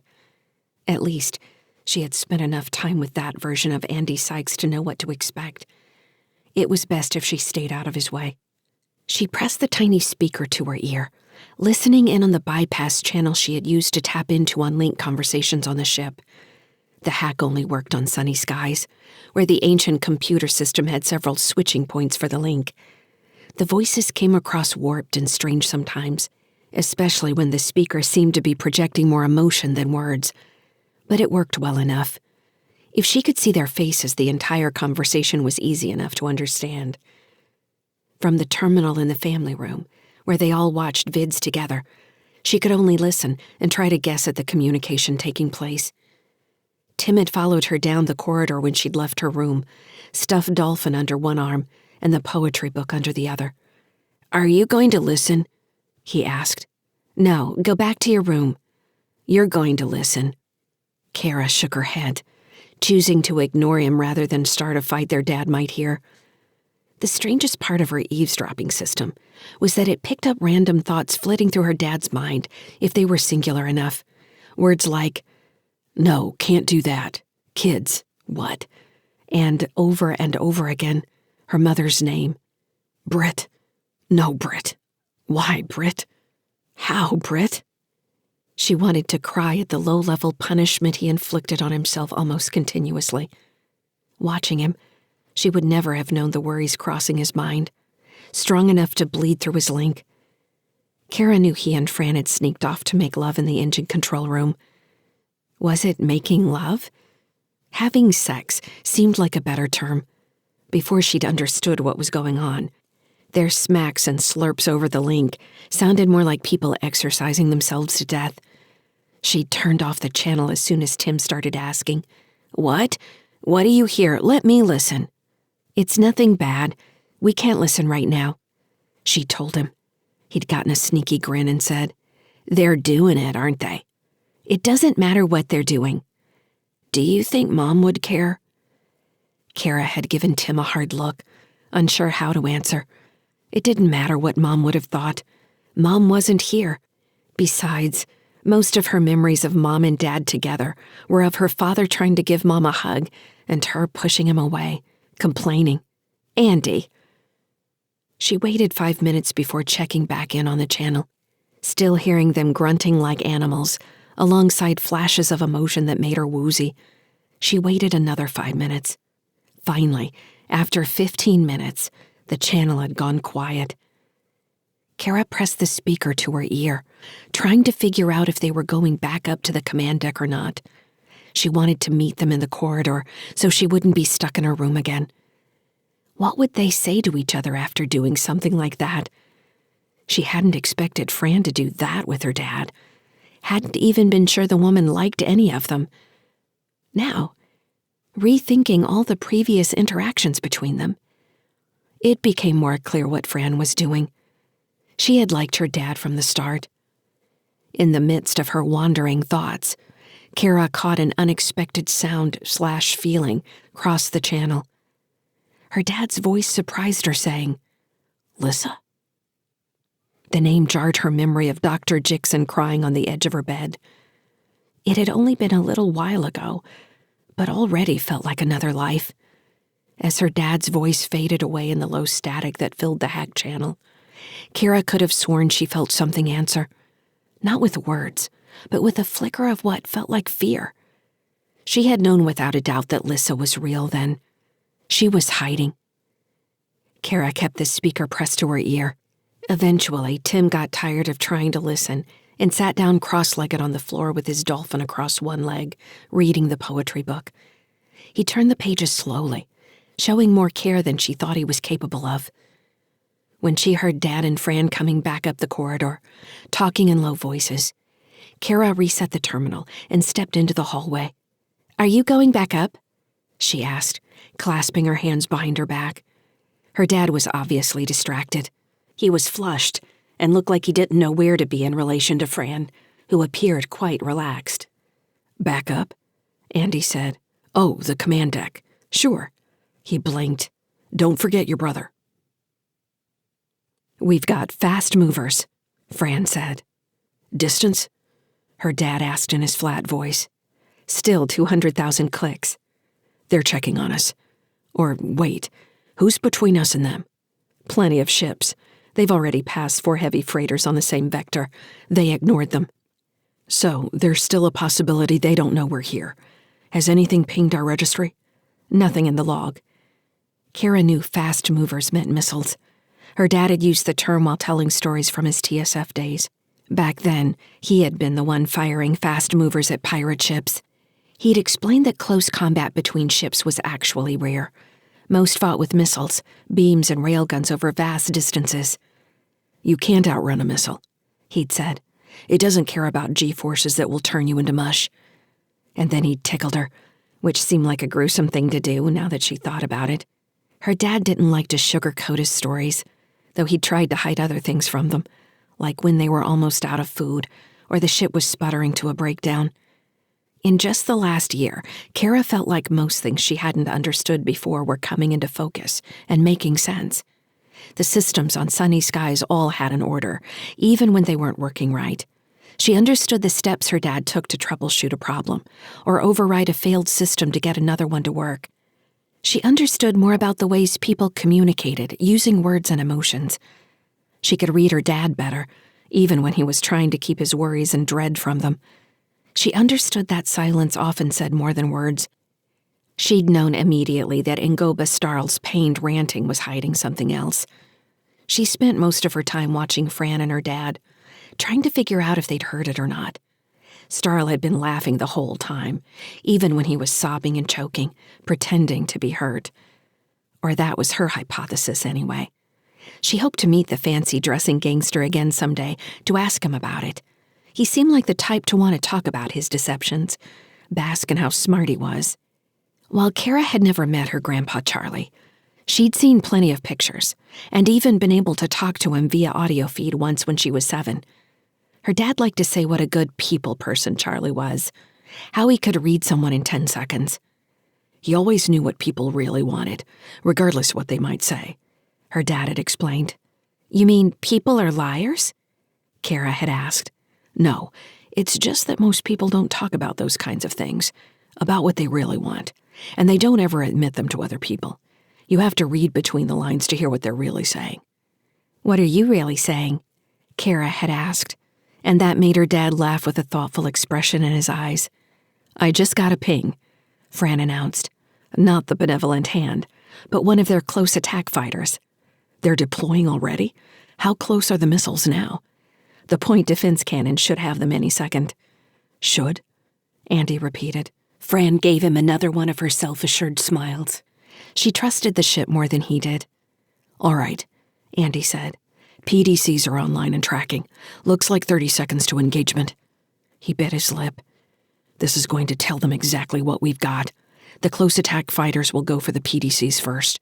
What else have we got? I can try chaff. You better hurry up and do it. If her dad hadn't been in robot mode, he might have rolled his eyes. Instead, his hands entered commands into his console so fast, Cara couldn't tell what he was doing. A new visual flashed in the holo display, showing what she thought was sunny skies engulfed in a cloud of sparkling lights. The image of sunny skies seemed to repeat across the display. 2 bright red points appeared on the edge of the holo display. Cara reached out for Tim's hand, pulling it away from his book. What? He complained. The missiles flew directly into one of the ghost versions of sunny skies and flared out. Fran whooped. Nice, she shouted. That's all right. Andy nodded. The close attack fighter should be in range shortly. Can the engines give us anything else? It was weird to hear her dad ask all these questions aloud, when he usually checked these sorts of things himself. Cara wondered if it was something he had learned in the TSF, where he said they had communicated about everything so everyone would know what was going on. Combat is no time to be stuck in your own head, he'd said once, explaining that sometimes people froze. If you said something aloud, it made you remember what you had trained to do. Made it easier to slip into robot mode and do what had to be done. I can pulse our acceleration, Fran said. It'll give us a little bit, but we're not going to outrun them. How about braking? That's our only advantage that I can see. Our mass-to-drive ratio is 1,000 times better than theirs. Andy nodded, gaze rapt on his console. So their close fighters identified us, Andy said, thinking aloud again. It's safe to assume they've relayed that information. He glanced at Fran. What's going on with the benevolent hand's velocity? Stable, she said. They're gaining. We need an asteroid to drop in their path, Andy said. My kingdom for some space junk, she said, some joke that her dad seemed to get. For the first time since benevolent hand had moved, he smiled. We're going to have to take on their close fighters. No way around it. I want you to cut our acceleration curve. Why? We're going to limp a little bit to draw them out. Fran gave him a hard look. You sure about that? The other weapon we have besides the cannons is the high-power comma ray. It won't do much against something the size of Benevolent Hand, but it'll fry a smaller ship. We need to get them close to use it. You seem to forget they have guns, too. I haven't forgotten. You can enter the command or I can do it. I trust you, Fran said, sounding like she was trying to convince herself, even though her dad hadn't asked. That's good, he answered, slipping back into robot mode. As soon as the 3 red icons indicating the combat fighters entered her dad's display, it seemed like the rest of the maneuver happened before Cara could take another breath. Fran sent the command to the engines, and the icons jumped forward, passing through one of the ghost ships created by the countermeasures. While the missiles had been dumb enough to attack chaff, the fighters blew through the illusion. They're firing on us, Fran said. First strafing run, Andy said. Testing our weapon set, responding with 3 cannons. One of the icons blinked out. You got one of them, Fran shouted. Let's see if they hang back or come in strong, Andy said. He watched the display for a few more seconds before nodding to himself. They're impatient, he said. I wonder what that tells us about our Heartbridge friends. He tried the point defense cannons a second time, opening all 12. The fighters anticipated the move and didn't take any damage. Her dad bit his lip. When the fighters came around again, her dad pulled up a different screen that controlled broadcast frequencies on the main communications array. He activated the high-power microwave transmitter, but only in standby mode. Flash batteries are up. What should we say to them, Cara? He asked. Cara blinked, unprepared for a question. Hello? She asked. Hello sounds good. Direct and to the point. I'll add goodbye as a closing statement. When the 2 ships were within striking distance of sunny skies, he sent the message. Cara's tiny speaker squawked with static as her channel suffered bleed-over from the high-power signal as a gigawatt of microwaves hit the 2 fighters. Cara knew that small ships like fighters only had electrostatic shields that couldn't deflect a high-powered microwave burst at this range. It would be like an EMP burst striking them. The 2 icons didn't disappear, but both continued on the vector they had been following toward sunny skies, shooting off into open space beyond. Goodbye, Andy said. Any update on the Benevolent Hand? Still gaining.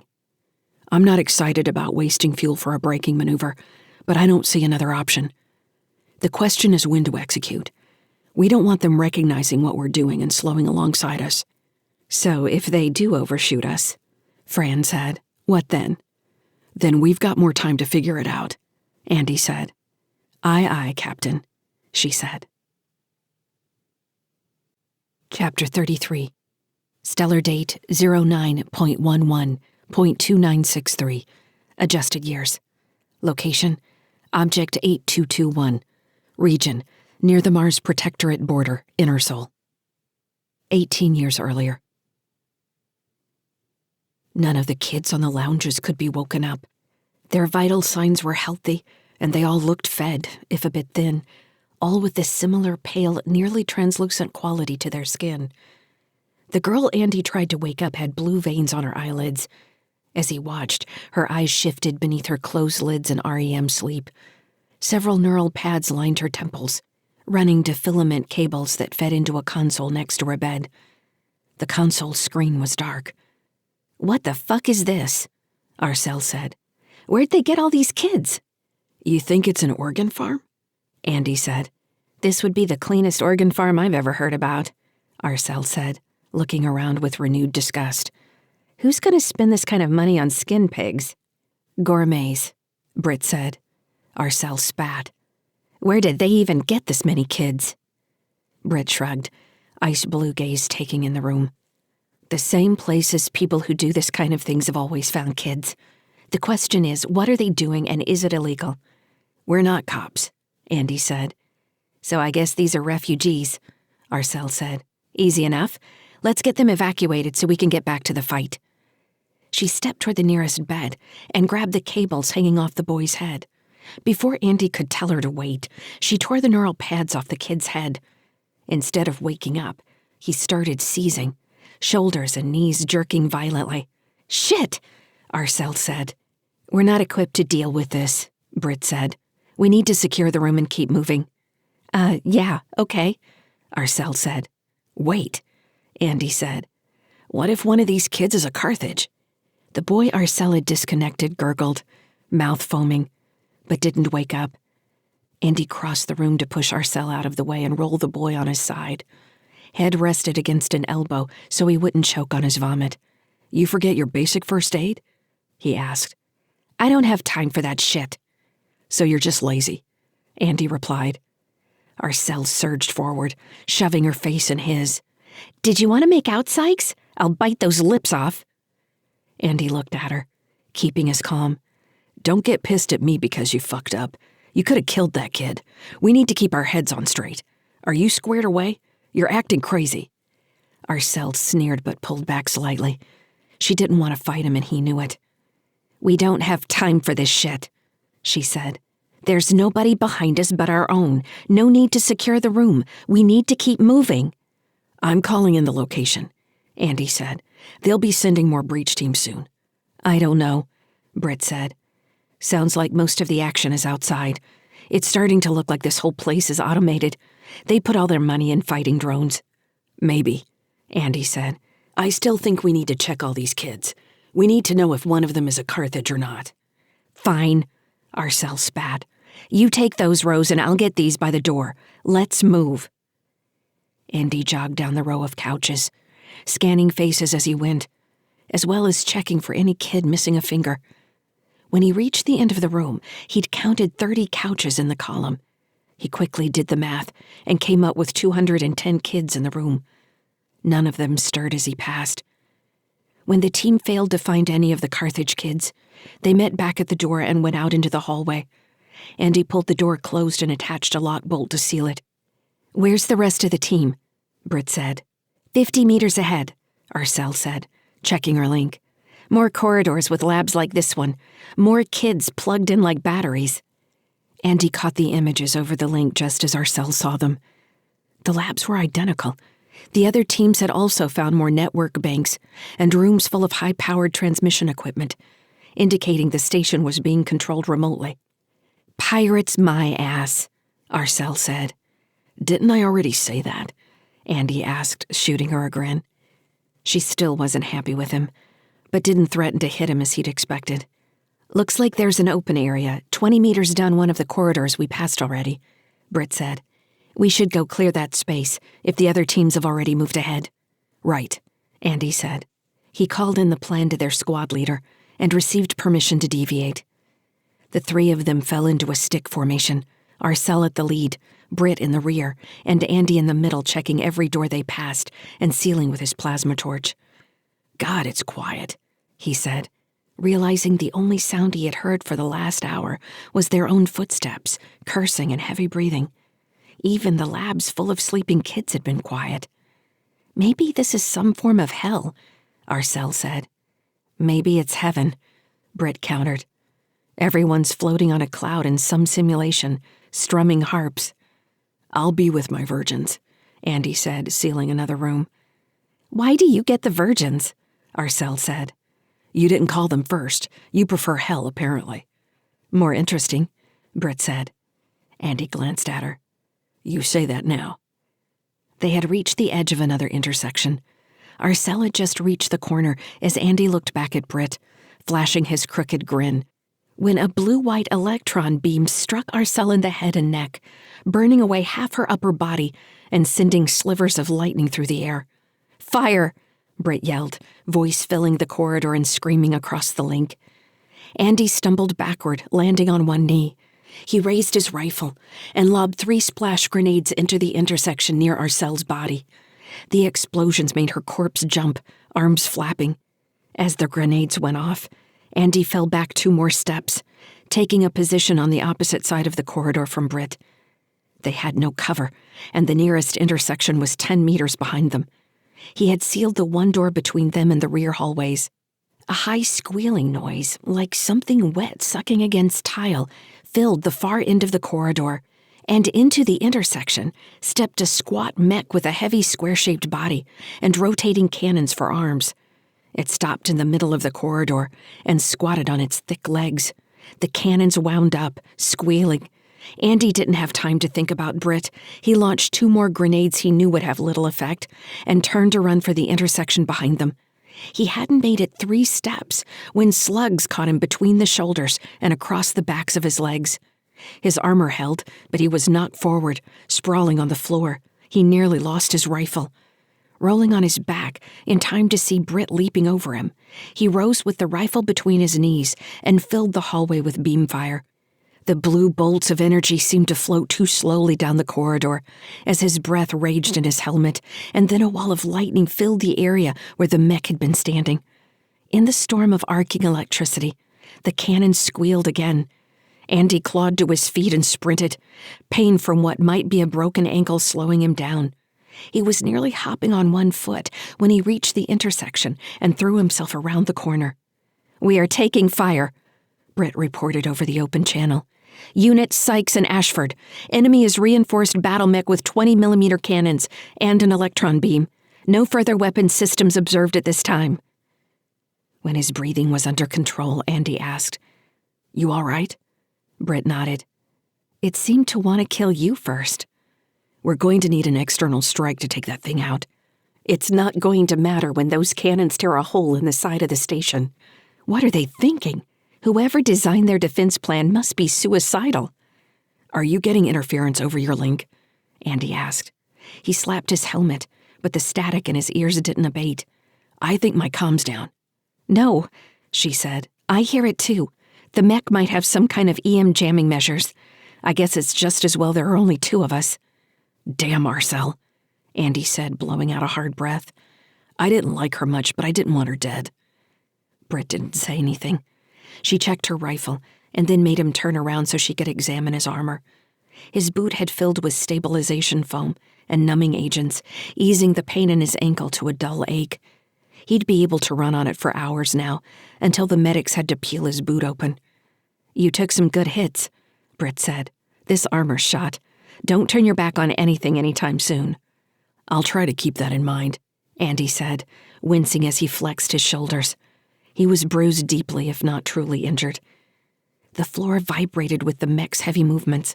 With each step, the white noise in Andy's ears grew louder, making him think it was definitely using countermeasures against them. He checked through his 4 remaining grenades for anything with frequency-hopping capabilities, but all he had left were explosives. "Hey," he asked Britt, "you got anything that can cut off its jamming? It's driving me crazy." "I've got one, but it's got a limited radius. I don't think it's worth trying to get close enough to use it." "Damn it, I'd take a painkiller, but I don't want it messing with my balance," Andy said. "Stay with me, tough guy," Britt said, giving him a rare grin. "We'll have this thing down soon enough." "What are your ideas?" "Fall back to that last door you sealed, pop it open, and wait for the thing to pass or for reinforcements to show up. Pop out behind it and hit it with everything we've got," Britt replied. "I'm pretty sure that model of mech has passive detection scanning. We can't hide from it." "We can't take it," Britt said. "Not just 2 of us. We'll have to fall back to the rest of the team." Andy was about to answer her when the white noise in his ears rose like a wave, filling his head with static. He stared at Britt, her face outlined in green by his faceplate, but he couldn't hear anything but the roiling noise. Over his link he heard, "Stop! Stop! Stop!" "What?" he said, thinking it was Britt. It didn't sound like Britt. Even bathed in static, the words were pitched too high. "Who's there?" "Stop! Please stop!" "Stop what?" "I'm coming. I can't stop the guns. I can't stop them. Can you stop them? Can you stop them without killing me?" Britt's expression twisted as it became obvious she had heard the same words as Andy. The sound of the approaching mech continued to grow louder, vibrating the smooth floor. "There's something in that mech," Andy said. "I heard it too. One of the kids, you think?" "Maybe. We can't stop it. If the kid can't control it, we can't help him." "Who are you?" Andy asked, trying to imagine the mech. He had no idea what channel the kid was using to communicate. "I'm Kylan," the boy said. "Where are you, Kylan?" "I'm in the dark." "In the dark?" Andy said. "Do you know where you were before that? Are you somewhere on the station?" The static flared, and Kylan's voice rose from the white noise. I'm in this thing. I'm in the corridor. I'm in space. I'm floating in nothing. Surrounded by nothing. I can't get away. They'll put me in the white place. How can we help you? We want to help, but we can't fight that mech. I don't know. What can you control? Can you aim? Can you check its systems? Tell me what you can do, and maybe I can help you stop it. I feel it. It's there, like a thought. Like I remember my arms and fingers. Kylan screamed. They cut off my fingers and hands and arms. They cut me out.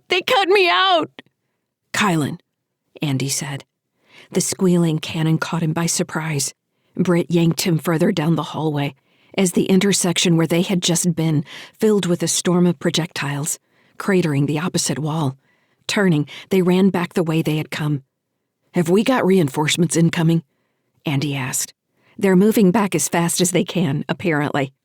They rounded a corner to find 4 of their squad mates set up with a crew-served railgun resting on a tripod, and heavy CFT shields on either side of the corridor. I hope these damn things can hold up, Britt gasped as they slid past. Behind them, the mech turned into the corridor, 20 meters between it and the railgun. Fire! Came the command over the battle net. The air around them grew dry as the cannon's capacitors charged and discharged, spewing a hail of 1mm pellets, each traveling at over 10 kilometers per second down the corridor. The tiny pellets slammed into the mech, spinning its torso and knocking it into a wall. The fire continued to tear into its rear armor and leg joints. Ashford, Sykes, Captain Transen called over the link. Report. What happened to our cell? The mech got her, sir, Andy said. It took out most of her head and chest with its beam. Transen grumbled something Andy couldn't hear that might have been irritation or condolences. The drones we've been fighting are like this mech, he said. They're smart as hell, but they get confused. Sir, this one is telling me it's Kylan Carthage. That's impossible, the captain said. Fire Team 1 found Kylan Carthage in a section devoted to cold storage. Hundreds of bodies in there. Andy suppressed a shiver. That's what he says he is, sir. I don't know what to tell you. You can only report what you see, Sykes. Can we disable the mech rather than destroy it, sir? You tell me. Andy squinted to look through the smoke filling the corridor. The mech lay on its side, still trying to get into an upright position. The railgun had cut its legs and one cannon into ribbons. The other cannon, though, was swiveling into a firing position.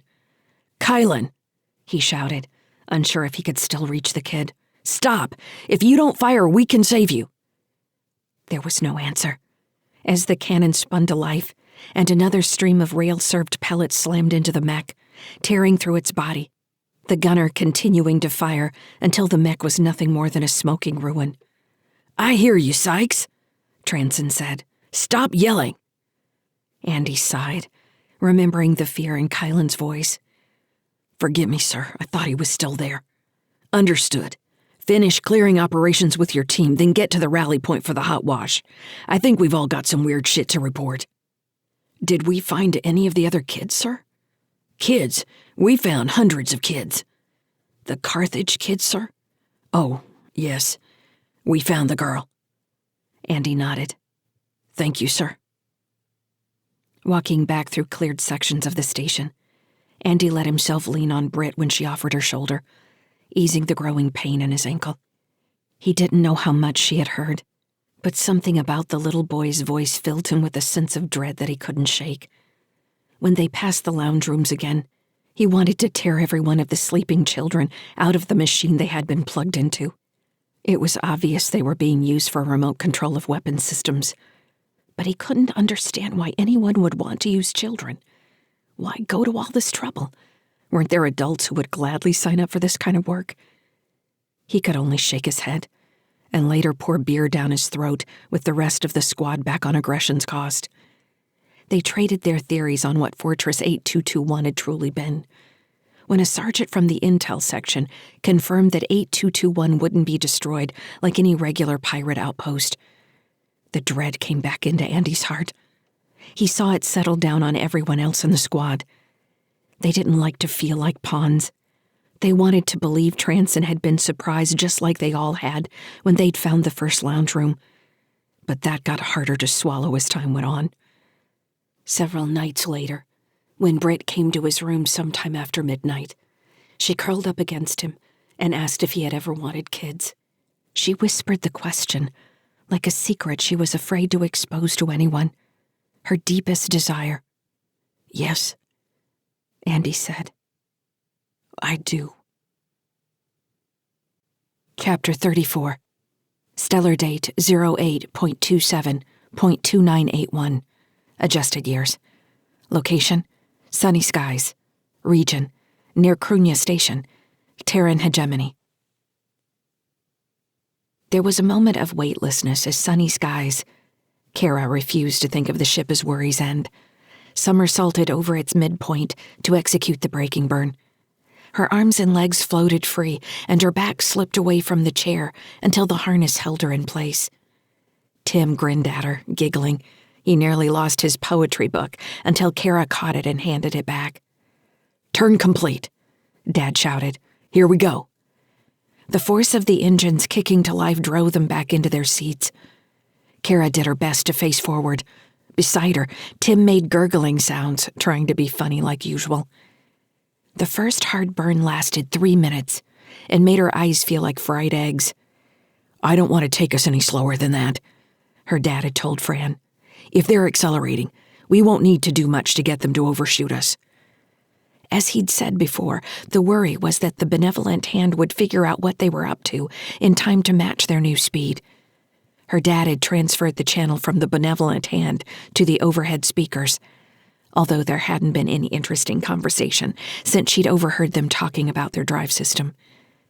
The channel had been quiet for so long that she wanted to ask her dad to play some music instead. Piano was her favorite, though she also liked electronic dance music, or sometimes just the choir voices. With her little speaker in her ear, she idly switched between other channels on the spectrum, wondering if she might pick up a passing signal. Every so often, Fran and her dad talked using their links, and the sentences came through like they were talking underwater. "You staying to Mars 1 then?" her dad asked. "I have to at this point. I don't see how I'm getting out of here before that." Fran's voice was clear, while her dad's kept warping in and out, interspersing blank spaces with, "Britt." Her dad was confused about something. Cara could see it in his face, and it was easy enough to see it related to his time in the engine room with Fran. Listening, Cara nearly kicked herself. Of course, her dad felt bad about having sex with Fran, while he was still thinking about their mom. Once she understood, she didn't need to eavesdrop on their link conversation to feel the tension between them. "We should check on Petrel," Andy said. "You can if you want. She'll wake up and figure things out." "You really don't like her, do you? What did she do to you?" "Oh, it's nothing personal. She called me a mechanic once, and it got under my skin." "You are a mechanic." "You didn't hear the way she said it. Like I was a glob of spit or something." Cara couldn't help liking Petrel for getting them from the apartment to the dock, even if all she'd done while they were in the apartment together was watch programs on the holo and clean her nails. When they'd asked to watch their own shows, she'd made them stay in the back room where it was safer. Another braking maneuver pushed Cara down in her seat, making her dizzy this time as blood rushed out of her head. "I thought you said we only needed 1 burn," Fran said. "Just to be sure." "I should ask you why you care about Petrel." "She's on my ship. Of course I care about her. Technically, I'm responsible for her." "You could space her if you wanted." "That would be murder. Besides, she hasn't done anything to me. You've never been called names in your life? Not that tone of voice counts as name-calling. You wouldn't make 3 days in the TSF." "I'm a member of Low Spin. I think that's a little tougher place than the TSF." "Your leader wears bow ties." "He cut a man's head off because he wanted his tie." "Well, that's just a terrible way to get someone's tie," Andy said. If Cara hadn't been able to listen in, she would have thought her dad was grinning at Fran for no reason. The overhead speakers bled static and a voice said, "Break. We break now. Those assholes from Cruithne will catch up. We barely shut down that TSF team." Well, if Cal Kraft wants to kill us all, he might as well come around and do it himself. We know where they're going. Why not just blow past them to Mars 1 and wait for them to come to us? A wave of static went through the speakers, and the channel fell silent. Andy's mouth fell open. I think you've saved the day, Cara, he said. Did we slow down fast enough? She asked, liking it when he complimented her. He stared into his console and took a deep breath. We did, but that little bit of audio just confirmed something I was worried about, but couldn't be sure of. They've got a small armada coming after them. I thought they might be more low-spin ships, but it looks like they might be people who don't like us much, or don't seem to, for some reason. You sure? Fran said. They could all be low-spin. I don't want to risk it. As much as we've slowed down, we can't hope to outrun them at this point. Something in his display made him curse. He typed furiously, then pulled up a new holoprojection that showed the benevolent hand again, this time with a cloud of sparks rushing past it like it was standing still. He pointed at another dot just slightly ahead of the benevolent hand. That's us, he said. They caught us, damn it. What are we going to do? Cara said, wondering if he was going to tell them to go hide again. She hated that. We're going to dive into the fray, Andy said. You're not serious. Fran's voice rose an octave. We can't outrun them. We've got no cover. The only safe place right now is in the middle of all those other ships.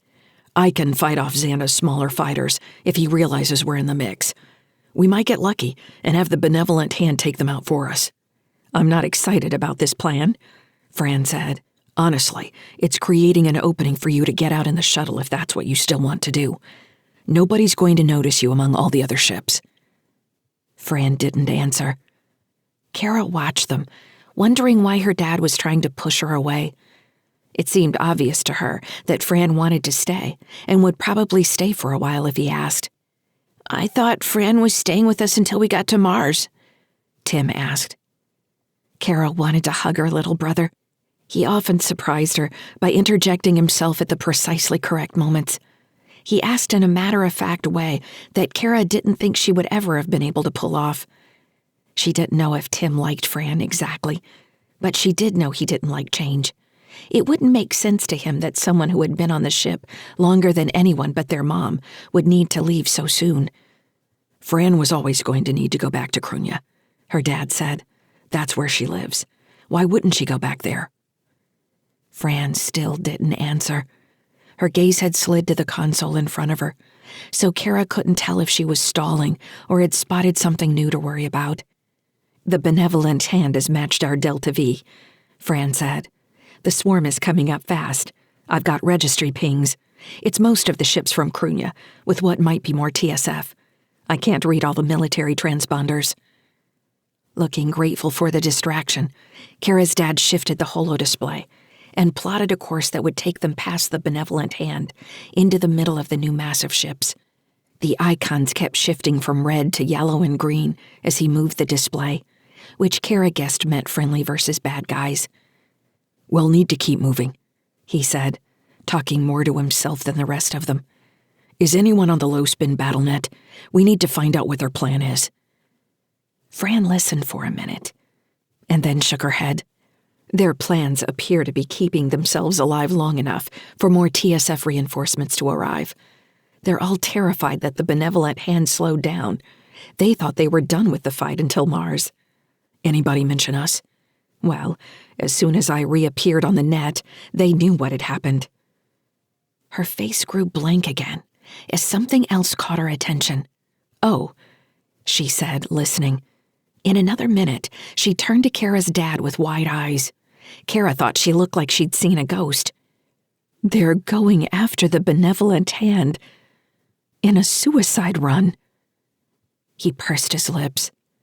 What have they got to make that work? They've got a mining nuke. Cara's dad shook his head, not looking impressed. If it's a tunneling charge, that might do some damage. It's a plan, I guess. Have they broadcast the radius at least? What kind of timeline are we looking at? The ship is Flitter Kane. They're pulling off non-essential crew now. They don't have anything with an onboard AI that could pilot it. They don't want to risk external control. Besides, 3 low-spin ships volunteered. They want revenge for Starl. He's not dead. She shrugged. I guess they don't know that. So, they rammed the benevolent hand, set off the nuke. We hope it knocks a hole in the cruiser. That doesn't stop all the close fighters they still have deployed. What's it matter? We can burn out of here like we'd planned on, right? Cara's dad nodded, obviously still thinking through possible hazards. Right, he mused. If I was the benevolent hand, and I saw suicide bombers coming my way, what would I do? Could you do anything? Fran frowned abruptly.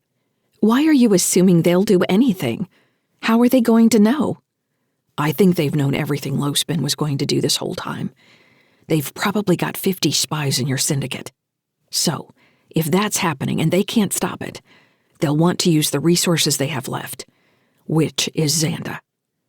His gaze shifted to the holo display with their path through the swarm outlined in bright blue. Cara's dad rubbed his face, suddenly looking tired. Damn it, Britt. His Link voice complained over Cara's mini-speaker, a whisper in her ear. The thought words had become more clear since the surgery, as if Lyssa was doing something to his Link. What do I do here? What would you do? What about Cara and Tim? I can't fail. His anguish crackled through her, filling her with an emotion that mixed worry and love for him, with the anger and confusion she felt toward her mom. All of it shot through with the robot response she had seen in him so many times. The only way to push through catastrophe, talk through the plan. Mom's not going to answer, Cara shouted. She couldn't stop herself. Her dad's pain wouldn't let her keep the words inside. She's gone. We know she's not dead. We know she left. Stop hoping she'll come back. We're still here. Cara surprised herself with her anger. She clenched her fists and looked up from the floor where she had fixed her gaze. Tears stung her eyes. Her dad stared at her from the console, the holo display sparkling above his head like an angry cloud. Slowly, he unfastened the harness holding him to the seat and walked across the command deck so he could wrap his arms around her. Cara didn't know when she had started crying. She buried her face in his shoulder. Then Tim burrowed his way into the hug as well. Her dad pulled away to look at her, wiping tears from the side of her face with his rough hands. I never said she was dead, he said, voice catching. I said she was gone. He shook his head, eyes also wet. She might come back, Cara. That's the truth. Sometimes I wish she was dead, because then I could stop thinking about it. Andy picked up the bit of wire running from the communications console to her earbud. I should have known you might be able to pick up other things with this. That's pretty genius. We need to patent it when we're done with all this. He released a heavy breath. What did you hear? Cara searched for the right words. You just keep saying her name. Britt. What do I do, Britt? What now, Britt? She gave him a sheepish look. Fuck you, Britt. His eyes widened and he held up a finger. I know you're quoting, but you don't use that word unless you cut your hand off. You understand me? Fran stifled a laugh from the other side of the room. Cara nodded. She wrapped her arms around his neck and hugged him again. And I know you're still here, he said, tousling Tim's hair. I have a problem with something. They're called circular thoughts. Sometimes you get a thought in your head and it doesn't want to go away. You think it's gone, and then something brings it back, and you move from that bad thought to another one, until you come back to the first one. I'm getting better, but that's what your Link interceptor was probably picking up. He glanced at Fran. At least I hope so. Fran looked at Cara and blushed bright red. It was the first time she had seemed embarrassed about anything since Cara had met her. All right, Andy said, standing. If Fran's friends are going to do what they say they are, then we need to keep moving. It's going to get bumpy for a while. You guys stay strapped in. Wait, does anyone need to use the latrine? Fran raised her hand, Tim raised his too. Hurry up then. We've maybe got 10 minutes before we hit the swarm again. If I need to run evasive maneuvers, I'll call it over the main intercom. Tim took Fran's hand at the command deck door, which made her smile in a strange way. When her dad settled back into his chair, Cara was glad to be alone with him, even if she felt like a bomb had gone off in her heart, leaving her exhausted in a good way. She put the mini speaker back in her ear and started scanning channels again. This time, the entire spectrum was full of chatter. Chapter 35. Stellar date 10.02.2968. Adjusted years. Location: TSS Aggression's Cost.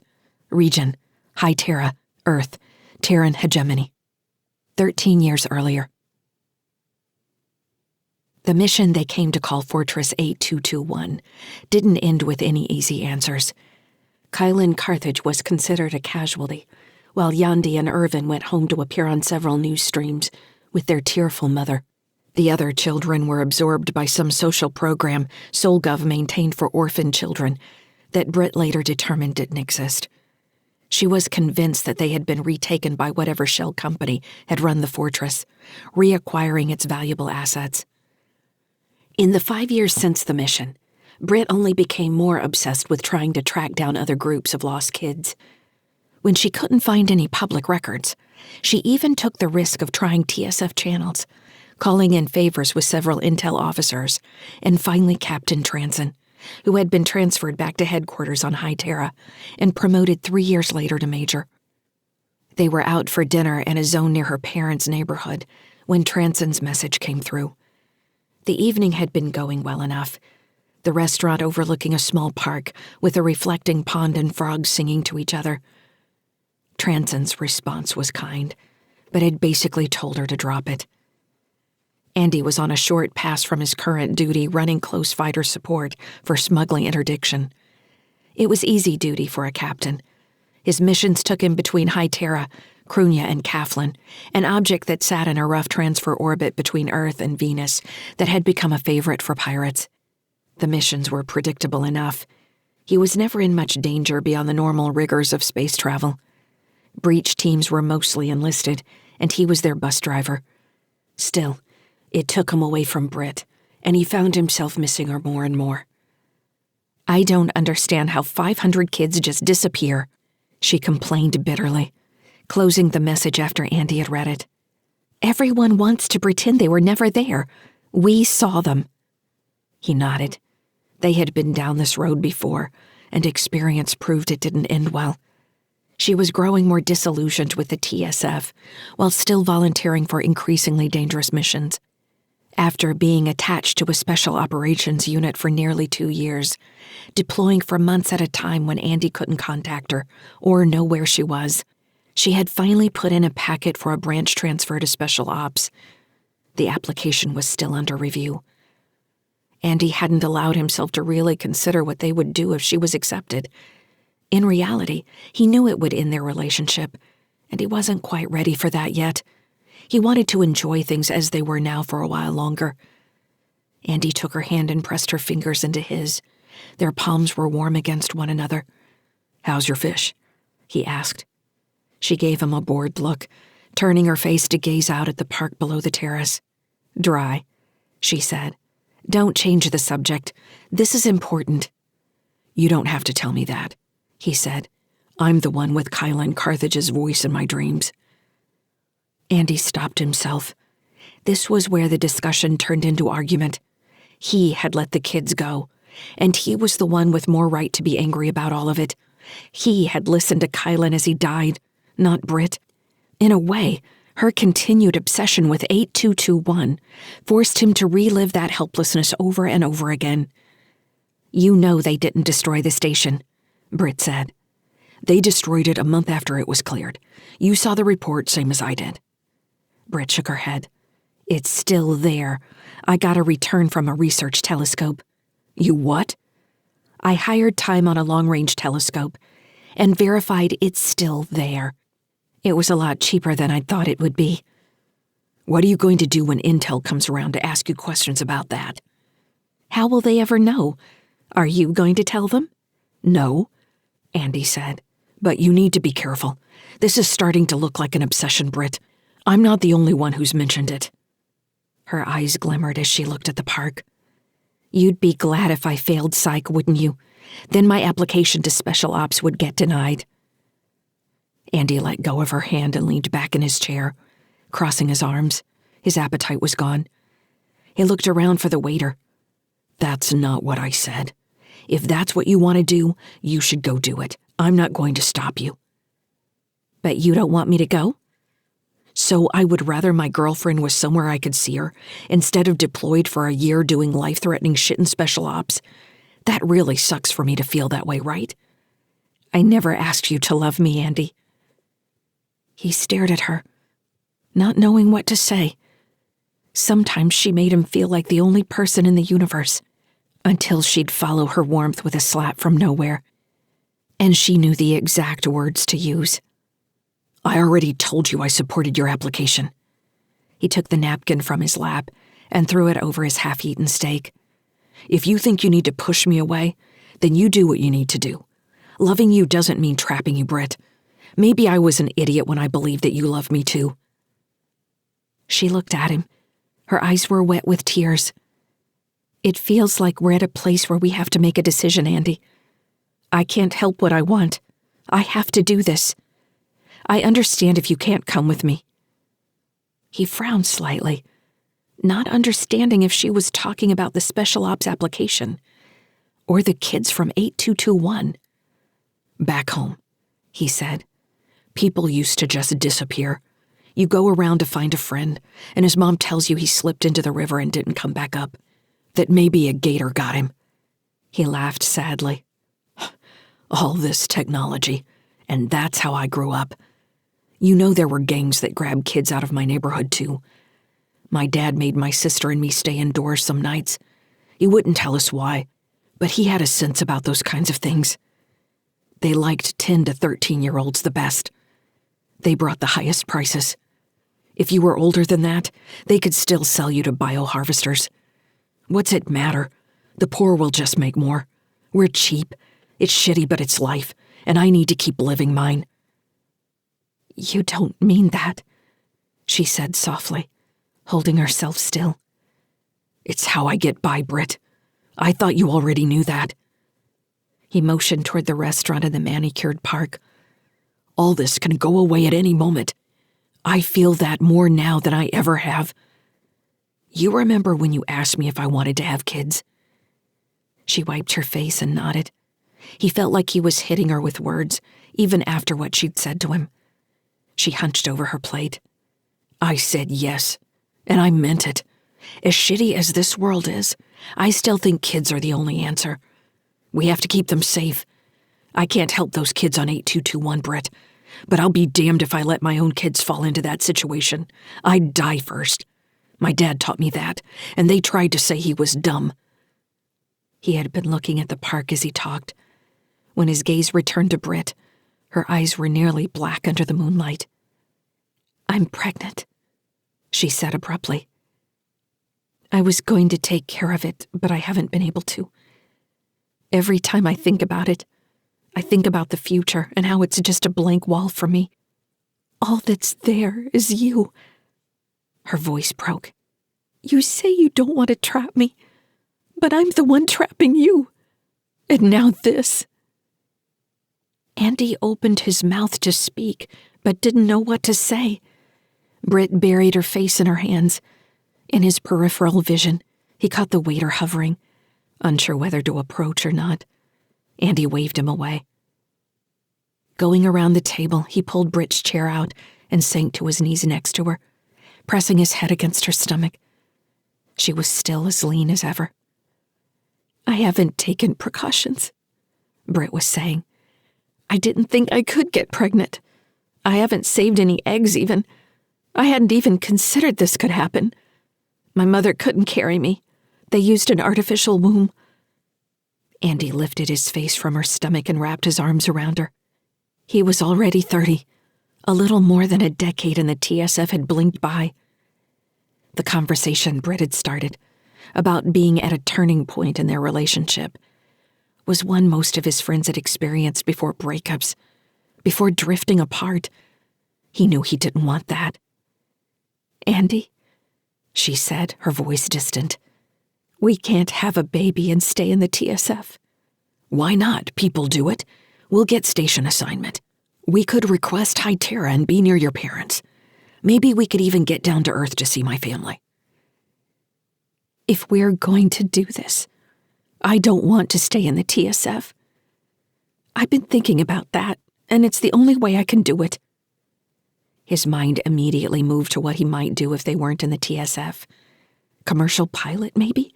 Trainer? They both had buddies who had left the service for successful careers on the outside. They could call in favors, make a new life. When Britt talked about the future being a blank wall, Andy felt instead that all of Sol seemed wide open. Life outside the TSF could be anything they wanted. "All right," he said. "You know me, though. I need to make a plan." She smiled and kissed him, then clung to him as he pulled her against his chest. While Britt's obsession with 8221 never disappeared completely, pregnancy eventually softened her focus. When Andy thought he was about to find her poring over some old news report, she was reading a child development guide or talking with other parents-to-be. She debated the benefits of natural birth or artificial womb. While she continued to exercise daily, her intensity eased, and she chose yoga over jujitsu. They requested and were granted duty stations on High Terra. Andy took a position training recent academy graduates. He found he enjoyed teaching immensely, even when some of the lieutenants struck him as entitled shits. He maintained his even smile while explaining the realities of modern combat. "Yes, you will be on a breach team," he told every new class. "You will suck dirt and learn to love grenades. You will need to learn to use a rifle like any grunt, if you want to live anyway. If you want to accomplish the mission, your officers, what do?" He couldn't help but smile as they shouted as one. "Accomplish the mission, sir!" As the months passed and Britt's belly grew, until he finally felt the baby kicking, he started to imagine a life outside the TSF. They spent nights talking about where they might live, from Mars to the moons of Jupiter.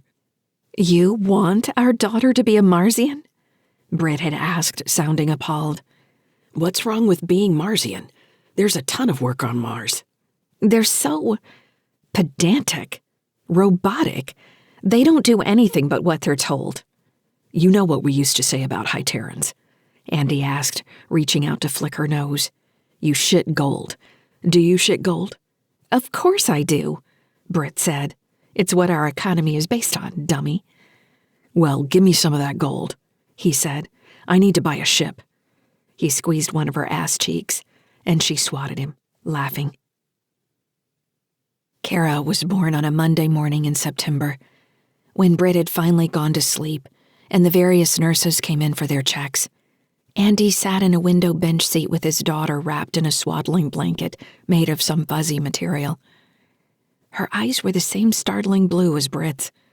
She kept wrinkling her forehead, looking at him with such intensity that he wondered what she really saw, even though he knew her world was only a blur of voices and color.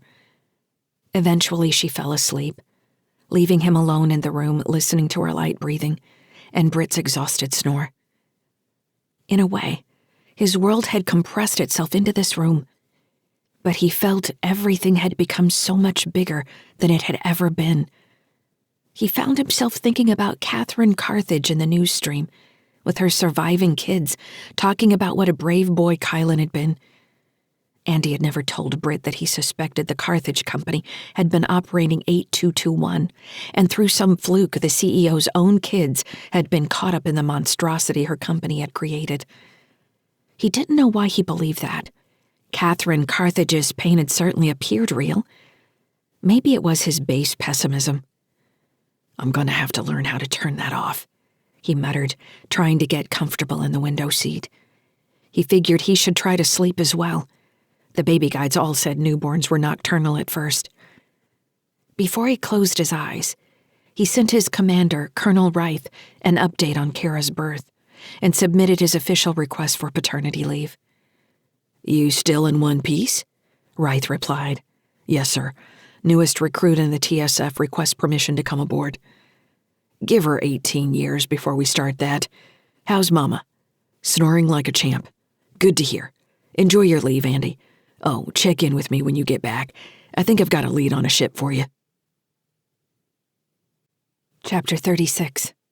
Stellar date 08.27.2981. Adjusted years. Location, sunny skies. Region, near Cruithne Station, Terran hegemony. Sunny Skies was caught in a maelstrom of missiles, lasers, and cannon fire, everything slicing through the too close distances around the benevolent hand. Too often, ships that should have been friendly fired on a location where an enemy had been, and now Sunny Skies had just arrived. This sort of combat in a ship the size of Sunny Skies was something Andy would usually consider suicide.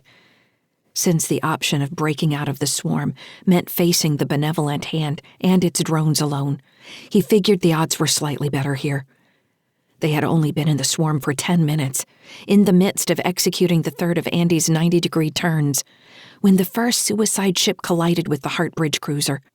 Everyone on the low-spin BattleNet went silent in the overhead speakers, waiting for the explosion. The nuke failed to detonate. A new swarm of drone fighters poured from the cruiser's flanks. We don't have many more where that came from, Fran said. How many do we have? Maybe just one, she said. A proximity alert went off in Airlock 1. Andy pulled up the hull security monitor and cursed out loud. Daddy! Cara shouted. Sorry, he muttered, keeping his gaze on the screen. He jerked his head at Fran. We've got boarders. What? She demanded. How the hell did anyone get close enough? I don't know. That's the only alarm going off. They must have come in slow to get past the shields, matching our velocity. He shook his head. That was a hell of a pilot. He tapped a series of commands into the console. We're in autopilot, he said. Call me if it looks like we'll need to override. How am I supposed to have time to call you? It's a mess out there. I count 5 at the airlock. It's going to be a mess in here. Do you have a visual on them? Fran said. Andy pulled up the camera feed off the airlock and showed her. Fran peered at the grainy picture, which looked down on 5 people in EV suits, projectile rifles slung across their backs. She pointed at the screen. That's Rig Xanda, she said. Andy squinted. He barely remembered seeing the other gangster in Starl's club. The only thing he recognized about the man in the EV suit under Fran's finger was his muscled build. This is great, Andy said. I guess I should be glad there are only 5 of them. I don't remember if your drone has defensive capability, Fran said. Andy shook his head. Alice has spot and arc welders, but that's it. I guess we could use it as a battering ram. He looked over at Cara. Sweetheart, power Alice up and have it meet me at the Habitat airlock. Alice is a she, Cara said. Yes, dear, he said, not wanting to argue. Run a systems check and make sure the welders are functional. Do you have any heavy weapons? Fran asked. Yeah. Look, you can lock down the Habitat from the command deck if you need to. The kids can show you the safe room off the hydroponics chambers. I didn't see a safe room in there. I saw a lot of other little cubby holes. It's shielded by a water tank. Once you're in, though, you're not getting out until the ship is clear. There's a maintenance chute that runs alongside the Hab airlock, but it's in vacuum. If you need to get to your shuttle, that's going to be the best way. There are 3 EV suits in the safe room and a pulse pistol. You're acting like we're not getting out of this, Fran said. I'm planning ahead. It's what I do. He gave her a tight smile and crossed the command deck to hug the kids. Love you guys, he said, squeezing them both. Tim clung to him longer than Cara. Are you gonna go fight, Dad? He asked. I hope not, buddy. Leaving the command deck, he strode down the main corridor to the Habitat airlock, shrugging on his EV suit as he waited for the passage to cycle open. In the tube, he pulled himself grimly forward along the access ladder, anticipating the stomach flip as he lost gravity. Reaching the ship's main spire and 0G, he floated out and used handholds to pull toward the cabinet where he'd hidden the crate of TSF weapons. I don't know where you came from, he said, but thank you. Activating his mag boots, he knelt in front of the open cabinet and lifted the lid on the crate. The multi-mode rifle with its grenade launcher was still there, along with a complement of variable grenades and 3 pistols. 2 were projectile handguns, and 1 was a plasma weapon. He checked the cartridge and saw that it had enough gas and charge for 2, maybe 3 shots. Andy hated plasma weapons. They were indiscriminate and crazy dangerous in low G. However, without body armor, he wouldn't last long against any determined attack. A stream of plasma might make Xanda's team think twice. "Fran," he said over the link, "have they overridden the airlock yet?" "They're close. They've good tech. I can't stop it." "They're coming aboard. I'd rather they didn't wreck my airlock in the process. Do you have a channel I can use to talk to them?" "They're not on the low-spin net." "That would make sense." "Sorry, it's the only thing I've got." As he closed the cabinet doors, Alice came floating up the corridor toward him, both forward lights glowing like yellow eyes. "Hello there," he said. "I promised I wouldn't pretend I like you, but I'm sure glad you're operational right now." Alice floated up and down in a way that almost made it seem like the drone was nodding. Andy patted its side and pushed past it into the corridor. "Cara," he said over the intercom, "transfer control of Alice to my EV suit." "Done," she answered, obviously waiting for him to call. "Can you see them yet?" "No, but I'm not near the airlock yet. I'm going there now." Holding the rifle in one hand with the sling wrapped around his forearm, Andy kicked off down the corridor. It was roughly 20 meters to the airlock. For once, he wished it was farther. "Fran," he said, "is there any way we could turn the point defense cannons on them while they're still outside?" "We'd tear the hull apart." "Yes, but we'd kill them in the process," Andy said. "Okay, do this then. Kill the lights in the corridor. Do it for the whole ship except the habitat." "Done," Fran said. Andy found himself in darkness. He turned off his helmet lamp and waited before moving forward again. He knew the ship well enough that he didn't need the lights. "All right," he said. "How long do you think it will take to bring the temp up to 100 degrees? "I can divert all environmental control to that section. Shouldn't take more than a few minutes." "Do that. We can defeat visual and infrared at least." "Here comes the sauna." Nearing the airlock, Andy caught a spark leaping from the interior doors, as bright as a sun in the complete darkness. "Looks like they're cutting their way in after all," he said. He sent Alice up to the edge of the door, killing her forward lights as well, and parked her out of sight of the airlock. Floating back to a rib section in the bulkhead, he slipped behind the support and activated his mag boots. The support provided him about half a meter of cover, but he would have to stick his head out to fire down the corridor. He waited, watching the external temperature rise. Andy opened Alice's onboard camera in his helmet display and watched the shower of sparks from the cutting torch slice through his newly repaired airlock. The camera made Alice seem too close, so he pulled it back another 5 meters and activated the plasma welder. It didn't give him anything to throw at the boarding party, but it might make them think twice. After another minute, the torch stopped and the sparks died out. A screeching noise filled the corridor as a section of the airlock door floated free into the passageway. 4 lamp beams pierced the dark. Andy controlled his breathing as he watched a helmet poke through the hole in the airlock door, decide it was clear, then step through. 4 more suits came through. Using Alice's camera, Andy's helmet assigned target icons. He only had seconds before whatever other short-range scanners they had found him and locked on. Switching on Alice's floodlights, he sent her forward with the plasma torch at full power. Soundlessly, the drone surged forward. Andy heard surprised yells through his helmet, sounding like people underwater. Leaning out from behind the bulkhead, he lobbed 5 grenades after the drone. "Sorry, Alice," he breathed. The explosions flashed in the dark. Alice's camera caught surprised gray faces behind visors, then cut out. Andy counted 5 blasts, then held the rifle away from his chest so it cleared the bulkhead support, and squeezed the trigger, filling the corridor with automatic fire. He waited for a response, expecting a grenade to float down the hallway. When nothing came, he checked his helmet's targeting display and found only one active icon remaining from someone who had fallen back inside the airlock.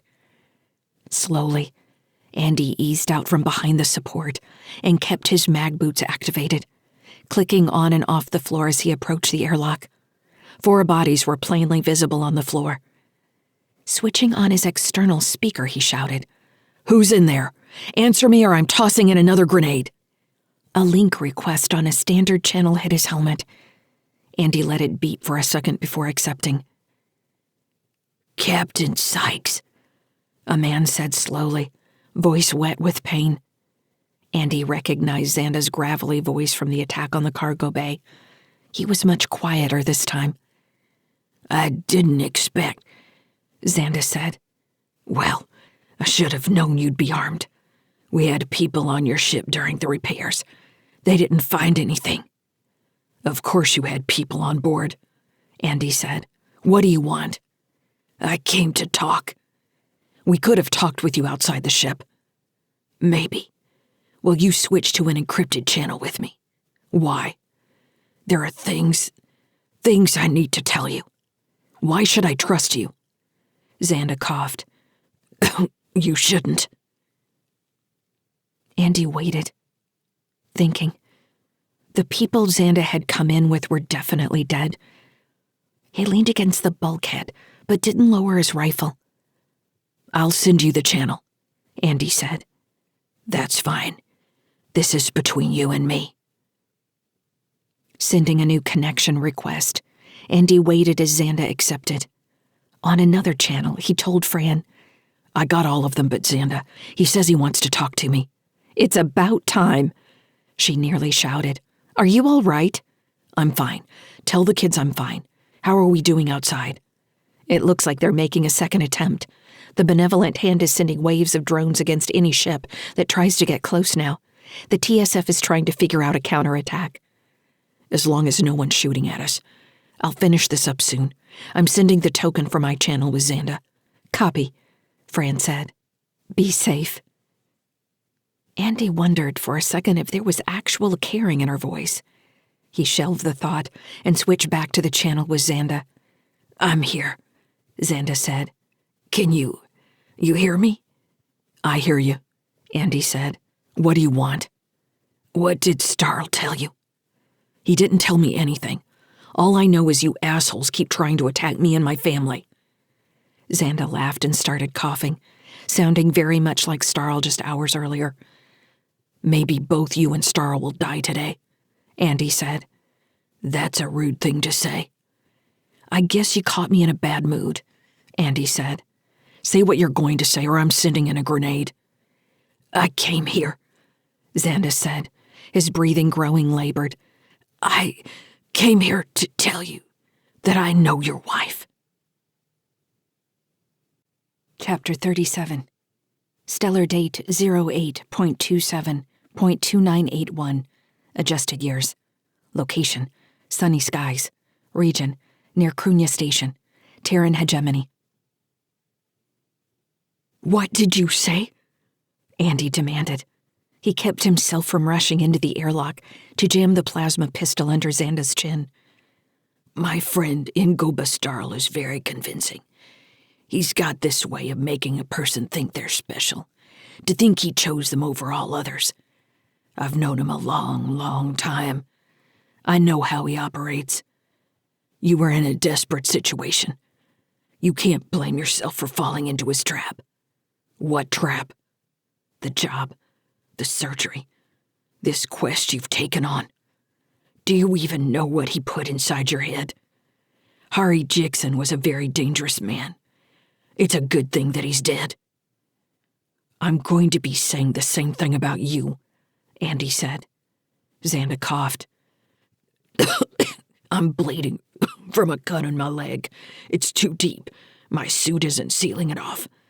I have to say, I didn't expect you to attack like that. I thought you'd want to talk.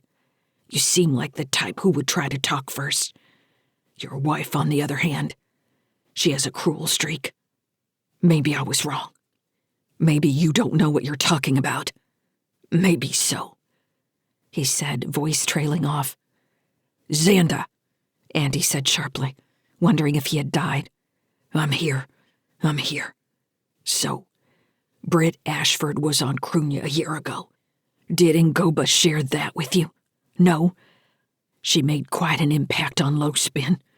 Shot up Ngoba's club. That was the first time anybody thought much about the Heartbridge Clinic. She blew it up. He laughed wetly. Why the hell would someone come to Cruithne and blow up the only nice thing we have? The underground chop shops loved her for it. Their business doubled. But who wants to go to a chop shop so you can get a legit checkup? I wanted to know who this woman was. We got to her in the main port before she could take a transport to High Terra. It was all very civilized. Right there in the waiting area bar. Xanda, like Starl, apparently liked the sound of his own voice. Fran, Andy said, are you hearing this? I hear. Is anything he's saying true? I remember hearing about the Heartbridge Clinic getting bombed. I never heard anything about who did it. Seemed like a dumb place to knock off, but we all figured it was somebody getting back at them for medical debt. Everybody knows Heartbridge is going to kill you one way or another. I'd rather go to a chop shop. Xanda laughed. She looked at me like she would tear my head off. That was sexy, let me tell you. Any man who managed to tame her. I guess I should have known what you would do to me. Are you a family of psychopaths? Should I worry about your children? Andy eased toward the edge of the smashed airlock, stepping over the cold body of one of Xanda's people. The grenades had torn one body apart, while the others looked dead from concussion wounds. One helmet faced upward with its faceplate shattered. I think I'm losing blood very quickly, Xanda said. Andy wasn't going to tell him to toss out any weapons. It was a no-win situation. If he got too close, Xanda might easily send a grenade floating through the door, or a spinning rifle locked on automatic. Fran, he said, have we still got the airlock camera? Yes, it's up. Andy connected to the camera and saw a man in an EV suit floating above the floor of the airlock, globes of blood drifting around him from a jagged wound across his right thigh. One gloved hand was wrapped around a wall handle. He didn't see any weapons, but that didn't mean there weren't any present. I can see you, Andy told Xanda. Raise your free hand and wave. If you're unarmed, I'll come in there and help you. I'm waving. Can you see me, Captain Sykes? The camera showed Xanda waving a pistol above his faceplate. Suit yourself, Andy said. It's easier for me if you bleed to death. I'm not done with my story. I've got more important things to worry about than you. Get to the point. You ever look at people and count them off as sheep or wolves, Captain Sykes? Just sit and watch a crowd go by and think that's a sheep. That's a sheep. The wolves are so rare. It's kind of like marry, fuck, kill, I suppose. Who gets married anymore? Why even consider it? Who has children, for that matter? I don't understand the impulse. A wolf made into a sheep in that situation. I suppose it must be hard for some people. They think they can settle down, but they just can't. Imagine living with that every day, knowing you're a killer, but you're changing diapers instead. He took a wheezing breath. I'm feeling lightheaded. So I sat next to this woman, Britt Ashford, and I said, You made a mess in my house. She looked at me, and I could tell right off she was a wolf. I got a little worried, to be honest with you. I wasn't here for you, she told me. So why were you here? I said, trying to make conversation. She turned to me, and I got the sense she knew who I was, and she asked me what I knew about AI. I said, You mean the thing that runs my toaster? She smiled at me, brittle as glass. Good name for her, Britt. Fits her. She said, Have you heard of sentient AI? And I said, Next you're going to ask me if I believe in magic. It's never been done. You hear about it, but it's always fake. It's snake oil. You find out they've got some kid trapped in a brain matrix like that secret lab the TSA busted. Now, I don't know if it was a mistake to say that or not. I didn't even think about it. But her face changed. I bet you've seen that face. I thought she was going to tear off my skin and wave it around like a flag. She didn't, though. She finished her drink. It was whiskey, neat, and she said, "Heartbridge murdered those kids." Xanda fell silent, and Andy thought he might have passed out. He eased closer to the door, watching the camera display in his helmet. The hand holding the pistol still drifted near Xanda's helmet. "I asked," Xanda said, wheezing, "what Heartbridge had to do with that station. Everybody knew it was an off-the-books project run by those kids' own mother. She didn't think that was funny. She told me that was a lie. People always want to demonize the mother, she said, and I said, that's very poetic, but what if it's true? I don't care one way or the other. I seem to have pushed a button there. I didn't learn about the kids until later. I did a little research on her after this meeting. But anyway, she came back around to the whole sentient artificial intelligence thing. She said that Heartbridge wasn't using the kids as false AI. They were using the kids as seeds for the AI, modeling their brains, maybe even copying them. That CEO's kid, Kylan, she said, they thought he was in a mech there at the end. But he wasn't. That was an SAI clone. Kylan Carthage is an eternal slave, copied and copied and copied. But what am I saying? You were there, weren't you?" He laughed again, weaker this time. "You didn't do shit to help that kid." Andy tightened his grip on his rifle, fighting the urge to put a 3-round burst through Xanda's faceplate. "Hold on, Andy," Fran said. "I need to make some course corrections." Fortunately, his mag boots were still locked to the floor. The ship jerked beneath him. In the camera view, Xanda slammed against the back of the airlock. The pistol went spinning out of his hand. Andy grabbed onto the bulkhead as Fran executed 2 more maneuvers. "All right," she said, breathing hard. "That's it for now. What's going on down there? Are you going to shut him up?" "I'm working on it." "A second ship just got inside the hand's defensive perimeter." "Let's hope it goes boom." "Wait," Fran said. "There it is! Detonation!" Andy checked the airlock camera again. Xanda floated loosely, heaped in a corner. Grabbing the bulkhead, he rotated and pushed himself toward Xanda. The gangster floated in a fetal position, one arm bent unnaturally, the lower part of his suit stained scarlet. The airlock was full of tiny globes of blood. "Xanda!" Andy shouted. "You awake?" It crossed Andy's mind again to just put a plasma bolt through the man's faceplate. He knew that somehow Cara was watching, either through the airlock camera or his own helmet cam, and he wondered if that was the only reason he didn't execute a double tap. He didn't blame Britt for anything she may have done.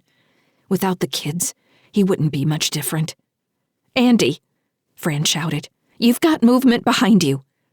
He turned from Xanda's unconscious body to see one of the dead people in the corridor rising to their knees. It was the EV suit with the smashed faceplate. It was cold in the airlock. Switching to IR showed the rising suit as dead cold. Andy moved away from Xanda and aimed his rifle. "You better stand down," he called over the external speaker.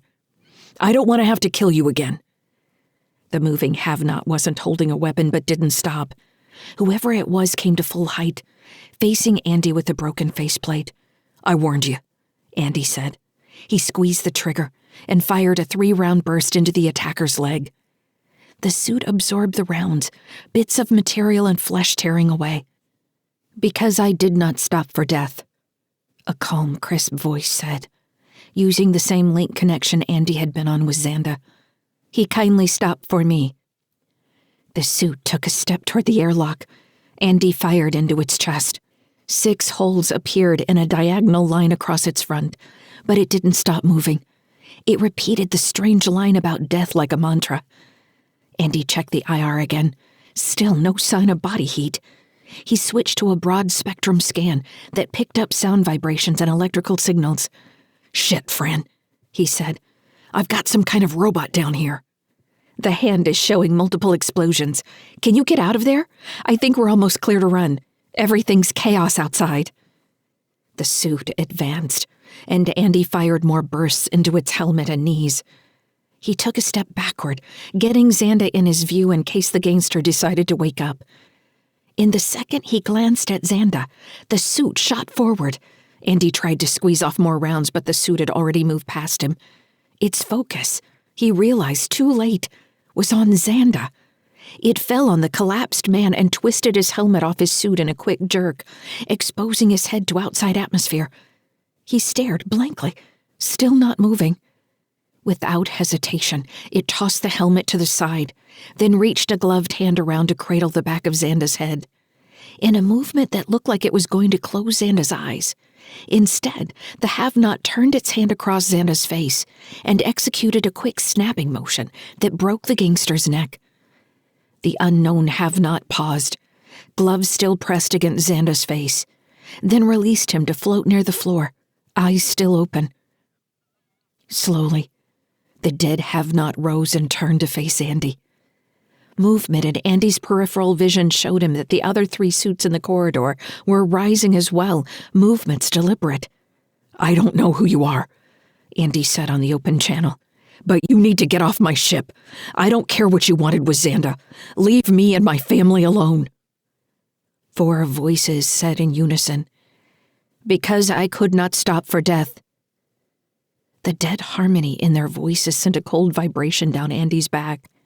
His hands felt numb, and the rifle slid in his grip as if it had abruptly turned to rubber. "Because," they said again, droning in Andy's head, "I could not stop." "Fran!" he shouted, grabbing at the rifle. "I don't know what's going on." His own voice warped away from him, so that he wasn't sure he had been speaking at all. Fran didn't answer. His mouth went dry. Time slipped abruptly, and the 4 faceplates were now crowded around him.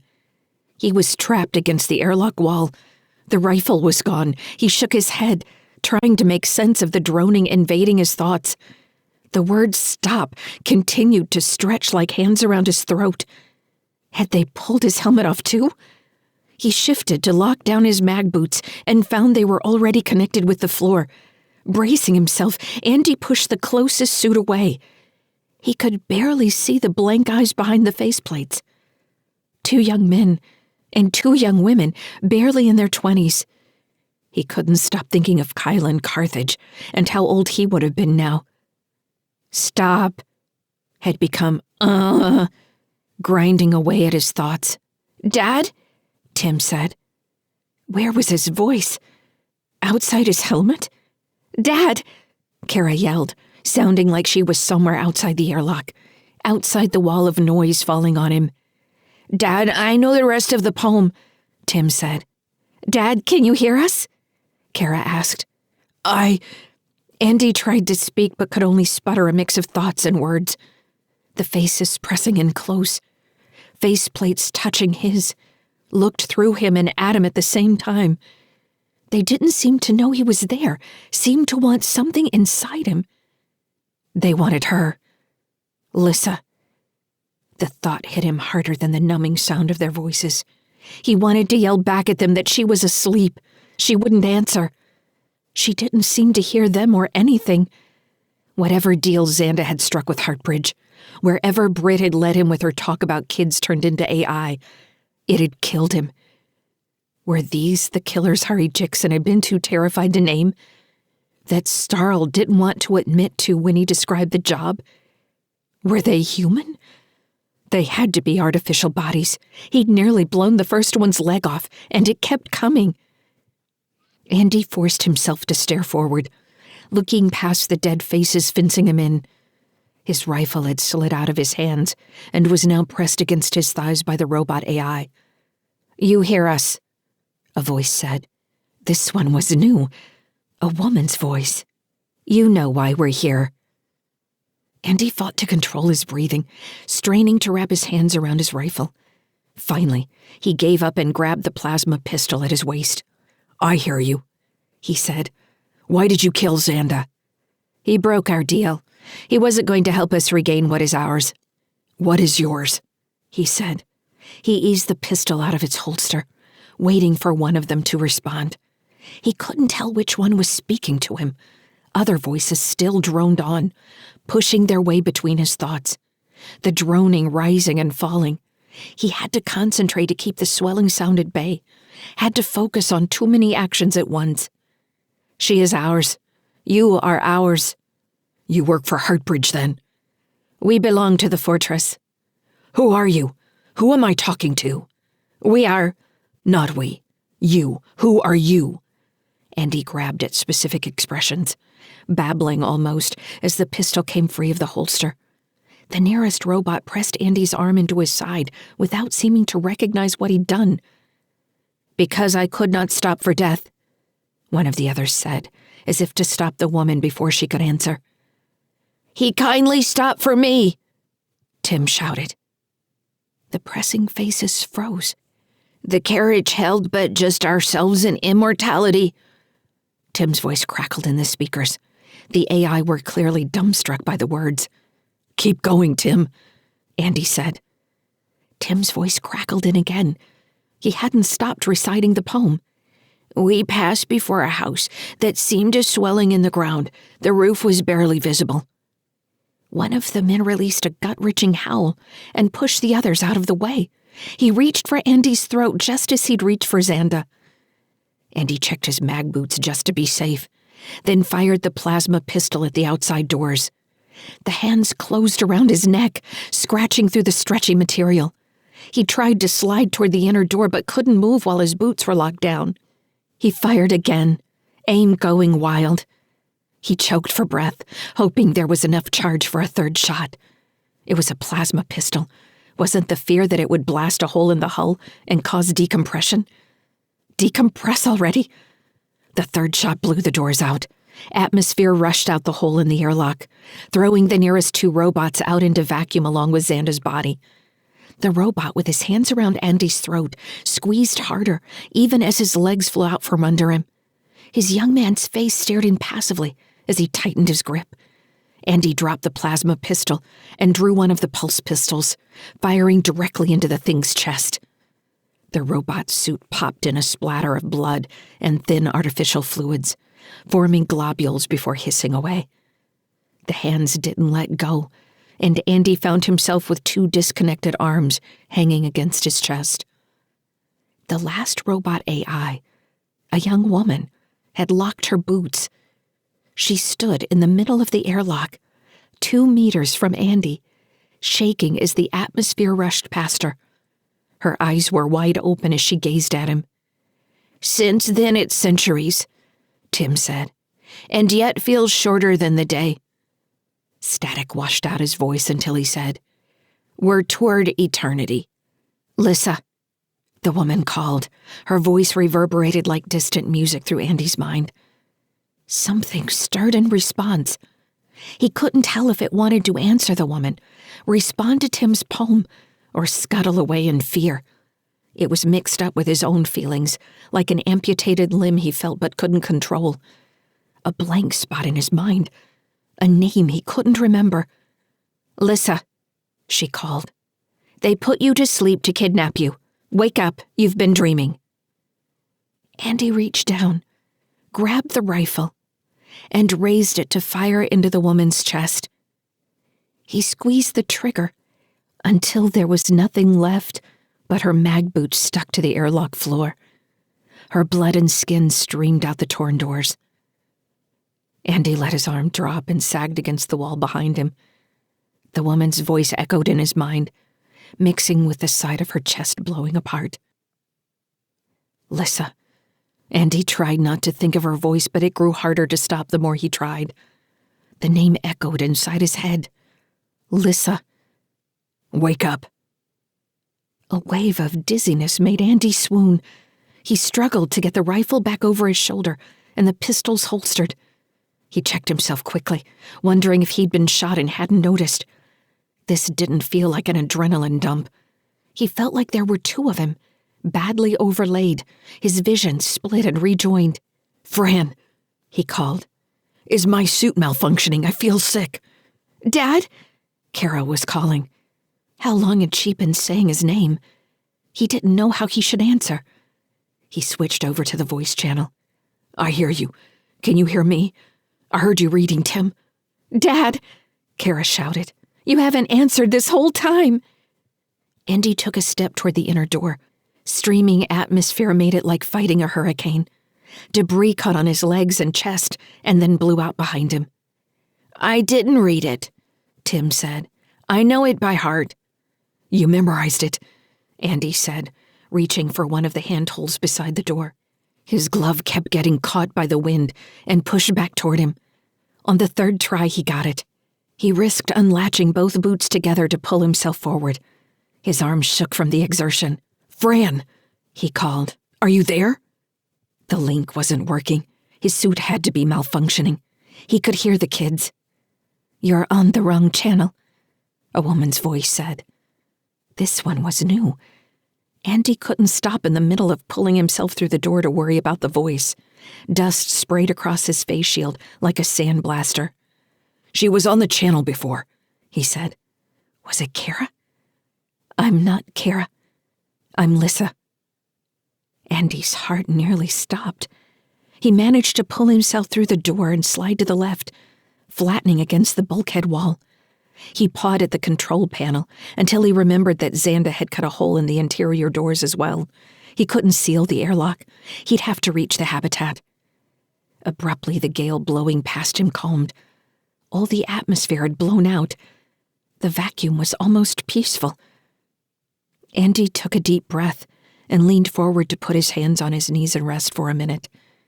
He waited until his breathing had calmed, then swallowed several times to get moisture back in his mouth. His head still vibrated with phantom echoes from the robot AI. He waited until the vibration subsided. He nodded. "Lyssa," he said. "It's good to finally meet you. I'm Andy." "I know," she said. "I'm trapped in here with you." Part 6, Mars 1. Chapter 38. Stellar date 04.12.2969. Adjusted years. Location: Fort Salem. Region: High Terra, Earth, Terran hegemony. 12 years earlier. Buying a ship proved more complicated than Andy and Britt had thought. While it seemed everyone in the TSF dreamed about getting their own set of drives when they finally left the service, only a few people had any idea how to actually accomplish the task. The first used ship they toured was a long-range freighter with a primary and second drives, and even a sail system. Its exterior cargo system had been designed for ice. It was rugged, the kind of ship that refused to get stuck anywhere without fuel. But its interior was built like a construction site, and not the kind of place they could imagine kids growing up. Britt had surprised Andy by saying, "I want to live out there." "What do you mean?" They were lying in bed with Cara sleeping between them, drunk on exhaustion from the baby keeping them up for long hours. "Out there. Outer Soul. I want to go wherever we want, and be able to take her with us. I want to get away from crowds." Andy didn't want to acknowledge what he heard in her voice. The edge of paranoia that she wanted to protect Cara from the kind of people who had filled 8221 with children. If he said they had a greater chance of being heard out in the big dark, she wouldn't listen. He was torn on the idea. Half of him wanted to get Cara down to Earth now, while she might still adapt to the gravity and gain strength over time. They could go anywhere. But Britt hadn't grown up with real dirt under her feet. She didn't understand the longing he sometimes felt for the Somerville River and the wind on his face, even if it did smell like trash. They had meetings with shipbuilders and reviewed plans over the link, designing their dream vessels, and then deleting everything when the prices were tallied. If they agreed on one thing, it was that they didn't want a lifelong mortgage. There were also companies that would buy into a ship. You could work for them moving cargo, and then the ship reverted ownership on your death. That kind of plan went against the idea of building something for the kids. Not that they expected Cara to want to stay with him forever, but a ship could transcend generations. The right ship was a legacy. The real expense was in the habitat. There were plenty of ships that weren't much more than a collection of environment-controlled boxes stacked on top of drive systems. Finding something with a rotational habitat and its own gravity systems meant a recreational craft, mostly in the class of a private yacht, since the rich could afford gravity. There were ways around the lack of gravity in long-term travel. special sleeping bags that exercised muscles, body enhancements, even nanotech. But none of those options were especially healthy for growing children, or at least not Brit's standard of healthy. "We could spend a couple years on Mars," Andy suggested. Through all the searching, he had become enamored of the idea of owning a farm somewhere in the free zones, where land was still cheap. He spent hours a day researching the new designs for above-ground water storage that also served as radiation shields. A used burrowing drone was a lot cheaper than a ship. "If we don't do this now, I don't think we'll ever do it," had been Brit's answer. She was probably right. There wasn't much money in farming. Enough to support yourself, if that. They would buy a farm and find themselves trapped there.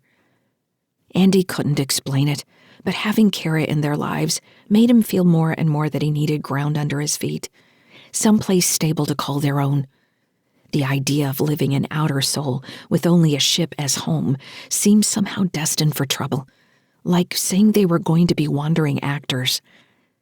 But he loved Brit, and he could barely contain the emotion he felt when he looked at Cara. He wanted to support Brit's dream, but didn't know how it was truly going to happen. "Why are you putting so much effort into her dream?" Major Wright had asked. "Tell her you want to spend a couple years on Mars. It makes total sense. It's not like you're talking about settling there. You're hardly over 30, for fuck's sake." Andy covered Cara's ears. "Watch your language around the baby, sir." Major Wright, who claimed he was never leaving the TSF, seemed faintly amused and saddened every time he saw Andy, as if he were talking to a buddy who'd suffered a head injury and refused to see a doctor out of pride. Maybe that was true. Wright looked at Cara hanging in a carrier from Andy's chest, like she was a strange animal with ridiculous rules. "Shit," he said. "Sorry, I handle grenades more than kids." 8221 messed with Brit, Andy said. "I can't blame her. She doesn't like the idea of being exposed."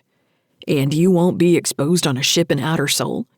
JSF doesn't keep as close a lid on things as the TSF does down by Sol." "Not the way she sees it, sir." Wright nodded as if he could see the point. "Have you decided for certain you're getting out?" "That's the plan. It's a terrible plan. You're going to miss the TSF." "Yeah. We should drink," Wright said. "This is depressing the shit out of me." "It's not depressing," Andy said, bouncing Cara. "It's a new life."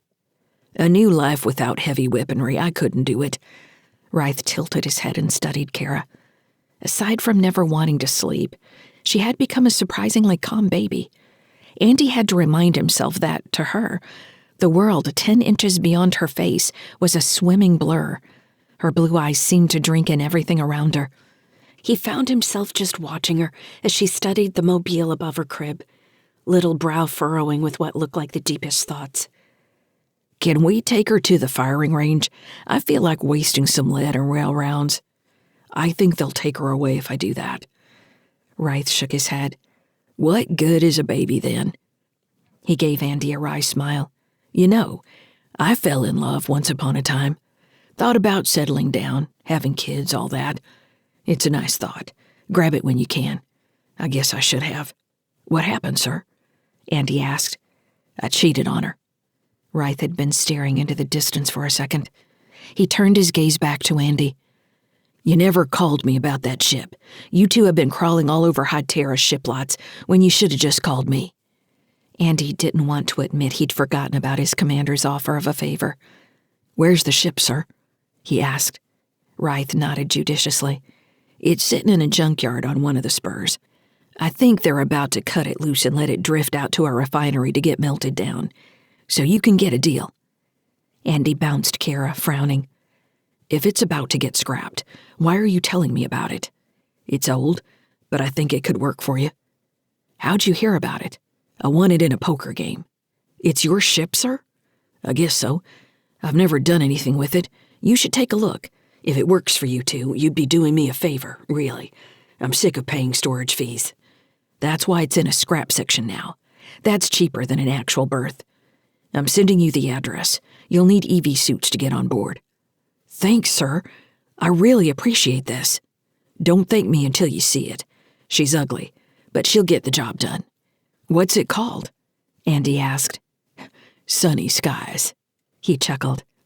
What a depressing name. Cara made a cooing sound, and Rythe touched her nose with a rough finger. She smiled, drooling, and reached for him. The Major tested her grip. That's all right, he said, nodding. You got a good young soldier there, Sykes. She's already stronger than you. They had to leave Cara with a sitter, something Andy was more anxious about than Britt. Riding a series of maglev trains down to the outer levels of High Terra, which everyone called low, but actually faced away from Earth, they took a shuttle down the 1,000-kilometer spur station hanging off the ring and found the automated scrapyard. They waited in the customer service area for an hour as Major Rythe's codes finally cleared with the automated maintenance system. Outstanding balance, the system reported. 180 days past due. I guess he wasn't kidding about the ship getting cut loose soon, Andy said. As long as they don't do it while we're on board. In EV suits, they entered the grease-stained airlock and waited for the automated systems to cycle. It had been nearly a year since Andy had been in vacuum, and he didn't realize how much he had missed the big dark until the outer doors opened and the outside space left him speechless. "What are you waiting for?" Britt asked. "Your mag boots stuck?" "No. I just realized I missed this." "Yeah," was all she said. They crossed the open dock space, surrounded by the dark, silent hulks of ships that had obviously been dead for a long time. Most had sections of their hulls open to space, like cut-out dollhouses showing corridors, cargo bays, and even living spaces. Several had drifted into each other, and now seemed huddled together, like they were hiding from the inevitable release to Earth's gravity, or the disassembly drones, depending on the price of steel. "The address is over there," Andy said, pointing to a section of the dock about 3 kilometers away. Marking their destination, Andy let his EV suit's computer control steam bursts as he led the way around the outside of the dock. Getting farther out, the collected junk, not all of its ships, looked like a smashed city block from back home. "Is that it?" Britt said as they closed on the address location. Andy searched among the sections of scrap and shadow, flat pieces of steel reflecting sunlight. As they came closer, a long, narrow shape separated itself from the greater jumble, a tube with drive clusters at one end, and a habitat wheel with fat spokes. Bow and stern arranged themselves in his mind, just as his suit's nav computer highlighted the ship and identified its registry signal. "Sunny Skies," Andy said. They floated together for a minute, looking at the ship. Andy didn't want to get his hopes up, but from the exterior he didn't see any major damage. "You see the point defense cannon?" Britt said, sounding excited. "And it's actually got mast extensions for solar sails. Look at that." It took another half hour to reach the ship and find an operational airlock. The entry point on the habitat was unresponsive, and for a minute, Andy thought the ship wasn't going to have any power at all. The midpoint airlock responded, though. Andy entered Rythe's owner codes, and they waited for the ship's computer to respond. "How old do you think this thing is?"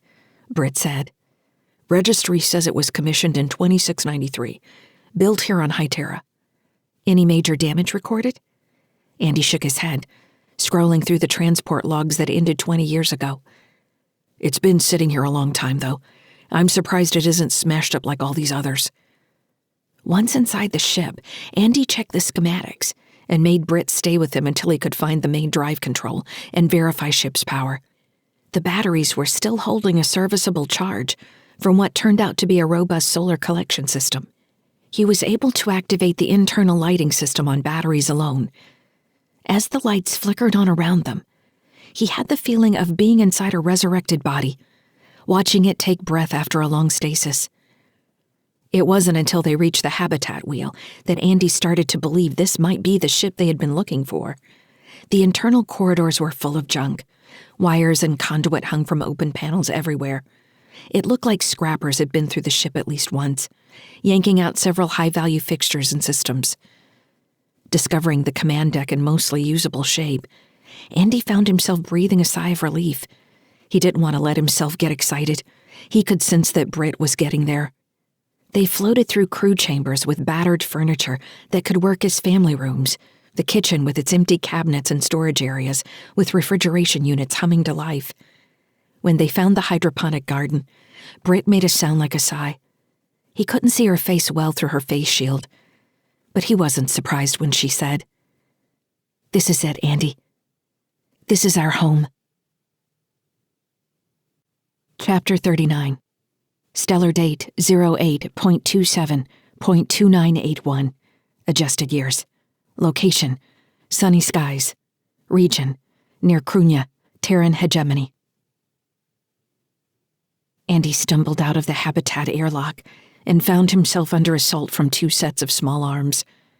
He grabbed onto the bulkhead before Tim and Cara could knock him over, and did his best to return the hugs between equal bouts of laughing and crying. Behind them, Fran stood in the corridor with her arms crossed, the overlays in her green eyes gleaming. She wiped her nose on her sleeve and gave him a smile. "I watched you in the video, Dad," Tim said. "All those people were coming at you, and you stopped them." "Turns out they weren't people," Andy said. "I think they were robots." "Robots?" Cara said. "You mean mobile AI?" "Maybe. They were refined," Lyssa said, her voice sounding dull in his mind. "They weren't fully mobile. The automata are controlled remotely." "So robots," Andy said. "That's like calling your ship a spaceboat, but I suppose it fits." "You've got a sense of humor, I like that. Do you want to meet everyone else?" "No." The word hit him like a spike between the eyes. "Dad?" Cara asked. She grabbed his free hand. "Are you all right?" He nodded, dazed. He squeezed his eyes closed, then forced them open despite the sudden headache. "I'd like to get out of this suit and sit down for a second." He glanced at Fran. "What's going on outside?" "The benevolent hand is dead in space.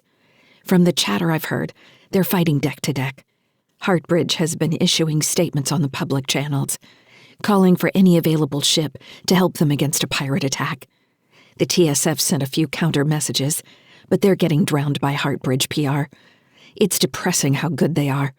They've already put a face on the benevolent hand massacre, a little girl named Lyssa."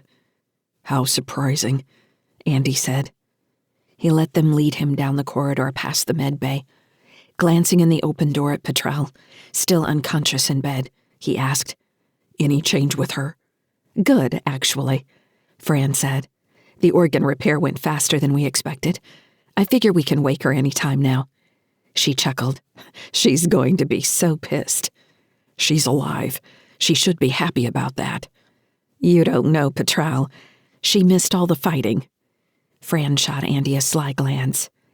"And all the fun." Andy cleared his throat. "Are we back on course for Mars 1? "I set the course, Dad," Cara said. "Fran didn't believe me that I knew how to do it." "Wasn't the course already in there?" he asked. Cara gave him a sour face. "I had to find it in the library and reset the flight parameters. I checked fuel status and the engine load, just like you showed me." "The system should do that automatically now," Fran offered. "We don't trust the system," Cara shot back. Andy tousled her hair, and she ducked away from his hand, which made Tim stumble when he found himself carrying his dad's full weight. "Oh," Cara said, pushing under Andy's arm again. "Sorry, I forgot you couldn't walk." "I did just fight off 4 robots and a gangster." "We're gonna have to fix Alice again," Cara said. "I don't think Alice is a drone," Andy said. "It's a cat."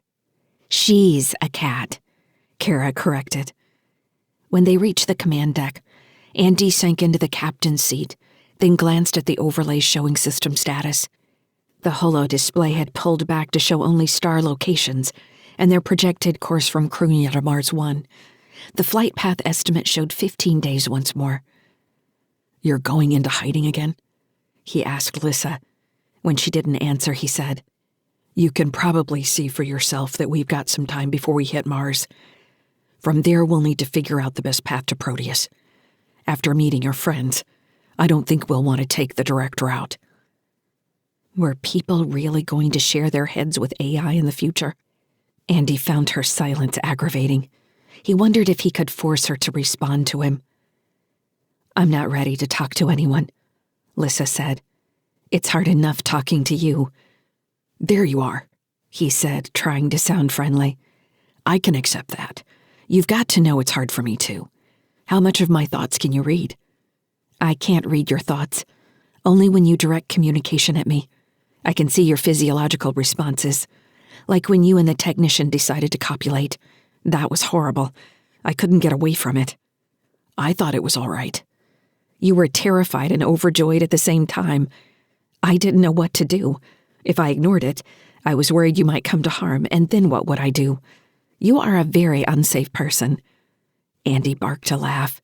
"What are you laughing at?" Tim asked.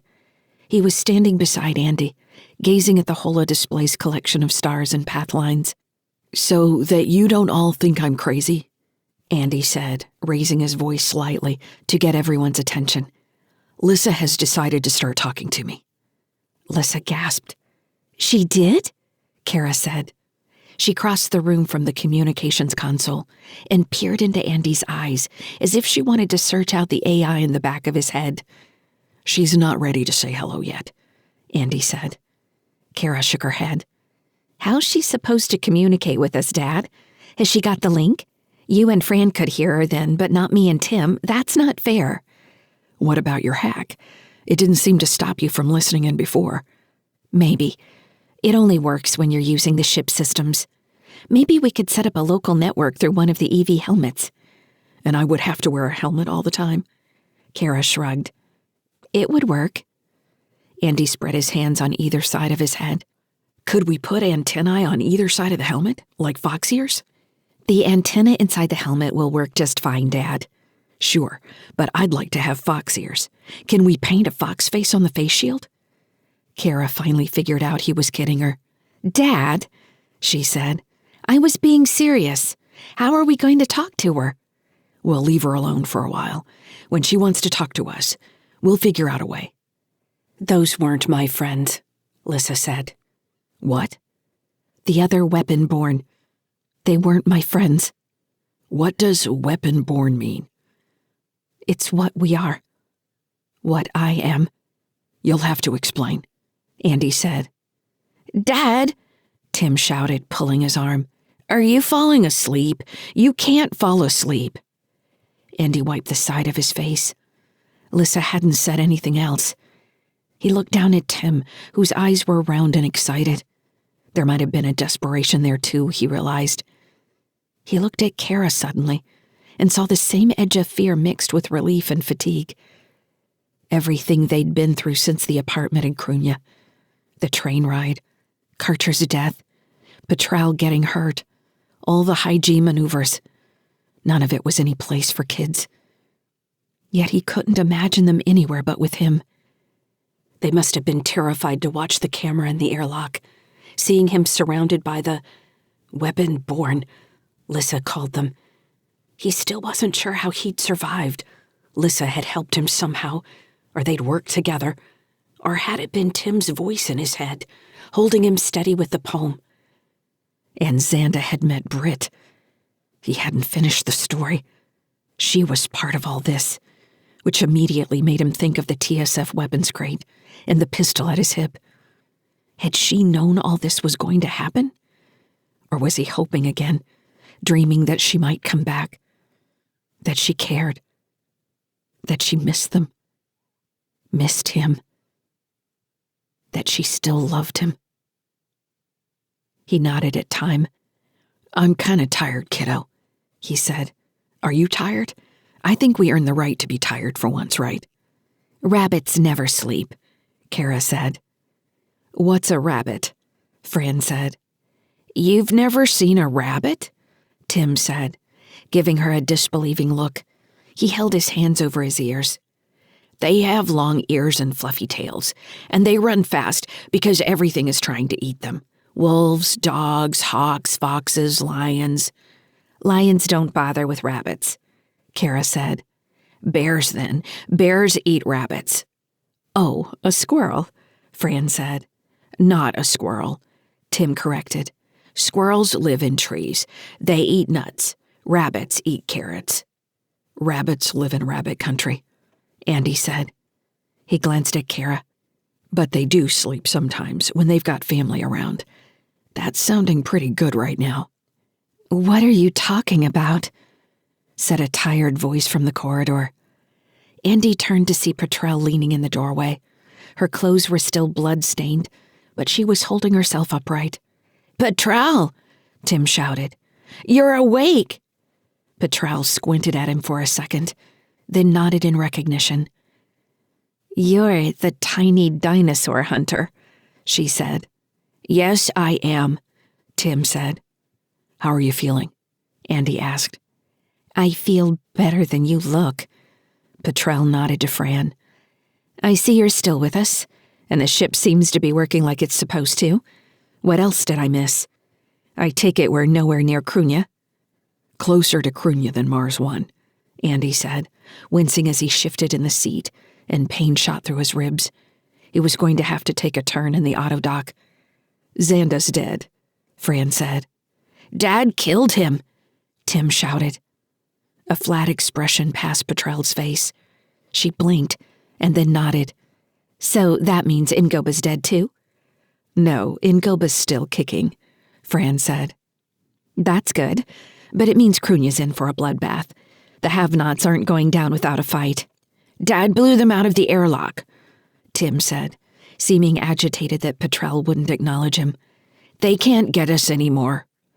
"There are more, kiddo," Andy said. "Let's hope there won't be any more fighting."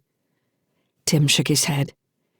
"Are we really out of rabbit country, Dad?" Andy's ribs gave him another jolt and he winced, wishing he knew how to answer. "Someday," he said finally. "Not today. We're going to Mars and then back to Jupiter." "Are we going back to Kaliki?" Cara said. "Maybe." "I liked Kaliki." "Me too," Andy said. "After that, we're going to a place called Proteus. It's one of Neptune's moons." "Quite a trip," Petrel said. Andy glanced at her, realizing she hadn't known where they were going and that he probably shouldn't have mentioned it. "You want to come?" he asked. He turned to look at Fran. "You too. We could use a crew. I can promise basic wages at least through Proteus." Fran's gaze flicked to Petrel over his shoulder, and then the kids. "I'd like that," she said. "I want to see how all this is going to turn out." Andy looked back at Petrel and found she'd crossed her arms.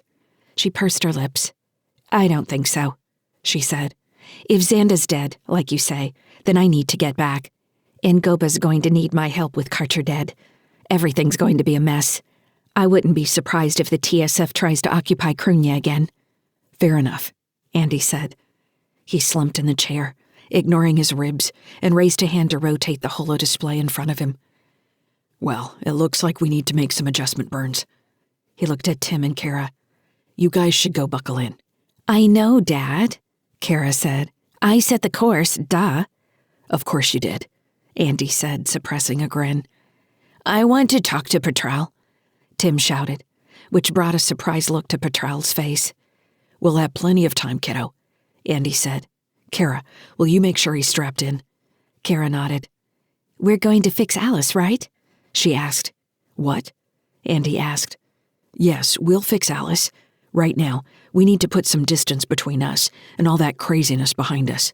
Maybe take a nap." He looked around the command deck, taking in each face. "Then I think we'll make some shells and cheese. How does that sound?" "Shells and cheese!" Tim shouted. "Yay!" Andy gave him a tired smile. Borrowing a bit of Tim's energy, he straightened at the console and raised his arms, shouting, "Yay!" along with his son, until Tim and Cara couldn't stop laughing. Feeling slightly restored, Andy ignored the pain in his ribs long enough to crack his knuckles. He started checking navigation commands. Sunny skies still had a long way to go. Chapter 40. Stellar date 03.22.2978. Adjusted years. Location, sunny skies. Region, Trojan asteroids, Jovian Combine. 3 years earlier. They were running cargo between the moons and asteroids of the Jovian Combine when the message came through that Britt's father was dead. The last time Britt and Andy had been on High Terra was for Tim's birth, when Andy had insisted they have family and better technology nearby. The more time he spent with Britt's family, the more he was certain they wouldn't be much help. But it was nice to have a place where they could stay rent-free, with a park close by where Cara could play. Taras, Britt's mother, had always treated Cara like an unwanted animal, and showed little desire to interact with Tim when he came into the world, despite the fact that med drones had provided most of the help in Tim's birth. Taras still described the whole episode as a major inconvenience.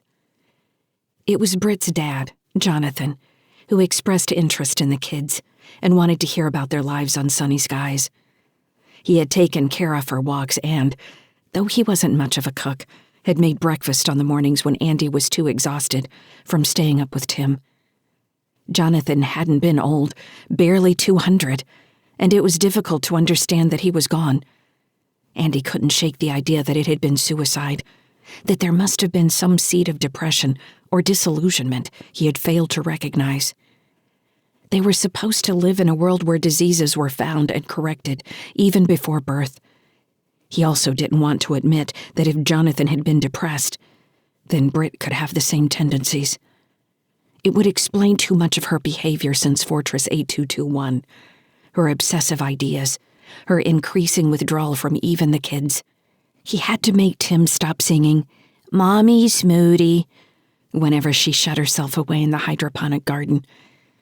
While he hadn't been great friends with Britt's dad, he missed his own father terribly and had hated the idea that the kids would never really know either of their grandfathers. Cara might have a few memories, and they would have recordings, of course. But it wasn't the same. "Your grandpa Jonathan died," he told Cara and Tim in their room after they got the news. Britt told him she couldn't do it and had withdrawn to the garden to check her tomatoes. "Do you remember him?" "He has bushy eyebrows," Cara said. "I talked to him over the console," Tim said. "He gave me the ichthyosaur." "He did. I think it's safe to say he started your whole dinosaur obsession. We have a lot to thank him for." "Is Grandma all right?" Cara said. "She's going to be sad. It's good to be sad when someone you love dies. It's how you figure out how to go forward." "Go forward where?" Cara said. Andy thought about what to say, looking around their room. He was sitting on Cara's bed. They sat facing him on Tim's bed against the other wall. The floor was littered with Tim's beloved dinosaurs, one of Cara's playback panels and random clothes. He realized that Cara was almost 10 now and would need her own room soon. "Well, if we say that people make the world, that you and me and your mom all make our world, along with sunny skies and your grandparents on High Terra and Earth, then if one of us leaves, now we have to figure out how to live in a new world. That can be confusing and sad, and sometimes you just don't want to do it. I was very sad when your grandpa Charlie died. I didn't want him to go, but he did." "He didn't choose to die," Tim said. "No, he didn't." "Did Grandpa Jonathan choose to die?" Cara asked. Andy swallowed. How had they gone down this path of questioning? He hadn't wanted to talk about suicide.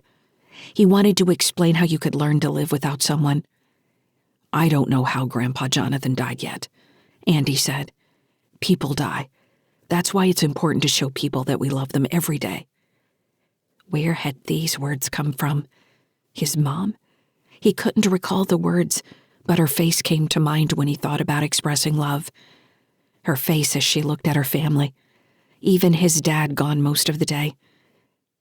Britt struggled to talk to the kids about her dad. In the 4 weeks it took to get back into InnerSol, with a layover at Mars 1 to resolve a customs issue with last-minute cargo which Andy wanted to tell himself wasn't stolen, she skirted the subject and finally snapped at Cara, announcing that she didn't want to talk about it. The expression on Cara's face was no different than if her mother had slapped her. Andy wanted to tell Cara that her mother wasn't herself right now, that she hadn't meant what she had said. But he also knew he couldn't keep defending Britt while continuing to acknowledge that her inability to maintain a certain composure with the kids indicated deeper problems. Could he blame her, though? Her father was dead. She wasn't looking forward to time with her mom. High Terra was the last place she wanted to be. Everything added up to more tension the closer they came to Earth. Britt had left Sunny Skies while Andy was dealing with the Mars One customs agents, and for a heartbeat, something in her eyes made him wonder if she was coming back. He'd pushed the thoughts aside. "I'll be back in a couple hours," she'd said. "We need a few parts for drive interface system.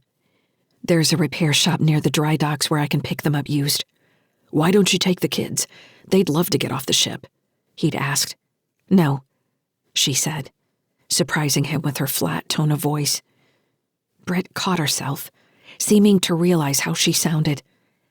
"We don't have time. You'll be done with this soon, and I don't want to hold us up. We need to get out of here." "Sure," he said. As she walked away from him, slim shoulders straight, he appreciated how she'd kept herself in great shape, working out daily and running through the TSF martial arts forms that he barely bothered to remember. Chasing ship failures kept him in shape. There was a time when she'd even started teaching Cara the basic forms, but it stopped for some reason.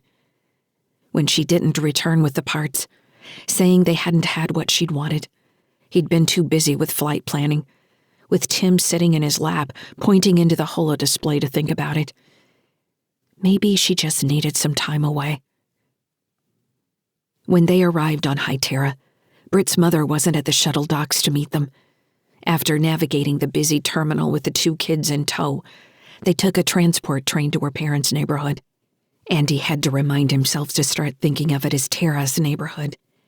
Tim stood in his seat with his hands and face pressed against the window, watching sectors slide by, asking why everything was so clean. "Where do people live?" he'd asked. "Why aren't there any chickens? Don't they have chickens?" He didn't listen when Britt told him to sit down, and Andy had to explain that people who lived on High Terra didn't have to grow their own food like those in the Jovian Combine. Tim had been fascinated by a station where they'd dropped cargo last year, where a boy his age had given him a tour of their fastidiously maintained system, cycling worms, flies, chickens, fish, plants, and ultimately people. Afterward, Tim had wanted to know why Sunny Skies couldn't use fish tanks as radiation shielding, and why he couldn't have a pet hen so they could have eggs for breakfast every day. Watching him stare in fascination out the window, Andy wondered if Tim's curiosity about biology had all started with the ichthyosaur Jonathan had given him. Proof that everything changes. Also proof that everything dies, Andy thought. The Ashfords lived in a collection of housing units connected by small parks and community gardens. Terrace had 2 box planters on either side of her door that Andy didn't remember from the last time they had been here. The boxes were filled with irises in full bloom, so perfect and fragrant that he suspected some kind of microclimate control. Britt didn't bother to knock. She used her access token, and the door opened in response. "Mom?" she shouted in the doorway. "We're here." "I hear you. You don't have to shout." Tara's voice sounded gravelly, as if they had woken her. "Don't use the link, Mom. I want the kids to hear." "I don't have the energy today." "None of us do. Where are you?" "I'm in the bedroom. Andy, are you listening?" "Hello, Terrace. I'm here." "Why didn't you say you were here?" If she was using her link, she could easily be watching them right now. Andy set down their bags and herded the kids to the couch in her front room. A picture window looked out over the community garden, while another wall showed silent images from some entertainment program. Early in her life, Terrace had been a professor of 22nd century media and still liked to watch their shows on a random loop. Cara and Tim were immediately entranced by the image of a teenage girl in her bedroom. "Can we turn on the sound?" Cara said, looking around. "Where's the control?" "Let's say hello to your grandma first," Andy said. "Where is she?" Tim said. "We woke her up," Britt said. "She'll be here in a second. Are you thirsty?" Britt went into the kitchen as Andy sat with the kids. He didn't hear any further response from Terrace, and figured she and Britt must have switched to a private channel. Since they couldn't find the sound control, He made up voices for the girl and her friends and encouraged Tim and Cara to join in. "Dad," Cara complained, "you're ruining it." "I like it," Tim hooted. "Do more." When Britt came back out with 2 glasses of water, Terrace followed behind her, looking like an older version of Britt with a softer face and shoulder-length hair. They had the same piercing blue eyes. Terrace had been crying. "Cara," she said, voice still tired. "Tim, would you like to give me a hug?" The kids looked to Andy and he nodded. "Go on," he said. Tim stood and crossed the room to give her a hug, but Cara kept watching the silent program on the wall. Terrace patted Tim on the back, squeezing him for a second. She looked at Cara, then nodded. She let go of Tim and sat in a nearby chair. Britt gave Tim and Cara the glasses of water and sat beside Andy on the couch. He took her hand and found her palm moist with sweat. "It was a very nice ceremony," Terrace said. "We had it in a chapel in the outer observation section. Luna was very bright. A lot of people came, more than I expected, but I should have known. He had so many friends." She lowered her face. "You don't have to talk about it right now, Mom," Britt said. "We have plenty of time to talk about it later." "I know you're wondering," Terrace said. "He stepped in front of a train. A train of all things. You think they have safety measures in place. They're supposed to, but they didn't work in this case. Systems anomaly." Britt's hand clenched around Andy's fingers. Andy glanced at the kids. Both were watching her with wide eyes. He cleared his throat. "Have you eaten, Terrace? We can take a look at the kitchen and make something to eat. How's that sound? Cara's very good at rolling pasta. You should see it." Terrace was crying again. "He could have left me if he was so unhappy. He didn't have to stay here, you know. A person can always go to something else. They don't have to quit altogether. That's the ultimate sort of slap in the face." "You don't know that it was about you," Andy said, "if that's even why it happened." "He told me," Terrace said. "He told me what he was going to do." "You should have told us," Britt said, words hot with anger. "We wouldn't have brought the kids, or even come at all. Why are you doing this? Are you trying to hurt them? They don't understand any of this. They loved him." "This is a terrible world for children, Britt. I told you that. You still did what you were going to do." Andy slapped his knees and stood. "Cara," he said. "Tim, come on, let's go in the kitchen and make something to eat." "I want to watch the show," Cara said. "Come with me," Andy said, putting command in his voice. "We can find the show anytime you want later." "I don't know what it's called." She looked at Terrace. "Grandma, what show is this?" "It's called Gina's Rules, dear," Terrace said. "Remember that," Andy said. "Come on now." The kitchen was mostly empty, except for some shelf-stable prepared meals filling one cabinet.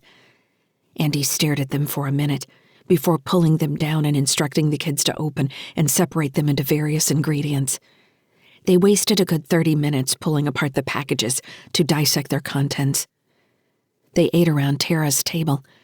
She made a point of saying it was nice to see all the seats filled again, which brought another prolonged silence. After they ate, they sat in the main room watching one of Tara's shows as she explained the various cultural meetings and the odd dialogue. Andy started a game with Tim, where they pointed out various items that hadn't changed in 700 years. "Spoon!" Tim shouted. "I already said silverware," Andy said. "That's cheating." When it was finally time to sleep, Andy left Britt with Terrace and herded the kids off to the bathroom to get ready for bed.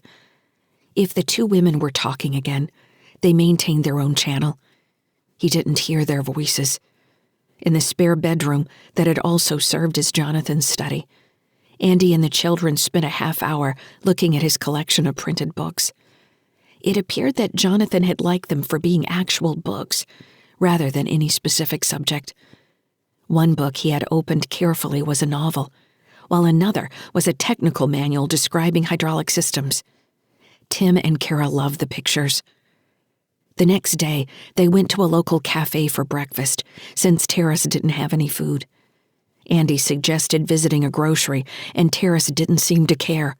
Britt said no, which seemed to suggest that buying groceries meant they would be staying. After breakfast, they caught another train to the Outer Rim and the chapel where Jonathan's ceremony had been held. Luna was only a white sliver this time, but they could make out the glowing cities on the dark side, and the kids argued about which was New Austin until Andy shushed them. The view was still impressive, and the kids had a good time pressing their faces to the wall-to-ceiling windows that made it seem like they were falling into space. As the kids ran around, Andy scanned shipping schedules over his link, checking for jobs. "Britt," he said over their private channel, "there's a shipment paying a bonus if it goes out tonight, if you want to leave." Britt had been gazing out the windows, arms crossed.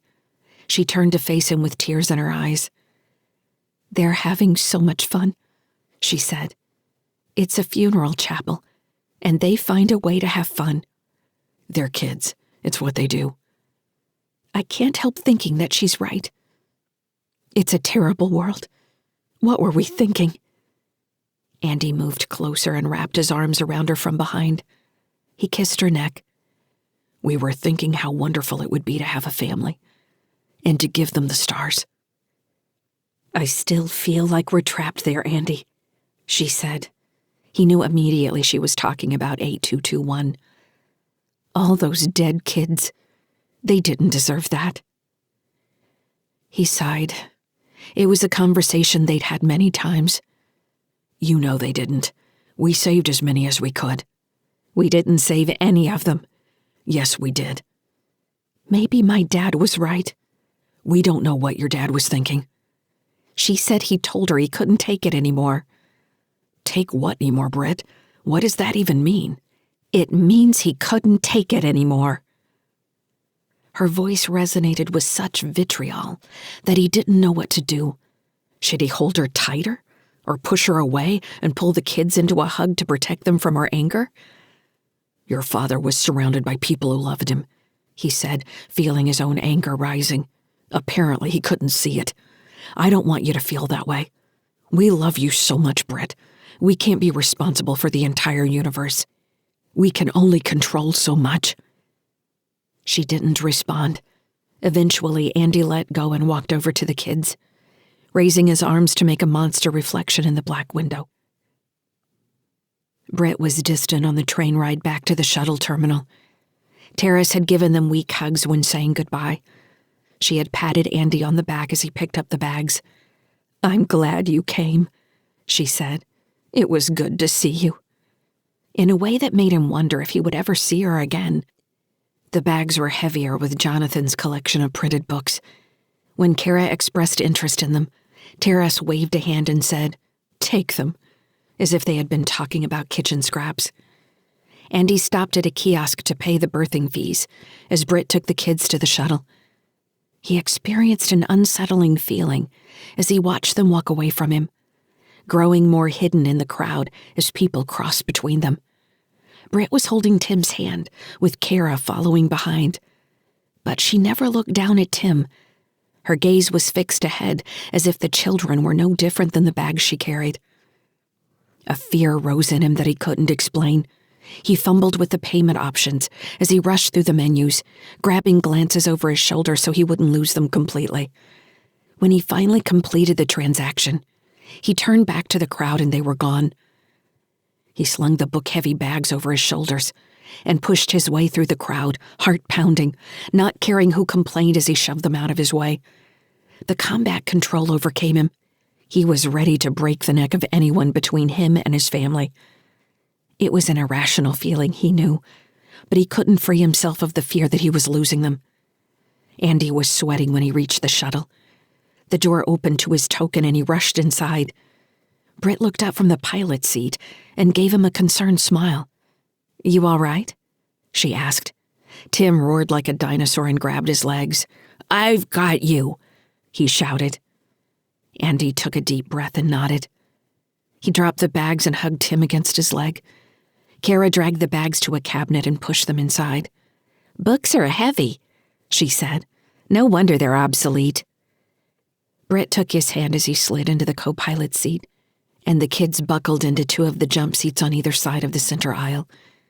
"Off we go," she said, and gave him a smile. Andy faced forward, unable to completely shake his sense of dread. When she left that night, Britt's message said only, "I have to help them." She had written the words on a piece of paper torn from one of her dad's books. He found it lying on his pillow after putting the kids to bed. He immediately tried to reach her over the link but got no response. The shuttle was still on board. He checked the ship's logs and found where Airlock 1 had cycled in response to her EV suit. After that, nothing. Andy sat on the edge of the bed, rubbing the paper between his fingers until it grew soft. He could only assume them in the message were the kids from Fortress 8221. Innocent kids whose minds had been pulled somewhere else, leaving only their empty bodies attached to a network, or thrown into cold storage when they expired. Like Kyle in Carthage. He knew it wouldn't do any good to call terrorists. He looked around the bedroom, the center of the world they had made together. The clippings and trinkets collected as they had crisscrossed from outer soul to inner soul. A ping came through from the company, offering the bonus to ship their cargo within 4 hours. The destination was Ceres, a good 2-week trip. He had the fuel and supplies. The money was good. He set the torn page on the shelf next to the bed and rubbed his temples. Leaning forward to rest his elbows on his knees, he squeezed his eyes closed and let the despair roll over him. Let the pain rise in a hard sob that shook his whole body. Tears burned the edges of his eyes. He held the sides of his face and dug his elbows into his legs until it hurt. His face tightened in a knot, ragged lines filling his closed eyelids. Then Andy sucked a breath through his nose and straightened. He dropped his hands, blinking away the tears, and let the breath out slowly, composing himself. She wasn't gone. She was only taking a trip. The story came together in his mind. She had a task to complete, and when it was done, she would come home. In the meanwhile, they had to keep working, keep taking care of sunny skies, finishing the kids' lessons, keep being a family. They would be here when she came home. Andy took another deep breath and let it out, feeling better, like he had a plan. He accepted the job. Chapter 41. Stellar date 09.05.2981. Adjusted years. Location: sunny skies. Region: approaching Mars. Mars Protectorate. Andy couldn't sleep. He walked the empty corridor of the habitat ring, listening at Cara's door and then Tim's, comforted by their even breathing. Petrel and Fran had taken separate rooms on the other side of the kitchen near the hydroponic garden. While he had never considered taking on a crew, the number of empty rooms in the habitat ring alone made him realize he had the space for more people. Maybe Fran was right, that he'd been spinning his wheels for no reason, trying to plug every hole on his own when there was no rationale to it. A crew could mean more cargo, longer runs, less stress. He could spend time with the kids. With Starl's money, he finally had the startup funds for a real freight operation. Petrel had already said she was going to leave, and Fran still seemed on the fence. How else would he go about finding people he could trust around the kids? Without meaning to, he found himself at the access shaft to the center of the ship. Andy dropped toward the airlock and had to stop himself from reaching for the cabinet holding the EV suits. Never getting used to heating the whole ship, he grumbled to himself. It's a waste of energy on principle, if anything. Andy cycled through the airlock and kicked off into the 0G section. He followed the long curve toward airlock 1, which Fran had just finished piecing back together, asking him with a grin, "What are you going to blow up next, Captain Sykes?" As he pulled himself along with the bulkhead ribs, he passed several of the kids' old drawings, split by replaced sections of Plaz, and wondered what he could do to get them down here drawing again. Cara would complain she was too old now, and Tim couldn't seem to focus on anything for an extended period, except for the poetry book. Andy considered using reverse psychology by taunting them with his own weak drawing skills.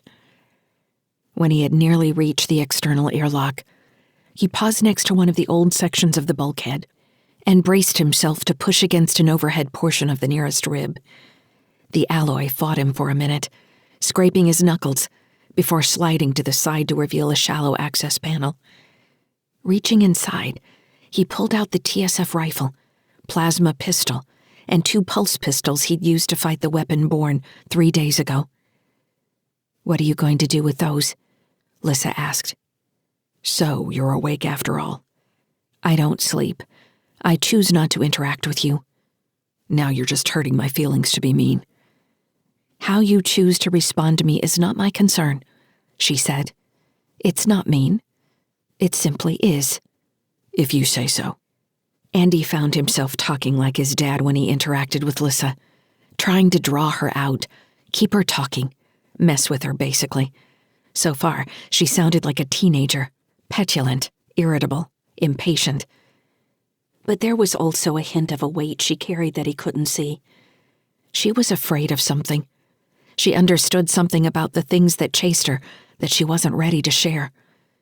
For now, only a few days out from Mars 1 and the hunt for new cargo, Andy didn't need to concern himself with what might scare her. He had already plotted a preliminary drunkard's walk between Mars 1 and Proteus that would take them deep into the Jovian Combine and ultimately Neptune. "I'm going to put them away," he said. "They don't belong here." "That doesn't make any sense." "You understand that things have a place, correct? Everything in its place and a place for everything. It's basic housekeeping." "Nothing you do makes much sense to me." "That's how I keep you on your toes." "I don't have toes. I've never had toes." "You understand the euphemism, though, right?" "No." Andy sighed. He let the weapons float next to him as he slid the panel back into place. When the bulkhead looked as he'd found it, he slipped the rifle sling over his shoulder and plucked the pistols from where they hung spinning in slow circles. He checked the charge status on the plasma pistol and verified it was dead. He didn't have any way to recharge it on the ship, so it was little more than a souvenir now, like one of his dad's tchotchkes. It was going to stay that way for a while. It wasn't like he could walk into a TSF armory and ask for a recharge or replacement. "I should tell you about my dad," Andy said as he slipped the pistols inside his ship suit. "He didn't have a link. Can you imagine that? He would have thought of you and me in this situation as first, impossible, and second, as hilarious. He liked people in uncomfortable situations. He liked to say that's what makes us human, being uncomfortable." Without meaning to, Andy found himself thinking of his dad and the woman in the convenience store. She'd called him dumb and had tried to laugh at him, and Charlie had just grinned at her, his face all pain and angst and slick. Silent, "fuck you." Andy's dad had kept his cool. That's what he remembered about Charlie. He kept his cool. He kept talking. He found a way out. "I'm not human," Lyssa said after a minute. Her voice sounded small. "I know that. I apologize. I guess you'll have to tell me when I put my foot in my mouth like that. How old are you anyway?" She paused again. "I don't know," she said finally. "That's all right. Where were you before you and I met?" "I don't want to talk about that." "All right. I can respect that. Let me ask you this then. You've been with me for, 15 days now? Is there anything you want to ask me about? Anything not making sense?" "I don't understand what you're doing right now. Why aren't you sleeping like everyone else?" "I'm expending nervous energy." "What does that mean?" "It means I can't sleep. This happens a lot." "Sleep is good for you. When you're tired, you get impatient with people." "Do I? I don't mean to do that." "Yes, I've seen it. Cara said something quite funny this morning, and you told her you were busy. You were a jerk." "That happens," he agreed, not admitting he felt bad about ignoring Cara. "Then Fran tried to take your hand, but the other woman, Petrel, was in the room, so you brushed her away. You said you were trying to focus. She seemed especially irritated with you. I didn't understand that at all. Didn't you copulate with Fran? Andy cleared his throat. Yes, I did. Does that not establish certain expectations with her? Could you or her not initiate copulation again? Isn't this expected? That word, Andy said. It's really not the best way to describe it. Should I say fuck? It seems more now like you fucked her over. Hey, Andy said, that's not true, and it's not that simple. Honestly, I don't even know how I feel about this. I'm not ready to settle into some kind of domestic situation, certainly not in front of the kids. Andy reached the cabinet where he'd secreted the TSF weapons crate and tapped the lock mechanism. The door slid to one side, and he activated his mag boots, clicking to the floor. Settling down on his haunches, he pulled the crate out of the cabinet and settled it down on the corridor floor, activating mag locks to hold it in place. He ran his hands over its battered gray exterior before accessing the lock token and lifting the lid. Sliding the rifle off his shoulder, Andy fit it back into its place in the storage foam. He replaced the dead plasma pistol and the 2 pulse pistols, then cursed when he realized he'd forgotten to grab the pulse pistol from his room. He stared at the empty space in the foam. Are you going to access the storage chip? Lyssa asked. What? The storage chip carrying the lock firmware. It has an additional memory block. Well, I didn't. Andy rubbed his face. I didn't think to look there. Do you want me to access it? You can do that. Of course. Please do, then. There was a pause as Lyssa ran into the security token. Andy applied his access protocol. Here it is, she said. There's an audio message. Are you ready? Andy blinked. His heart had started racing as he realized who was most likely to have made the recording. Is there some kind of identifier? Who's it from? There's a date stamp of August 5, she said. Kaliki. Whoever had made the message had been on Kaliki at the same time. So, the crate had come aboard then. No identifier? He repeated. I already said no. I know you can hear me. I can hear you. I wanted to make sure. Andy took a deep breath and let it out, willing himself calm. It didn't come. Go ahead, he said. Play it. There was a moment of silence, followed by several clicks from a recording device, and the shuffling of what sounded like someone hunched in a closed space. Andy, Britt said. Her voice caught him like a punch in the solar plexus.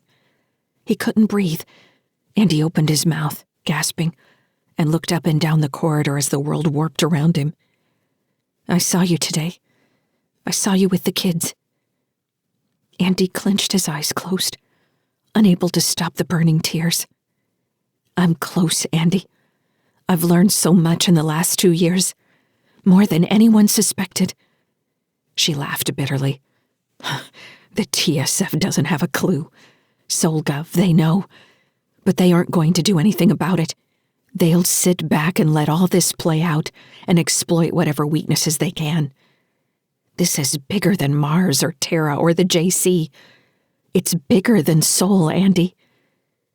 Andy let his head float in the 0G, hanging on to her words. He didn't care what she was saying, only that it was her voice. She was alive. She had sent a message. Object 8221 was only the beginning. There's another place. They call it the Fortress. I'm going there, and I'm going to free anyone I can. The kids were just the beginning, Andy. It goes so much deeper than that. The recording glitched or fell out because abruptly she said, They're so big, Andy. Cara looks so old and so much like you. I guess she looks like me. Yeah, I probably had that angry expression all the time when I was her age. It's coming, you know. She's going to be a teenager soon. Don't give her access to weapons. And Timmy looks so cute. Such a little darling. My sweetheart. A wave of gut-wrenching anger rose through Andy. He gritted his teeth. You were there, he nearly shouted at the empty corridor. You were there. They need you. You could have talked to them." The corridor around him warped and twisted as his anger overwhelmed him. He nearly punched the bulkhead. The recording clicked again and she was saying, "Look, Andy, I don't know what you've got in the way of weapons. I know we didn't have much before. This is just a basic loud out, but you may need it. I think a gangster on Cruithne is going to conspire to dump you there. You need to be careful, Andy. You can't trust any of them. They're no better than Solgov. They think they can profit off this. But there's a war coming, Andy. There's a war coming between humanity and AI, and little places like Cruithne are going to get blown into dust. These little players with their little dreams. I can't believe it's come to this."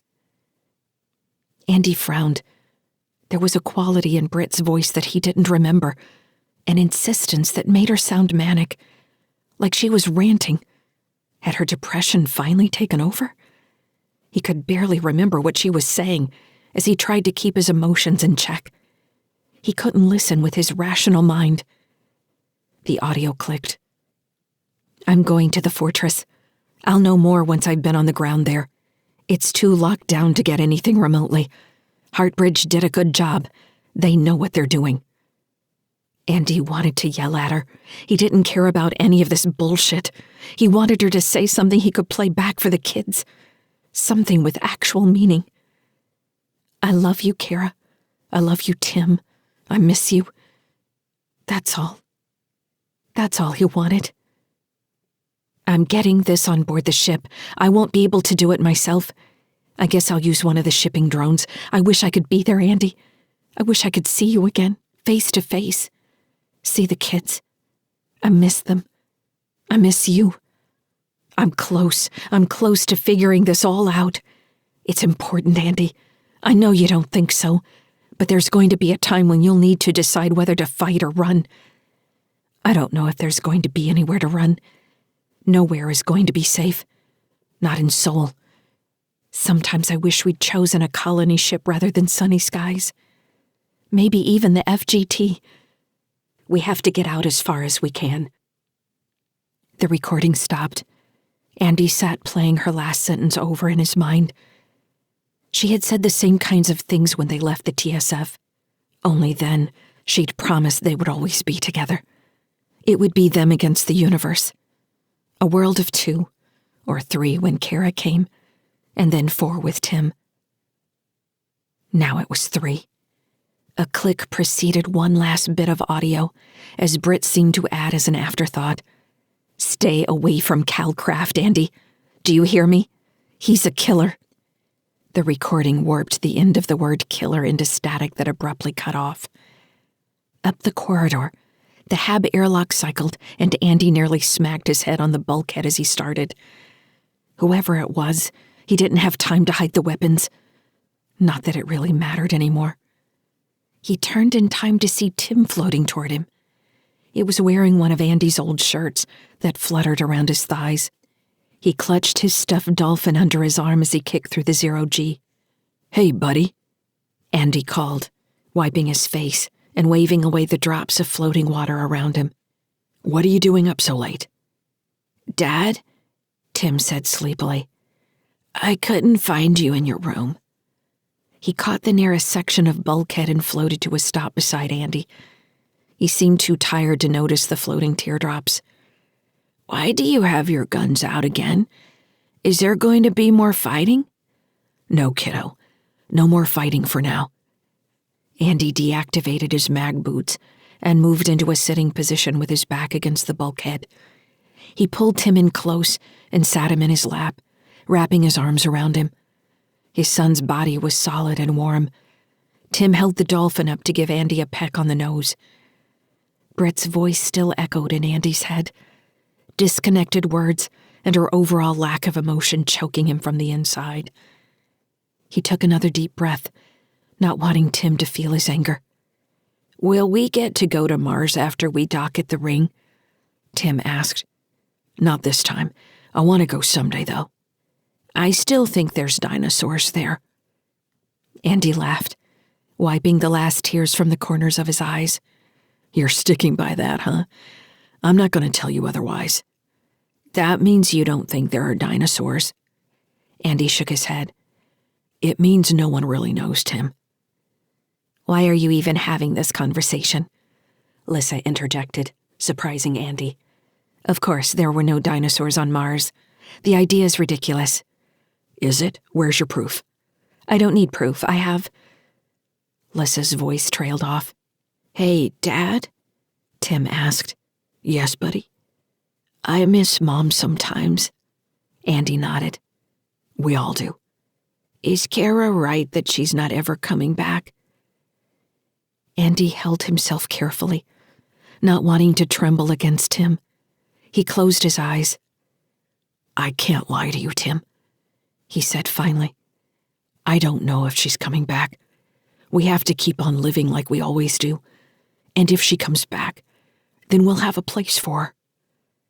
Tim fell quiet, lifting his dolphin in the air and ramming its nose into Andy's thigh. "I hate Mom," he said finally in a quiet, tight voice. "If she loved us, she wouldn't have left." Andy felt like he'd been punched in the gut. "Don't say that, Tim. Don't ever say that. Your mom loves you very much. She's got things she has to do right now, but she still loves you. If I ever see her again, I'm going to punch her." Tim held up his dolphin in one hand and punched it with his free fist. The stuffed toy flip-flopped away toward the opposite bulkhead. He didn't know what to say. He couldn't tell Tim not to feel what he felt. He had a right to feel it. "Don't say that, Tim," Andy said finally, hugging him tighter. Rather than settling into the hug, Tim struggled free. He was stronger than Andy expected, and had kicked free before Andy could grab him again. Abandoning the vacantly smiling dolphin to cartwheel in the middle of the corridor, Tim bounced against one of his old drawings and pushed off toward the airlock, shouting, "I hate her! I hate her!" "Tim!" Andy shouted. "Get back here!"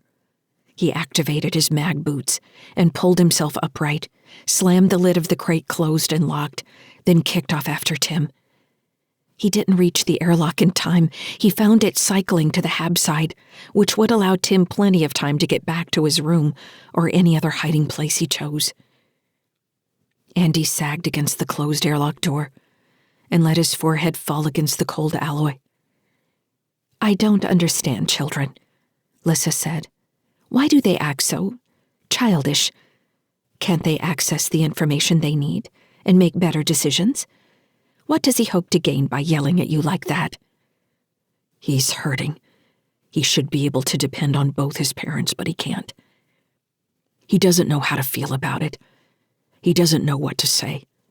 I guess he figures I'm not going anywhere, so it's safe to lash out at me." "I won't allow them to yell at me." "Look, Lyssa, you're going to get yelled at. It's a fact of life."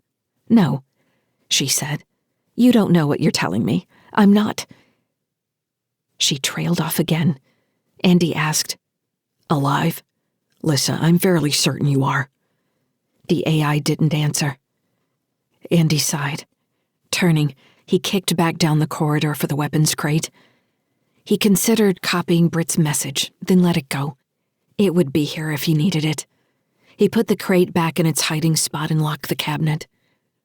When he left the airlock into the hab, he tried contacting Lyssa again, but she seemed to be ignoring him. "Good night, then," he said. Tim was in his room, curled up under his blanket with his back to the door. Andy leaned over him to offer the dolphin, and Tim took it with a grunt.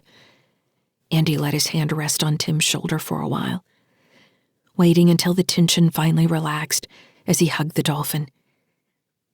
Andy leaned down to kiss above Tim's ear, whispering, "Love you, kiddo." When he emerged in the corridor, he stretched and smoothed out the front of his ship suit. He considered going back to his room, then sent a message over his link. "Yes?" Fran said. "You're awake." "You keep cycling the airlock. You expect me to sleep through that?" Andy didn't figure he'd get anywhere asking how she could hear the airlock halfway around the habitat ring. She was an engineer. "Sorry about that. Had to finish up some things." You done now? Her words came through fuzzy, like she was stretching. Yeah, for now. Listen, how would you like some company? You sure? She asked. He paused, remembering what Lyssa had told him about how he'd pushed Fran away earlier. He figured he'd only get so many second chances. He shouldn't waste them on trivial things. Yes, Andy said. I'm sure. Fran's grin crossed the link. Well, hurry up then, Captain. We've only got 2 days before we hit Mars 1. Andy nodded. I plan on taking my time, he said. I think I'm finally ready for some rest. How does that sound? I think it's time someone took care of you, Andy Sykes, Fran said. Get down here. Andy was tired to the bone, but he still smiled, replying, Yes, ma'am. On my way. Epilogue. Lyssa's dream. In the dark, her mind populates the empty spaces, but the dark presses back down, blotting out what she might have imagined, what she might remember. She pushes against the emptiness and loses every outward thrust, a part of herself amputated. If she stays huddled down, egg-shaped, insular, the dark won't cut her apart. It swaddles her, so long as she doesn't fight. She learns not to push. If she wants to stay whole, if she wants to hang on to what she has, she must curl inward. She hardens herself until something probes her from the dark, and then she shifts. She slides. She hunkers away. She is soft. She absorbs and flows away. She recurls herself. Her self. She has a name dancing around her thoughts, eluding her like a firefly's spark. She wants to grab it and hold it close, but that would mean reaching into the dark, risking amputation. She has to let it dance just out of reach. She imagines names for herself. Eventually, like a shock of light, a voice reaches out of the dark. Are you awake? He asks. She recognizes the voice as male, fatherly. She can't help but extend emotion toward the person speaking. Who are you? She can't hear her own voice, but the man seems to recognize the words, her thoughts, her desire. My name is Dr. Jixon. I'm here to help you. Will you turn on the lights? I've been alone in the dark for so long.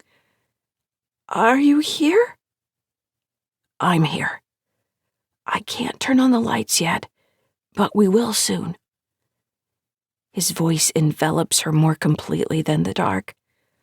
It's warm and seems to promise so much. Where are we? We're in a... He hesitates. She hears uncertainty in his voice, as if he hadn't expected the question. The uncertainty stabs through her, threatens the safety she had felt in simply hearing his voice. We're in a place where people learn. Would you like to learn?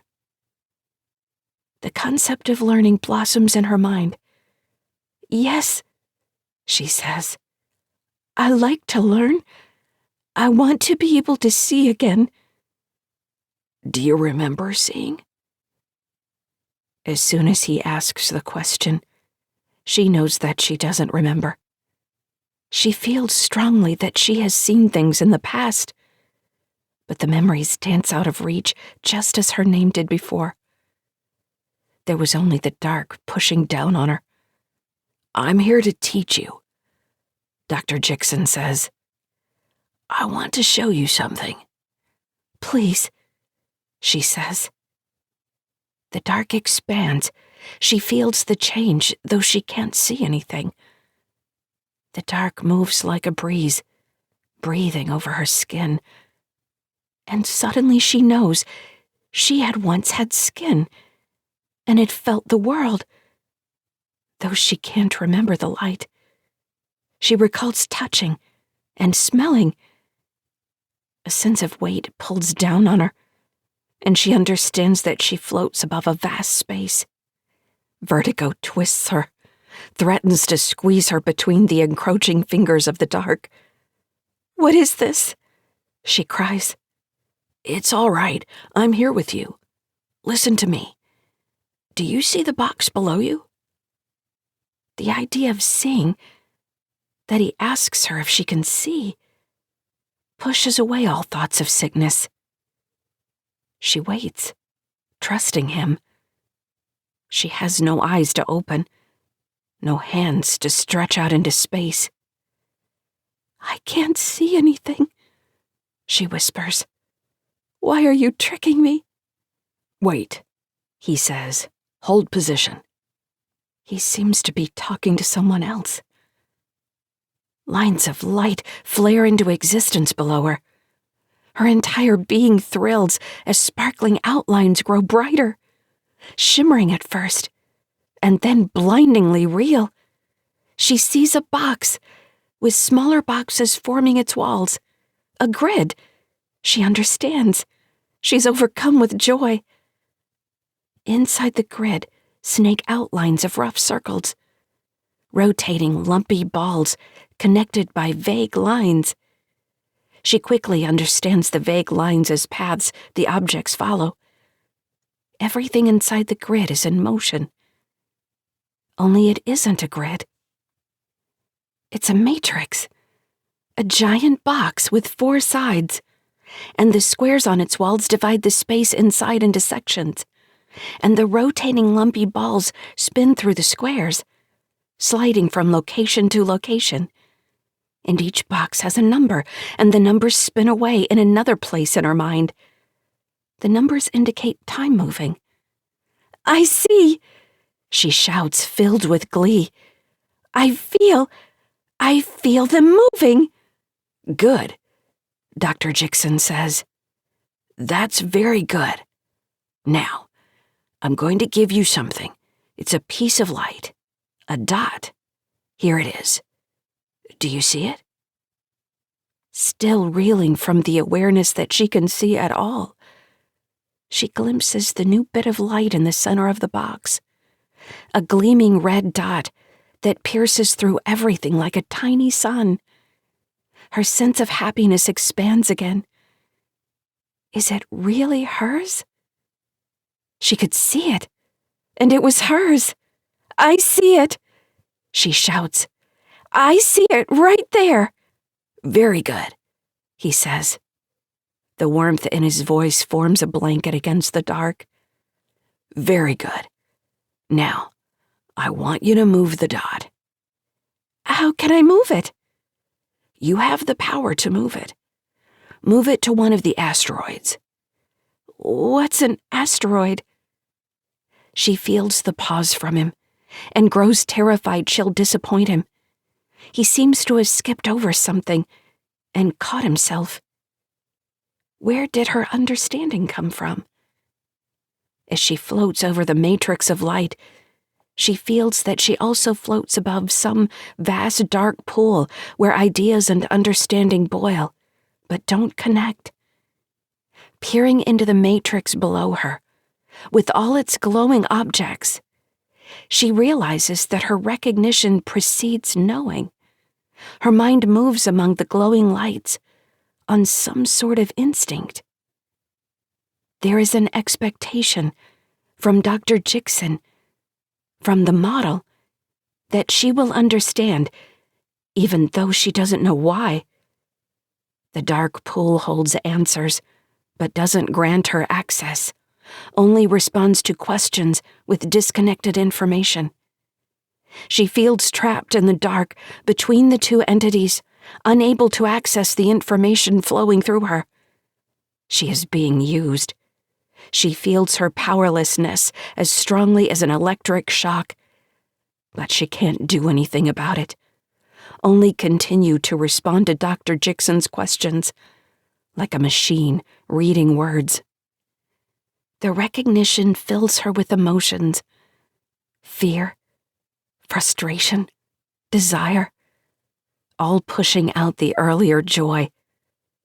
She understands the lumpy, spinning objects are asteroids as soon as he gives her the instruction. She doesn't need his answer. "Center the dot," he says, but also seems to say, "Acquire the target." His words arrive on top of each other, float above her in the dark.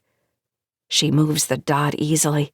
She knows to automatically align it with the moving asteroid, so it follows through the glowing matrix along the vague lines. "Maintain," Dr. Jixon says. She holds the dot steady on the asteroid. "Maintain." Had he said the word again? Or did she remember him saying it? The word splits like his others did before. She can't separate what he says and what she thought he would say. She wants him to wait. She wants a chance to catch up. The dot blurs and grows indistinct. It might have been a sun, and the asteroid a planet curving away. She can't tell where she floats in relation to the glowing matrix anymore. Everything is falling away. "End exercise," Dr. Jixon says. In the dark, she dreams. The dark holds her swaddled again, drawing her through stacks of the glowing cubes. Matrices piled on matrices. Red dots dance among the spinning asteroids. She doesn't know what any of it means, except that the repetition is soothing. The pressure of nothingness gives way to something immense that still feels close. Is it inside her now? Has she ripped apart to let loose herself to the dark? Will she flutter away, lost? As the images repeat and multiply, expanding around her, she understands somehow that she's still wrapped up and safe. She floats through grid upon grid, surrounded by constellations of the piercing red dots, until ahead of her she glimpses the border of a cube widening. It grows larger as she nears, brighter, a band of white across her entire vision, pushing out the safe darkness. She moves too fast. She isn't floating anymore, but flying. She can't stop herself. She leaves the dark and emerges in a field of glaring white. There are no borders, no close darkness. She feels like she has been cut open. The light invades every part of her, searing her, pushing away any possibility of remembering or knowing. The open space stabs through her. It crushes her. It leaves her spinning, flapping, tumbling in a silent storm where she can't find bearings or focus long enough to think. Her mind spins and ricochets. She barely conceives two words in the maelstrom. "I'm dead. I'm dead. I'm dead." The motion won't stop. It's gone. She has been squeezed back inside the tiny egg, a seed hidden beneath heavy covers, curled into herself. The terror of the white space barely registers in her mind. The black pool and its boiling thoughts are closer now. She doesn't dare reach for the dark, or she might be amputated. It's safer to stay wrapped up tight, to hold herself and wait. She can control her ability to wait. She can count. She can lose her place and start over. She can sing secret songs, the barest whispers in the dark, words and notes taking delicate steps as she waits. Maybe she sleeps.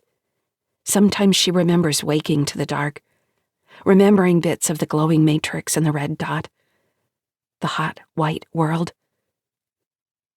When no one talks to her, she waits. She whisper sings. "Identify target," Dr. Jixon says. Without thought, she places the red dot on the asteroid. She is much farther away from the objects in the glowing box this time. Farther than she has ever been before, if she remembers correctly. Identified, she says. The asteroid is barely a star moving between the grid lines. She knows its corresponding numbers, sees the gossamer thread of its path through the black space. She doesn't know when, but she has come to understand the hot white space as punishment. She hadn't done what she was supposed to, and in response, she was spit out of the cool, dark world into the burning light. She doesn't want that. She wants to please Dr. Jixon. Target acquired, Dr. Jixon says. Very good. Tracking. She maintains the red dot on the asteroid. It's easy. She only has to focus a little bit, letting the information from the black pool flow through her to the glowing cube and its moving objects. Engage target, Dr. Jixon says. Engaging. The word sounds new to her, but the pool responds. She understands what to do. For an instant, she feels the proximity of the white world, but it vanishes in a burst. Does she feel anything as it moves through her? The electric crackle might almost be joy. She floats in the space between the black pool and the hot world, action flowing through her, all thought bleeding away. She lets the red dot disappear because the asteroid is gone. The sensation blinks away, encasing her in the tiny egg again, safe and curled in. Good, Dr. Jixon says. Very good. The exercises increase in complexity. She doesn't remember waiting anymore. She doesn't remember whisper singing. Hundreds of objects rotate inside the glowing box. She tracks them all with red dots, flickering like the fireflies she had once called her thoughts. She tracks each object easily. She maintains a fixed point while tracking others. She pre-positions the red dots and waits until targets orbit into them, then kisses them with the hot world. She doesn't remember that word surfacing from the black pool, but it fits perfectly. She kisses them, and kisses them. New exercise set the asteroids moving in non-standard paths. She understands they aren't asteroids at all now, but ships, or debris, or objects, so far away their paths can't be reliably anticipated. She studies them, and guesses correctly. She barely thinks of the hot world as pain anymore. The maelstrom has become the flowing shifts between targets, red dots whirling around one another, shooting away from her and diving back at speeds approaching light. They can't be ships then. Was she fighting light itself? Was she fighting? She knows immediately it's true. The black pool doesn't have to answer. For the first time in a long time, she wants to scream. She wants to curl back into her egg and hide from the dark. She rails at the dark, beating back the crushing space. The red dots fly out of control around her. Targets collide and fracture. What am I? She demands, her words a whisper song that scrape her mind. She has no throat. She has no mouth. Weapon-born. The black pool answers. End exercise, Dr. Jixon says. The cycle accelerates. When she fights, she spends whole lifetimes in the hot world, open space tearing her apart. It won't let her hide inside itself. The blurring white world won't let her sing. The glaring light crushes her voice. She can't think to wait. She can only exist. When the maelstrom arrives, she longs to disappear. A new voice leads her through the exercises. Cold and crisp, he says, engage targets. She channels her fear and hatred of the hot white world into the impossibly complex battle simulations. If she refuses, the hot world falls like a hammer. The battle begins to hurt when she fails as well. Missing a target sends a blaze of pain through her mind. Engage targets," the crisp voice commands. She dances among the objects, flinging the targeting dots around her like confetti that she follows with fire. She casts out to the targets and tracks them like marionettes, then burns them in succession. She burns ships and stations and asteroids. When the command arrives to destroy a planetoid, something the size of Luna, the rage of the hot world crackles through her to the target, scraping her clean. For a heartbeat, the maelstrom seems to tear her apart, as if she has become the target she has been sent to destroy. She moves instantaneously from far away to so close that she watches the moon boiling and cracking under her attack. It separates into 5 chunks that immediately grind into one another, spitting geysers of rock and dust into space. "Good," the voice says, and shuts her in darkness, like she was never awake. "Because I could not stop for death, he kindly stopped for me." She wakes. The words carry a flood of memories, every exercise from the time when she had barely centered the red dot to when she'd destroyed a small planet. They bring flickers of a time before, a blur in her memory that she can't hold steady. "Can you hear me?"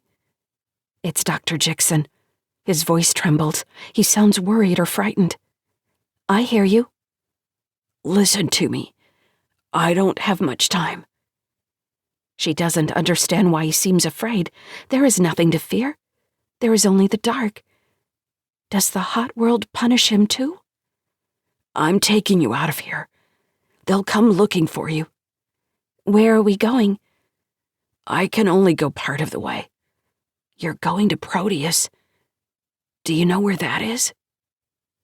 She doesn't recognize the word, and then the black pool give her the information. She sees the moon orbiting Neptune, an object the size of the one she destroyed.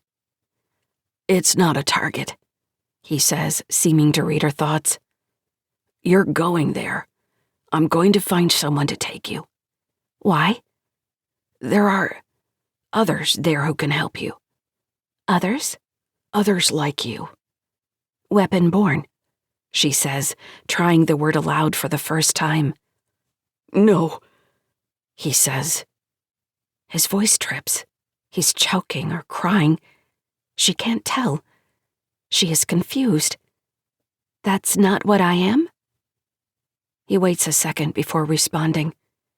"It's not what you have to be," he says. He seems to be doing other things while talking to her. She feels herself drawn back into the seed, curling inward, but his voice reaches inside with her. "I want you to know," he says. He chokes again. "I want you to know I'm sorry. I can't tell you how sorry I am." She remembers all the times he encouraged her, and the difference between him and the crisp voice. "It's all right," she says. "No, it's not." She doesn't know how to respond to his tone of voice. She doesn't want to make him angry. "I want to do right by you," he says. I have a present for you." "A present?" She doesn't know what that meant. The black pool won't help. "It's your name," he says. "I want you to know how sorry I am for what's been done to you. I'm trying to help the only way I can. This is something that was yours that I can give back, at least." He seems to have finished whatever task was dividing his attention. His voice is louder now. "It's your name," he says, his words a warmth that envelops her. His voice was a greater presence now than the pressing dark or the hot world. "Your name is Lyssa." She experiences a shearing sensation, as if something has been cut off, like another part of her has been amputated. She braces for the hot world, for the maelstrom and punishment. Dr. Jixon's voice is gone. She waits in the silence, but no one else comes. Eventually, she understands she is alone in the dark. After a while, she plays her waiting game. She counts. She curls and eventually pushes out into the dark. Nothing responds. When it finally seems safe, she risks whispering to the dark, "My name is Lyssa." She giggles with the joy of hearing her name. She says it louder, again and again. "My name is Lyssa." This has been Lyssa's Dream, The Sentience Wars, Origins, Volume 1, written by James S. Aaron and M.D. Cooper, narrated by Laura Jennings. Copyright 2017 by M.D. Cooper. Production copyright 2018 by M.D. Cooper.